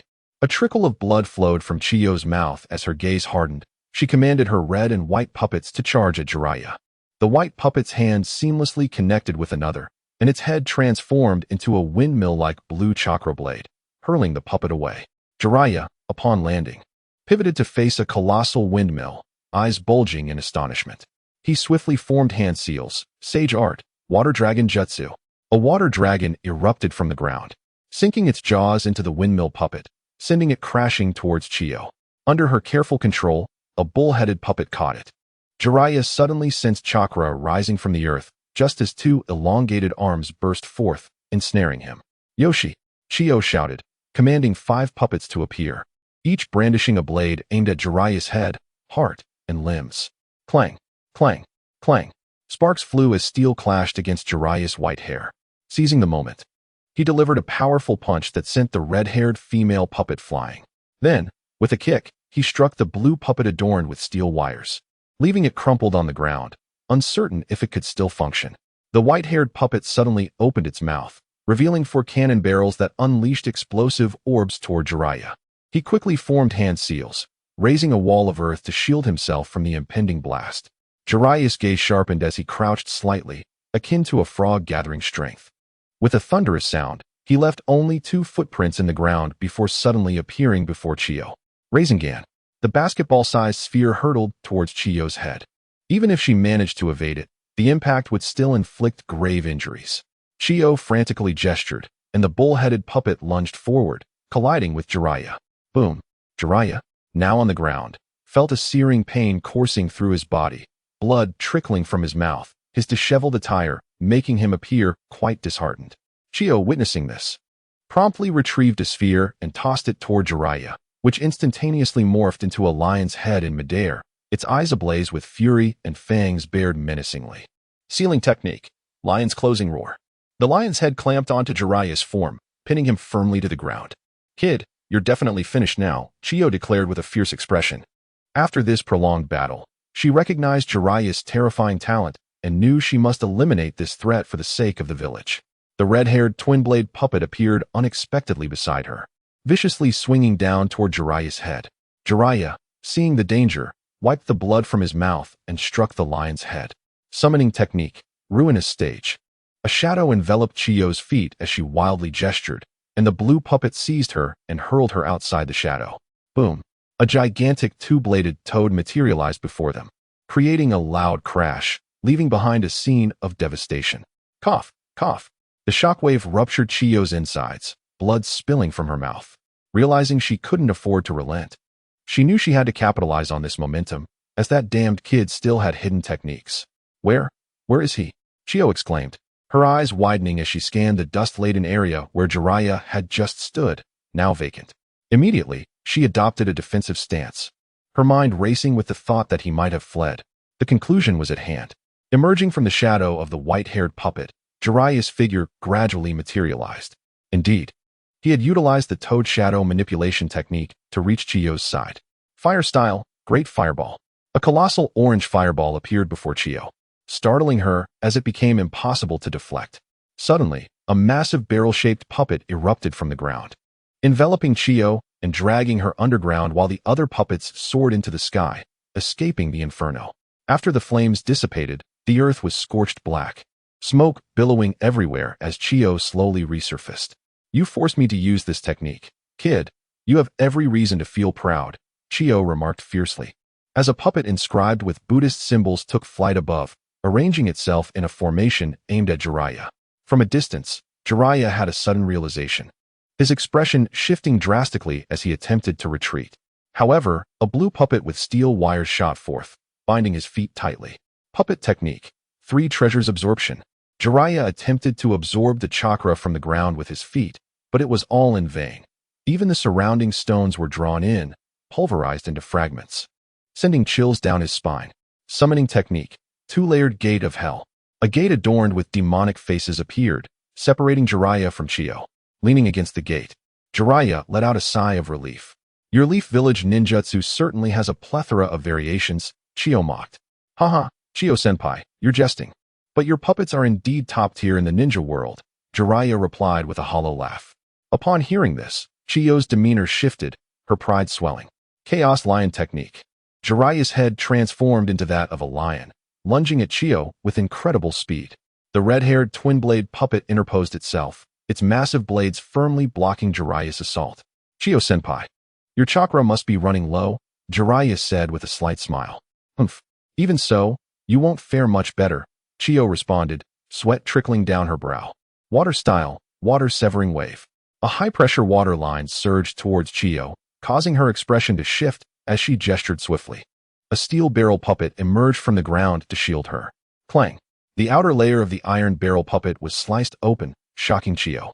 He had painstakingly crafted it from fine iron for self-preservation. Sage art. Hair needle, 1,000 needles. Jiraiya hardened his hair and launched it like a torrential downpour, aiming to deliver a fatal blow. This was the fastest and most expansive technique in Jiraiya's arsenal. As he crouched like a frog, his flowing hair shot forth like a rain of needles towards Chiyo. Damn it! Chiyo cursed under her breath, her fingers dancing rapidly as 10 puppets instantly transformed into a wall, while she dove into the iron barrel puppet, burrowing underground. Clang! Clang!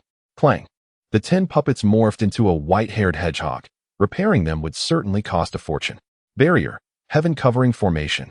A spherical, translucent detection barrier suddenly enveloped the ground around Jiraiya. I found it. Jiraiya shouted triumphantly. Chiyo, concealed underground, harbored an ominous premonition, yet the stifling heat within the puppet caused beads of sweat to trickle down his forehead.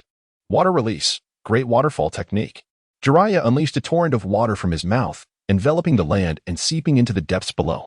If it's too hot for you, allow me to cool things down, he exclaimed with a hearty laugh. Suddenly, a shadow emerged from the water. It was the bull-headed puppet, designed for close combat, sustaining minimal damage. It delivered a powerful punch to Jiraiya, who, in sage mode, was certainly aware of the attack, merely wishing to test the limits of his taijutsu. The two engaged in a fierce exchange, with Jiraiya's strikes leaving numerous imprints on the puppet's surface. Rasengan. The spiraling sphere pierced through the bull-headed puppet, creating a gaping hole the size of a basketball. All right, Jiraiya, we concede, Chiyo declared, her face contorted with anger. Not enough, Jiraiya promptly rejected. What do you desire then? Withdraw from the land of rain, he asserted, emphasizing the necessity of alleviating pressure on Konoha. Unthinkable, Chiyo scoffed. Then you shall remain here today. Observing Jiraiya's cheerful demeanor, Chiyo's expression shifted repeatedly until she finally sighed in resignation. Fine. Jiraiya laughed heartily, his expression turning cautious as he withdrew. Meanwhile, the battlefield of Konoha was strewn with lifeless bodies and severed limbs, each combatant gasping for breath. The Sand Shinobi had suffered catastrophic losses, having been surrounded and overwhelmed. All right, Chiyo has surrendered, Jiraiya's voice echoed through the battlefield via chakra.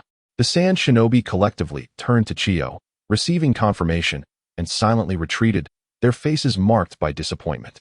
In contrast, cheers erupted from Konoha's camp, with some embracing corpses in sorrow and others shedding silent tears. In the village of Amigakure, the sky began to drizzle once more as pedestrians hurried along the streets, forever burdened with unfinished tasks. In a town within the land of rain, two sudden figures at a street corner captured the attention of a few passers-by, though they soon dismissed it, accustomed to the sight of orphans in this war-torn nation. A boy with orange hair and a girl with blue hair stealthily approached their target. Seizing the moment when the vendor was distracted, they swiftly snatched several long loaves of bread from the stall and bolted away. Damn, it's you again. Do you think this is a charity shop? The vendor shouted, brandishing a wooden stick and attempting to pursue them. Yet the two children darted through the familiar streets like fish in water, swiftly vanishing from sight. In a dark corner, the orange-haired boy waved the two large loaves of bread excitedly, while a slender figure with slightly grayish-red hair smiled at him. Yahiko, with this, we can last several days. Yahiko, however, replied with steadfast determination, not enough. The three of us must find a way to acquire more to survive. Yahiko, I want to help too, the girl with red hair, Conan, timidly spoke. Yahiko paused, glancing at Conan's frail form. Conan, you and Nagato stay back. Your duty is to protect our home. Hearing this, Conan looked back at the dilapidated thatched house, reflecting on their shared struggles, and clenched her fists resolutely. An inexplicable warmth surged through her heart. Family. These two words suddenly enveloped her with an unparalleled sense of security. I will protect this home and my two family members. Conan handed a paper crane to Nagato. Nagato, I heard that paper cranes symbolize peace. Every day, Yahiko racked his brain to devise ways to stockpile more food, wandering the streets from dawn until dusk, seizing every opportunity to acquire sustenance. Yet, despite their efforts, they often barely scraped by, facing the threat of failure and hunger. One night, Nagato curiously observed Yahiko, startling him. Nagato, what is it? Yahiko, what is your wish? Yahiko pondered for a moment, recalling his solitary journey as an orphan before encountering Konan and Nagato. Countless corpses had littered the roads, a grim testament to the war-torn existence of their nation, where the common people always bore the brunt of suffering. An idea began to blossom in Yahiko's mind. He yearned to transform the land of rain, perhaps even the entire shinobi world, into a place devoid of warfare, where everyone could eat and live joyfully, without regrets. I desire peace. I wish to change the land of rain, to end the war. I want peace. Yahiko's resolute voice resonated throughout the room, even rousing Konan from her slumber on the lone bed. Nagato gazed at Yahiko, fists clenched, resolved to help him realize his dream. And you, Nagato, what is your dream? It's the same as yours, Yahiko. I will do everything in my power to assist you. Your dream is my dream. Konan's small frame trembled with excitement, just as a warm hand rested on her shoulder. And I'm here too. I refuse to be a mere ornament. You must take me along, or I shall sever ties with you both, Konan declared with a fierce grin. Speaking of which, Konan, what is your dream? Yahiko's query piqued Nagato's interest, his dark, bright eyes shimmering like stars in the dimly lit room. My dream is for us to always live together happily, without ever parting. Konan's cheeks flushed as she spoke, momentarily contemplating the two of them, realizing she could only choose one. What should I do? Who should I marry? Suddenly, she slapped her cheeks. Konan, what are you thinking? Now is not the time for such foolishness. What's wrong? And nothing. As Yahiko drew closer, his sunlit smile igniting warmth in her heart, they shared laughter and light-hearted banter, while Nagato listened quietly, his eyes gleaming ever brighter. Approaching Amigakure, one Konoha ninja voiced concern. This is too dangerous. Indeed, this plan is utterly impractical, another agreed. That's a demigod we talking about. We need only to hold back the range shinobi without provoking him. The consensus among the Konoha ninjas was clear. Orochimaru and Tsunade turned their attention to Jiraiya, who had just proposed advancing on Amigakure to strike a significant blow against the newly emerging range shinobi forces, with the three of them facing Hanzo of the Salamander. As soon as he uttered these words, the majority of Konoha ninjas voiced their objections. You oppose this proposal because you believe we lack the strength, don't you? Jiraiya asked earnestly. After exchanging glances, the Konoha ninjas nodded slightly. Do you think this means we can rest easy? With the Sand Village no longer restraining them, the range shinobi will undoubtedly retaliate with full force. Moreover, Hanzo of the Salamander is not a complacent individual. I can sense his determination. His ambition has already been evident since he defeated the three of the Iron Country and Chio of the Sand. Even if we do not provoke him, he will surely seek us out. It is better to take the initiative. At this point, Jiraiya's eyes shone with resolve. Ever since repelling Chio, he had allied with the range shinobi, preparing to confront Hanzo with all his might, eager to swiftly conclude the war in the Land of Rain. However, this endeavor would not be without its challenges. Furthermore, he sought to gauge his true strength, even contemplating the possibility of employing Sage Mode. Jiraiya's gaze swept across the gathered leaf shinobi. Indeed, as Jiraiya-sama stated, we will face him sooner or later. The uncertainty lies in whether Jiraiya-sama's strength can withstand Hanzo's might. Upon hearing his words, many leaf shinobi turned their eyes toward Jiraiya, who nodded slightly. Their pupils contracted in shock. Although they believed in Jiraiya's genius and his eventual superiority over Hanzo, they hadn't anticipated such rapid advancement.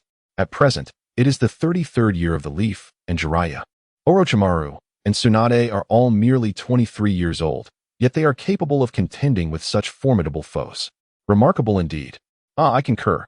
Upon hearing this, Jiraiya smiled at him, recognizing the man as a prominent figure from the Nara clan, serving as the chief strategist on the Rain Front, enjoying considerable respect within the ranks. Very well, it is decided. When we confront Hanzo, I hope you will keep your distance from our vicinity, Jiraiya stated with a serious expression. For such a confrontation would inevitably unleash tremendous power. We will make all necessary arrangements. You need only focus on the battle. Understood. We shall advance toward the Rain Village. Jiraiya decisively issued the command. Once the crowd dispersed, only Orochimaru and Tsunade remained. Jiraiya, do you not think this is too hasty? Tsunade inquired, her face etched with concern. I believe Jiraiya is correct. We cannot afford to delay any further, Orochimaru interjected, licking his lips with determination. Ha, fret not. I, Jiraiya, have mastered sage techniques. How could I possibly be easily defeated? Jiraiya laughed heartily, his face radiating pride, completely shedding the authoritative demeanor he had displayed before the Leaf Shinobi. Hearing this, both Orochimaru and Tsunade felt a slight relief in their hearts. They had long known of Jiraiya's prowess, yet it still evoked a sense of awe, considering that the first Hokage had wielded sage techniques to such great effect. Speaking of which, the three of us possessed the summoning techniques of the three great sage regions. Why not attempt to learn sage techniques? Jiraiya asked curiously. Humph, they say my chakra is insufficient for such training, but I have devised a method.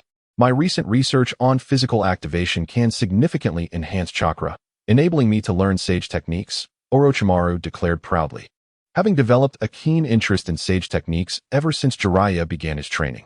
I meet all the conditions, yet time is scarce for me to learn sage techniques. Perhaps in the future, Tsunade nonchalantly remarked, fully aware that the slug would grant her the opportunity to learn sage techniques at any time. Ah, very well. But after this period, you must endeavor to master sage techniques, Jiraiya insisted solemnly, for in the later stages, lacking sage techniques would render one a mere spectator.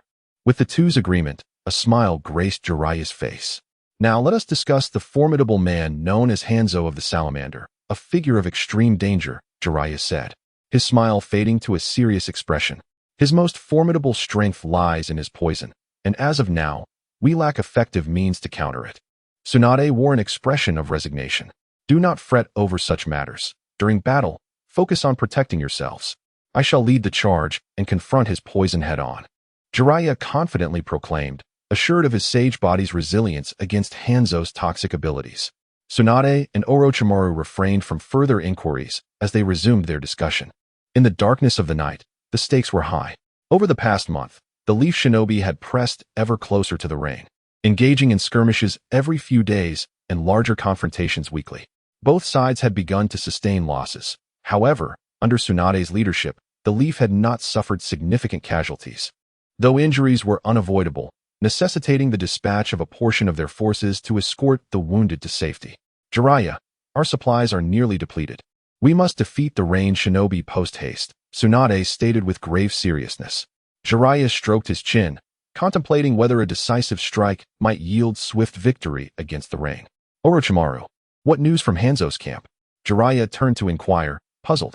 Humph, that cunning old fox is exceedingly cautious. He is undoubtedly plotting something, Orochimaru scoffed, his face displaying disdain. Jiraiya scrutinized the map, deep in thought. The distance to the Rain village was approximately 30 miles, and even a full-scale assault would not reach their destination. The only viable location was the plain nearby, roughly 15 miles away, where Hanzo was likely stationed, awaiting their arrival. Tsunade, prepare provisions immediately. After our meal, we shall launch a night assault on this location, Jiraiya declared, pointing to a section of the plain. Understood, I will see to it. As night quietly descended upon the Leaf encampment, the shinobi were readied for their departure. At the forefront stood Jiraiya, flanked by Orochimaru and Tsunade, all rallied behind him. This night could very well be their last, for they were to confront the man known as the demigod. Think of your wives, children, parents, and village. If we achieve victory, we will return to the warmth of Konoha and our beloved homes, Jiraiya proclaimed. In this battle, I shall stand at the forefront to shield you from Hanzo. You need only exert yourselves to secure our victory. The Leaf Shinobi's eyes glistened with determination, igniting a fierce fire within each heart. Onward, Jiraiya bellowed, his voice echoing throughout the camp. He charged ahead, followed closely by Orochimaru and Tsunade, with the rest of the Leaf Shinobi trailing behind. In the dark of night, the chorus of cicadas filled the air as Jiraiya and his companions moved like shadows through the forest. Hey, Tsunade, I hear you have a penchant for gambling. Care for a wager? Jiraiya said with a grin. What are you getting at, Jiraiya? Tsunade asked, her expression a mix of intrigue and caution, for though she enjoyed gambling, she had never emerged victorious. Look at me. I'm in my 20s while those of my age in the village already have children, Jiraiya remarked cautiously. What exactly are you implying? Tsunade's face displayed a hint of impatience. How about we get married? Jiraiya stated earnestly. What did you say? Tsunade's face flushed. Her fists clenched, as if poised to strike Jiraiya if he failed to clarify. Beside them, Orochimaru was taken aback by Jiraiya's unexpected proposal, watching Tsunade with a mixture of amusement and surprise. No, that is not what I meant. We have a good relationship. And I merely wish for a child to solidify our bond, Jiraiya insisted, his expression serious. Yet Tsunade remained silent, leaving Jiraiya's heart racing with anxiety. Orochimaru, overhearing this, nearly stumbled from the tree, exclaiming, Hey, I'm still here. Are you in such a rush? He looked at Jiraiya with a bemused expression, pondering the implications of his friend's sudden shift toward marriage. I truly wonder what Jiraiya's offspring will be like in the future. I refuse to squander my time on such trivial matters. My pursuit is immortality. Orochimaru's face radiated pride, and the glimmer in his eyes expanded, mirroring his ambitions. All right. I accept. Tsunade's boisterous voice interrupted Orochimaru's reverie. Is that so? Splendid. Jiraiya responded with a smile. However, I propose a wager. Let's bet on who will win between you and Hanzo of the Salamander. Are you daring enough to take it? Tsunade teased. How could I possibly lose? I bet I will win. Jiraiya laughed heartily. I wager that it will end in a draw. Orochimaru rasped in agreement. If you lose to me, Tsunade becomes my wife. What benefits do you gain from losing to me? Jiraiya grinned. Upon hearing the word wife, Tsunade's face flushed crimson like a steam engine. After pondering for a moment, Orochimaru replied, I can assist you with 3 tasks. Very well. Let us await the outcome of this wager. Jiraiya beamed, relishing the prospect of having a powerful shinobi perform 3 tasks for him. The battlefield erupted in chaos as the Rain Shinobi's encampment was engulfed in flames, the air thick with the stench of charred bodies. Lord Hanzo, the Leaf Ninjas have ambushed us, led by Jiraiya, Orochimaru, and Tsunade. A panicked messenger rushed into Hanzo and Appo's tent, where he was preparing for battle. A tall figure, his scars concealed by a mask, held a scythe adorned with chains, meticulously adjusting his collar. Understood. You go notify the others to regroup and prepare to face the Leaf. I will confront Jiraiya and his companions. Hanzo responded calmly. Yes. Jiraiya had located Hanzo's position. Orochimaru licked his lips, carelessly discarding a Rain Ninja's corpse. Then informed them to steer clear of Hanzo and commence the hunt for the remaining Rain Shinobi. Jiraiya stated with composure. A Leaf Ninja swiftly disseminated the information across the battlefield, creating a wide berth around the trio, gradually forming a circle. Ready? Then let us set forth and witness the demigod strength. Jiraiya smiled, flanked by Orochimaru and Tsunade, both wearing anxious expressions. Just leave the rear to our comrades. Jiraiya chuckled heartily. Jiraiya sprinted ahead, drawing closer to Hanzo's tent. Suddenly, a flash of blade glinted in the night, prompting Jiraiya and his companions to evade with instantaneous reflexes. Clang! The kunai in Jiraiya's hand was severed by the scythe. The trio gradually converged, vigilantly scanning their surroundings. In the water, Jiraiya bellowed, with Tsunade following suit, delivering a powerful punch to the ground. Boom! A spiderweb of cracks radiated from Tsunade's position, sending Hanzo reeling backward. Double snake strangle. 2 colossal serpents erupted from the earth, their gaping maws lunging at Hanzo. A swift flash of a blade severed the serpents into segments. A few juniors had also emerged from the Rain Village, with Sarutobi Hiruzen observing the scene. It seems there is no one left, Hanzo scoffed, secretly envious of the talent from the Leaf, lamenting the abundance of skilled shinobi. Retreat, Hanzo. With us here, you will never achieve victory, Jiraiya proclaimed nonchalantly, deriding Hanzo's overconfidence. Where did this little brat come from? Such arrogance. Hanzo's voice echoed across the battlefield. Fire style, great fireball technique. Hidden shadow snake hands. Facing Jiraiya's Inferno and Orochimaru's serpentine attack, Hanzo remained composed, forming hand seals with tranquility. Water style, water dragon bullet technique. He unleashed a torrent that consumed the fireball, its watery tail sending Orochimaru flying. Impossible. This water-style technique can only be performed by my grandfather, Tsunade exclaimed, inwardly cursing the intelligence reports for failing to mention Hanzo's mastery of this ninjutsu. The water dragon surged toward the trio. Orochimaru. Hearing Jiraiya's call, Orochimaru immediately understood and began forming seals. Water style, water dragon bullet technique. Water style, water dragon bullet technique. 2 water dragons surged forth, clamping their jaws around the opposing water dragon, struggling briefly before vanishing. Jiraiya, beneath us, Tsunade shouted. Though she had not inherited the Second Hokage's formidable sensory abilities, she nonetheless sensed an ominous presence approaching from below. However, it was too late. A massive maw erupted from the ground. sending the trio airborne as Hanzo prepared to devour them.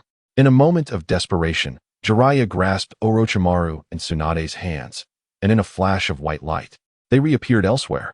Oh, how intriguing, Hanzo remarked with interest, shocked that this white-haired youth had mastered the Second Hokage's Flying Thunder God technique. Gasping for breath, Orochimaru and Tsunade were drenched in cold sweat, having narrowly escaped a lethal fate. Gigi, the giant salamander beneath Hanzo seemed to revel in its master's prowess, spinning joyfully in place. Haha, allow me to formally introduce my summoning beast, the Black Salamander, Hanzo declared with mirth, towering over the trio as the massive creature loomed behind him. Water style, exploding water shockwave. A colossal waterfall surged from beneath Hanzo, dwarfing Jiraiya and his companions, making them appear like mere insects. Earth style, earth flow wall. Jiraiya shouted, slamming his hands onto the ground, causing a tremor that erected a wall, lifting the trio high into the air. The legendary three ninjas were now faced with Hanzo, renowned for his unparalleled speed in the shinobi world. With a single hand seal, a shadow darted across the sky. Hanzo appeared atop the wall, the trio's expressions turning grave. With a flourish, he swung his scythe like a windmill, aiming at Jiraiya and his companions. Given the proximity, they could only evade. Jiraiya pushed Tsunade aside with a flick of his left hand, propelling himself away using the momentum. Orochimaru's pupils constricted, astonished by Hanzo's speed, which left no room for evasion. Truly a man worthy of the title demigod. Yet, underestimating me may prove unwise. Allow me to showcase the fruits of my recent endeavors. As the scythe approached, Orochimaru's body elongated, his form becoming serpentine, fluid as if his bones had softened. Through a series of impossible contortions, he narrowly evaded the lethal strike. Interesting, Hanzo expressed, surprise evident on his face. Tsunade's formidable fist struck toward Hanzo. But it was destined to be futile. Boom. The earth-shattering impact obliterated the earthen wall, sending everyone crashing into the waterlogged ground. Raging lion technique. Jiraiya's hair flared like a lion's mane as he charged toward Hanzo with blinding speed. With a clang, Hans deftly blocked with his scythe, retreating only slightly. Just as he was fully focused, a hand suddenly emerged from beneath him, dragging him underground, while a vicious blade lunged towards his throat. Clone! Orochimaru exclaimed in surprise. Hans's powerful fist struck Orochimaru's abdomen, sending him flying like a shrimp. Iwabuki. Upon hearing Hans's call, the salamander rushed over, nuzzling against him. Poison spray. The salamander unleashed a vast cloud of toxic mist from its mouth, enveloping the entire battlefield. Wind release. Great breakthrough. A vacuum formed around Jiraiya, and the three held their breaths, wary of any misstep. Is there a way to resolve this? Jiraiya asked urgently, not out of panic, but due to the dire situation of Tsunade and the others. My slug should be able to suppress the toxin. We have enough time to finish this battle. Tsunade replied weakly. Just keep your focus on Orochimaru. Suddenly, tiny slugs appeared on Tsunade's shoulders. Do you require assistance, Lady Tsunade? One slug inquired. Split one off to Orochimaru. Tsunade commanded. No problem. The slug promptly did so, alleviating Orochimaru's condition somewhat. Meanwhile, tremors began to shake the ground. Jiraiya's gaze sharpened as he bit his finger and shouted. Summoning jutsu. Collapse of the rooftop. The salamander, which had just emerged, was instantly pinned down by a toad wielding dual blades, but quickly slipped away, its viscous slime seeping into the ground. Skyward strike. Tsunade landed with a thundering kick, causing a fissure to appear beneath her, rapidly expanding outward with exaggerated speed, shaking the entire battlefield. The salamander was thrown into the air. Fist of great strength. Tsunade leapt and delivered a powerful punch to the airborne salamander, which merely slid away due to its slick secretions, rendering her attack ineffective. Serpent's Wrath. Countless small snakes slithered out from Orochimaru's sleeves, attempting to bury Hans alive in their mass. Hans raised an eyebrow, his chain scythe swinging in a flurry, severing snake after snake, their heads and bodies scattering in all directions. Suddenly, a gigantic serpent erupted, revealing Orochimaru, who shot forth like an arrow towards Hans. Unprepared, Hans felt a surge of dread and turned just in time to see Orochimaru, narrowly evading a more serious injury but still sustaining a cut on his shoulder. Haha, what a thrilling battle. You've compelled me to reveal my true strength, Hans proclaimed from atop the salamander, laughing down at them. Jiraiya exchanged glances with his companions, and they instinctively bit their fingers in unison. Summoning jutsu. Bang! This bizarre attack caught Hans off guard. Toad Bunta, should I take down this salamander? I will do my utmost, Lady Tsunade, the slug affirmed. Serpent S. Wrath, 100 sacrifices, ensure they are prepared. The three summoned beasts confronted the salamander. Jiraiya and his companions stood atop their respective summons. The sudden appearance of the three great summoned beasts made Hans's pupils constrict. Ha ha ha, your Konoha truly possesses remarkable depth. You wield the legacies of the three great sanctuaries, Hans mused. Hearing his words, Jiraiya and his companions remained silent, fully focused on the battle, having had no opportunity for distraction. Three ninjas, sword technique, flash. With a scythe coated in poison, Hans aimed to swiftly pierce his opponent. A decisive move that had previously allowed him to defeat Mifune in an instant. Had Hans not provided an antidote, Mifune would have perished on the spot. So swift, even Orochimaru felt a pang of helplessness. Blood spurted as he failed to employ his substitution technique in time. Hans's speed eclipsed his. Though he contorted his body at an odd angle to dodge a fatal blow, his right arm was severed. Unfazed, Orochimaru glared fiercely at Hans. His body exploded into a grand serpent, though it was lifeless, severed at the head and tail. Orochimaru appeared beside Tsunade, who was healing him. His already pale complexion turned ghostly, yet his body remained intact. Meanwhile, the salamander and the two others stood together, Toad Bunta skillfully maneuvering across the battlefield. The binding snakes posed no threat, merely leading to a slow stalemate. Only the slug's acidic secretions provided a hint of danger. As time passed, the three began to weaken, evidently affected by the salamander's poison. Unable to counter the salamander's underground tactics, they reluctantly released their summoning. On the other side, Hans and Jiraiya's battle grew increasingly intense. While Orochimaru and Tsunade sensed their chakra diminishing, Jiraiya, however, surged forward like an unstoppable force, continuously unleashing various jutsu. Rasengan, a sphere the size of a soccer ball shot towards Hans, who dodged effortlessly. Lion's main technique. Jiraiya's hair transformed into ropes, ensnaring Hans. And Tsunade seized the opportunity to unleash a powerful punch. Iwabuki. The salamander rushed to Hans's aid, colliding with Jiraiya and Tsunade, sending them flying. As they fell, Jiraiya caught Tsunade, landing first, a small gesture that warmed her heart. Cough. Cough. Jiraiya spat blood, prompting Tsunade to begin healing him immediately. Sword technique, flash. Jiraiya sensed a wave of dread and swiftly activated his needle technique. Clang. The sound of steel clashing reverberated across the battlefield. Jiraiya's hair split into two segments, yet fortunately, the two within remained unharmed. Hans scoffed, recognizing that his swordsmanship surpassed that of Mifune from the Land of Iron. Irritated that this young ninja had managed to block his attack with an obscure technique. Viper's arm explosion. A serpent bypassed the salamander's defense, emerging from the ground and lunging at Hans. Its enormous maw gaped wide, emanating a foul stench. Hans instinctively slashed downward, striking true. Boom. The entire serpent exploded from head to tail, Hans's body pierced by the serpent's bones. Fortunately, most of the force was absorbed by his armor, only a small fragment penetrating and striking his body. The sharp pain caused Hans to break into a cold sweat. Rasengan. Jiraiya leapt like a toad, launching himself like a cannonball, his right hand clutching the Rasengan aimed directly at Hans's head. Damn it! Hans cursed under his breath, evading the blow despite the pain. Iwabuki. Poison spray. Hans shouted. The salamander unleashed a vast plume of toxic mist, saturating the air with a purple haze. Cough, cough. Orochimaru began to cough violently, blood spilling from his mouth, some of it dark red. Tsunade. Upon hearing Jiraiya's voice, Tsunade rushed to Orochimaru's side to administer healing. Haha, you are quite remarkable. This battle has brought me immense satisfaction. It has been ages since I felt such exhilaration. Hanzo's maniacal laughter echoed across the battlefield. Standing atop the salamander, he looked down upon the beleaguered Jiraiya and his companions, feeling a profound sense of relief. It seemed that the trio had reached the end of their rope. However, their innate talent was indeed extraordinary.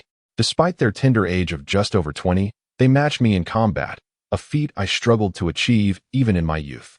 Have you forgotten about me? Jiraiya proclaimed boldly, standing before his comrades. Haha, what can you possibly do? Hanzo scoffed derisively. Summoning technique, Gamabunta. Jiraiya called out, fatigue evident in his voice. Gamabunta, you need not fight. Merely use your oil, Jiraiya explained. Fire style, oil fireball. Gamabunta complied, unleashing a torrent of oil that ignited into a conflagration, illuminating the sky in a brilliant crimson hue. Hanzo felt beads of sweat form on his brow as the salamander beneath him continued its frantic cries. Water style, great waterfall technique. Hanzo summoned a deluge of water from beneath him, drawing upon the abundant rainfall of the hidden rain village. However, the flames from the oil continued to rage, leaving Hanzo no choice but to retreat swiftly. Today, I shall show you the true essence of sage technique, Jiraiya declared with pride. He clapped his hands together, attuning to the natural energy around him, his eyes transforming into that of a toad, red markings enveloping them. Sage mode activated. In Sage mode, Jiraiya's attack, perception, and defense were vastly enhanced, allowing him to pinpoint Hanzo's location in an instant. Sage art, Needle Jizo. Jiraiya dropped to the ground, hardening his hair into sharp projectiles that shot forth like a torrential downpour aimed at Hanzo. Clang, clang, clang. Hanzo spun his scythe, deflecting most of the needles, though a few struck his armor and flesh, eliciting a sharp intake of breath as cold sweat trickled down his face. As the fog cleared, Hanzo's expression shifted to one of astonishment. Sage mode, he exclaimed, unable to contain his surprise. His knowledge of Sage mode was limited, but he was well aware of its usage by the First Hokage, Hashirama Senju. The most apparent signs of Sage mode were the facial markings and the distinct eye colors. In an instant, Hanzo's gaze sharpened, shedding his previous calm demeanor for one that was razor-sharp. You are indeed a genius, young one. Perhaps one day you will surpass me, even become more formidable. However, a powerful genius who has not matured remains useless. We must eradicate the roots of this threat. If left unchecked, you will surely become my greatest adversary. Hanzo's expression turned cold. Haha, who do you think you are? A demigod? What gives you the confidence to believe you can defeat me? Jiraiya retorted, a smug grin plastered across his face. Humph. Hanzo grunted, remaining silent as he pondered his next move. Blade technique, flash. Hanzo's figure vanished in an instant, prompting Jiraiya to marvel at his speed. But in my Sage mode, your movements are slowed to a crawl. Rasengan. Just as Hanzo prepared to strike, a sudden pain shot through his abdomen, propelling him backward. Coughing up blood, Hanzo realized that without the protection of his armor, he would have lost his fighting capability. Poison spray. The salamander exhaled a cloud of toxic mist. However, it seemed ineffective against Jiraiya. From the purple haze, a scythe flew toward Jiraiya, who evaded but suffered a gash to his waist. From the very beginning, I never intended to kill you with poison. My aim was merely to obscure your vision, Hanzo gloated. Jiraiya remained silent, his right hand glowing with a verdant light as he staunched his bleeding, visibly healing at an astonishing rate. I found it. Shadow Shuriken technique, Jiraiya exclaimed, his eyes snapping open as he hurled a single shuriken into the air, which multiplied into hundreds, raining down upon Hanzo's position. Clang, clang, clang. Boom. The ground erupted as the salamander collided with Jiraiya, its massive maw gaping wide, as if to swallow him whole. Huh. Jiraiya smirked, knowing that in Sage mode, he could sense everything in such close proximity. This was all part of his plan. Sage art, big Rasengan. A colossal Rasengan surged forth, sealing the salamander's mouth. With a cry of anguish, the salamander fell into a pool of its own blood, quaking in agony. Hanzo rushed to the salamander's side, his voice laden with sorrow. The wounded creature could barely respond, only emitting faint sounds of distress. You have accompanied me for so long. It is time for you to rest in the summoning realm. Upon assessing the salamander's condition, Hanzo spoke with a heavy heart. Such grave injuries. You will no longer be able to fight. Perhaps this is for the best. Let return and recuperate. This thought crossed Hanzo's mind. Do not be sad. I have lived a long life. You have been my companion for many years, and it is time for you to rest, he lamented, seemingly understanding Hanzo's words. The salamander's eyes shimmered with unshed tears. With a loud pop, a cloud of smoke enveloped the scene as was returned to the summoning realm. You, who have harmed my, shall pay with your life. Hanzo's expression turned fierce. Fire style, exploding flame formation. Hanzo slammed his hands onto the ground, causing Jiraiya to gradually sink as explosive tags began to reveal themselves. The explosive tags, infused with fire nature, surrounded Jiraiya, leaving him with no escape. Boom, boom, boom. Amidst the explosions, Jiraiya had already activated the Needle Jizo technique. His white hair singed black as he spat blood, the shockwaves dislocating his internal organs. But soon, With his own healing abilities, he began to recover, staunching the flow of blood. He's still alive. Hanzo's expression darkened. That had been one of his most powerful techniques. And it seemed the young man still had considerable vitality. He decided it was best to retreat for now. I acknowledge your strength, Hanzo declared calmly. From this day forth, I shall refer to you as the legendary Three Ninjas of Konoha. With that, Hanzo dismissed the trio and executed a swift body flicker technique, vanishing from the battlefield. The news of Jiraiya, Orochimaru, and Tsunade defeating Hanzo the Salamander spread throughout the ninja world, earning them the title of the legendary Three Ninjas. Among them, Jiraiya's mastery of Sage Mode was also revealed by Hanzo, who publicly acknowledged that he suffered severe injuries at Jiraiya's hands. This revelation sent shockwaves across the ninja realm, and Jiraiya became known as the Toad Sage, his fame soaring to great heights. Upon hearing this news, Sarutobi Hiruzen beamed with pride, and whispers of appointing Jiraiya as the fourth Hokage circulated within the village. Though Sarutobi remained inactive, he secretly favored Orochimaru, his most esteemed disciple. Lord Jiraiya, the Hokage has instructed us to return to Konoha, one of the ninjas said, filled with reverence. Jiraiya remained silent, lost in thought as he gazed at the Rain Village. Let everyone rest for now. We shall discuss this later, he replied solemnly. The Konoha ninjas, puzzled by Jiraiya's lack of enthusiasm despite their victory, complied with his order. I must become a teacher, Jiraiya murmured to himself. He felt compelled to take in Nagato and his companions as disciples, lest another Jiraiya emerge in the future. It would be better for him to guide them directly, ensuring their potential was well harnessed. Meanwhile, Yahiko and his friends roamed the battlefield, their safety guaranteed only by the hidden protection of Conan. It's all right. Even if we cannot find them, we can seek others. I believe there are powerful individuals on this vast battlefield who can teach us, Yahiko asserted, and both Conan and Nagato nodded in agreement. They had previously witnessed a white-haired man engaged in a fierce battle with Hanzo. To establish a foothold in the Rain Village, one must possess the strength of a ninja.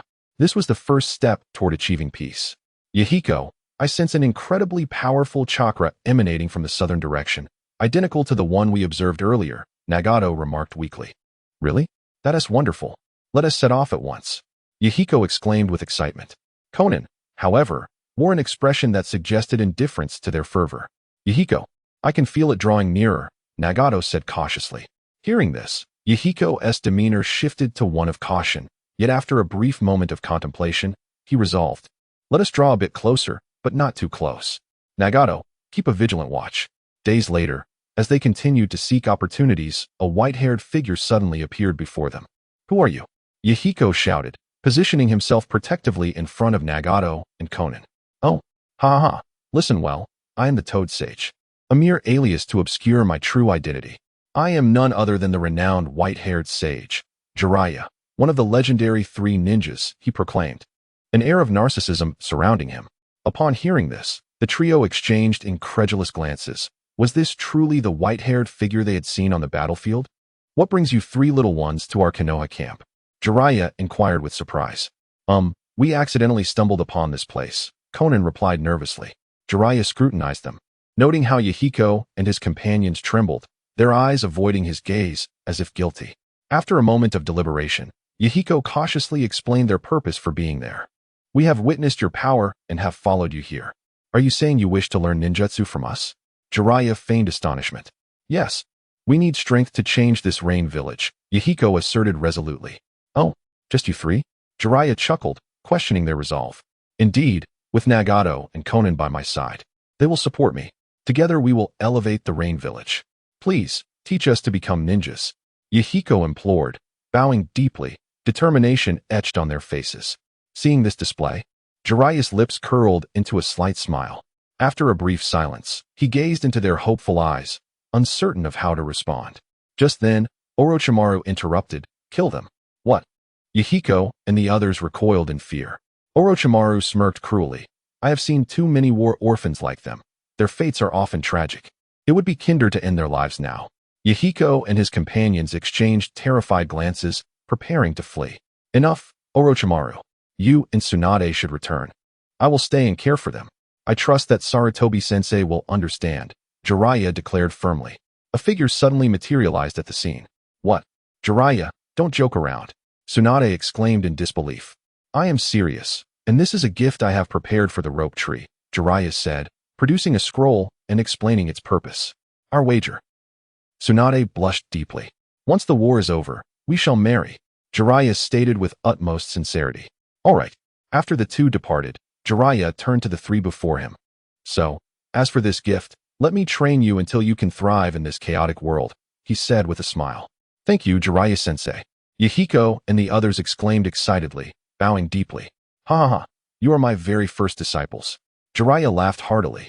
Jiraiya-sensei, I heard that when apprenticing, one must bring a gift. We have nothing of value, only these paper flowers, Conan said, holding out a bouquet with teary eyes. Is that so? I truly like them, Jiraiya replied with a grin. Really, Jiraiya-sensei? Of course. How could I deceive my beloved students? Besides, I have gifts for you as well. Yahiko's eyes sparkled with excitement. What gifts, Jiraiya-sensei? Yahiko asked eagerly. Ah, that shall remain a surprise, Jiraiya said, feigning mystery. Now, let us find a place to build a house. Oh yeah, Jiraiya-sensei, we want a big house. Of course, each of you shall have your own room. Jiraiya chuckled as he led them away. As they departed, Jiraiya cast a casual glance around. It must be Zetsu, the yin-yang person, he thought before shaking his head and dismissing the thought. Oh, this person's perception skills are indeed impressive. I almost got discovered, a shadow beneath the tree remarked cryptically. Days passed, and the Konoha ninjas had long departed. Jiraiya constructed a spacious four-room house near the riverside. Jiraiya-sensei, shall we move into our new home today? Yahiko asked excitedly. Of course. Go ahead and choose your rooms, Jiraiya replied with a smile. Wow, it's beautiful. The trio was utterly delighted with their new abode, a stark contrast to their previous crude cave. Jiraiya-sensei, you're truly amazing, Yahiko exclaimed, jumping up to hug Jiraiya in excitement. Ha ha, of course. I am a ninja. Such feats are merely second nature to me, Jiraiya declared proudly. Beside them, Conan's eyes glistened with tears as she clung to Jiraiya and wept uncontrollably. Conan, it's all right, let it all out. Crying will ease the burden. Jiraiya reassured her, and her sobs grew louder in response to his comforting voice. After a while, Conan, her face flushed with emotion, released her grip on Jiraiya. Teacher Jiraiya, it has been such a long time since we've experienced peaceful days. Back then, we often struggled for food. Living in a constant state of fear within the rain village, she lamented, her voice quivering. Just as more tears threatened to spill, Jiraiya offered her solace, helping her regain composure. Teacher Jiraiya, Conan is right. Along our journey, we have witnessed countless souls who have lost their families and hope amidst the ravages of war. I must change this rain village, Yahiko declared, feigning strength. Yet, Jiraiya noticed the tears glistening at the corners of his eyes. Embracing Yahiko's head, he continued to comfort him, assuring him that everything would eventually be all right. I understand your hardships, but it takes great strength to persevere. Recognizing the dangers of war and possessing a kind heart aimed at transforming the state of the rain village is commendable. However, it is not just here. Other nations suffer similarly. War is profoundly cruel. To instigate change, mere determination is insufficient. You must also possess the strength to survive in this world of shinobi, Jiraiya imparted. Although Yahiko's face radiated resolve, his heart was resolute in its decision to alter the world. Here are gifts I have prepared for you, Jiraiya said with a smile, producing 3 beautifully wrapped boxes. The eyes of the trio sparkled with excitement as they quickly reached for the gifts. Yahiko was the first to unwrap his, revealing a forehead protector inscribed with the character for oil. He swiftly donned it, finding it perfectly fitted. Teacher Jiraiya, I absolutely adore this gift, Yahiko exclaimed with exhilaration. Of course, that oil character is no ordinary symbol. It represents the legendary Mount Myaboku, Jiraiya replied proudly. Thank you, Teacher Jiraiya. Meanwhile, Conan opened her box and pulled out a ninja tool pouch adorned with a frog design. Teacher Jiraiya, this little frog is simply adorable. I love this gift. Thank you so much, she said, touched. Ha ha ha, I'm glad you like it. Jiraiya laughed heartily. The trio's gaze shifted to Nagato, whose cheeks flushed slightly. Nagato, don't be shy. Show us what you got, Yahiko teased with a mischievous grin. Conan, equally curious, urged Nagato to unveil his gift. Upon opening the box, he revealed a pair of frog-themed sunglasses. Nagato, put them on. Let us see, Yahiko said, his eyes sparkling with excitement. After a moment of hesitation, Nagato obliged. Haha, Nagato, you look utterly amusing. Yahiko roared with laughter. Nagato, slightly embarrassed, approached Jiraiya. "Teacher Jiraiya, I adore your gift," he said bashfully. "Really? That is wonderful to hear." Jiraiya replied joyfully. "Since that is the case, allow me to showcase my culinary skills today," Jiraiya declared with a flourish. Jiraiya sat patiently before Yahiko and the others, stating, "The process of extracting chakra consists of 4 essential steps. The first step is to sense your mental energy and then perform the hand seals. This act of forming hand seals is crucial for mobilizing your mental power. The second step involves controlling this mental energy to gradually extract the latent energy from your body's cells. The third step is to manage the extracted energy as it flows through your chakra pathways. The fourth step is to guide and store this chakra in a designated area within your body." "Master Jiraiya, where exactly is chakra stored?" Conan inquired, puzzled. Haha.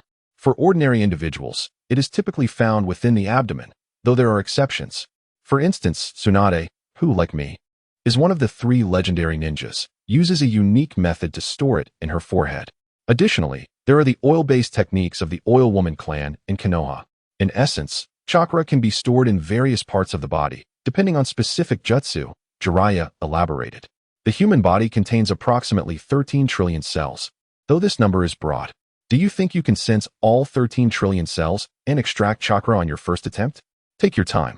Start by working with a small number of cells, and once you master it, you will be able to extract chakra from all your cells. The trio of Yahiko, Conan, and Nagato immediately understood, settling cross-legged with closed eyes to refine their chakra. After a brief moment, Nagato was the first to awaken, followed by Conan 3 hours later. It was not until evening that Yahiko finally succeeded. "Ha ha ha, we have all become ninjas," Yahiko exclaimed joyfully. "Yahiko, you still need to catch up. Nagato and Conan have already awakened," Jiraiya interjected, unable to resist teasing him. "Master Jiraiya, please don't discourage me," Yahiko replied, a hint of sorrow in his tone. "Haha, don't worry, let us go eat. Conan and the others have prepared everything," Yahiko said cheerfully, pulling Jiraiya along. The following morning, Yahiko and his companions eagerly roused Jiraiya from his slumber. "Master Jiraiya, today we shall learn ninjutsu," Yahiko proclaimed boldly. "But it's so early. Let me sleep a little longer," Jiraiya mumbled, his eyes still heavy with sleep. "No," Yahiko retorted decisively, and with Nagato's help, they hoisted Jiraiya out of bed. "Master Jiraiya, please teach us about chakra and ninjutsu," they implored. Faced with their earnest request, Jiraiya shook his head in resignation. "Why not?" Yahiko questioned, confused. "Ninjutsu, aside from what I have personally created, is not within my rights to teach you, as it belongs to the village," Jiraiya stated firmly. "What are we to do then?" Yahiko lamented. All right. There are always solutions to difficulties," Jiraiya consoled them. Yahiko shrugged, his enthusiasm waning. "Let me first impart some outdoor survival skills," Jiraiya proposed. Over the next few weeks, Jiraiya indeed taught Yahiko and the others simple techniques for hunting and fishing. However, he never once mentioned ninjutsu, regardless of Yahiko's persistent pleas. "Master Jiraiya, if you don't teach us ninjutsu, how can we become ninjas?" Yahiko fumed. "Yahiko, Master Jiraiya assured us he would teach us. But we must wait for the right time," Conan reassured him. "Humph." Yahiko pouted, his face flushed with frustration as he sat on a rock, tossing stones into the river, creating splashes. "What do I see?" A disheveled rain ninja approached with a mocking grin. Yahiko and Nagato stood before Conan, their gazes fixed on the beleaguered rain ninja. "Ha ha ha. Your lives must be quite difficult. Let me resolve your woes. Perhaps you can become ninjas in your next life." The rain ninja cackled, stepping closer. "Kunai in hand. Struggle all you want. The more you resist, the more I relish this." He taunted. "Get lost." Yahiko hurled a fist-sized stone, which the rain ninja caught and crushed effortlessly. The rain ninja charged, and Yahiko, fueled by an unexpected surge of courage, collided with him but was swiftly kicked aside. "Yahiko!" Conan cried, tears streaming down her face as she silently pleaded for Jiraiya to arrive. "Ha ha ha.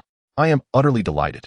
The rain ninja laughed maniacally, extending his left hand toward Nagato's throat. Nagato stood frozen in fear, unable to react as the hand approached. "Nagato, take Conan and run," Yahiko shouted, blood spilling from his mouth as he grasped the rain ninja's leg. "Die, brat." The rain ninja sneered, raising his kunai to strike Yahiko. Just as the weapon was about to pierce him, Yahiko felt time slow down. He watched helplessly as the kunai drew nearer, Nagato's pupils dilating in horror. his body trembling as he gasped for breath. Suddenly, Nagato's eyes transformed, revealing a ripple pattern within them. A semi-transparent blue wall surged forth, striking the defenseless rain ninja with force. In an instant, the rain ninja was sent flying over 10 meters, blood gushing from his orifices as he lay on the ground, struggling for breath before ultimately succumbing. Disciple, attribute, Yahiko. Jiraiya dashed through the air, landing before Yahiko, who had merely fainted from his injuries.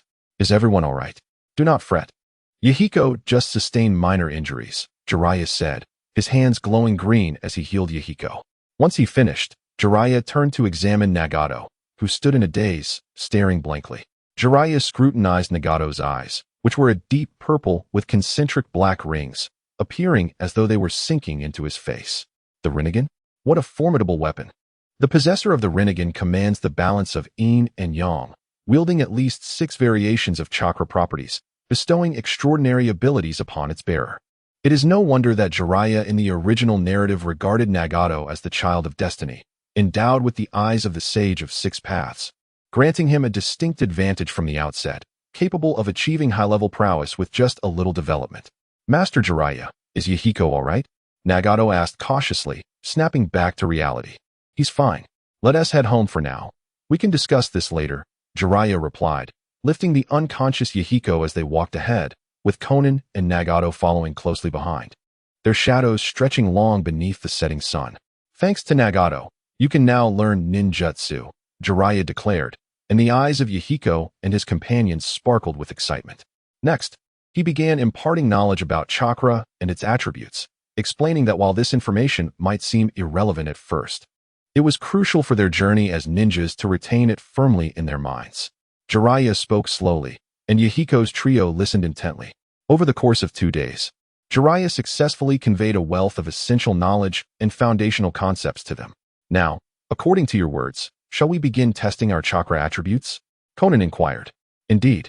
Jiraiya mysteriously produced several sheets of white paper. The significance of attribute types for ninjas is self-evident. These sheets of paper are specifically designed to measure the chakra attributes you possess, which will ultimately determine the paths you will take and your future development. This is chakra paper. Jiraiya-sensei, have you been prepared all along? Yahiko exclaimed in astonishment. Jiraiya-sensei, weren't you planning to teach us ninjutsu? Konan inquired, puzzled. Who said that? If I weren't going to teach you ninjutsu, why would I have you refine your chakra? Jiraiya replied with a smile. In truth, Jiraiya never intended not to teach. Claims that the ninjutsu of Konoha cannot be shared are mere nonsense. Other than the secret and forbidden techniques of Konoha, ninjutsu is quite common across the ninja world, albeit in the hands of the higher-ups of various villages. It is not uncommon for someone like Jiraiya to casually acquire the techniques from a couple of opponents on the battlefield and utilize them at his discretion. The idea that Jiraiya would not teach the 3 was purely a conjecture on his part, suspecting that the shadowy figures would not provide them with ninjutsu. From today onward, you are truly my disciples, Jiraiya declared with a smile. Jiraiya-sensei, didn't you already acknowledge us as your disciples? Yahiko asked, confused. Previously you could only be considered half-disciples. Taking on disciples is not something I do lightly. In the ninja world, a disciple is akin to a son, and such matters cannot be taken lightly. I must certainly test you. After all, the position of Hokage in Konoha is passed down through disciples. Jiraiya explained with a hearty laugh. So, Jiraiya-sensei, have we passed your test? Yahiko asked cautiously. If you hadn't would I be teaching you ninjutsu at this moment? Jiraiya laughed heartily. Yay! The 3 cheered in unison. All right, take a look at your chakra attributes, Jiraiya said as he handed each of them a piece of white paper. Yahiko infused his chakra into the paper, and Konan followed suit. Soon, Yahiko's paper tore in the center, displaying wet and burn variations on each half. Fire, wind, water. Yahiko, you possess 3 attributes, Jiraiya explained.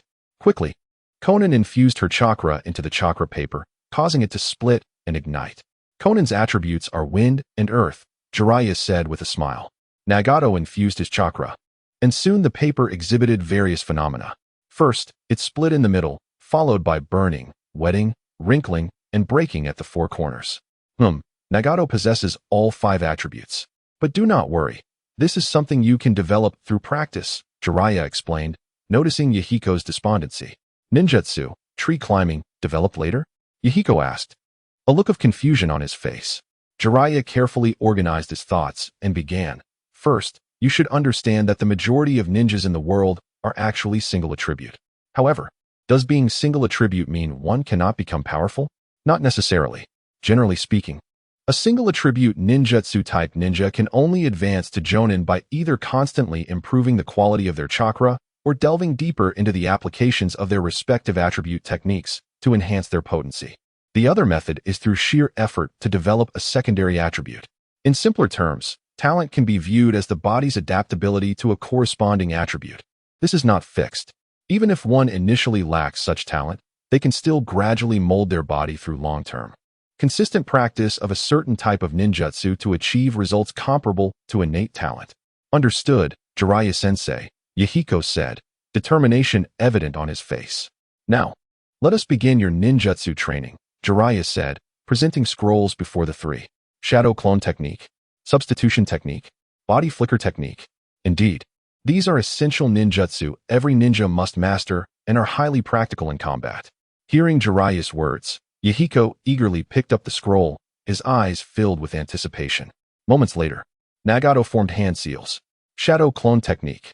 Bang! An identical Nagato appeared before everyone. Nagato, how did you learn it so quickly? Yahiko asked incredulously. I just followed the instructions and succeeded, Nagato replied earnestly. Ha ha ha, Nagato's talent far exceeds yours. You all must work hard, Jiraiya mused, reflecting on Nagato's potential. Yet understanding it stemmed from the Uzumaki clan and Appo's lineage and the Rinnegan. In the following days, Yahiko immersed himself in learning ninjutsu, and surprisingly, on the third day, Konan succeeded. Being a girl, her control over chakra is unexpectedly good. After a month, the three had mastered their respective techniques. Jiraiya-sensei, can we start learning new ninjutsu today?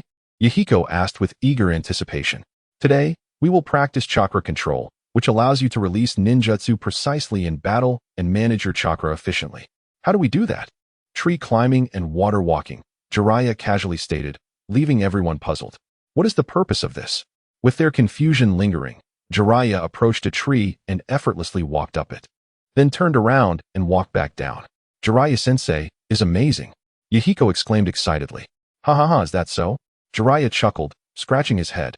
All right, let us begin, Yahiko declared with determination. He then approached the tree and attempted to climb it. However, he stumbled on his first step. Previously, you've already practiced extracting and releasing chakra, maintaining a layer of chakra on your hands and feet. Therefore, you can skip several steps in this tree climbing exercise. Now, you simply need to feel the chakra required for climbing and maintain it. Remember, while climbing, you should primarily relax your mind and gather a certain amount of chakra in your feet, then concentrate that chakra onto the tree. Pay attention to the tree's unevenness. The required chakra amount varies with the tree and Appo's surface irregularities. Some areas will require more chakra, while others will need less. You must adjust your chakra output according to the actual surface you step on, achieving the balance needed to remain upright on the trunk. In other words, at the moment your foot touches the tree, you must adjust your chakra output, wasting no excess chakra. This is the best exercise for controlling your abilities. Nagato first lifted one foot to step onto the tree, ensuring it was secure before accumulating a specific amount of chakra in that foot, enabling it to adhere to the tree.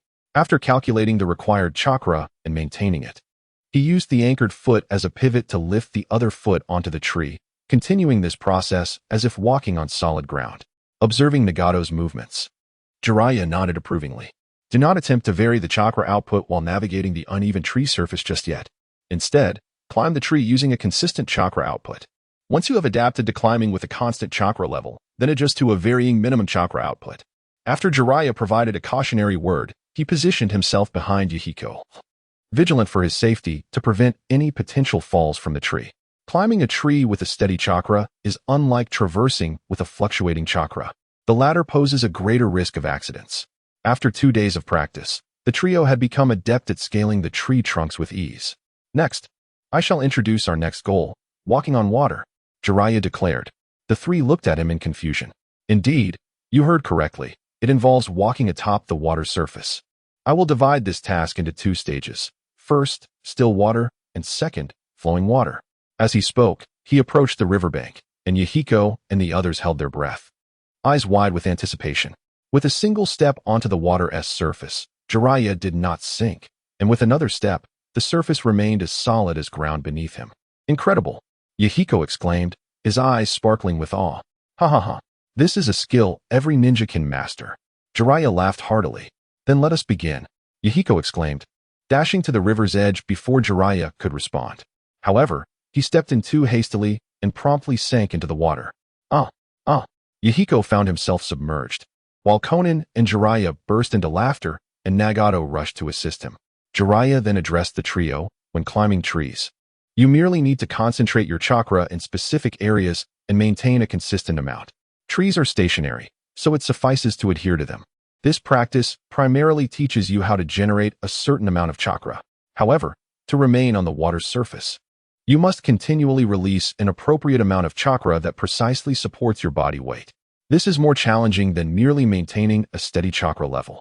It involves the cultivation of releasing and controlling chakra as per the demands of the task at hand. Pausing, Jiraiya continued, Yahiko, your previous training in tree climbing will allow you to bypass several steps when walking on water. Now, you merely need to experience the chakra required to stand on the water's surface and maintain it. This should be relatively simple for you at this stage. Hence, Yahiko, do not attempt to walk on the water just yet. Instead, focus on standing steadily in the water first. Once you can maintain your balance there, you may then try walking on the surface. Following this sequence will increase your chances of success. Understood, Jiraiya-sensei, Yahiko replied.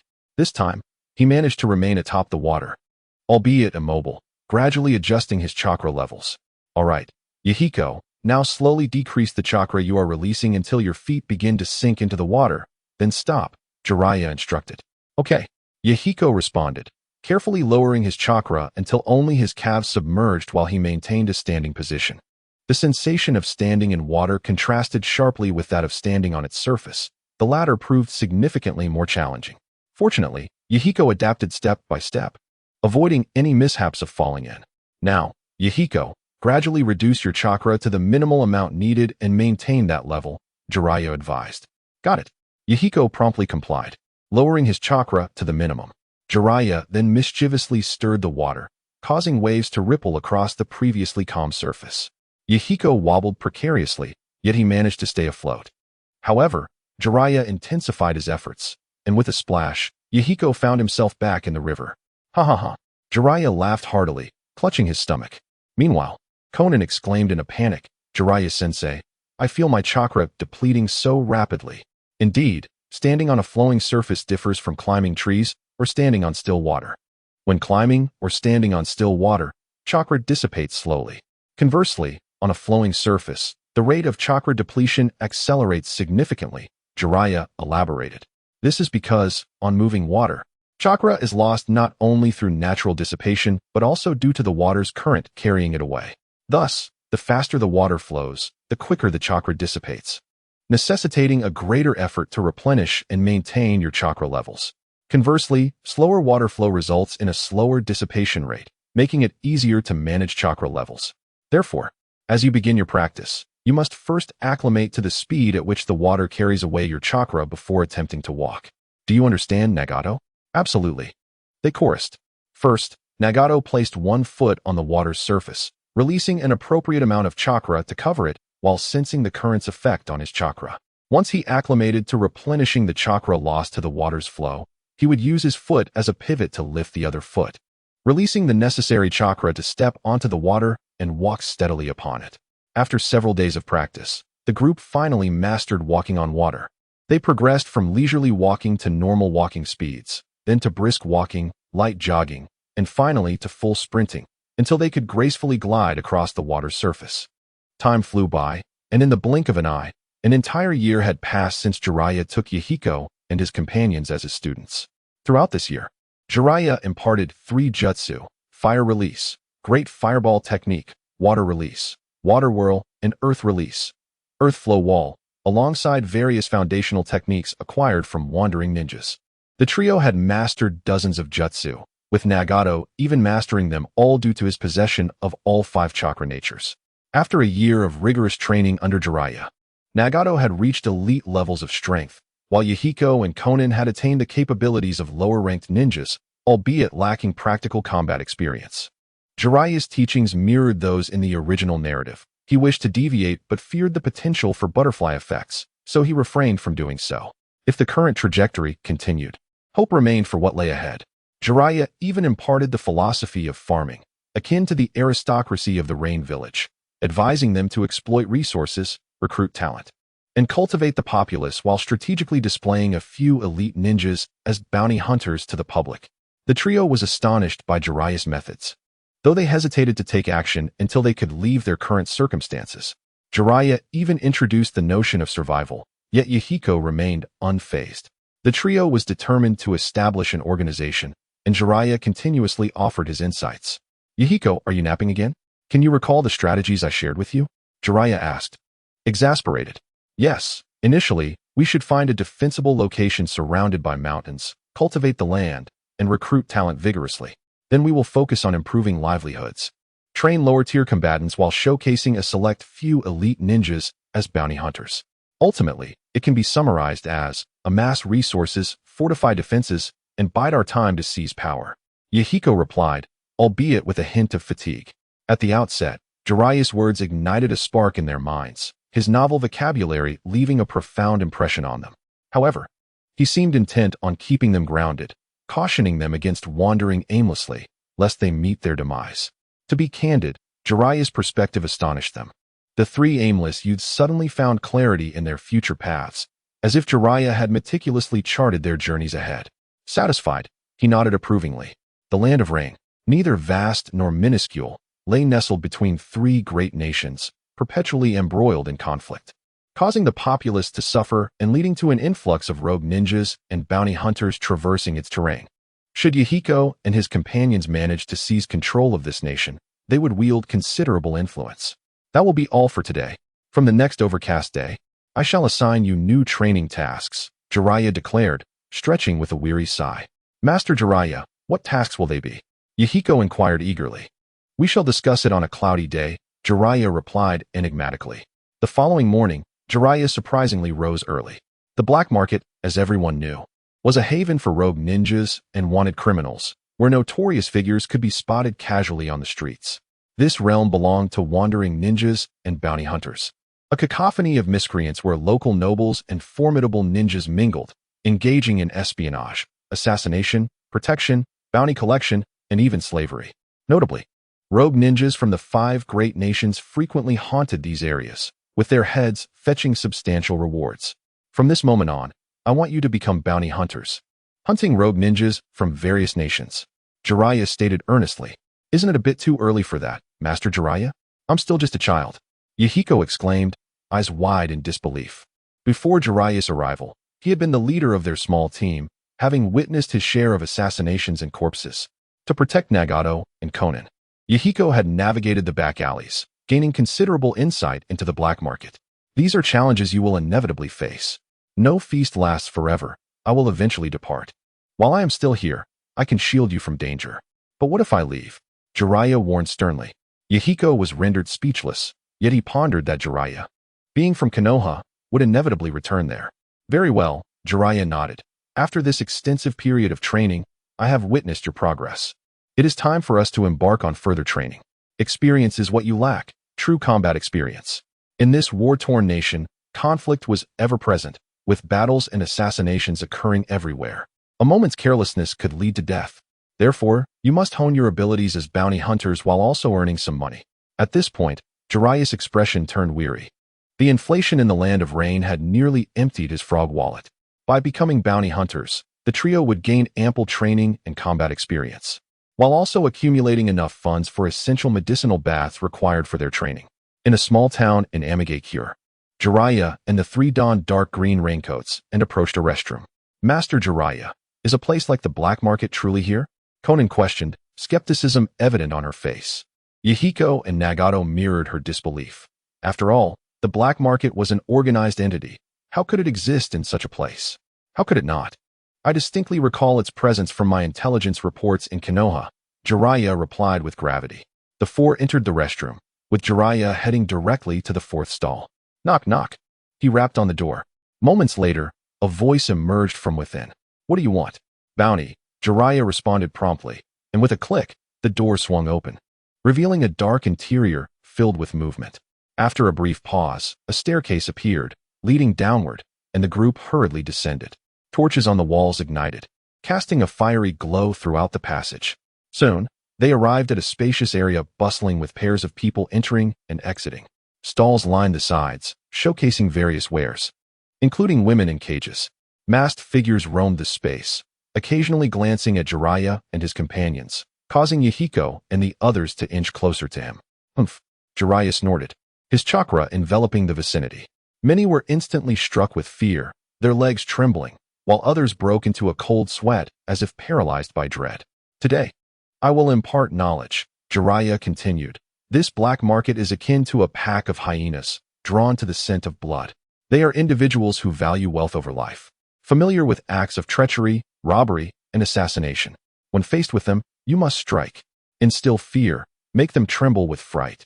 Yahiko and his companions nodded thoughtfully in response to Jiraiya's words. Esteemed sir, how may we assist you? A sleazy voice interrupted their contemplation. We seek to approach the bounty hunter section, Jiraiya replied calmly. Certainly, this way please. The man led them swiftly to a stage, where he mumbled a few words to a robust man who then produced a book. Here, it lists the rogue ninjas from various nations. Choose as you wish. The man offered. Jiraiya accepted the book, perusing its contents while the others remained silent. After a while, he returned the book, stating, We will take these 3 bounty tasks. He pointed to several names within. Very well, I will document this. The tasks must be completed within 3 months, or they will be reassigned, the man confirmed. Not a problem. Here are the details of the 3. The figure in black handed over 3 sheets of paper, which Jiraiya accepted with confidence. Before long, the 4 retraced their steps, emerging back outside the restroom. Yahiko, Konan, and Nagato took deep breaths, wiping the sweat from their brows. Master Jiraiya, that place was incredibly grim, and the scent of blood. Ha. How else could it be called a black market? Yahiko chuckled. By the way, what tasks did you accept? Master Jiraiya? Here, Jiraiya extended his hand, offering the 3 sheets to Yahiko, who eagerly examined them. Rogue ninja from the village hidden in the mist, Ikeda Ichiro, Jinin. 45 years old, skilled in swordsmanship and water techniques, former member of the Umbu of the Mist Village. Rogue ninja from the village hidden in the mist, Kagaya Kazumi, Chunin.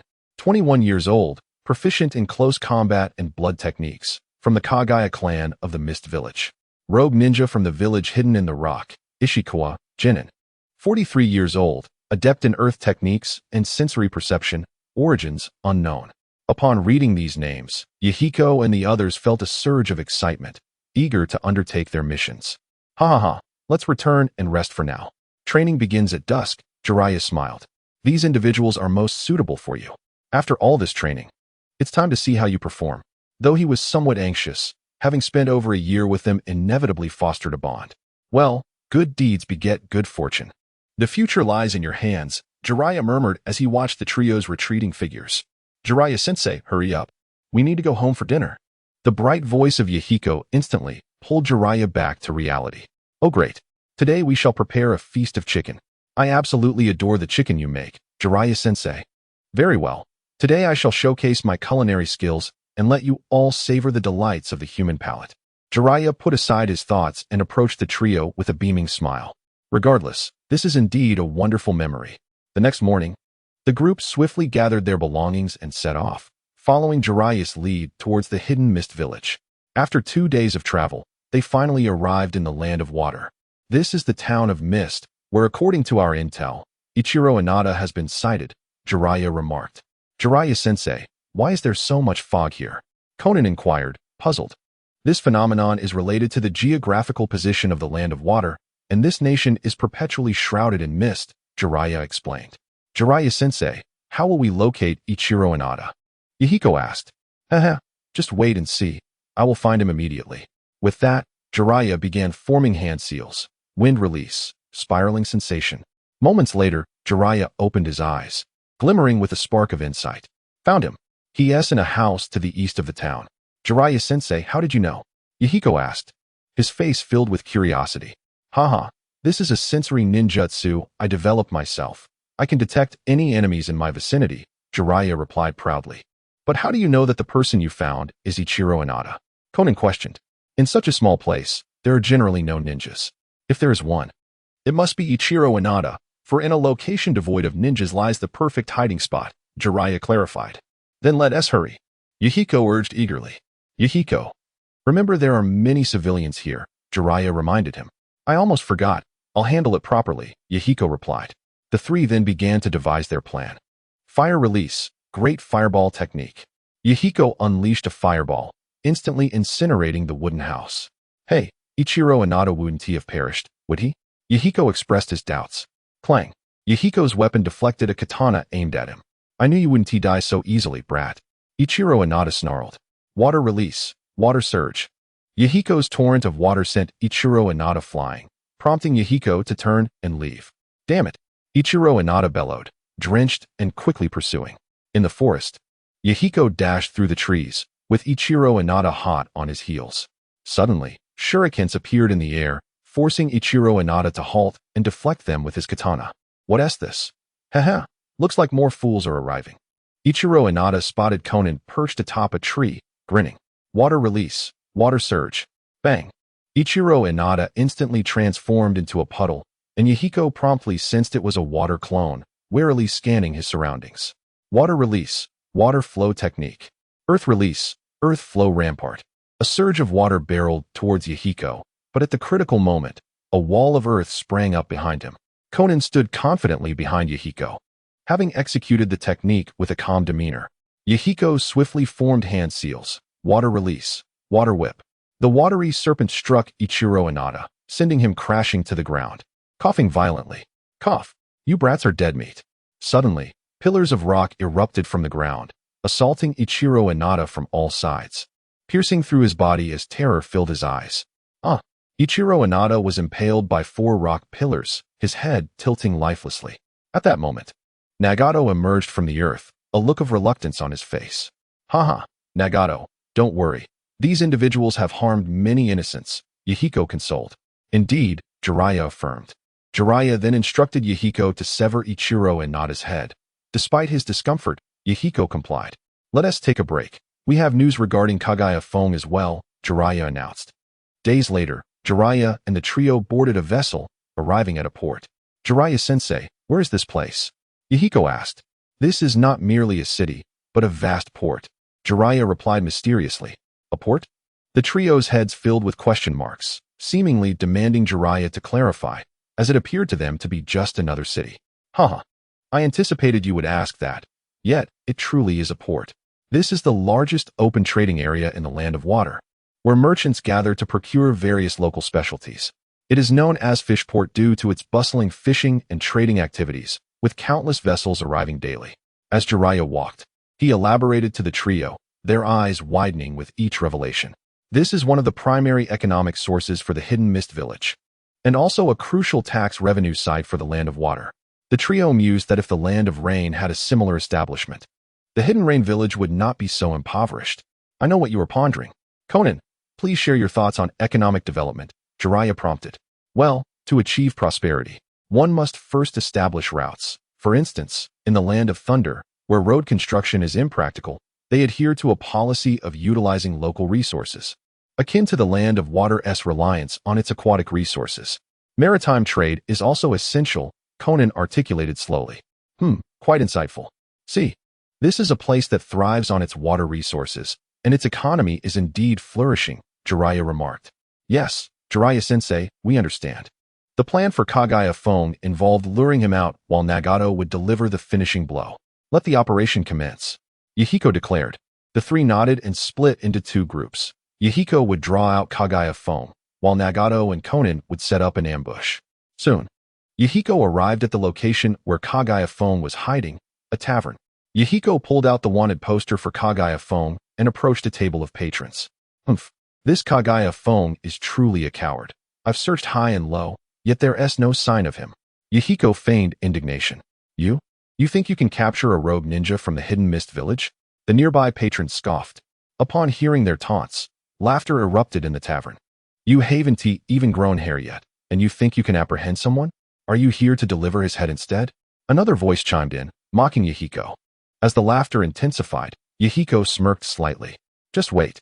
I will capture him, he said, his face flushed, before dashing out. The laughter continued to echo as Yahiko made his way toward the woods outside the town. Just as he arrived, a bone projectile struck precisely at his feet. Brat, weren't you looking for me? Here I am. Kagaya Fong taunted, his presence imposing. What are you doing here? Yahiko asked, disbelief etched on his face. Ha. I relish the expressions of those facing their demise. Kagaya Fong licked the bone knife in his hand. Yahiko formed hand seals, water release, water surge. Kagaya Fong dismissed Yahiko's water technique with ease, swinging his bone blade towards him.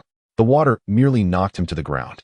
As Kagaya Fong rose, his body adorned with bone spikes and wielding a bone dagger, he approached Yahiko with a sinister smile. Ha. This sensation of pain is exquisite. In that moment, Yahiko's mind echoed with the word madman. This must be the corpse bone technique that Master Jiraiya mentioned. It is truly terrifying. Yahiko exclaimed, observing the approaching Kagaya wind. While forming hand seals, water release, water cannon technique.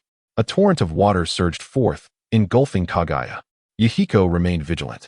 Recalling Master Jiraiya's words, one must never let their guard down until they see the enemy's corpse. Suddenly, several bone projectiles resembling bullets shot towards Yahiko from the water. Clink, clink. Yahiko swiftly used his technique to deflect the bones, sending them flying. Kagaya wind leaped from the water, wielding a bone blade aimed at Yahiko. Fire release, great fireball technique.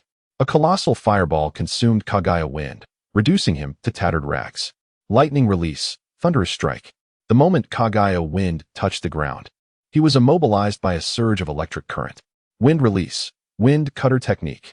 A massive wind blade struck Kagaya wind at his core, creating a gaping wound that exposed bone and organs, blood gushing forth.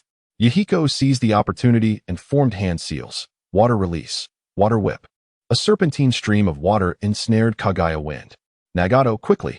Hearing Yahiko's call, Nagato did not hesitate but formed hand seals, lightning release, thunder tiger.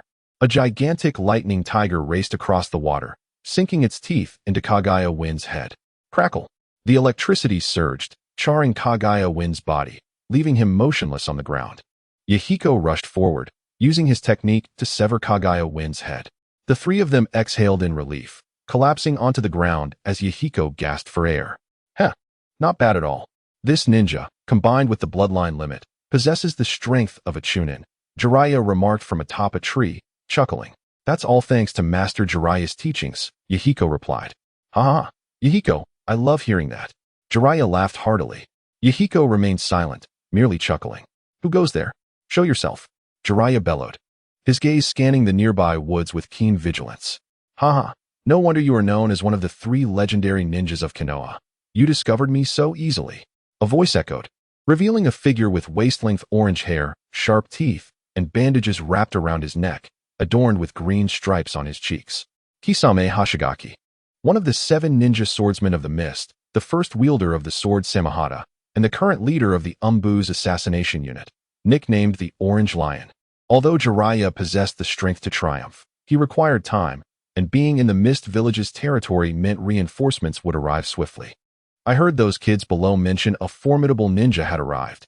So it was you, Kisame said casually, though his right hand hovered near Samahata, his eyes filled with caution. What do you want? Jiraiya countered. Oh, just came to introduce myself. Before Kisame could finish, darkness enveloped him, startling him into drawing Samahata. Genjutsu, dark walking technique. Jiraiya swiftly led the trio away, and when Kisame opened his eyes, he found the scene empty. What a terrifying genjutsu, Kisame murmured, then turned to leave. Jiraiya-sensei, are we outmatched? Yahiko inquired. Haha, not at all. It's just too troublesome, Jiraiya replied with a light chuckle. Troublesome? Yahiko and his companions exchanged puzzled glances. He's surrounded by the Umbu of the Mist Village. If we don't retreat, we could easily be trapped, Jiraiya explained. Kisame, as the leader of the Umbu's assassination unit, commanded a vast number of elite mist ninjas. If it were just Jiraiya, he could maneuver freely, but with Yahiko and the others, it was a different story. Oh, then let us head to the last remaining ninja, Jiraiya declared. The 4 donned black hoods as they traversed to the land of Earth. Jiraiya-sensei, this place is desolate. Is this truly the land of Earth? Yahiko could not contain his curiosity. Indeed, the Wagakure was founded amidst this wasteland, Jiraiya replied. Along their journey, they encountered numerous animal carcasses, the ground littered with rocks, and withered weeds devoid of any sign of human habitation. Our target lies within a small town in the land of Earth, called Giant Stone Town. The person we seek resides there, Jiraiya stated. Ahem, Jiraiya-sensei. The sandstorm is quite fierce. Does this town even exist? Yahiko asked, covering his mouth and nose. Of course, just follow me, Jiraiya urged. Days later, the group finally arrived at the town, with Jiraiya examining the map, nodding in satisfaction. In such a sparsely populated place, it didn't take long for them to locate the stone pillar, who was aimlessly wandering the streets. Yahiko signaled for the others to launch a surprise attack from behind, while he would draw attention from the front. Seeing Konan and Nagato nod, Yahiko approached, kunai in hand. Hey, old man, you've dropped something, Yahiko called out. What? The stone pillar turned, puzzled. Your life. Yahiko thrust the kunai like a dagger towards the stone pillar, who instantly transformed into mud upon being struck.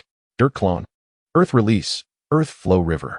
Yahiko felt the ground beneath him soften, destabilizing him like waves in the sea. Earth release. Falling clay. A deluge of clay rained down from above. Just as Yahiko regained his footing, he formed hand seals. Fire release. Great fireball technique.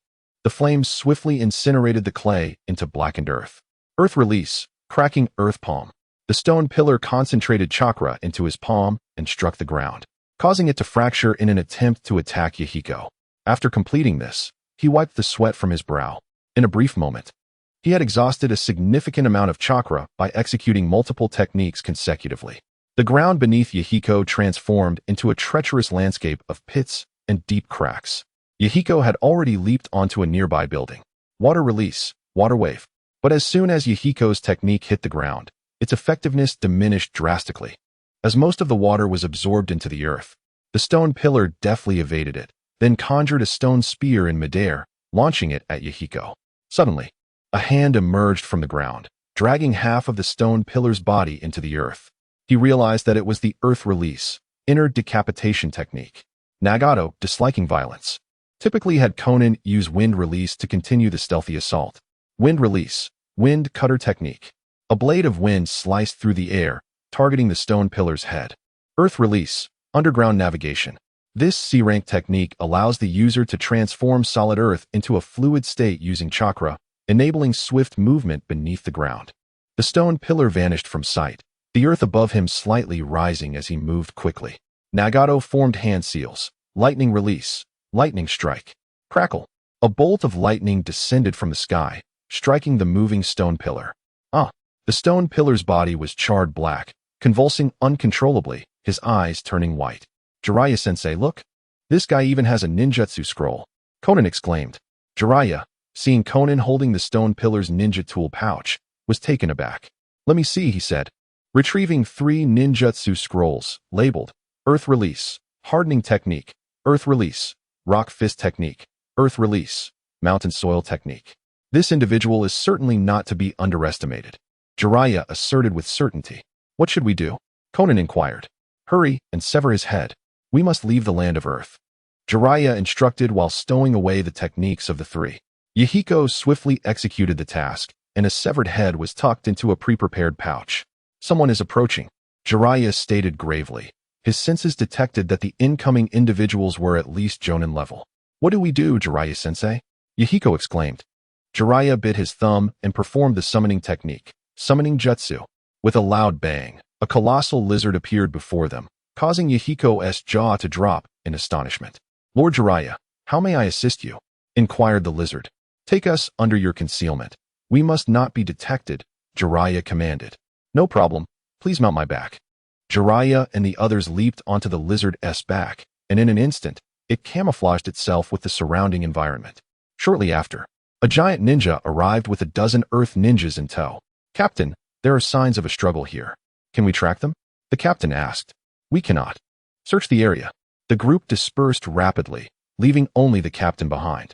The grandson of the first Hokage, stealing high-level ninjutsu? Is it true, old man? The captain murmured. Rasengan. Paper jutsu, who was the first Hokage, Jiraiya-sensei?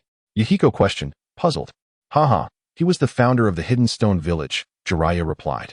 No one expected that the stone pillar was actually the great-grandson of the first Hokage. Jiraiya lamented, it must be the doing of that old man Inoki. How could a mere genin wield such ninjutsu? Let us leave the land of Earth at once, Jiraiya urged. Agreed. Yahiko and the others nodded hastily. With the aid of the lizard, they successfully evaded the pursuit of the captain.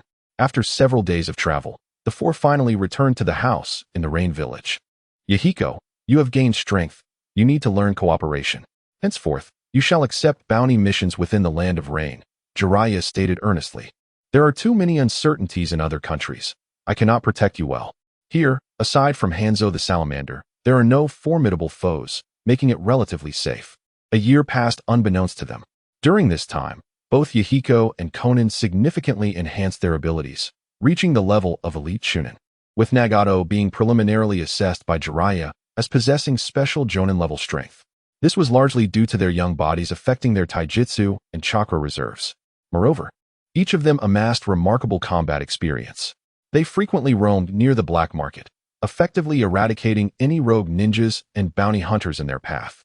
Naturally, they encountered numerous life and death situations, but with Jiraiya's presence, their safety was assured. Thus, they rapidly grew amidst the bloodshed. Even their demeanor reflected significant transformation. The frequent battles instilled a fierce and resolute glint in their eyes. Jiraiya nodded in satisfaction at their evolution. Today, I will teach you an A-rank ninjutsu.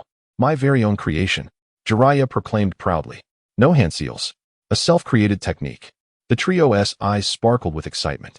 Jiraiya gestured for them to watch his hand. In an instant, a pale blue sphere resembling a soccer ball materialized in his right palm. He directed it at a massive tree, and the Rasengan effortlessly penetrated, creating a large hole. If that were to hit a person, Yahiko gasped in astonishment. Jiraiya-sensei. Yahiko and the others clung to his arm, pleading earnestly. All right, let us begin your training, Jiraiya declared grandly. Yay. The Rasengan is divided into 3 stages. The first stage is to burst a water balloon. The second stage is to burst a rubber ball, and the third stage is to maintain it, Jiraiya explained. Under his guidance, the trio commenced their training with fervor. On the second day, Nagato succeeded. On the 4th day, Konan followed suit, and by the 10th day, Yahiko also achieved success. Jiraiya marveled at their talent. Following the acquisition of new techniques, their enthusiasm soared, driven by the notion that they could develop their own jutsu. Konan, Jiraiya began. I had a sudden inspiration regarding a new technique that I believe would suit you well. Suit me? Konan responded, puzzled. Yes, just now. I was inspired by your use of paper to practice chakra control. My initial idea is this. Among you, your control and mental strength are the best. Utilizing this, we could, upon hearing Jiraiya's concept, Konan's eyes lit up. Indeed, possessing superior mental strength could lend itself to the development of genjutsu. As Jiraiya elaborated, Konan's eyes sparkled brighter with understanding. Many things merely require breaking through a thin layer of glass, and although she had previously practiced chakra control with paper, Konan had never considered using it offensively. Jiraiya undoubtedly opened the door to a new world for her. Without hesitation, she fumbled with a piece of paper, experimentally launching it, leaving a faint mark on a tree. Haha, it seems my idea was successful. Jiraiya laughed. Is it like this? Precisely, but it's still quite rudimentary. We must delve deeper, Jiraiya affirmed. Indeed, paper can be quite sharp due to its thinness. If it achieves sufficient velocity, it can possess tremendous lethality. Moreover, when using paper as a medium, chakra can be attached, granting it hardness comparable to iron, yet its speed far surpasses that of metal. However, such a technique demands exceptional chakra control, which only you possess, Konan. Soon, with her newfound technique, Konan began to experiment joyfully. 1 year after Jiraiya's departure, clad in peculiar green toads, Jiraiya and his 3 companions sat cross-legged, attentively absorbing the wisdom of ninjutsu from their master. Suddenly, just as Jiraiya was becoming animated in his explanations, he abruptly halted his gestures and gazed out the window. Moments later, a toad leaped in from outside and landed before him. Jiraiya instantly recognized it as his means of communication with the village. The toad hopped onto the table and expelled a scroll, which Jiraiya took and examined with utmost seriousness. A mere glance caused him to furrow his brow slightly. The various cryptic symbols on the paper left Yahiko and the others bewildered. Teacher Jiraiya, what's wrong? Yahiko inquired. Yahiko, The village needs me, Jiraiya replied gravely. Wah, Yahiko stammered, attempting to maintain his composure, though his hands trembled slightly. The atmosphere grew tense as they all looked anxiously at Jiraiya. Teacher Jiraiya, Konan exclaimed, leaping onto Jiraiya, her eyes glistening with tears, making it difficult to refuse her. At that moment, Yahiko was already in tears, barely able to hold back his sobs. Haha, it's not like we want to see each other again. You can come visit me in Konoha, Jiraiya said, momentarily taken aback, his face breaking into a broad smile. But we'll be apart for so long, Yahiko lamented. Then be sure to visit me often, Jiraiya urged. Really? Konan asked, her eyes still brimming with tears. Indeed. Jiraiya nodded gently, a hint of sadness creeping into his gaze. Nagato, come here, Jiraiya suddenly called out. What is it, Teacher Jiraiya? Nagato replied, his voice thick with emotion. Nagato, you are usually quiet. Remember to smile more often. Upon hearing Jiraiya's words, Nagato nodded. You are the destined child I have found, and I believe you will walk the path to create peace. Teacher Jiraiya, that is also Yahiko's wish, and I will do my utmost to fulfill it, Nagato declared resolutely. Is that so? Regardless of whether it's you or Yahiko, I must remind you that the path to peace is fraught with challenges. There are many like you in the ninja world, yet none have ever succeeded. I have faith in you, Nagato, for your eyes possess extraordinary power. However, be prepared for conflict. I hope you understand that this ninja world operates on the principle of survival of the fittest. Harboring too much goodwill can lead to your downfall, Jiraiya said, his expression serious as he regarded the three of them. After 3 years of close companionship, Jiraiya had come to regard Yahiko and his companions as family, making the impending farewell all the more poignant. Nevertheless, pressing matters awaited in the village, placing Jiraiya in a dilemma. Teacher Jiraiya, your teachings will remain with us for a lifetime, the trio affirmed steadfastly. With a radiant smile directed at Yahiko and the others, Jiraiya gestured. I hereby officially declare that you are ready to embark on your journey. Over the past 3 years, I have imparted all that I could teach you, and I am confident that you have all grown into capable ninjas. Teacher Jiraiya, in stark contrast to Jiraiya's relief, Yahiko and the others felt a wave of melancholy wash over them, understanding that his words signified his impending departure. Observing the despondent expressions on their faces, Jiraiya too felt a twinge of sorrow. Over these 3 years, he had witnessed these children evolve from those who could not even channel chakra to formidable warriors capable of defeating Jainin. The bond formed was akin to that of family, yet the moment of parting had finally arrived. Yahiko, without a doubt, you are a competent leader, brave, perceptive, decisive, and so forth. You possess nearly all the qualities of a leader, but sometimes your decisiveness can border on rashness. When necessary, consult with Nagato and Konan. After imparting his final advice to Yahiko, Jiraiya turned his gaze to Nagato once more. Nagato, you indeed harbor boundless power, yet you seem somewhat resistant to it. Your overly kind nature can be a liability for a ninja. I realize that my words may not have much impact, but if you wish to fulfill your desire to protect them, you must learn to be a bit more ruthless. Konan, while I have no concerns regarding you, I do hope you can assert yourself more. I hope you will keep a watchful eye on Yahiko and Nagato, guiding them back when they stray. The three opened their mouths, wanting to speak, yet fell silent. During dinner, the trio sat in somber silence, their minds elsewhere. The following dawn, Jiraiya finished packing his belongings and stood outside, gazing at the door to their room. With determination etched on his face, he turned and began his journey away. Outside, rain poured from the heavens, while Yahiko and the others leaned against the door, silently shedding tears. Jiraiya's figure gradually faded from view in the downpour. The warm kitchen still exuded steam from the breakfast Jiraiya had prepared for the three, yet the table now held only 3 bowls and sets of chopsticks instead of 4. Returning to Konoha, Jiraiya found himself reflecting on the passage of time as he stood at the gates, now 26 years of age. After several days of travel, he arrived back in Konoha to learn of 3 significant events. Firstly, Tsunade, famed as one of the legendary 3, had a narrow escape from a trap involving explosive tags during a mission, sustaining only minor injuries. Jiraiya had gifted Tsunade a white-haired bracelet containing a seal akin to a reversible jutsu, which had saved her life on 3 occasions. Secondly, the talented ninja from the Akamatsu clan, Akamatsuke, had been gravely injured on the battlefield, losing an arm and subsequently withdrawing from the Konoha Ninja Registry due to war injuries. assuming the role of clan leader. Fortunately, his unique soul manipulation techniques meant that his overall strength remained largely unaffected, though life had become somewhat inconvenient. Thirdly, Orochimaru of the legendary Three had suffered an injury, coinciding with the rampage of the Eight Tails from Kumogakure, which had lost one of its horns during the fierce three-day battle against the Third Hokage.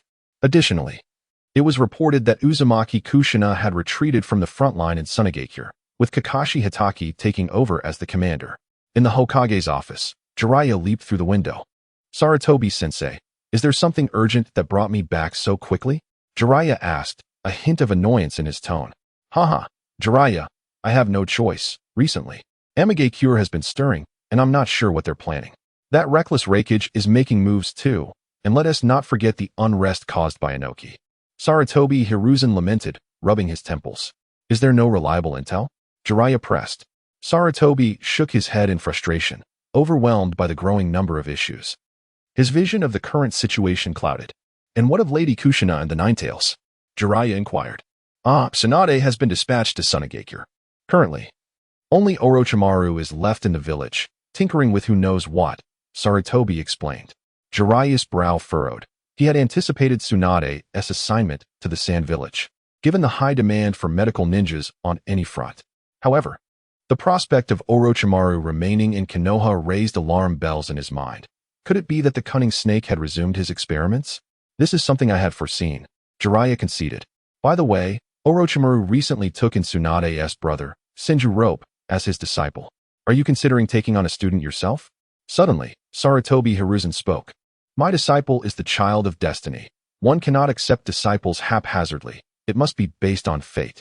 Jiraiya replied with a hint of resignation. "Well, that is acceptable. I shall trouble you with the higher-ranking missions in the village, as we currently lack capable candidates." Sarutobi continued. If Jiraiya were to take on a disciple, he would need to contemplate this carefully. After all, the introduction of Shiju to Orochimaru was intended to bolster the position of Hokage with the support of the Senju clan's remnants.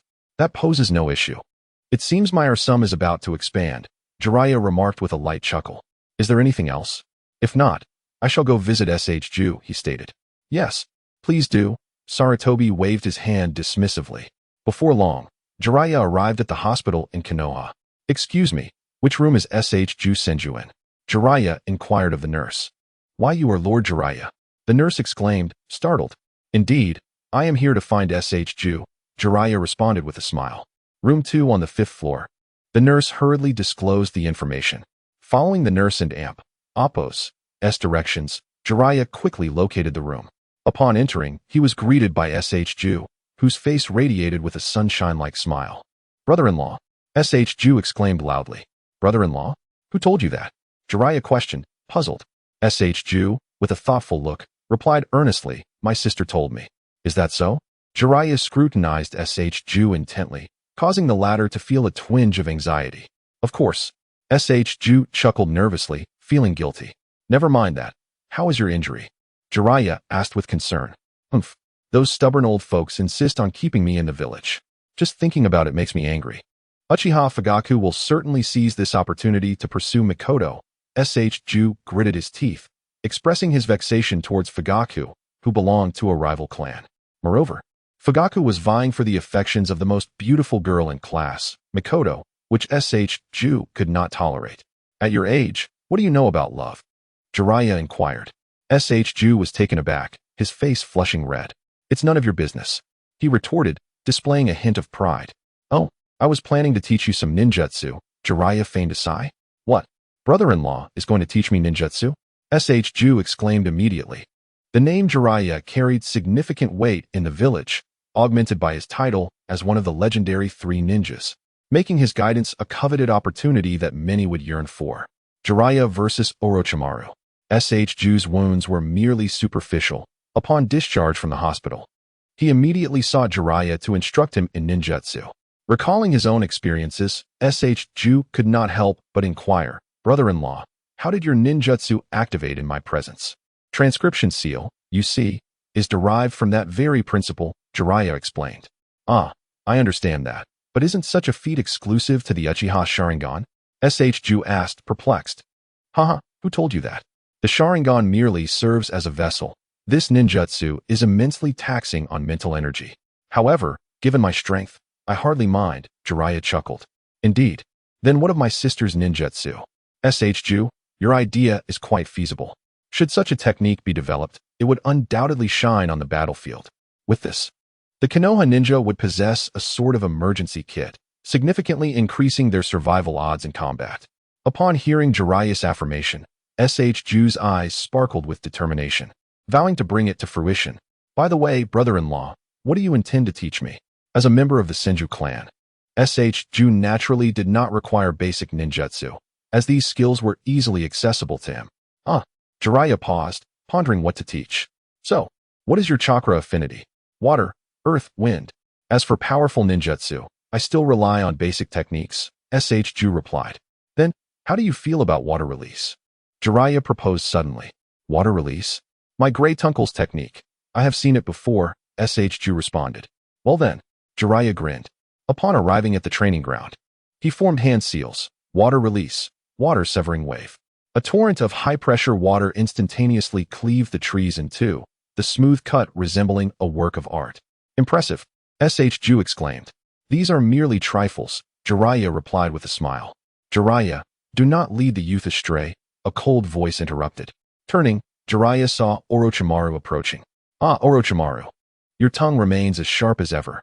By the way, I heard you were injured. How are you feeling?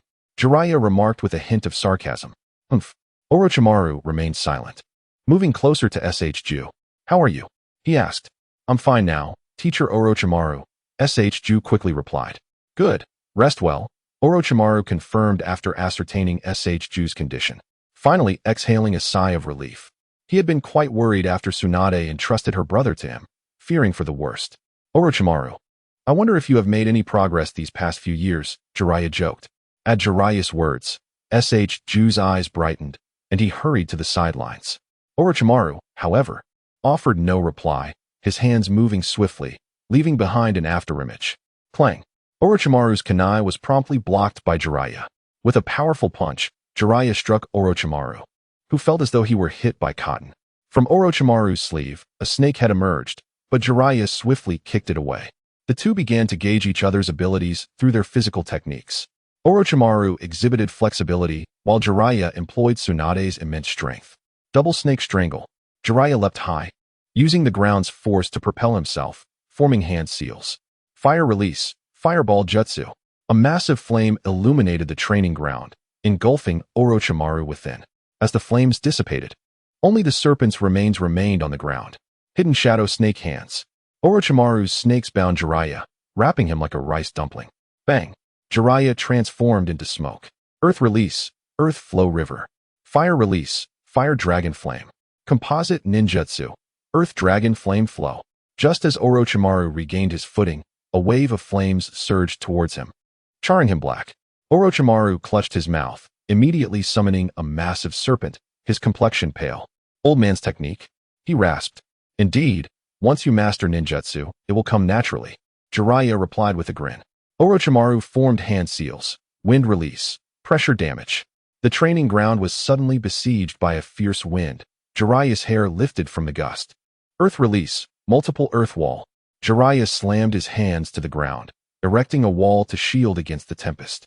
Serpents, binding formation. A multitude of snakes emerged from the ground, encircling Jiraiya under Orochimaru's command. Water release, water surge. Jiraiya roared. The waves beneath him propelled him into the air, while the serpents were swept away. Sinister serpent's wrath. A colossal serpent leapt from the ground, mouth agape, poised to swallow Jiraiya whole. Summoning technique. Toad summoning. A gigantic toad materialized above the serpent, its green body accentuated by a yellow belt and two prominent swords. Boom. The training ground trembled as the toad landed. Grass-cutting sword. Tailed beast. Sinister serpent's explosive strike. Two earth-brown serpents lunged towards Jiraiya from either side. Boom. Jiraiya's eyes narrowed as his hair transformed into a cloak, enveloping his head. Wild Lion's main technique. Jiraiya's hair surged towards Orochimaru, who evaded with an indescribable twist of his body. Toad oil bomb. Jiraiya expelled a mouthful of oil, drenching Orochimaru entirely. Oil. Orochimaru touched the slick substance on his clothing, puzzled as he gazed at Jiraiya. Fire release, great fireball. Orochimaru's pupils constricted, but it was too late. The colossal flames engulfed him, igniting the oil on his body. Hearing Orochimaru's anguished cries, Ju could no longer remain still and prepared to intervene. Jiraiya abruptly halted him, a glimmer of amusement in his eyes. It's all right, he won't be defeated so easily. But Ju attempted to protest, only to be tossed outside the battlefield by Jiraiya. In the midst of the flames, a long sword shot towards Jiraiya with incredible speed. Double gate of hell. Clang, clang. The gates were pierced yet remained intact, the blade exhibiting no signs of damage. Needle earth concealment. Clang. The long sword pierced Jiraiya's white hair, producing a metallic clang. Cough. Cough. Orochimaru, you are quite intriguing. Once the hair fell away, Jiraiya revealed an underlying layer of protection, earth release, hardening technique. Jiraiya understood that this was the Kusanagi sword. Hence he did not underestimate Orochimaru. How unexpected. Jiraiya, you actually blocked the Kusanagi sword. Orochimaru chuckled lightly. Oh, so it's called the Kusanagi sword. Jiraiya laughed. Orochimaru licked the Kusanagi sword before swallowing it whole. Orochimaru, how can you swallow such a long sword? Jiraiya couldn't help but ask. Haha, the Kusanagi sword can change size, making stealthy attacks quite convenient. Orochimaru replied with a sinister grin. Orochimaru's expression faltered, quickly replaced by fury. Jiraiya, do not underestimate others. By the way, Orochimaru, are you truly not interested in learning sage arts? Jiraiya inquired. Well, I have many matters to attend to. I will consider it later, Orochimaru responded. Oh, then do hurry, Jiraiya urged, apprehensive that Orochimaru might delve into immortality techniques. Although successful, such endeavors could significantly diminish his spiritual power. Orochimaru is likely unable to learn. Indifferent. He brushed it aside. Now is a crucial moment for science, where all forms of ninjutsu must take a back seat. By the way, that incident in the Village of the Lightning must have been your doing, right? Jiraiya asked suddenly. Mind your own business, Orochimaru replied coldly. Oh, I see. You're still a good master with a cool exterior but a warm heart within. Orochimaru closed his eyes, refusing to acknowledge Jiraiya. Speaking of which, Orochimaru, how formidable is the power of the tailed beasts? Jiraiya chuckled. Upon hearing the mention of tailed beasts, Orochimaru's hands involuntarily trembled. He still vividly remembers that overwhelmingly malevolent chakra from afar, which had left him drenched in sweat. Although Orochimaru had studied the tailed beasts, facing their power directly had greatly unsettled him. The mere sphere that had been casually expelled had obliterated a mountain, leaving him profoundly intimidated. Had it not been for the third Hokage diverting his attention outside the village, the existence of the Village of the Lightning might have been in jeopardy. In the ensuing chaos, Orochimaru seized a cow horn that the third Hokage had severed. Through his research, he discovered that this power was entirely composed of chakra, and that tailed beasts do not perish. Rather, they merely dissipate, only to regenerate after some time. He began to cultivate a deep interest in this power. Yet after months of study, he found himself at a loss. This power had the ability to sway the hearts of men, unleashing their negative emotions. Moreover, should one become a Jinchuriki like Naruto Uzumaki, harnessing the tailed beast's power could be an incredible asset. Realizing this, he began to gather intelligence on the tailed beasts. Knowing that Naruto had mastered this power, allowing him to remain undefeated against the forces of the Sand Village. Furthermore, the Village of the Lightning was also studying this phenomenon. Otherwise, how could they have so easily provoked the Eight Tails? Indeed, it is quite terrifying. Orochimaru remarked coldly. Oh right, I recall that the first Hokage, Hashirama Senju, effortlessly captured the strongest of the nine-tailed beasts, the Nine Tails, and played with it. You wouldn't believe it, but I saw it in the Tsunade's library, and she readily admitted it, Jiraiya said with a smile. Hearing Jiraiya's words, Orochimaru turned pale, his already pallid complexion becoming even more ghostly. How could this be? You are formidable, Orochimaru murmured. The Leaf Village has never seen the first Hokage. Even those who have are now in their twilight years. No one believes the tales they recount, thinking they are mere stories to amuse children. The situation of the land of the whirlpools is dire. Sarutobi Hiruzen lamented. We do not possess enough military strength to offer support. However, since the land of the whirlpools has been our ally since the Warring States period. Tsunade's expression turned somber. There is little we can do. The Village of the Lightning, the Village of the Sand, the Village of the Rock, and the Village of the Mist are all watching us closely. What do you propose we do? Shimura Danzo said coldly. Upon hearing this, Sarutobi Hiruzen closed his eyes, internally battling his thoughts. Indeed, now is not the time for hesitation. Mito Uzumaki and Nara Shikaku chimed in. Alas, what about Lord Mito? Sarutobi Hiruzen sighed helplessly. Isn't it you who sent Lord Mito to the battlefield to showcase the power of the tailed beasts? That has led these villages to recognize the need for sealing techniques, thus turning their gaze toward the land of the whirlpools. Danzo scoffed. Danzo, we all agreed upon this plan. It was the best course of action. Sarutobi Hiruzen shouted in anger. He did not wish to bear this blame, especially given the dire situation of the Uzumaki clan. Hiruzen, enough. I shall still go to Lord Mito, Sarutobi Hiruzen declared before turning to leave. The three of them exchanged glances, and finally, Danzo snorted and departed. Monkey, that is my family. Mito Uzumaki fumed. Lord Mito, we truly have no options left. The Leaf Village is surrounded by enemies and cannot spare forces to aid the Uzumaki clan, Sarutobi Hiruzen explained urgently. Mito Uzumaki sighed, her body seemingly drained of energy as she slumped into her rocking chair. Since you have made your decision, I shall remain silent. But I must remind you that my time is limited. The Uzumaki clan is best suited for sealing the tailed beasts. Ordinary people cannot withstand the hazards posed by the tailed beasts, Mito Uzumaki said seriously. After all, this is the village created by Hashirama. She cannot simply stand by and watch it fall into despair. How could this be?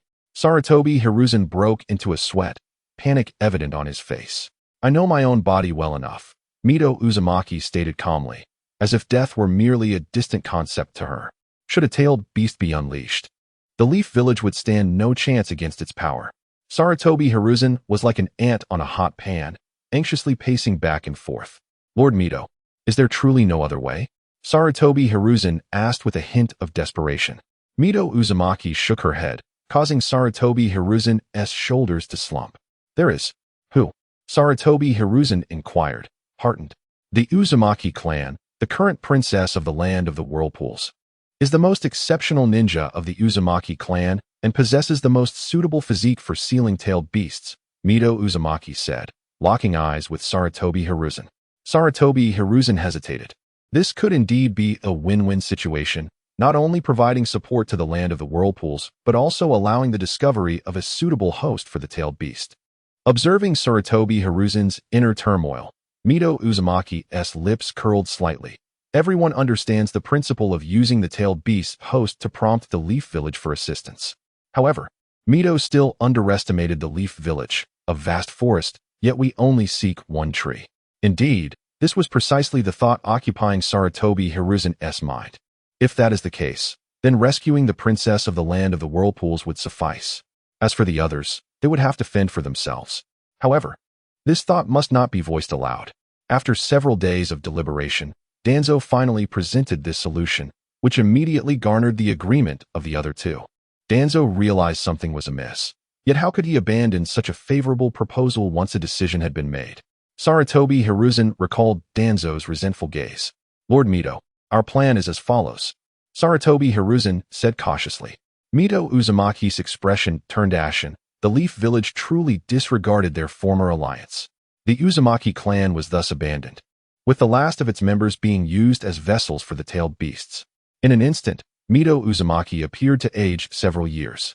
Very well, but I want Jiraiya to assist the Uzumaki clan.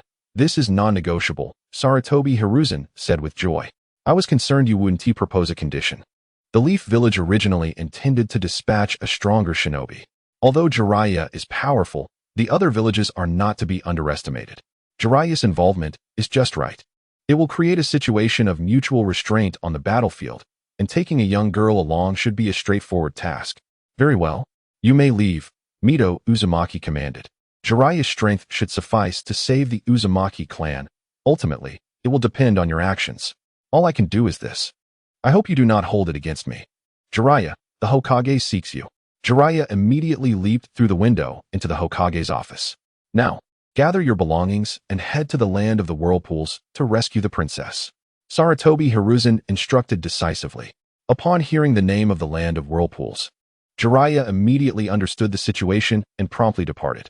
Star Village. Their target is Kushina Uzumaki and the sealing techniques. Then? So, Konoha has indeed abandoned the land of whirlpools. Jiraiya muttered to himself, a smile spreading across his face as he gazed at the letter in his hand. It would be a lamentable waste to see the Uzumaki clan, a force of over 1,000 strong, extinguished by the great ninja villages. But with Lady Mito's message, the Uzumaki clan will most likely follow me. Such a considerable power. I wonder how best to employ it. However, I must find them a secluded refuge. Or else who knows what might transpire if Master Hiruzen Sarutobi were to discover them. The land of bears and the Star Village seem promising. The land of bears boasts dense forests and the treacherous, poisonous Hell Valley, offering effective protection against external invasion, with its borders encircled by toxin-filled canyons. This location should prove quite agreeable to the Uzumaki clan. It is a fortress, difficult to assail, with the toxic canyons forming a natural sanctuary. The territory within is also quite extensive, easily accommodating several thousand people. Very well, I shall first journey to the land of bears. As for the land of whirlpools, there is no immediate urgency. Jiraiya had learned from Hiruzen Sarutobi that the Hidden Mist village was at the forefront, with the Hidden Cloud and Hidden Stone villages providing support. The Hidden Sand village, for the moment, lacked the capacity to intervene. The three great ninja villages were amassing their forces, affording him ample time. En route, Jiraiya reflected upon the intelligence he had gathered regarding the Star Village. 2 centuries prior, a meteorite had fallen upon the village. Unlike ordinary meteorites, this one possessed radioactive properties, capable of activating a ninja's chakra and allowing it to be freely manipulated into various forms. The most distinctive trait was the chakra-formed wings possessed by the Star Village's ninja, enabling them to fly through the sky, a technique known as the peacock method. However, due to the Star Village's singular training regimen, relying solely on the meteorite, their offensive capabilities were rather limited, and the chakra expenditure was considerable. Furthermore, the radioactive meteorite posed a health risk. Consequently, the Star Village never truly flourished. At Jiraiya and Appo's pace, he arrived in the land of bears in less than 2 days. The air was indeed thick with pervasive toxins, but these posed no challenge to Jiraiya, as his sage body rendered them ineffective. After surveying the land of bears, Jiraiya swiftly located the Star Village. In reality, it was more of a hamlet, numbering fewer than 100 inhabitants. The Star Village was situated in a valley within the land of bears, resembling a basin, with a toxic mist canyon protecting it. Arriving at the edge of the toxic mist canyon, Jiraiya exclaimed, "Truly an excellent location." The people of the ninja world were unfamiliar with the concept of strategically vital terrain because of the ninja profession. Even the most perilous places could be reached. These toxins were a natural disaster to ordinary people, but for powerful ninjas, they were just a little more troublesome. But they were still a great deterrent to middle and lower ninjas. This was also the reason why the small country of the Land of Bears was able to occupy a position in the ninja world. After all, there were poisonous creatures everywhere, and only experts could be dispatched. Middle and lower ninjas could not attack, and which village's experts would seem so bored. Even if it was captured, the poisonous fog here could only be survived by ninjas, and the space where ordinary people could survive was very small. Jiraiya arrived at the mouth of the canyon and threw a kunai engraved with special runes. As soon as the kunai landed on the other side, Jiraiya followed closely behind. Damn it! Who dares trespass in the Star Village? The discovery was merely a consequence of Jiraiya's blatant approach to the Star Village's vicinity. A man with a 5-pointed star headband, purple wings sprouting from his back, landed in front of Jiraiya, who swiftly attacked. Before the Star Ninja could react, Jiraiya seized his wrist and twisted it behind his back. "Tell me, where's your village?" Jiraiya asked calmly. Peacock method. Chakra, resembling a peacock and amp, Appo's plumage, erupted around the Star Ninja. With Byakugan, it would have been apparent that the Star Ninja and amp, Appo's chakra had been maximally activated. Scatter. Like a hedgehog, Jiraiya instantly retreated to a safe distance. Intriguing. Jiraiya sensed that this Star Ninja possessed the strength of an elite Chunin. However, a mere Chunin was no match for Jiraiya, who soon held the Star Ninja's limp form. Jiraiya proceeded in a certain direction. "If the third Star Shadow hadn't forbidden us from training, you wouldn't stand a chance against us," a Star Ninja roared. The Star Ninja village was in a state of panic, having just learned of a white-haired intruder who had defeated the village's guardian with his formidable strength. "Esteemed sir, please cease your aggression." "No, third Star Ninja Lord." An elderly man emerged, regarding Jiraiya with reverence. "I shall take possession of your Star Village." After some amicable negotiation, the Star Village ultimately submitted. They even entrusted the star to Jiraiya's safekeeping. Jiraiya took these people into his command. Lord Jiraiya, all preparations have been made, the third star shadow said, leaning on his crutches, his voice trembling. Jiraiya noticed strange runes on everyone's heads, indiscernible to anyone but a ninja proficient in sealing techniques. This was the sealing technique. Memory imprisonment Jiraiya had developed, designed to prevent them from divulging information about him. After all, as a member of Konoha, he could not openly establish a force outside the village, save as a rogue ninja. Very well, prepare a large number of houses and provisions. I shall bring another group of people in a few days. Jiraiya nodded in satisfaction, issuing his instructions before preparing to depart for the land of whirlpools. However, what is the nature of this star? I have an inexplicable urge to consume it, Jiraiya mused. Narrowing his eyes, he contemplated researching it, and, acting on impulse, retrieved a storage scroll and performed a hand seal. Poof! A puff of white smoke cleared, revealing a meteorite the size of a soccer ball before Jiraiya. Touching the meteorite, Jiraiya felt an immediate sense of kinship. Could this be a fragment of the Ten Tails? Jiraiya murmured. As a seasoned Naruto aficionado, he had studied nearly every detail mentioned in the series, including the legendary fragments of the Ten Tails. Jiraiya gazed at the star with curiosity, as there was scant information available about it.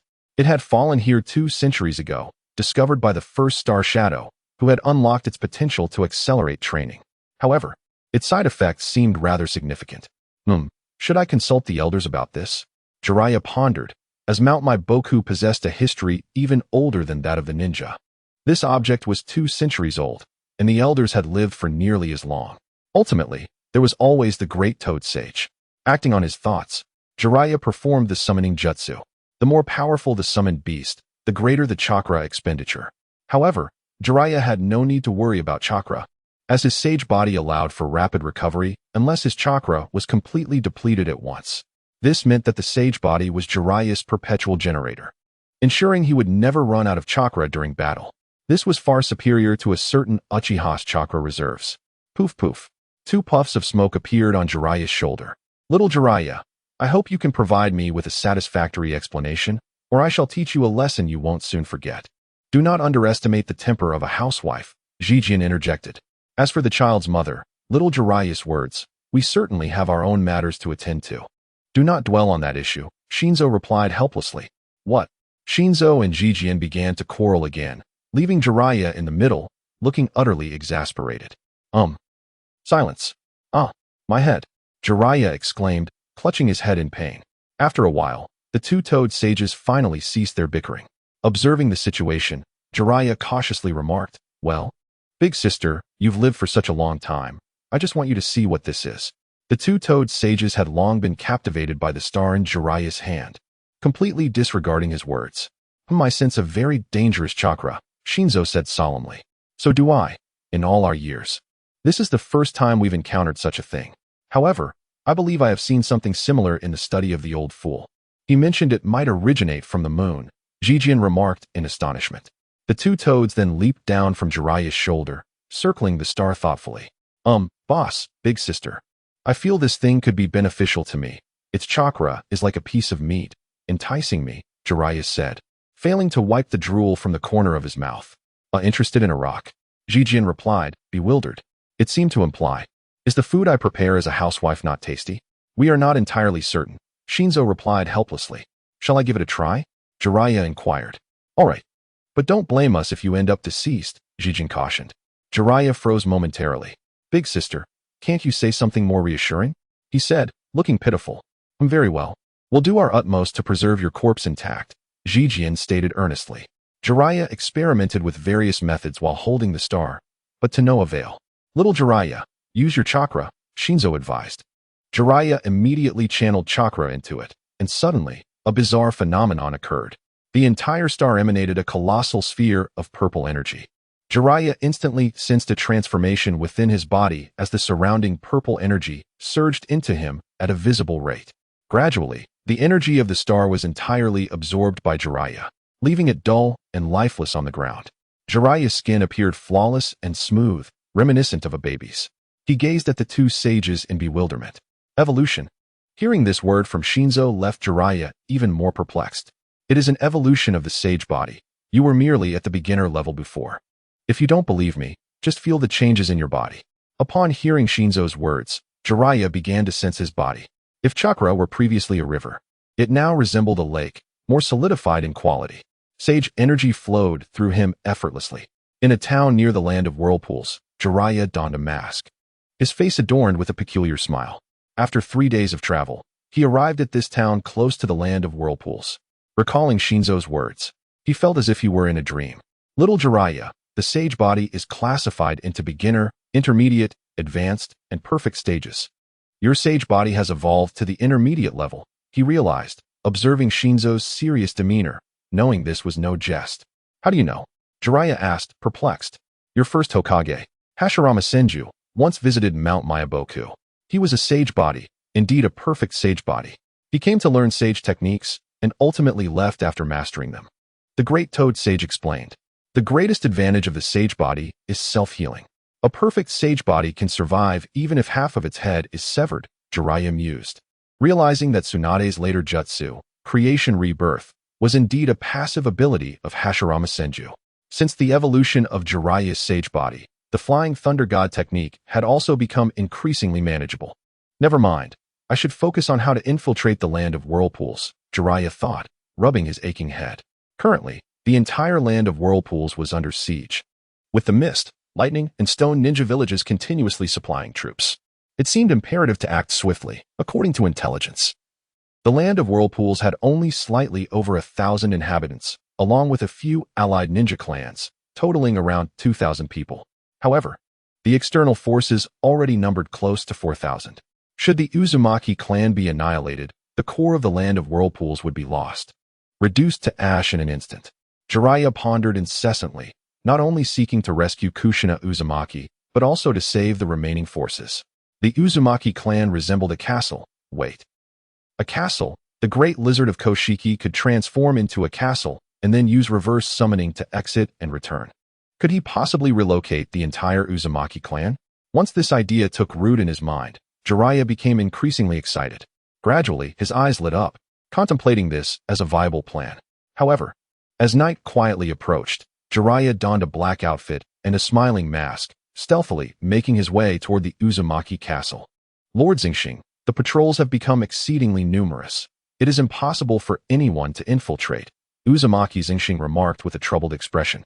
Ever since the 3 great ninja villages surrounded the land of whirlpools, the entire Uzumaki clan had been in a state of panic. The situation grew increasingly dire, with scouts from the land of whirlpools darting about. Who goes there? Uzumaki Xingxing bellowed, as ninjas swiftly surrounded him. Jiraiya thought to himself, this is bad. He had completely overlooked a crucial piece of information. It was well known that the Uzumaki clan excelled in sealing techniques, but their sensory abilities were unparalleled in the ninja world. Especially the Kagura Shingon, a unique ability known only to the Uzumaki clan. This technique allowed them to sense chakra activity within a radius of several dozen kilometers. If a specific chakra signature had been identified, they could discern precise locations and movements, including the number of individuals and their characteristics, even their speed of movement. Moreover, in times of danger, they could conceal their chakra, granting them the power to escape from peril. They could also sense others and oppos, chakra to determine if someone was lying. Furthermore, Uzumaki Xingxing was the son of the current clan leader, Uzumaki Tianxing, who had just awakened the Kagura Shingon. As for why he was out patrolling, it was his duty as the heir of the land of whirlpools to stabilize the people's hearts during such tumultuous times. Illusion, tree-binding death. With Jiraiya's formidable mental prowess, the 5 individuals present, including Uzumaki Xingxing, were instantly bound to a tree. Damn it! Who are you? Uzumaki Xingxing roared in anger. Hee. No need to know who I am. Just tell me where the leader of the Uzumaki clan is, Jiraiya replied. Never. Uzumaki Xingxing retorted defiantly. No matter. I can just use genjutsu, Jiraiya declared, forming hand seals as he spoke. Genjutsu, hypnosis. How can I? Uzumaki Xingxing's eyes instantly lost their luster, and he slumped down. Possessing the Kagura Shingon, he had never anticipated being affected by genjutsu. Who are you? Who are the high-ranking members of the Uzumaki clan? Who is the leader? Jiraiya asked rapidly. I am Uzumaki Xingxing, the son of the clan leader. In our clan, there exists the esteemed elder Uzumaki Shoshien. the second elder Uzumaki Xuanqing, the third elder Uzumaki Borin, the fourth elder Uzumaki Liuxing, and finally, the clan leader Uzumaki Tianjin. What is their strength? Well, Jiraiya immediately deepened the transmission of his spiritual energy upon observing the situation. Apart from the elder, the other three elders possessed the prowess of elite J-Nin. While my father is nearly at the level of a Kage, as for the elder, he wields genuine Kage-level strength. My father once mentioned that he managed to suppress the three tails alone at sea using sealing techniques. Upon hearing this, Jiraiya was taken aback, only to conclude that the three tails must have been gentle in temperament, thus not exerting much force. In the grand hall of the Uzumaki castle, several elderly men with dark red hair displayed expressions of anger. Damn it! How could it be that Konoha is not our ally? One exclaimed. Forget it. What can we do now? Over a century of friendship has been shattered by Sarutobi Hiruzen. Enough. The voice of the elder commanded silence in the room. Elder, what shall we do now? A respectful young man in his 40s approached to inquire. This man was none other than the current clan leader, Uzumaki Tianjin. Wearing a troubled expression, I have always said that those from Konoha cannot be trusted, remarked the fourth elder, Uzumaki Liuxing, prompting agreement from those present. Humph. They are allies only when they need us. When we are of no use, we are nothing to them, scoffed the second elder, Uzumaki Xuanqing. Enough of this talk. What good does it do? We are in grave danger now. The people of Konoha will certainly not come to our aid.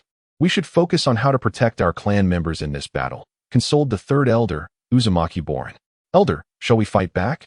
While I still have some strength left, said the fourth elder, Uzumaki Liuxing, angrily. Although he had aged, the Uzumaki clan was known for its longevity, and he still possessed considerable combat capability. With their expertise in sealing techniques, perhaps they could even take a few ninjas with them. It's easier said than done. What about the countless clan members you would lose?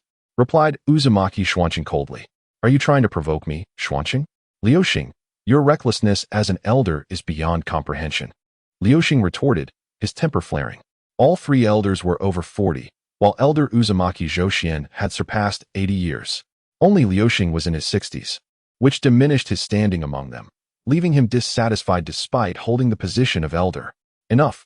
Elder Uzumaki Zhoxian interjected, causing the three elders to be taken aback. He was a veteran who had lived since the Warring States period. Tianjin, will Konoha truly not come? Indeed, while the Senju clan has expressed a desire to assist, without the Hokage's directive, they cannot leave the village, replied Tianjin. Hearing this, Uzumaki Zhoxian rubbed his forehead in frustration.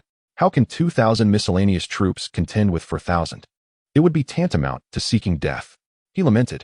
Alas, the long-awaited peace has been shattered once more. I cannot fathom what Hashirama was thinking, he mused internally. By the way, what news from Mito? He asked, glancing at the others with a glimmer of hope. Unknown, we have yet to receive any word. Replied Uzumaki Tianjin in a somber tone. It must be that old coot Sarutobi Hiruzen, refusing to inform us, Uzumaki Xuanqing asserted. Indeed, that's correct. Uzumaki Liuxing concurred. Though the two had their disagreements, both belonged to the hawkish faction of the Uzumaki clan, while the third elder, Uzumaki Borin, and clan leader, Uzumaki Tianjin, leaned more towards doves. Only the elder maintained neutrality, effectively balancing both sides. Regardless of the decisions made, it was ultimately the elder who would determine the course of action. Tianjin, is everything arranged within the clan? Uzumaki Zhoxian asked with a serious demeanor. Yes, the elderly and children have been gathered. If it comes to it, we will carve a bloody path for them to escape, ensuring the continuation of our Uzumaki bloodline. Additionally, we have prepared the necessary supplies for battle, such as shurikens and explosive tags. However, due to our prolonged peace, we lack ample combat resources, and we can only sustain 2 battles at best, which is an optimistic estimate, Tianjin explained, to which Uzumaki Zhoxian nodded affirmatively. What of the 3 villages? Our situation grows increasingly dire. All sensory ninjas from the clan have been dispatched to scout the enemy forces. The second-in-command from the Mist Village is an ancient figure known as Yuan Master, who is said to have survived since the end of the Warring States period and assisted the first Mizukage in unifying the Land of Water. Moreover, the ninjas from Mist Village excel in water techniques, placing us at a disadvantage in this environment. Humph. That old man is practically on his last legs and still insists on participating, Uzumaki Zhoxian scoffed. As for the Lightning Village, it is led by the younger brother of the third Raikage, Yu Feng, accompanied by the highly regarded Tokudai. According to internal sources, Yu Feng once fought for the position of Raikage against the third Raikage, and his strength is extraordinarily formidable. His status in the Lightning Village is quite elevated. What a tumultuous time we live in. Uzumaki Joshin lamented before turning to ask, and what about the last one? The third Tsuchikage's son, Noki, known as the Earth-released genius, possesses terrifying strength, unmatched by anyone of his age. Upon hearing this, the gathering grew solemn. Uzumaki Joshin clenched his fists, his silence betraying the turmoil within. The Uzumaki clan, once allies with Konoha for so many years, now found themselves in this predicament. Alas, human hearts are inscrutable, he pondered. Our immediate priority is to prepare for battle and ensure the elderly and children are evacuated. As he spoke, everyone silently nodded in agreement. Who goes there? Step forward. Uzumaki Joshin bellowed, his red hair billowing as 8 golden chains appeared behind him. The chains, akin to serpents, pierced the air above the castle, and a white figure swiftly descended before them. Jiraiya awkwardly greeted them. Hello everyone. Who is this brat? How dare he eavesdrop on our Uzumaki clan's discussions? Demanded the fourth elder, Uzumaki Ryoshin, his expression furious and gaze fixed on Jiraiya, ready to strike. Jiraiya quickly explained, I am from Konoha. He revealed the forehead protector on his head, depicting the emblems of both Konoha and the Uzumaki clan. The assembly exhaled in relief, yet hesitated to voice their concerns. Why has Konoha sent only you? Due to the war. As Jiraiya elaborated, the group collectively sighed. It seems fate conspires against us. The third elder, Uzumaki Borin, then inquired, what is your purpose for coming? Jiraiya's expression stiffened as he slowly replied, I have come to retrieve Uzumaki Kushina and the sealing techniques of the Uzumaki clan back to Konoha. Damn it. Does Sarutobi Hiruzen think of the Uzumaki clan as mere pawns? Roared the fourth elder, Uzumaki Ryoshin. Absolutely not. We cannot allow this, even if it means destroying the Uzumaki clan, asserted the second elder, Uzumaki Shuanshin, as the high-ranking members of the Uzumaki clan collectively rejected his proposal. The elder vortex, Zhou Xian's face turned ashen, realizing that the shadowy figure intended to drain the interests of the vortex clan and discard them carelessly. Jiraiya, noticing the increasingly distressed expressions around him, immediately interjected, Lord Mito has consented as well. It is impossible. Indeed, absolutely impossible. This is merely a conspiracy from Konoha. We cannot allow them to destroy us. The high-ranking members of the Vortex clan were in a frenzy, their words sharp and articulate. Ultimately, they reached a consensus, demanding that these items be surrendered only upon receiving a direct acknowledgement from Lord Mito. With an awkward expression, Jiraiya produced a letter bearing the official seal of the Vortex clan and handed it to Zhou Xian. After inspecting it and reading its contents, Zhou Xian let out a resigned sigh. Elder, what did Lord Mito say? Is there a way for us to escape? Will he return personally? As the crowd buzzed with speculation, several high-ranking members examined the letter, their faces paling as they read what was written by Mito Vortex, instructing them to concede to Konoha's demands. How can this be? Mito must be aware of Konoha's sinister ambitions. Could it be a forgery? Hearing the disbelief in the crowd, Zhou Xian commanded, silence. Since matters have escalated to this point, there is no turning back. Even if we perish, we shall take a substantial piece of flesh with us. The elder's resolute declaration galvanized the crowd, instilling them with a sense of purpose. Indeed, we must never surrender lightly. Elder, please devise a plan, and we shall follow your lead. Jiraiya hastily added, in truth, the situation has not yet reached that critical juncture. What would a mere youth know? Zhou Xian suddenly fixed his gaze on Jiraiya and asked, could you be one of the 3 legendary ninjas recently renowned throughout the ninja world? Jiraiya's eyes sparkled with delight as he responded, you know of me, esteemed elder? Yes, I possess a method. Zhou Xian raised an eyebrow in intrigue. Ah, esteemed elder. Please take a look at this letter, Jiraiya said with a smile, presenting a letter that Mito had penned at his behest before his departure. Jiraiya had long held admiration for the Vortex clan, lamenting the loss of such a significant force. He wished to incorporate them into his plans. But the Vortex clan would never acquiesce unless there was a compelling reason. Zhou Xian's interest was piqued as he opened the envelope, his eyes gleaming with insight before passing the letter to those behind him. The crowd's expressions shifted. The Vortex clan had a history spanning centuries, and they had never been subjugated by any one family, not even the Senju clan of old, who were merely allies. Lord Mito, is this move right or wrong? Zhou Xian mused, Your ambitions are indeed considerable. However, I wonder if the Vortex clan is within your grasp? Jiraiya's eyes shone with determination, recognizing that this was the moment of trial. Simply relying on Mito's words would not suffice to bring the Vortex clan to heel. He would have to rely on his own capabilities. Elder, you jest. If I lack confidence, why would I be here? Jiraiya chuckled. Oh, merely resting on the laurels of the 3 legendary ninjas will not suffice, nor will the 3 great sacred lands. Jiraiya chuckled and said, Firstly, I am in my 20s and still quite young. If I activate Sage Mode, my strength can rival that of the Kages from various villages. Uzumaki Shuren's expression grew serious as he inquired, Is it the same Sage Mode as that of the First Hokage? Jiraiya nodded. No way, it truly is Sage Mode. I've heard that the First Hokage could also enter Sage Mode. The high-ranking members of the Uzumaki clan whispered among themselves, as the records of Sage Mode were abundant in their lineage. A significant portion of Senju Hashirama's power stemmed from this very technique. Jiraiya continued slowly. Secondly, I can evacuate the entire Uzumaki clan. Elder Uzumaki Schwanching scoffed. Humph.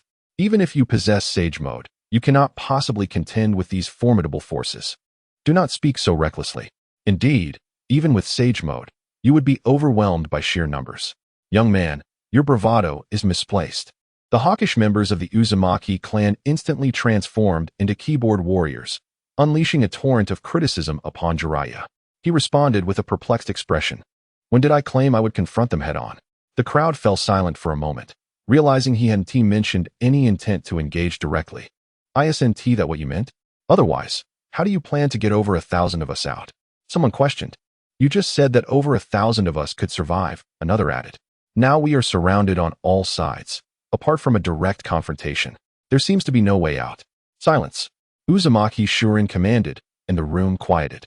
He turned to Jiraiya and said, Young friend, please share your plan. Jiraiya replied, I possess a summoning beast large enough to comfortably accommodate 1,000 people. I can allow everyone to enter, thus facilitating our escape. Upon hearing this, the crowd wore expressions of skepticism. Accommodating 1,000 people was no trivial feat. The major ninja villages typically maintained populations of 3,000 to 5,000 during peacetime, a number that would only dwindle further in times of war. The 3 surrounding villages demonstrated the challenges of relocating 1,000 individuals. It took half a month to gather 4,000, and they were still lagging behind. Are you joking? How could such a massive summoning beast exist? The members of the Uzumaki clan scoffed in disbelief. Jiraiya remained silent, merely observing Uzumaki Shuren. Even if your summoning beast can hold 1,000 people, how do you intend to break through the encirclement of 4,000? Uzumaki Shuren inquired. Several high-ranking members exchanged glances and nodded. Indeed, a beast capable of holding 1,000 would be conspicuous. The exposure would lead to immediate discovery, leaving no chance for escape. Better to scatter and have a slim hope of survival. This method would undoubtedly be rejected by the high-ranking members of the Uzumaki clan. Jiraiya smiled slightly, and in an instant he transformed into a flash of white light, appearing behind Uzumaki Shuren. When did he? Uzumaki Shuren's expression froze, shock surging within him. Shunshin. No, it's a space-time ninjutsu. The crowd regarded Jiraiya in disbelief. Uzumaki Tianjin exclaimed in astonishment. The space-time ninjutsu of the Second Hokage, Flying Thunder God? Jiraiya silently nodded. A collective gasp echoed through the room. They understood the value of space-time ninjutsu better than anyone else, as the legendary Senju Tobarama had earned the title of the fastest ninja in the shinobi world thanks to this very technique. I left a mark outside of the Uzumaki territory when I arrived. With everyone's consent, we can instantly appear outside, Jiraiya explained. Uzumaki Shuren replied solemnly. Even if you master space-time ninjutsu, the chakra consumption is immense. It is impossible to transfer a summoning beast. As Jiraiya stepped forward, an extraordinary chakra surged forth, overwhelming the room like a colossal wave. Bijou was the first thought that crossed the minds of the high-ranking Uzumaki members. Such chakra could not be attributed to mere humans, but was reminiscent of a tailed beast. Uzumaki Shuren's face paled further, recalling the immense chakra he faced when confronting the Three Tails, albeit with an evil presence, while Jiraiya radiated warmth like sunlight.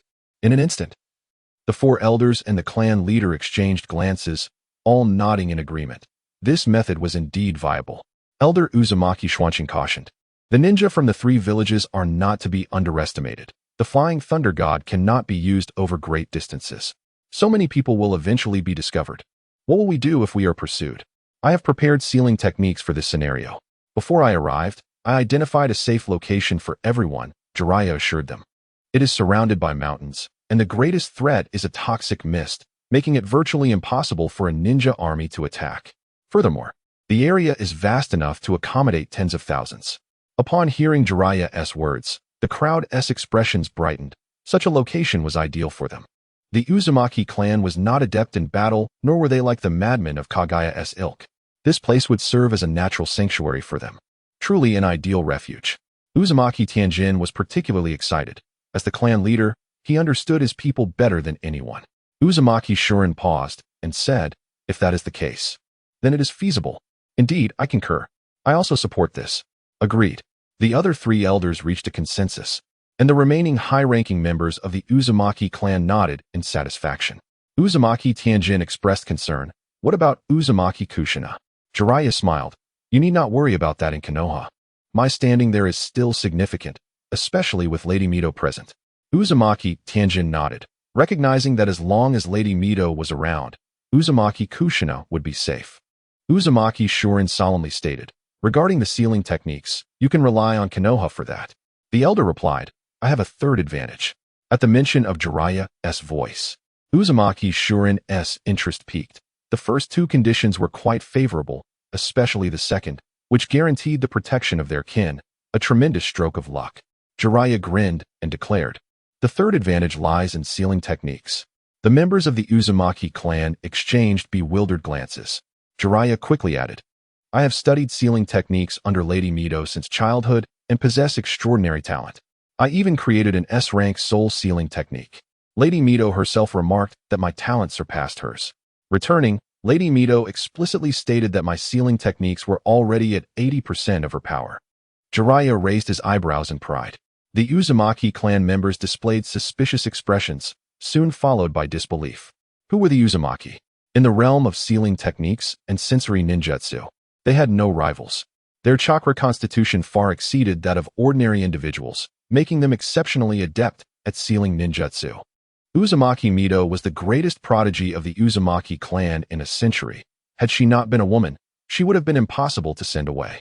Furthermore, no ordinary individual could compare to Senju Hashirama. When the situation demanded it, her voice alone would have sufficed to ensure compliance from the clan. The extent of her sealing prowess was evident in how she kept the Ninetales as a pet. The Ninetales chakra was summoned with effortless ease. The Ninetales itself, too fearful to protest, dutifully offering its chakra. "What? You dare to disobey? Then prepare to experience the might of these chains." The most formidable of the tailed beasts, the Ninetales, had been reduced to a mere pet, and years later, as it reflected within Kushina, it couldn't help but shudder in trepidation. Subsequently, Orochimaru employed the reanimation jutsu, yet even he dared not resurrect Mito.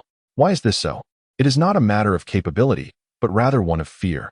Should he resurrect Uzumaki Mito, she would instantly break free from the reanimation's control, leading to catastrophic consequences.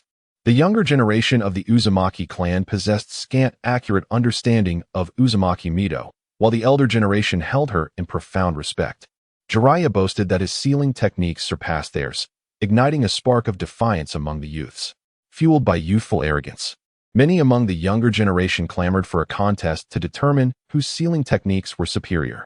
A smirk graced Jiraiya's lips as he thought to himself, "At last, they've taken the bait."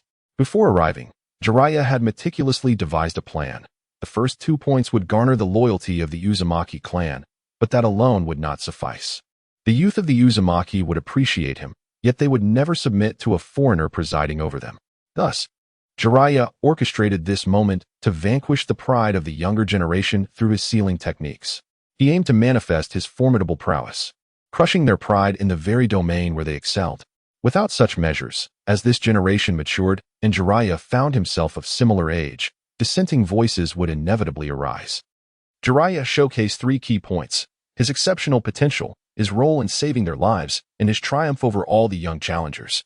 By establishing this dominance, he ensured that under his leadership, there would be no discordant voices. The 114th competition commenced. Jiraiya chuckled lightly. "How would you like to compete?" The young men present glanced around, at a loss for words. Soon after, a group stepped forward, led by a young man whose face revealed no emotion. Under Jiraiya's perception, he possessed chakra at the level of a quasi-shadow, while the two beside him were elite J-nin, and the others behind them were mostly around the J-nin level. This was Uzumaki Chuanzhong, aged 27, adept in sealing techniques and sensory skills, and a leading figure of his generation within the Uzumaki clan. We have agreed to send 6 of our best to compete with you, making a total of 7, and should we win, we shall yield, proclaimed Uzumaki Chuanzhong. After he spoke, the 6 individuals behind him stepped forward, positioning themselves before the crowd. Jiraiya responded with a hearty laugh. Very well. Uzumaki Zhou then announced. Since we are to compete, I shall present the challenges and serve as the judge. Tianjin, take them to the sealing training ground to await my arrival. I need to prepare the challenges. Understood, replied Uzumaki Tianjin, promptly leading the group to a training arena reminiscent of an amphitheater, circular in shape, capable of accommodating thousands of spectators. Uzumaki Tianjin introduced, this is the dedicated training ground for sealing techniques of our Uzumaki clan. The elders often capture large summoning beasts here for training purposes. The perimeter of the arena was adorned with numerous sealing seals, and the 3 elders along with the clan leader had already established a barrier around the area. What a grand affair this is, remarked Uzumaki Borin. Do we really need to go this far? Coldly, Uzumaki Xiancheng retorted, you know not what you speak. This time, the elder has invested heavily. In the arena, Uzumaki Zhou, seemingly reminiscing, sighed deeply while forming hand seals. Step back. What is about to unfold may be perilous. The calm demeanor of Uzumaki Zhou faltered. His face now grave. With a surge of formidable malevolent chakra, an ominous presence erupted forth. What is this? The elders exchanged glances, astonished, fixating intently on the box. Roaring, a massive dark red chakra took form, resembling a tortoise, manifesting before the crowd, as mist began to rise throughout the arena. It appeared devoid of consciousness, with the malevolent chakra rampaging unchecked. Is that the 3 tails? Could it be the very beast the elder vanquished years ago? Fool! This is merely a fragment of its chakra. What? Are you jesting, brother? This competition is indeed intriguing. Instantly, some spectators recognized the creature as the 3 tails. Uzumaki Zhou replied, years ago, this beast roamed the vicinity of the land of whirlpools, leading to the tragic demise of many clan members. In my youthful arrogance, I believed I could master sealing techniques alone, and I confronted this beast. With the support of its colossal chakra, I held my ground. Ultimately, the 3 tails lost interest and departed, but I managed to extract a portion of its chakra during our encounter, nearly enough to rival that of a super shadow, sufficient for your competition. Does anyone wish to withdraw now? Though I shall assist you, there remains a risk to your lives, and given my age, I might falter. As he spoke, Uzumaki Zhou scrutinized the expressions of the crowd. Yet, he warned, people may die. Uzumaki Chuanzheng's expression turned serious, and the 6 individuals behind him displayed hesitance. Yet none retreated. Observing this, Uzumaki Zhou felt a sense of relief. It seemed likely that Uzumaki Chuanzheng would be the next clan leader. Turning to Jiraiya, he noted the latter's lack of seriousness, even a flicker of excitement in his gaze as he observed the 3 tails. Fear. I have faced the 6 tails alone and escaped. Why should I fear this mere fragment of the 3 tails? What? You say the chakra of the 3 tails is malevolent? It pales in comparison to the 9 tails. I spent years alongside Mido, witnessing the 9 tails chakra often. Chuanzheng, remember to avenge me and teach that white-haired fellow a lesson. Hearing this, Jiraiya turned to see the 12-year-old son of the clan leader, Uzumaki Zhengxing, whose face was filled with righteous indignation after enduring Jiraiya's mental interrogation the previous night. Jiraiya awkwardly chuckled, scratching his nose. Next, I shall outline the conditions for victory. First, seal the creature in the shortest time possible. Second, I will personally verify the chakra emitted from the sealed beast. Third, we will assess the varying degrees of injuries sustained. Now, I shall grant you a quarter of an hour to devise your strategies and prepare. Upon hearing Uzumaki Zhou words, Uzumaki Chuanzheng and his companions quickly gathered around. One Uzumaki youth voiced his concern. Brother Chuan, can we truly seal the 3 tails? Do not worry, we have 7 in total, and Brother Chuan's prowess surpasses ours. We shall prevail, countered another elite J-nin from the Uzumaki clan. Indeed, I share your sentiments. United, we shall certainly succeed. Uzumaki Chuanzheng insisted. Focus. Did you not hear the danger we face? Since I have brought you all here, I must bear the responsibility to ensure everyone returns safely. Yes, Brother Chuan. The collective shame on their faces prompted a smile from Uzumaki Chuanzheng. Given Jiraiya's claim of having inherited Mido-sama's strength, it was clear that such assertions were not baseless. Importantly, they had numerical superiority, and their innate talent for sealing techniques far exceeded that of ordinary individuals. This competition served as a test of their own capabilities. However, they could not underestimate their opponent. Inheriting the legacy of the three sages, they were formidable indeed. Having emerged from the crucible of battle, they must remain vigilant. Uzumaki Chuanzheng's words struck the group like a heavy hammer, awakening them to the reality that they had never seen true combat. How could they possibly compare their strength? Their sole advantage lay in sealing techniques. If they could not defeat the beast individually, they would need to unite their efforts. Seeing the renewed confidence among his comrades, Uzumaki Chuanzheng smiled knowingly, reflecting his natural leadership. Now, I shall arrange the battle plan. Yes. 6 pairs of eyes fixed intently on Uzumaki Chuanzheng. Among the Genin, the strongest could wield at least 2 chains, while elite Genin could manage 4, and he alone could handle 8. As they processed this revelation, admiration filled their hearts. How impressive! We must leverage our advantages. This beast's chakra is merely a fragment of the 3 tails. He is devoid of conscious awareness. Driven solely by primal instincts akin to a beast, and fueled by an immense chakra that could render anyone susceptible to demise. Your diamond lock, comprised of 12 chains, is intended to ensnare the 3 tails decisively. Ultimately, I shall approach him personally, employing 2 4-symbol seals to forge an 8-trigram seal and completely seal the tailed beast. A fellow elite shinobi hastily interjected, Brother Chuan. It is perilous to approach the tailed beast. A moment's negligence could leave you to confront the 3 tails alone. Indeed, the battlefield is a realm of relentless change, and none can predict the events of the next heartbeat. We cannot risk your safety. Another elite shinobi suggested, Brother Chuan, let us take your place. You can oversee from a distance. Vortex Chuan firmly rejected. No, the 2 of you are incapable of sealing the tailed beast. The pair instantly grew anxious. How can that be? We both can independently employ the 4-symbol seal, if we coordinate effectively.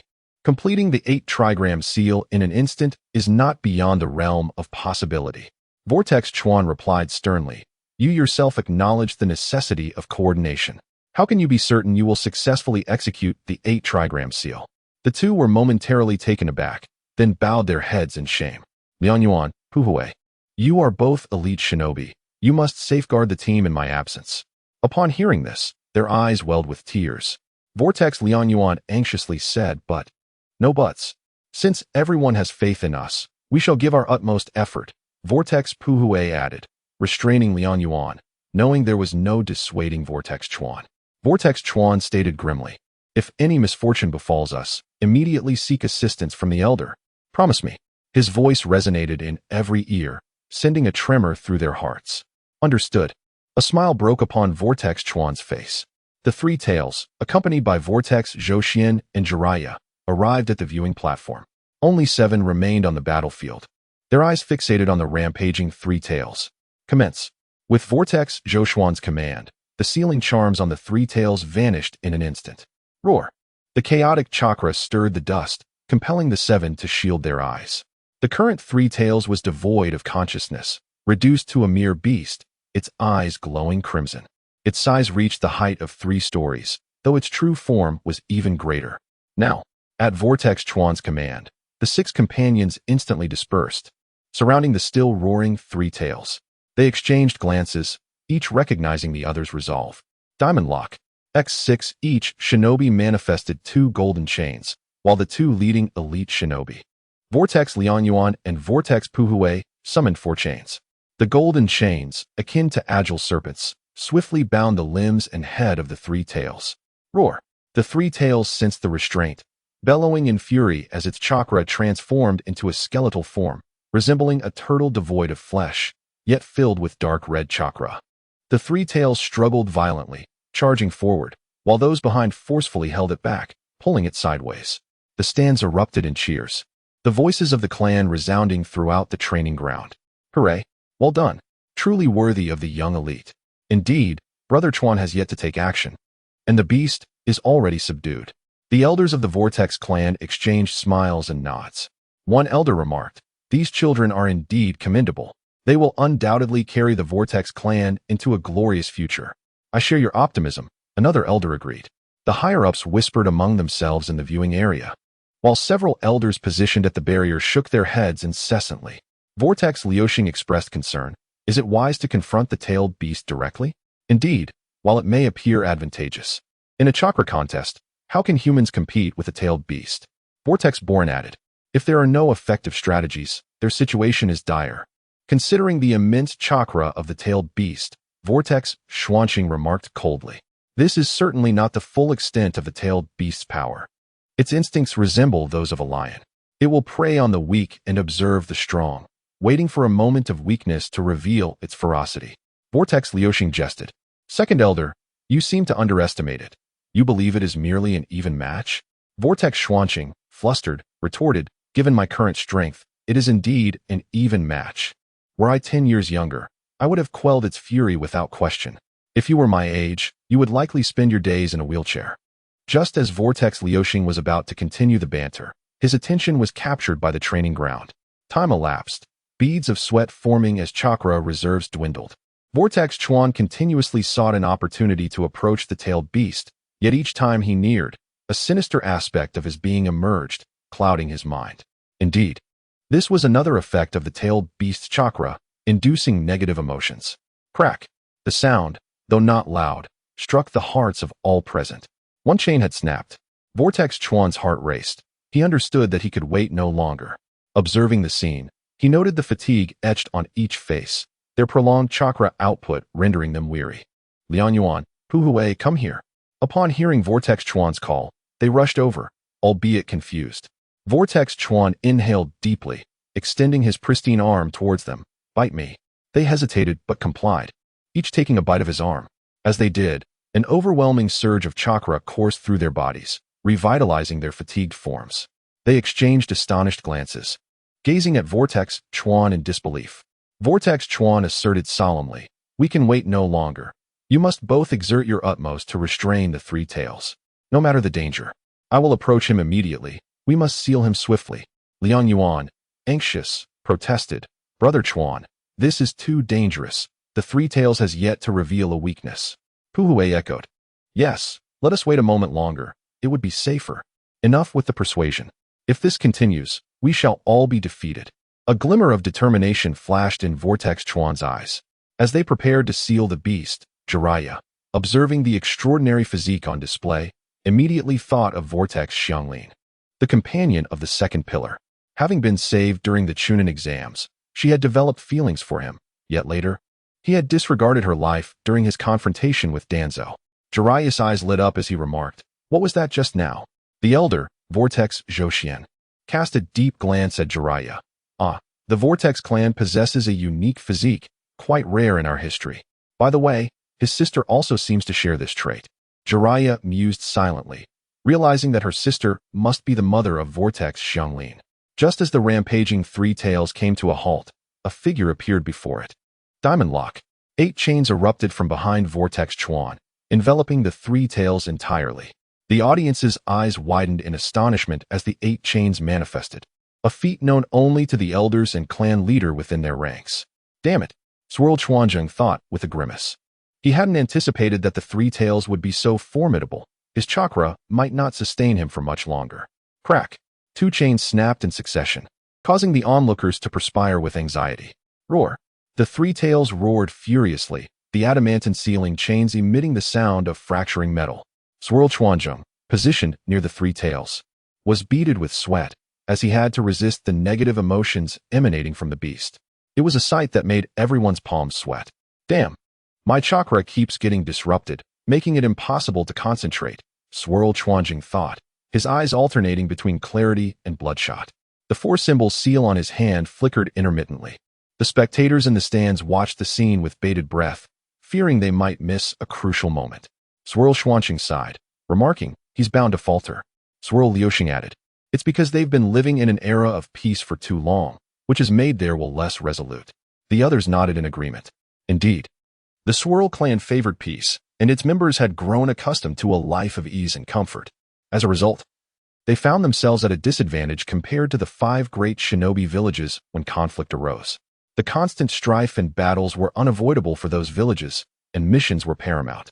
Most importantly, their survival rate was high due to the presence of jonin leading the teams, which ensured that problems rarely emerged. The majority of the village's ninja possessed combat prowess and extensive combat experience.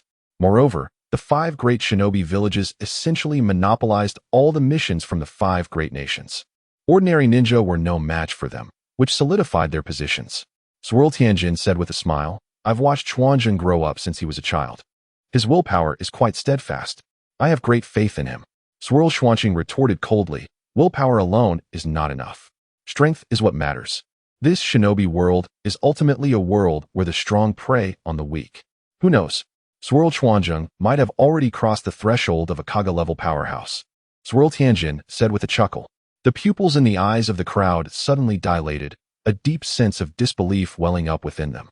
But that was indeed the case. In the training field, Swirl Chuanjing bit his tongue hard. The sudden pain instantly cleared his mind. The chakra in his hand suddenly coalesced. Swirl Chuanjing, his mouth full of blood, declared, "For symbol seal." His palm struck the 3 tails, and the serpentine pattern resembling the Swirl clan emblem suddenly enlarged, causing the 3 tails to freeze rigidly in place. Damn, this beast still has the strength to break the seal.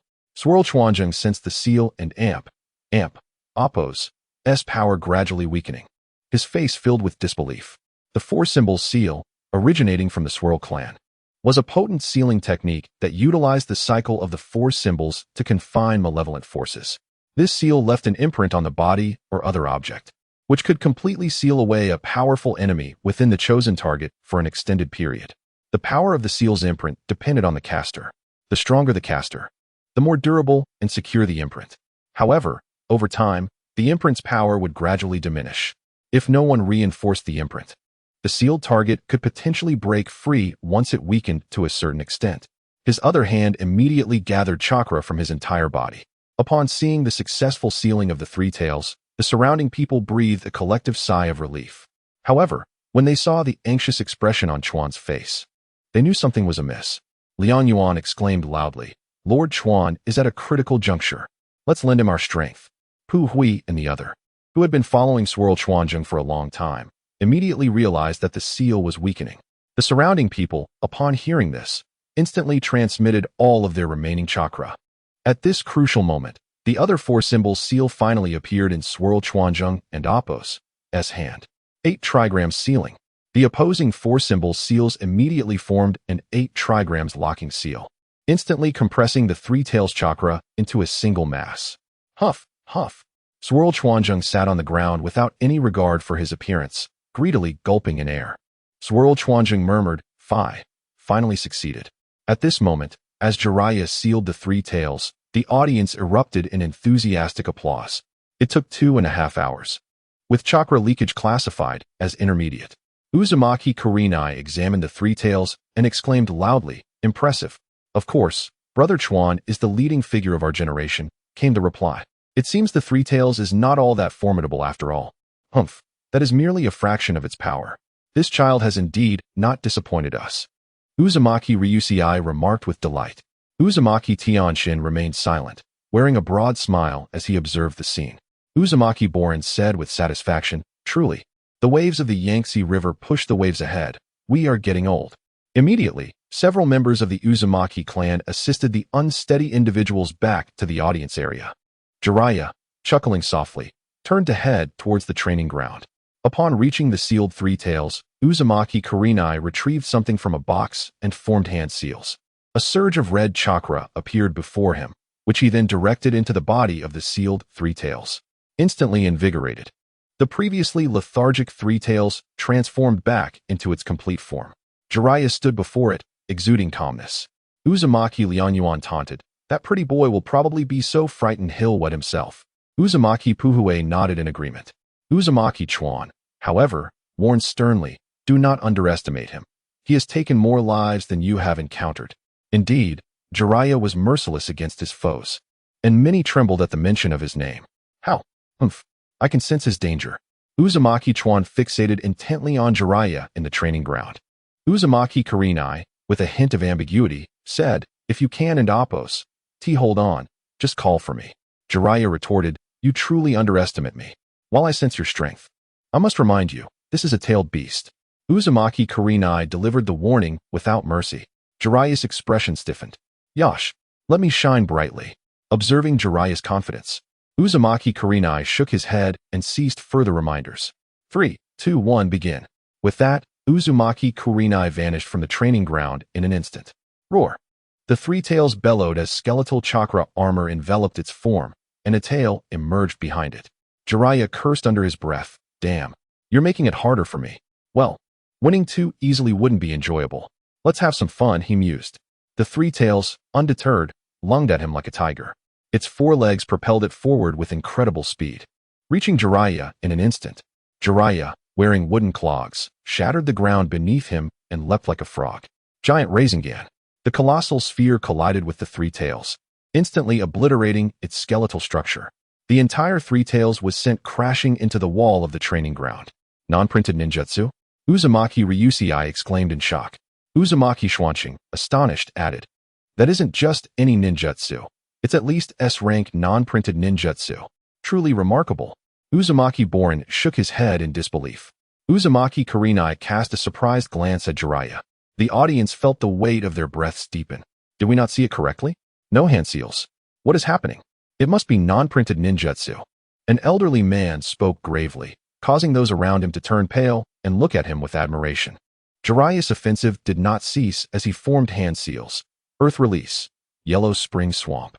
The area around the three tails transformed into a quagmire, pulling the beast down as it struggled in vain. Jiraiya continued with shadow clone jutsu. Boom. 4 clones emerged from the smoke, surrounding the three tails after locking eyes with one another. Seizing the opportunity, Jiraiya joined them within the circle. 4 purple flames formation. The clones instantly formed a purple barrier that enveloped both Jiraiya and the three tails. Impossible to manifest a high-level barrier that requires 4 people with mere clones. Uzumaki Schwanching shouted. His face flushed. The three tails, disregarding the barrier, charged at it, only to be scorched by the purple flames, rolling on the ground in agony. Summoning technique. The art of the crumbling stage. A massive shadow loomed from the sky, leaving no room to evade. Boom. The giant toad landed squarely on the three tails, rendering it immobile despite its frantic struggles. Jiraiya teleported beside the three tails, quickly forming the 4-symbol seal. 8 trigram seal. Set. In an instant, the three tails was immobilized. But Jiraiya was not one to hold back easily. Continuously forming hand seals, chakra surged through his 5 fingers as he shouted, 5 elements seal. The chakra surrounding the three tails was suppressed and gradually drawn back into its body. Modification sealing technique. You have won, Uzumaki Chuan said respectfully, knowing that in a few days, he would address Jiraiya as Lord Jiraiya. Jiraiya only smiled in response. The outcome of this contest had long been determined. Even Uzumaki Kurenai could see that, hence the increase in difficulty. Among the higher-ups of the Uzumaki clan, there were mixed feelings of surprise and concern. The surprise at Jiraiya's extraordinary power at such a young age, potentially rivaling the legendary 2 in the future, and the concern regarding their uncertain future. Would they become swords in Jiraiya's hand or something else? Uzumaki Kurenai approached. Let us prepare to leave, otherwise, the enemies outside will launch their attack. Jiraiya nodded. Please, Elder, gather the clan members. Uzumaki Kurenai nodded and swiftly returned to summon the clan leaders. Jiraiya turned to Uzumaki Chuan, smiling as he said, How about you entrust your sister to me? What? Uzumaki Chuan's face flushed crimson, speechless as he pointed at Jiraiya. Realizing his misstep, Jiraiya hastily clarified, What I mean is, your sister's physique is well suited for a medical ninja. Have you heard of my friend, Tsunade, one of the legendary 3? Uzumaki Chuan's eyes lit up upon hearing Jiraiya's words. How could he not know Tsunade, the granddaughter of the First Hokage? Known for her exceptional skills in both combat and medical ninjutsu? Yes, but who are you? Uzumaki Chuan asked cautiously. Indeed, your family's physique is perfect for medical ninjas. And Tsunade happens to be seeking an apprentice. Your sister would be an excellent fit. But will Lady Tsunade agree? Jiraiya laughed heartily. Tsunade and I are already in a romantic relationship. I'm sure she will comply with my request without hesitation. Thank you. Thank you, Lord Jiraiya. Uzumaki Chuan exclaimed excitedly, grasping Jiraiya's hands in gratitude. His sister's unique physique was too precious and dangerous, and with Tsunade as a protective shield, no one would dare harm her in the future. This meant a brighter future for his sister, allowing him to rest easy about her safety. What is your sister's name? How old is she? My sister is named Uzumaki Kanai, and she is now 12 years old. That and Amp, Appos, S good. She will have Uzumaki Kushina to accompany her in Konoha. After a while, Uzumaki Kurenai gathered the clan members at the training ground. Uzumaki Tianshin spoke slowly. Aside from the other allied ninja clans, the Uzumaki clan is now fully assembled. And they? Do not worry. The enemy seeks only the Uzumaki clan members, and those without Uzumaki blood will be safe. As the swirling vortex of the clan contemplated, he sighed deeply. The more than 1,000 affiliated ninja families had been dispersed, retreating in all directions. It was indeed unlikely that the Uzumaki clan would trouble them. Uzumaki Ryusen tossed a scroll to Jiraiya. Here is the complete collection of sealing techniques you requested. We have sealed away the memories of Kushina. She remains unaware of our survival, only remembering the moment we were besieged. Jiraiya nodded. There is one more matter. The outside world is like sharks, drawn by the scent of blood. They will pursue us relentlessly, so we must leave behind a piece of bait. Bait? The crowd looked puzzled. The sealing techniques, after all, are precisely what they seek. If we fail to provide them with something, they will dig relentlessly, making our situation untenable. No, we absolutely cannot hand over the sealing techniques. Not even a portion. Ryusen's assertion instantly garnered the agreement of the high-ranking officials surrounding him. They understood that their clan's reputation in the ninja world was built upon these techniques. Surrendering them would leave them with nothing but their immense chakra reserves. Jiraiya smiled. Of course, we would never relinquish them. However, I trust that several of you are quite adept at sealing techniques by now. His words prompted nods of affirmation. Without the threat of war, they could rely on their wisdom and age to master sealing techniques, a domain in which they were unparalleled in the ninja world. Could we possibly modify the sealing technique slightly? The eyes of the high-ranking officials gleamed with interest. This suited them perfectly. Even if the enemy managed to decipher it, they would gain only superficial knowledge while the core techniques would remain secure. Yes, this method is excellent. We may not possess many advantages, yet in the realm of sealing techniques, we can manipulate things effortlessly. The high-ranking officials nodded in agreement. Casting out this and Appos, bait and Appos, posed minimal risk while diverting the sharks away. Without delay, they gathered to begin modifying the sealing techniques under Jiraiya's guidance, altering the sealing techniques for tailed beasts. If used for sealing, it would not only fail, but also provoke the tailed beasts into a more furious rage. Prepare to detonate the island. That should suffice. Jiraiya nodded in satisfaction. Subsequently, using a storage scroll to gather all the war supplies amassed by the Uzumaki clan. All that remained were explosive tags. Jiraiya noted that he had never before seen so many explosive tags gathered by the Hidden Leaf Danzo. He arranged for these explosive tags to be buried throughout the island. What is the purpose of this? Uzumaki Ryusen asked seriously, observing the sheer volume of explosive tags capable of obliterating their island. Jiraiya replied helplessly. With so many of the Uzumaki clan missing, the 3 ninja villages will surely be in a frenzy. Ryusen nodded, acknowledging the potential threat. No one could afford to overlook such a risk, especially not the Uzumaki clan. You intend to. Indeed. I plan to obliterate the entire island with these explosive tags, ensuring they suffer a significant loss. It is unlikely that the Second Shinobi World War will drag on much longer. The plan was audacious. The combined forces of the 3 villages numbered over 4,000. If they were all lost here, chaos would ensue. Furthermore, the modified sealing techniques had already been entrusted to civilian ninjas. Once we departed, they would be able to survive by handing them over. Jiraiya smiled. Great Elder, do not jest. It is impossible for all 4,000 to enter. They must leave at least half outside to prevent our escape. Ryusen considered this and nodded in tacit agreement. Let us first expel the civilians from the island. Ensure the triggering devices for the explosive tags are set appropriately. As they approach, we will send them to meet their first Hokage. Rest assured, we will handle this. Jiraiya arrived at the training ground, greeted by a sea of Uzumaki clansmen, and smiled. Hi Inu Tori Shin Umi. Summoning technique. Bang. A cloud of white smoke enveloped the training ground, dissipating to reveal a colossal lizard occupying half the space. What is this? Are you unaware? This is Jiraiya's summoning beast. What? I thought he only had toads. who decided that one can only have a single summoning beast. Lord Jiraiya certainly does not limit himself. True enough. Lord Jiraiya, how may I assist you? The great lizard bowed its head respectfully. Transform, Shokuzaki, into a castle and allow everyone to take shelter within. I will transport them out shortly using the Flying Thunder God technique. Your command will be fulfilled, Lord Jiraiya. Bang! Before the astonished eyes of the crowd, Shokuzaki morphed into a castle, completely covering the training ground. The Uzumaki people gazed at the towering walls, swallowing hard, while the elders and high-ranking officials displayed expressions of excitement. Jiraiya smiled. Great Elder, please lead the people inside. Ryusen nodded. People formed an orderly queue, entering the castle akin to ants marching in line. At the joint military camp on the shore, the urgency was palpable. They could no longer afford to delay. Reports from civilians suggested that the Uzumaki clan had likely found a way out and might be preparing to retreat. Yu Feng slammed his palm onto the table, leaving a deep imprint. I believe we should act cautiously. I have already obtained a considerable amount of sealing techniques from those civilians. Huangta shook his head.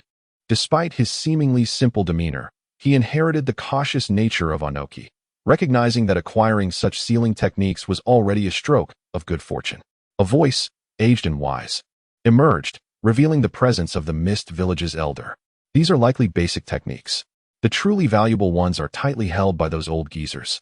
The Uzumaki clan is currently abandoning their pawns to save their leader. Let us wait a little longer. With his keen insight, he grasped the essence of the situation. The prey was already bleeding, yet for the sake of prudence, he chose to bide his time. If a battle is truly imminent, how could they possibly release over 1,000 ninja families? Yu Feng scoffed. Though he appeared reckless, he was astute.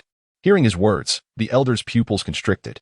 Indeed, if they were to engage in battle, those over 1,000 individuals represented the best force. What would it mean if they were abandoned? Was there truly an escape route? The three exchanged glances. Immediately launch an assault. Organize 2,000 men to attack the Uzumaki clan while the remaining forces encircle the entire coastline. Patrolling in teams to prevent any escape by sea. We must also bolster the Leaf Village's patrols to thwart any attempts to seek refuge. Yu Feng and Huangta nodded, recognizing this as the optimal strategy. Transmission, shun. Orders swiftly spread throughout the camp, setting the gears of action into motion. As the saying goes, before the troops march, the provisions must be prepared. Supplies were rapidly transported. At the dock, iron warships of the Vanguard fleet set sail, followed by wooden vessels. Yu Feng and Huangtu boarded a massive steel ship, while the elder remained behind to oversee the rear. The elder stood atop the lookout tower, silently watching the fleet vanish along the coastline. Meanwhile, Jiraiya had already made his preparations. After 2 hours of orderly entry, the members of the Uzumaki clan had all entered the castle of Shokuzaki. Before leaving, Vortex Shinshin remarked, "If any unforeseen circumstances arise, just release us. With these old bones of ours, we can still hold back a few hundred people. Who knows, we might even eliminate a commander with a sealing technique." Haha, what a jest, elder. What kind of mishap could possibly occur? Jiraiya laughed heartily. However, once the others entered, Jiraiya beheld the deserted training ground, and his smile faded. Shadow clone technique. Bang, bang, bang. 3 shadow clones appeared before him. After exchanging glances, they drew 6 kunai and positioned them around the castle, forming a hexagon. Jiraiya took a deep breath, his gaze serious as he surveyed the surroundings. He wondered if he might exhaust his chakra in one go.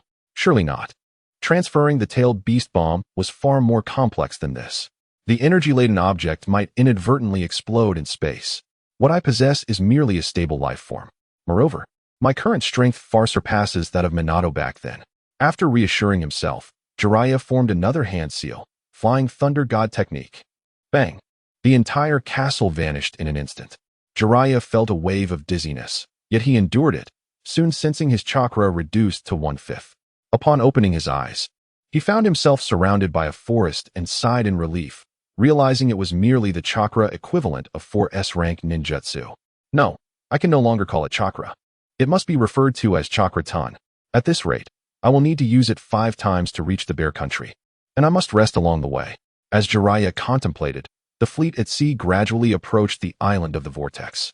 At the forefront were the Mist Shinobi riding sea-summoning beasts, sharks, sea birds, and various giant fish, but predominantly turtles. "Captain, Your great white shark is incredibly swift and striking. One mist shinobi admired, gazing enviously at the captain's enormous shark. Haha, you have good taste. Everyone in our family summoned sharks as their spirit beasts. The captain, with a shark-like visage, smiled, revealing teeth reminiscent of a predator. Yagura, if we speak of summoning beasts, our Hozuki clan is unmatched, declared another squad leader. A member of the Hozuki clan, with pride. Oh, the surrounding individuals were instantly captivated by the conversation. The Hozuki member wasted no time elaborating. You know the Second Hokage, right? The crowd nodded eagerly. The Second Hokage was the last clan leader of our family, inheriting the ancestral summoning beast, the SHJ. Eyes widened in enlightenment. As Mist Shinobi, how could they not know of the legendary summoning beast of the Second Hokage? It was renowned throughout the shinobi world. This creature, resembling a massive clam, was unique among summoning beasts as it could utilize genjutsu, creating vast mirages during its attacks. What is a mirage? I cannot say for certain, but I know that when Lord Yagura combined his abilities with the SHJ, even those below the level of a shadow could not withstand it. The most formidable aspect of its genjutsu is its invisibility. Even Konoha's famous Sharingan and Byakugan cannot detect it. Hisses of astonishment filled the air. The power of invisibility, imperceptible even to Konoha's elite, was indeed formidable. But why has your Hozuki clan not summoned this beast in recent times? Queried a puzzled Mist Shinobi. The Hozuki member appeared sheepish. This summoning beast is quite proud. Lord Hozuki Getsu, our clan's prodigy of the past century, only succeeded in forming a contract with it after considerable effort, at over 30 years of age. Moreover, this summoning beast is exceedingly lazy, spending its time in the deep sea, either sleeping or on the way to sleep. As a result, our current clan leader cannot contract it and must settle for its descendants, the small clams, which can only perform simple genjutsu, albeit with limited efficacy. Suddenly, in a valley within the Bear Country, a castle materialized, emanating an aura reminiscent of the Warring States period. The grand gate creaked open, revealing the red-haired members of the Vortex clan, who eagerly awaited what lay beyond. Ahem, this is the place. Elder, please stabilize things here swiftly, Jiraiya said, pinching his nose and waving away the dust in the air. Rest assured, regarding Kushina of the Vortex, I leave her in your capable hands, replied Vortex Tianjin, his face clouded with concern. Jiraiya nodded and added, by the way, summon the elders for a meeting. Vortex Tianjin nodded and promptly prepared for the gathering. The group sat at a table within the castle, their expressions solemn. Vortex Xianxian spoke first. Do you have any basis for your claims? Jiraiya nodded without hesitation. Vortex Liuxing, filled with anger, exclaimed, the sealing techniques are non-negotiable. Of course, they are not, replied Jiraiya, as the others looked at him in disbelief, hoping for an explanation.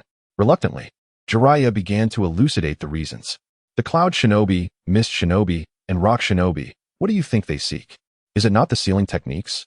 Having witnessed Granny Mito's power of the Nine Tails, their ambitions surfaced. Although we have hidden ourselves, it is only a matter of time before we are discovered. It is merely a question of when. Now that they have not yet laid hands on us, it will only provoke a greater reaction. With no one left on the island, if it were to explode, they would inevitably find traces, and so many individuals cannot simply vanish without a trace. There should at least be some remains, right? Without obtaining the sealing techniques, they will not relent, and when they unite, it will become even more troublesome. We can only discard the meat we possess, but we cannot concern ourselves with the quality of that meat. Good, bad? Are you suggesting? Exclaimed the 4 elders and 1 clan leader, their eyes widening in shock. Indeed, we can dismantle certain sealing techniques, mix them haphazardly, and as long as there is a semblance of suppressing the tailed beasts, it will suffice, Jiraiya stated calmly. The others' eyes lit up. This was precisely their forte, as they could easily modify the sealing techniques. Very well, we shall undertake this task. In the morning, the 4 of us will have it ready for you. Vortex Xianxian nodded, immediately setting to work. By the way, the Vortex clan shall begin to withdraw from public life, dye their hair black, and establish an intelligence organization. Jiraiya proclaimed, shocking everyone. Vortex Liuxing was about to rise, but the 3rd elder and the clan leader restrained him. No problem. The Vortex clan has never favored war. Vortex Xianxian stated, rising and closing his eyes slightly. He then led the others away. Jiraiya nodded, finally feeling a sense of relief, and began to restore his chakra. for he still needed to visit the battlefield later. At this moment, the island of the Vortex country was besieged by 3 ninja villages. What is happening? What are the Vortex clan members doing? Are they surrendering without a fight? Night Moon Phone cautiously inquired. Although the Cloud Village was rash, they were not foolish. It cannot be that. They are either gathering strength for a desperate struggle or have already departed. Personally, I lean towards the former, replied the Mist Village's Yuan master, squinting. I too favor this interpretation. After all, we have only released some civilian ninjas. They cannot simply vanish into thin air, Yellow Earth replied with a hearty laugh, masking any hint of danger. The 3 exchanged glances and nodded in agreement, all endorsing this notion. Send word for everyone to rest briefly. Then launch a full-scale assault to seize the Vortex country at once, Night Moon Phone commanded. Indeed, the ninja promptly conveyed the message. Here, this is the sealing technique you requested. We have prepared 6 copies, which should suffice for the 3 ninja villages, Uzumaki Narahiko said with a cheerful smile. Jiraiya glanced at the documents and thought to himself, it's always you guys. These sealing techniques held no efficacy for becoming a Jinchuriki. Their sole purpose was to suppress tailed beast chakra, making it increasingly challenging to control the beasts. Jiraiya nodded and immediately began preparing for the Flying Thunder God technique. Whoosh! Jiraiya vanished from his location, reappearing in the land of whirlpools. At that moment, there was nothing left, not even the ancestral shrine of the Uzumaki clan, which Jiraiya had taken with him. He intended to bring it back for his mentor, Sarutobi, as he had left empty-handed from this trip. And he certainly did not want to induce a heart attack in Sarutobi. Cough, cough. Jiraiya had no intention of harming his teacher, but there was no other option. Sarutobi wanted it. Jiraiya gazed out to sea, where silhouettes of ships began to materialize from all directions. I hope fewer lives are lost, he sighed. In truth, before his journey, Jiraiya had been a recluse. After years of warfare, he was no longer naive. However, his inherent character had deeply influenced him, allowing him to retain a semblance of kindness. Of course, when the situation demanded it, Jiraiya never hesitated. He had not forgotten that this was a world where the strong preyed upon the weak. Survival of the fittest was an undeniable rule in this shinobi realm. Regarding the notion of becoming Hokage, Jiraiya was indifferent. While he could see through political matters, he was not well versed in them. The burdens of being Hokage seemed daunting. He preferred a life of freedom. Jiraiya also exhibited flaws, particularly a lack of combat awareness. In matters of strategy, he could be rather oblivious. Nevertheless, as a youth from the 21st century, it was more unusual for him not to have these traits. In terms of combat, he could easily overpower all but the strongest of opponents. When it came to those at or above the level of Kage, he felt no fear. Having the ability to summon the 2 legendary Sannin, whose centuries of battle experience, paired with Jiraiya's foresight, were sufficient to confront most challenges. As the ships drew nearer, Jiraiya quickly concealed himself, readying the Flying Thunder God technique along with 3 explosive tags. The personnel from the 3 ninja villages began to disembark one after another, while Yagami Kazuki, Genji, and Tachido remained still. Something feels off, Yagami Kazuki murmured. As seasoned ninjas, they possessed a keen sense of danger. Genji remained silent, his gaze fixed on the island, his instincts akin to that of a fox, sensing the peril in the air. Tachido, being younger and less aware of the situation, chose to follow the lead of these seasoned veterans. Jiraiya observed the increasing number of individuals on the island, mentally calculating that he could not afford significant casualties. Otherwise, the 3 Kage would certainly stop at nothing. Now is the moment. With nearly 1,000 ninjas gathered and anticipating further injuries, Jiraiya resolutely activated the curse mark. The hairs on the bodies of Yagami, Genji, and Tachido began to stand on end, a flash of white light appearing in their eyes. Get down, Yagami shouted. Genji and Tachido's expressions shifted dramatically, realizing too late the impending danger. Boom! An immense explosion erupted, engulfing the entire island of the land of whirlpools and flames, sending tremors across the coast of the Bear Country in the distance. In the following days, the catastrophic explosion in the land of whirlpools startled the shinobi world, leaving the island shrouded in darkness. The Mist, Cloud, and Rock villages collectively suffered the loss of nearly 1,000 personnel. Although not critically injured, the blow was nonetheless severe. Among the ruins, the sealing techniques left by Jiraiya brought joy to the 3 villages, each taking 2 copies and hastily returning to their respective homes. Curiously, throughout the assault, there had been no sight of any Uzumaki clan members. leading to speculation that they might have sought mutual destruction. However, such rumors were merely the whispers of the common folk. The higher-ups in each village were far from foolish and quickly deduced the truth. Certainly, where there is power, there is conflict, divided into hawks and doves. One faction believed the Uzumaki clan must be completely eradicated to prevent future threats, while the other contended that since they had already acquired the sealing techniques, the matter should end there, especially given their own losses. The two sides argued fervently, while each village dispatched only a small contingent for limited reconnaissance. "Old man, I've brought what you wanted," Jiraiya declared as he leapt through a window into the Hokage's office. Sarutobi paused momentarily. "Was everything smooth?" "Well enough. Here is their princess," Jiraiya replied, gesturing to the young girl behind him, whose bright red hair and tear-streaked face indicated she had been informed of her clan's demise. Jiraiya then produced a sealing scroll and placed it on the desk before Sarutobi. "This is what you requested. Acquiring these required considerable effort from those old fogies," Jiraiya remarked with mild exasperation. Sarutobi's eyes gleamed with curiosity as he listened. Jiraiya recounted the ordeal, embellishing the tale to highlight his narrow victory.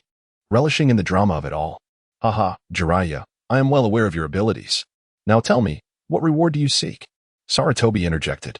At 26, Jiraiya had surpassed many formidable opponents, even sensing imminent danger. If he were to utilize Sage Mode, his wealth of combat experience would allow him to hold his ground, though he would ultimately succumb. Reflecting on how his once-favored Orochimaru had fallen behind him, Sarutobi sighed inwardly. "Let us set aside the reward for now. Tell me what transpired in the land of whirlpools," Sarutobi demanded, his gaze penetrating as if seeking hidden truths on Jiraiya's face. Jiraiya internally noted the futility of deceiving such astute individuals. He prepared to have Umbu escort Kushina away. The clan's annihilation seems implausible. They must have employed some method of retreat, Jiraiya mused. "Upon my arrival, I indeed observed clan members burying explosive tags, but I suspect their numbers were limited. Otherwise, the outcome would not have resulted in mere ruins, as the island itself showed minimal damage. They hastily evacuated me, indicating they were scheming something. I theorize they may have utilized a summoning technique to escape to the summoning realm." "To the summoning realm? That is a possibility," Sarutobi nodded. The veracity of Jiraiya's claims remained uncertain. "Let us leave it at that for now. What reward do you desire?" Sarutobi inquired. "Hehe. I want the entirety of the Flying Thunder God technique. I wish to pass it on to someone," Jiraiya grinned. "Oh, are you planning to take on a disciple?" Sarutobi asked, surprised. "Indeed. I have my eye on someone who seems to possess the aptitude for learning the Flying Thunder God," Jiraiya explained. "With Kushina here, Minato should begin his instruction. He can take her on as a student once she graduates." After a moment's contemplation, Sarutobi conceded. "Very well, you have that authority, but only for one." "Agreed. I will take Kushina under my wing." "How fares the war?" Jiraiya queried. "I will make arrangements concerning the Ninja Academy. As for the war, it has reached a stalemate," Sarutobi replied. "What is the matter?" Jiraiya's expression grew serious. "The puppet troops of the Sand Village in the Land of Wind have proven to be quite troublesome, leading Sakumo to a stalemate. Meanwhile, in other regions, Danzo has engaged in conflict with the Rock Ninja and Inoki, while Orochimaru remains unable to detach himself from the Land of Lightning." "What about Tsunade?" Jiraiya inquired. Sarutobi Hiruzen took a puff of smoke. Tsunade is currently researching Chiyo's poison. That means one village must retreat for this war to conclude, does it not?" Jiraiya said solemnly. "No, it is merely a matter of time. They cannot outlast Konoha. The war's end is inevitable. It is merely a question of who will fight to the death in the end," Sarutobi Hiruzen replied slowly. As Jiraiya exited the office, he pondered on Hatake Sakumo. To force the Sand Village into retreat, Chiyo's son and daughter-in-law must perish in this battle, thereby bringing the war to a close. Hatake Sakumo, renowned as the Konoha White Fang, possesses immense strength, and his name resonates throughout the nations, wielding a short blade that instills terror in all. Sakumo himself is a shadow-level assassin, rendering ordinary individuals powerless before him. He is viewed as a thorn in the side of all nations, even surpassing the reputations of Jiraiya and his comrades, and has a record that commands respect from the Hokage. Regrettably, in the end, Jiraiya shook his head, contemplating whether it was possible to save him. Speaking of which, Kakashi must be nearing birth, yet he wonders with whom Hatake Sakumo would have conceived Kakashi. "Brother-in-law," a voice interrupted Jiraiya's thoughts. He looked up to see Shinaru, anxious and calling out to him. Haha, Shinaru, what brings you here? Jiraiya replied with a smile. They say I am cursed, Shinaru exclaimed urgently. Oh, what is the matter? Jiraiya asked, surprised. Shinaru quickly explained that every mission he undertook was fraught with peril, leaving him with near-death experiences, which led to no one wanting to team up with him. Rumors in the village circulated that he was cursed, growing more sinister with each retelling. Shinaru seemed to lack the wood release and water release, and even his prodigious strength was absent, leaving him with only a decent amount of chakra. Upon hearing this, Jiraiya's eyes glinted with a cold light, immediately thinking of Shimura Danzo, who had handled many dark affairs over the years. The villagers attributed Shinaru's plight to Danzo's machinations. Jiraiya had long harbored thoughts of resolving the malignant presence of Danzo in Konoha.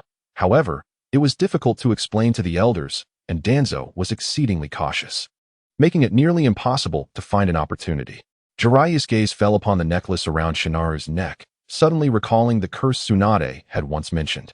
Shinaru, what curse are you talking about? Why not let me keep your necklace for safekeeping? Jiraiya suggested with a grin. No way, this is a birthday gift from my sister. Shinaru adamantly shook his head, his eyes fixed on Jiraiya. What is this look you are giving me? Jiraiya shrugged helplessly. Shinaru pouted. Jiraiya's gaze instilled a sense of foreboding within him, as the curiosity in Jiraiya's eyes made him tremble. Jiraiya genuinely wished to understand the situation, for this item was crucial to the lives of Tsunade and two of her most significant individuals. Strangely, Tsunade carried it without any evident danger. Jiraiya sighed, realizing he would never fathom the truth behind it. Well, it's time to start creating. What should my first work be? Tale of Perseverance? Paradise of Affection? He coughed lightly. Although the latter would likely be quite profitable, Jiraiya resolved to write something else first. Days later, Jiraiya discreetly employed transformation techniques to enter a bookstore, clutching a book adorned with an alluring cover of beautiful women. Excuse me, sir, can I assist you with something? A plump man, engrossed in his WeChat, asked. I am here to publish a book. I need a good spot, Jiraiya replied, his demeanor tense. After all, this was something he had never dared to do in his past life, especially in an era where this culture was highly developed. Jiraiya easily composed a book complete with illustrations. The two immediately retreated to a room, and the plump owner glanced through the pages before promptly closing it. This will be a hit, mark my words. Please ensure it is published in our bookstore, the owner insisted earnestly. About the royalties. Jiraiya rubbed his hands together, flashing a broad smile. The owner pondered. If it sells well in the Land of Fire, it could reach 500,000 Ryo a month. If it gains traction across the 5 great nations, 2 million Ryo in a year. Jiraiya fell into contemplation. 500,000 Ryo a month was substantial, particularly since completing an S-rank mission typically yielded around 1 million Ryo. Albeit sporadically, 500,000 Ryo was still a considerable sum, not accounting for other books. Fine, I will submit my work punctually every month. Excellent. Here is a contract for you to review and sign, the owner beamed. Jiraiya glanced at it and promptly inscribed his name, using the pen name master. The owner and Apos' jaw dropped at the sight. By the way, I am a legitimate author, Jiraiya added before departing. Haha, rest assured, we are a reputable bookstore. As Jiraiya anticipated, Paradise of Affection skyrocketed in popularity within days, exploding across the Land of Fire within a month and beginning to spread throughout the ninja world. Meanwhile, the Second Great Ninja War was nearing its conclusion, with various villages beginning to withdraw their troops. Far away in the Land of Wind, Hatake Sakumo seized the upper hand, continuously executing assassination missions, leaving the Sand Village beleaguered. Jiraiya believed that the war would soon end. However, preparations for his wedding with Tsunade must commence. Although they had not seen each other in a long time, their feelings remained steadfast. Prior to the onset of the Second Great Ninja War, they had already discussed their future together. Now, at around 26 or 27 years old, Jiraiya observed that children of his peers had already begun to speak. As a commoner marrying Tsunade, their offspring would bear no surname, thus inheriting Tsunade's name. Jiraiya was indifferent to the surname, it mattered not to him. He pondered whether Tsunade had studied sage techniques. He had always been stronger than both her and Orochimaru. Jiraiya endeavored to ensure that both learned sage techniques, as future battles would undoubtedly grow increasingly perilous. Orochimaru was less of a concern regarding power. His resolve surpassed Jiraiya's. Both had the potential to learn sage techniques. as evidenced by their possession of the summoning scrolls from the three legendary sages. However, the time commitment caused Tsunade and Orochimaru to frown, one being a gambler and the other perpetually in the research lab. Tsunade's temperament was ill-suited for sage techniques. Her volatile nature would likely hinder her progress in such a slow and methodical practice. Jiraiya's own strength had reached the shadow level, allowing him to evade encounters with other village leaders, should he be unable to defeat them. What troubled Jiraiya most was Inoki's dust release, which transcended bloodline limits. Along with his vast combat experience and decisiveness, surpassing even Sarutobi Hiruzen. With his mastery of flight techniques, he stood invincible before most, complemented by his adept earth release ninjutsu, enhancing his survival capabilities. His only vulnerability lay in the occasional strain on his back. In his youth, Inoki's prowess rivaled that of Sarutobi Hiruzen, with his only weakness possibly being chakra, as the immense power of dust release surely demanded significant reserves. The weakness of dust release lies in its elusive nature. However, once struck, the body disintegrates into molecules. During the Five Kage Summit, the Second Hokage almost fell victim to Inoki's dust technique. Had it not been for Ibido's space-time ninjutsu, he would have undoubtedly met his demise. This indicates that the initial forms of Susanu's defense would be insufficient against dust release, were it not for the absorption capability granted by the Rinnegan. Contemplating Susanoo, Jiraiya paused, realizing he had yet to devise a strategy to counter the later forms of Susanoo. The towering giant, standing hundreds of meters tall, possessed the power to obliterate the very earth with a mere swipe. Surely, he couldn't and Appos, rely on sage techniques to combat it. A thought that sent a shiver down his spine. Was he to set Susanoo ablaze? Utilize brute strength? In its complete form, he would barely measure up to the giant's toe. This imagery lingered in Jiraiya's mind, refusing to dissipate. Suddenly, his eyes sparkled with inspiration as he retrieved a scroll from his ninja tool pouch, inscribed with the words Earth Release, Rock Golem Technique. This was a creation of the Second Hokage, summoning colossal rocky beasts for offense or defense, with the user retaining control over all maneuvers. These rock giants boasted exceptional defensive capabilities, reaching heights of over 10 meters, sufficient to counter the initial forms of Susanoo. Yet, beyond the third form, they would falter, as Susanoo would then sprout legs. This technique harbored vast potential for development. Jiraiya recalled Boruto's encounter with the colossal lava beast transformed by the Otsutsuki, which could easily exceed 100 meters in height. Though uncertain of the execution, he was confident, knowing that lava comprised both fire and earth, his two strongest affinities. Nevertheless, he resolved to master this technique first, glancing down at the scroll. As time flowed, in the land of wind, Kakashi Hatake had slain Chiyo's son and daughter-in-law, bringing a long-awaited halt to the conflict. Sunagakure sent forth a letter of surrender to Konoha, which promptly dispatched a delegation led by Jiraiya to sign a peace treaty in the land of wind and Appos. Sunagakure, abruptly pulled from his search for talent, Jiraiya found himself hastily escorted out of the village by Hiruzen Sarutobi, reluctantly accepting the role of team leader upon seeing the Konoha delegation behind him. He encountered Tsunade and Kakashi, who were just returning from the battlefield. "Tsunade," Jiraiya called out. In response, he received a powerful punch, which he accepted without flinching, chuckling foolishly afterward. "You fool," Tsunade said, her cheeks flushed slightly. Just as Kakashi approached to greet her, he noticed their interaction, smiled, and turned to organize the team, allowing the two some privacy, which others recognized and respected. "Hey, Tsunade, the war is over. Your words should carry weight now," Jiraiya grinned. Tsunade's face reddened at his remark. After all these years, their relationship had only been separated by a thin veil. Despite her outward bravado as a formidable woman, Tsunade possessed a hint of shyness when it came to matters of love. She nodded slightly in acknowledgement. Jiraiya, in his youthful guise, appeared remarkably handsome, with his white hair and resolute visage. Inside, he felt a surge of nerves. Having been a recluse in his past life, he seldom interacted with girls. Seeing Tsunade nod brought him unrestrained joy. "Tsunade, I am truly elated," he exclaimed, his earlier tension evaporating into a comical display of enthusiasm. "You fool," Tsunade replied. But this time, a smile graced her lips. "By the way, have you found a witness for your vows?"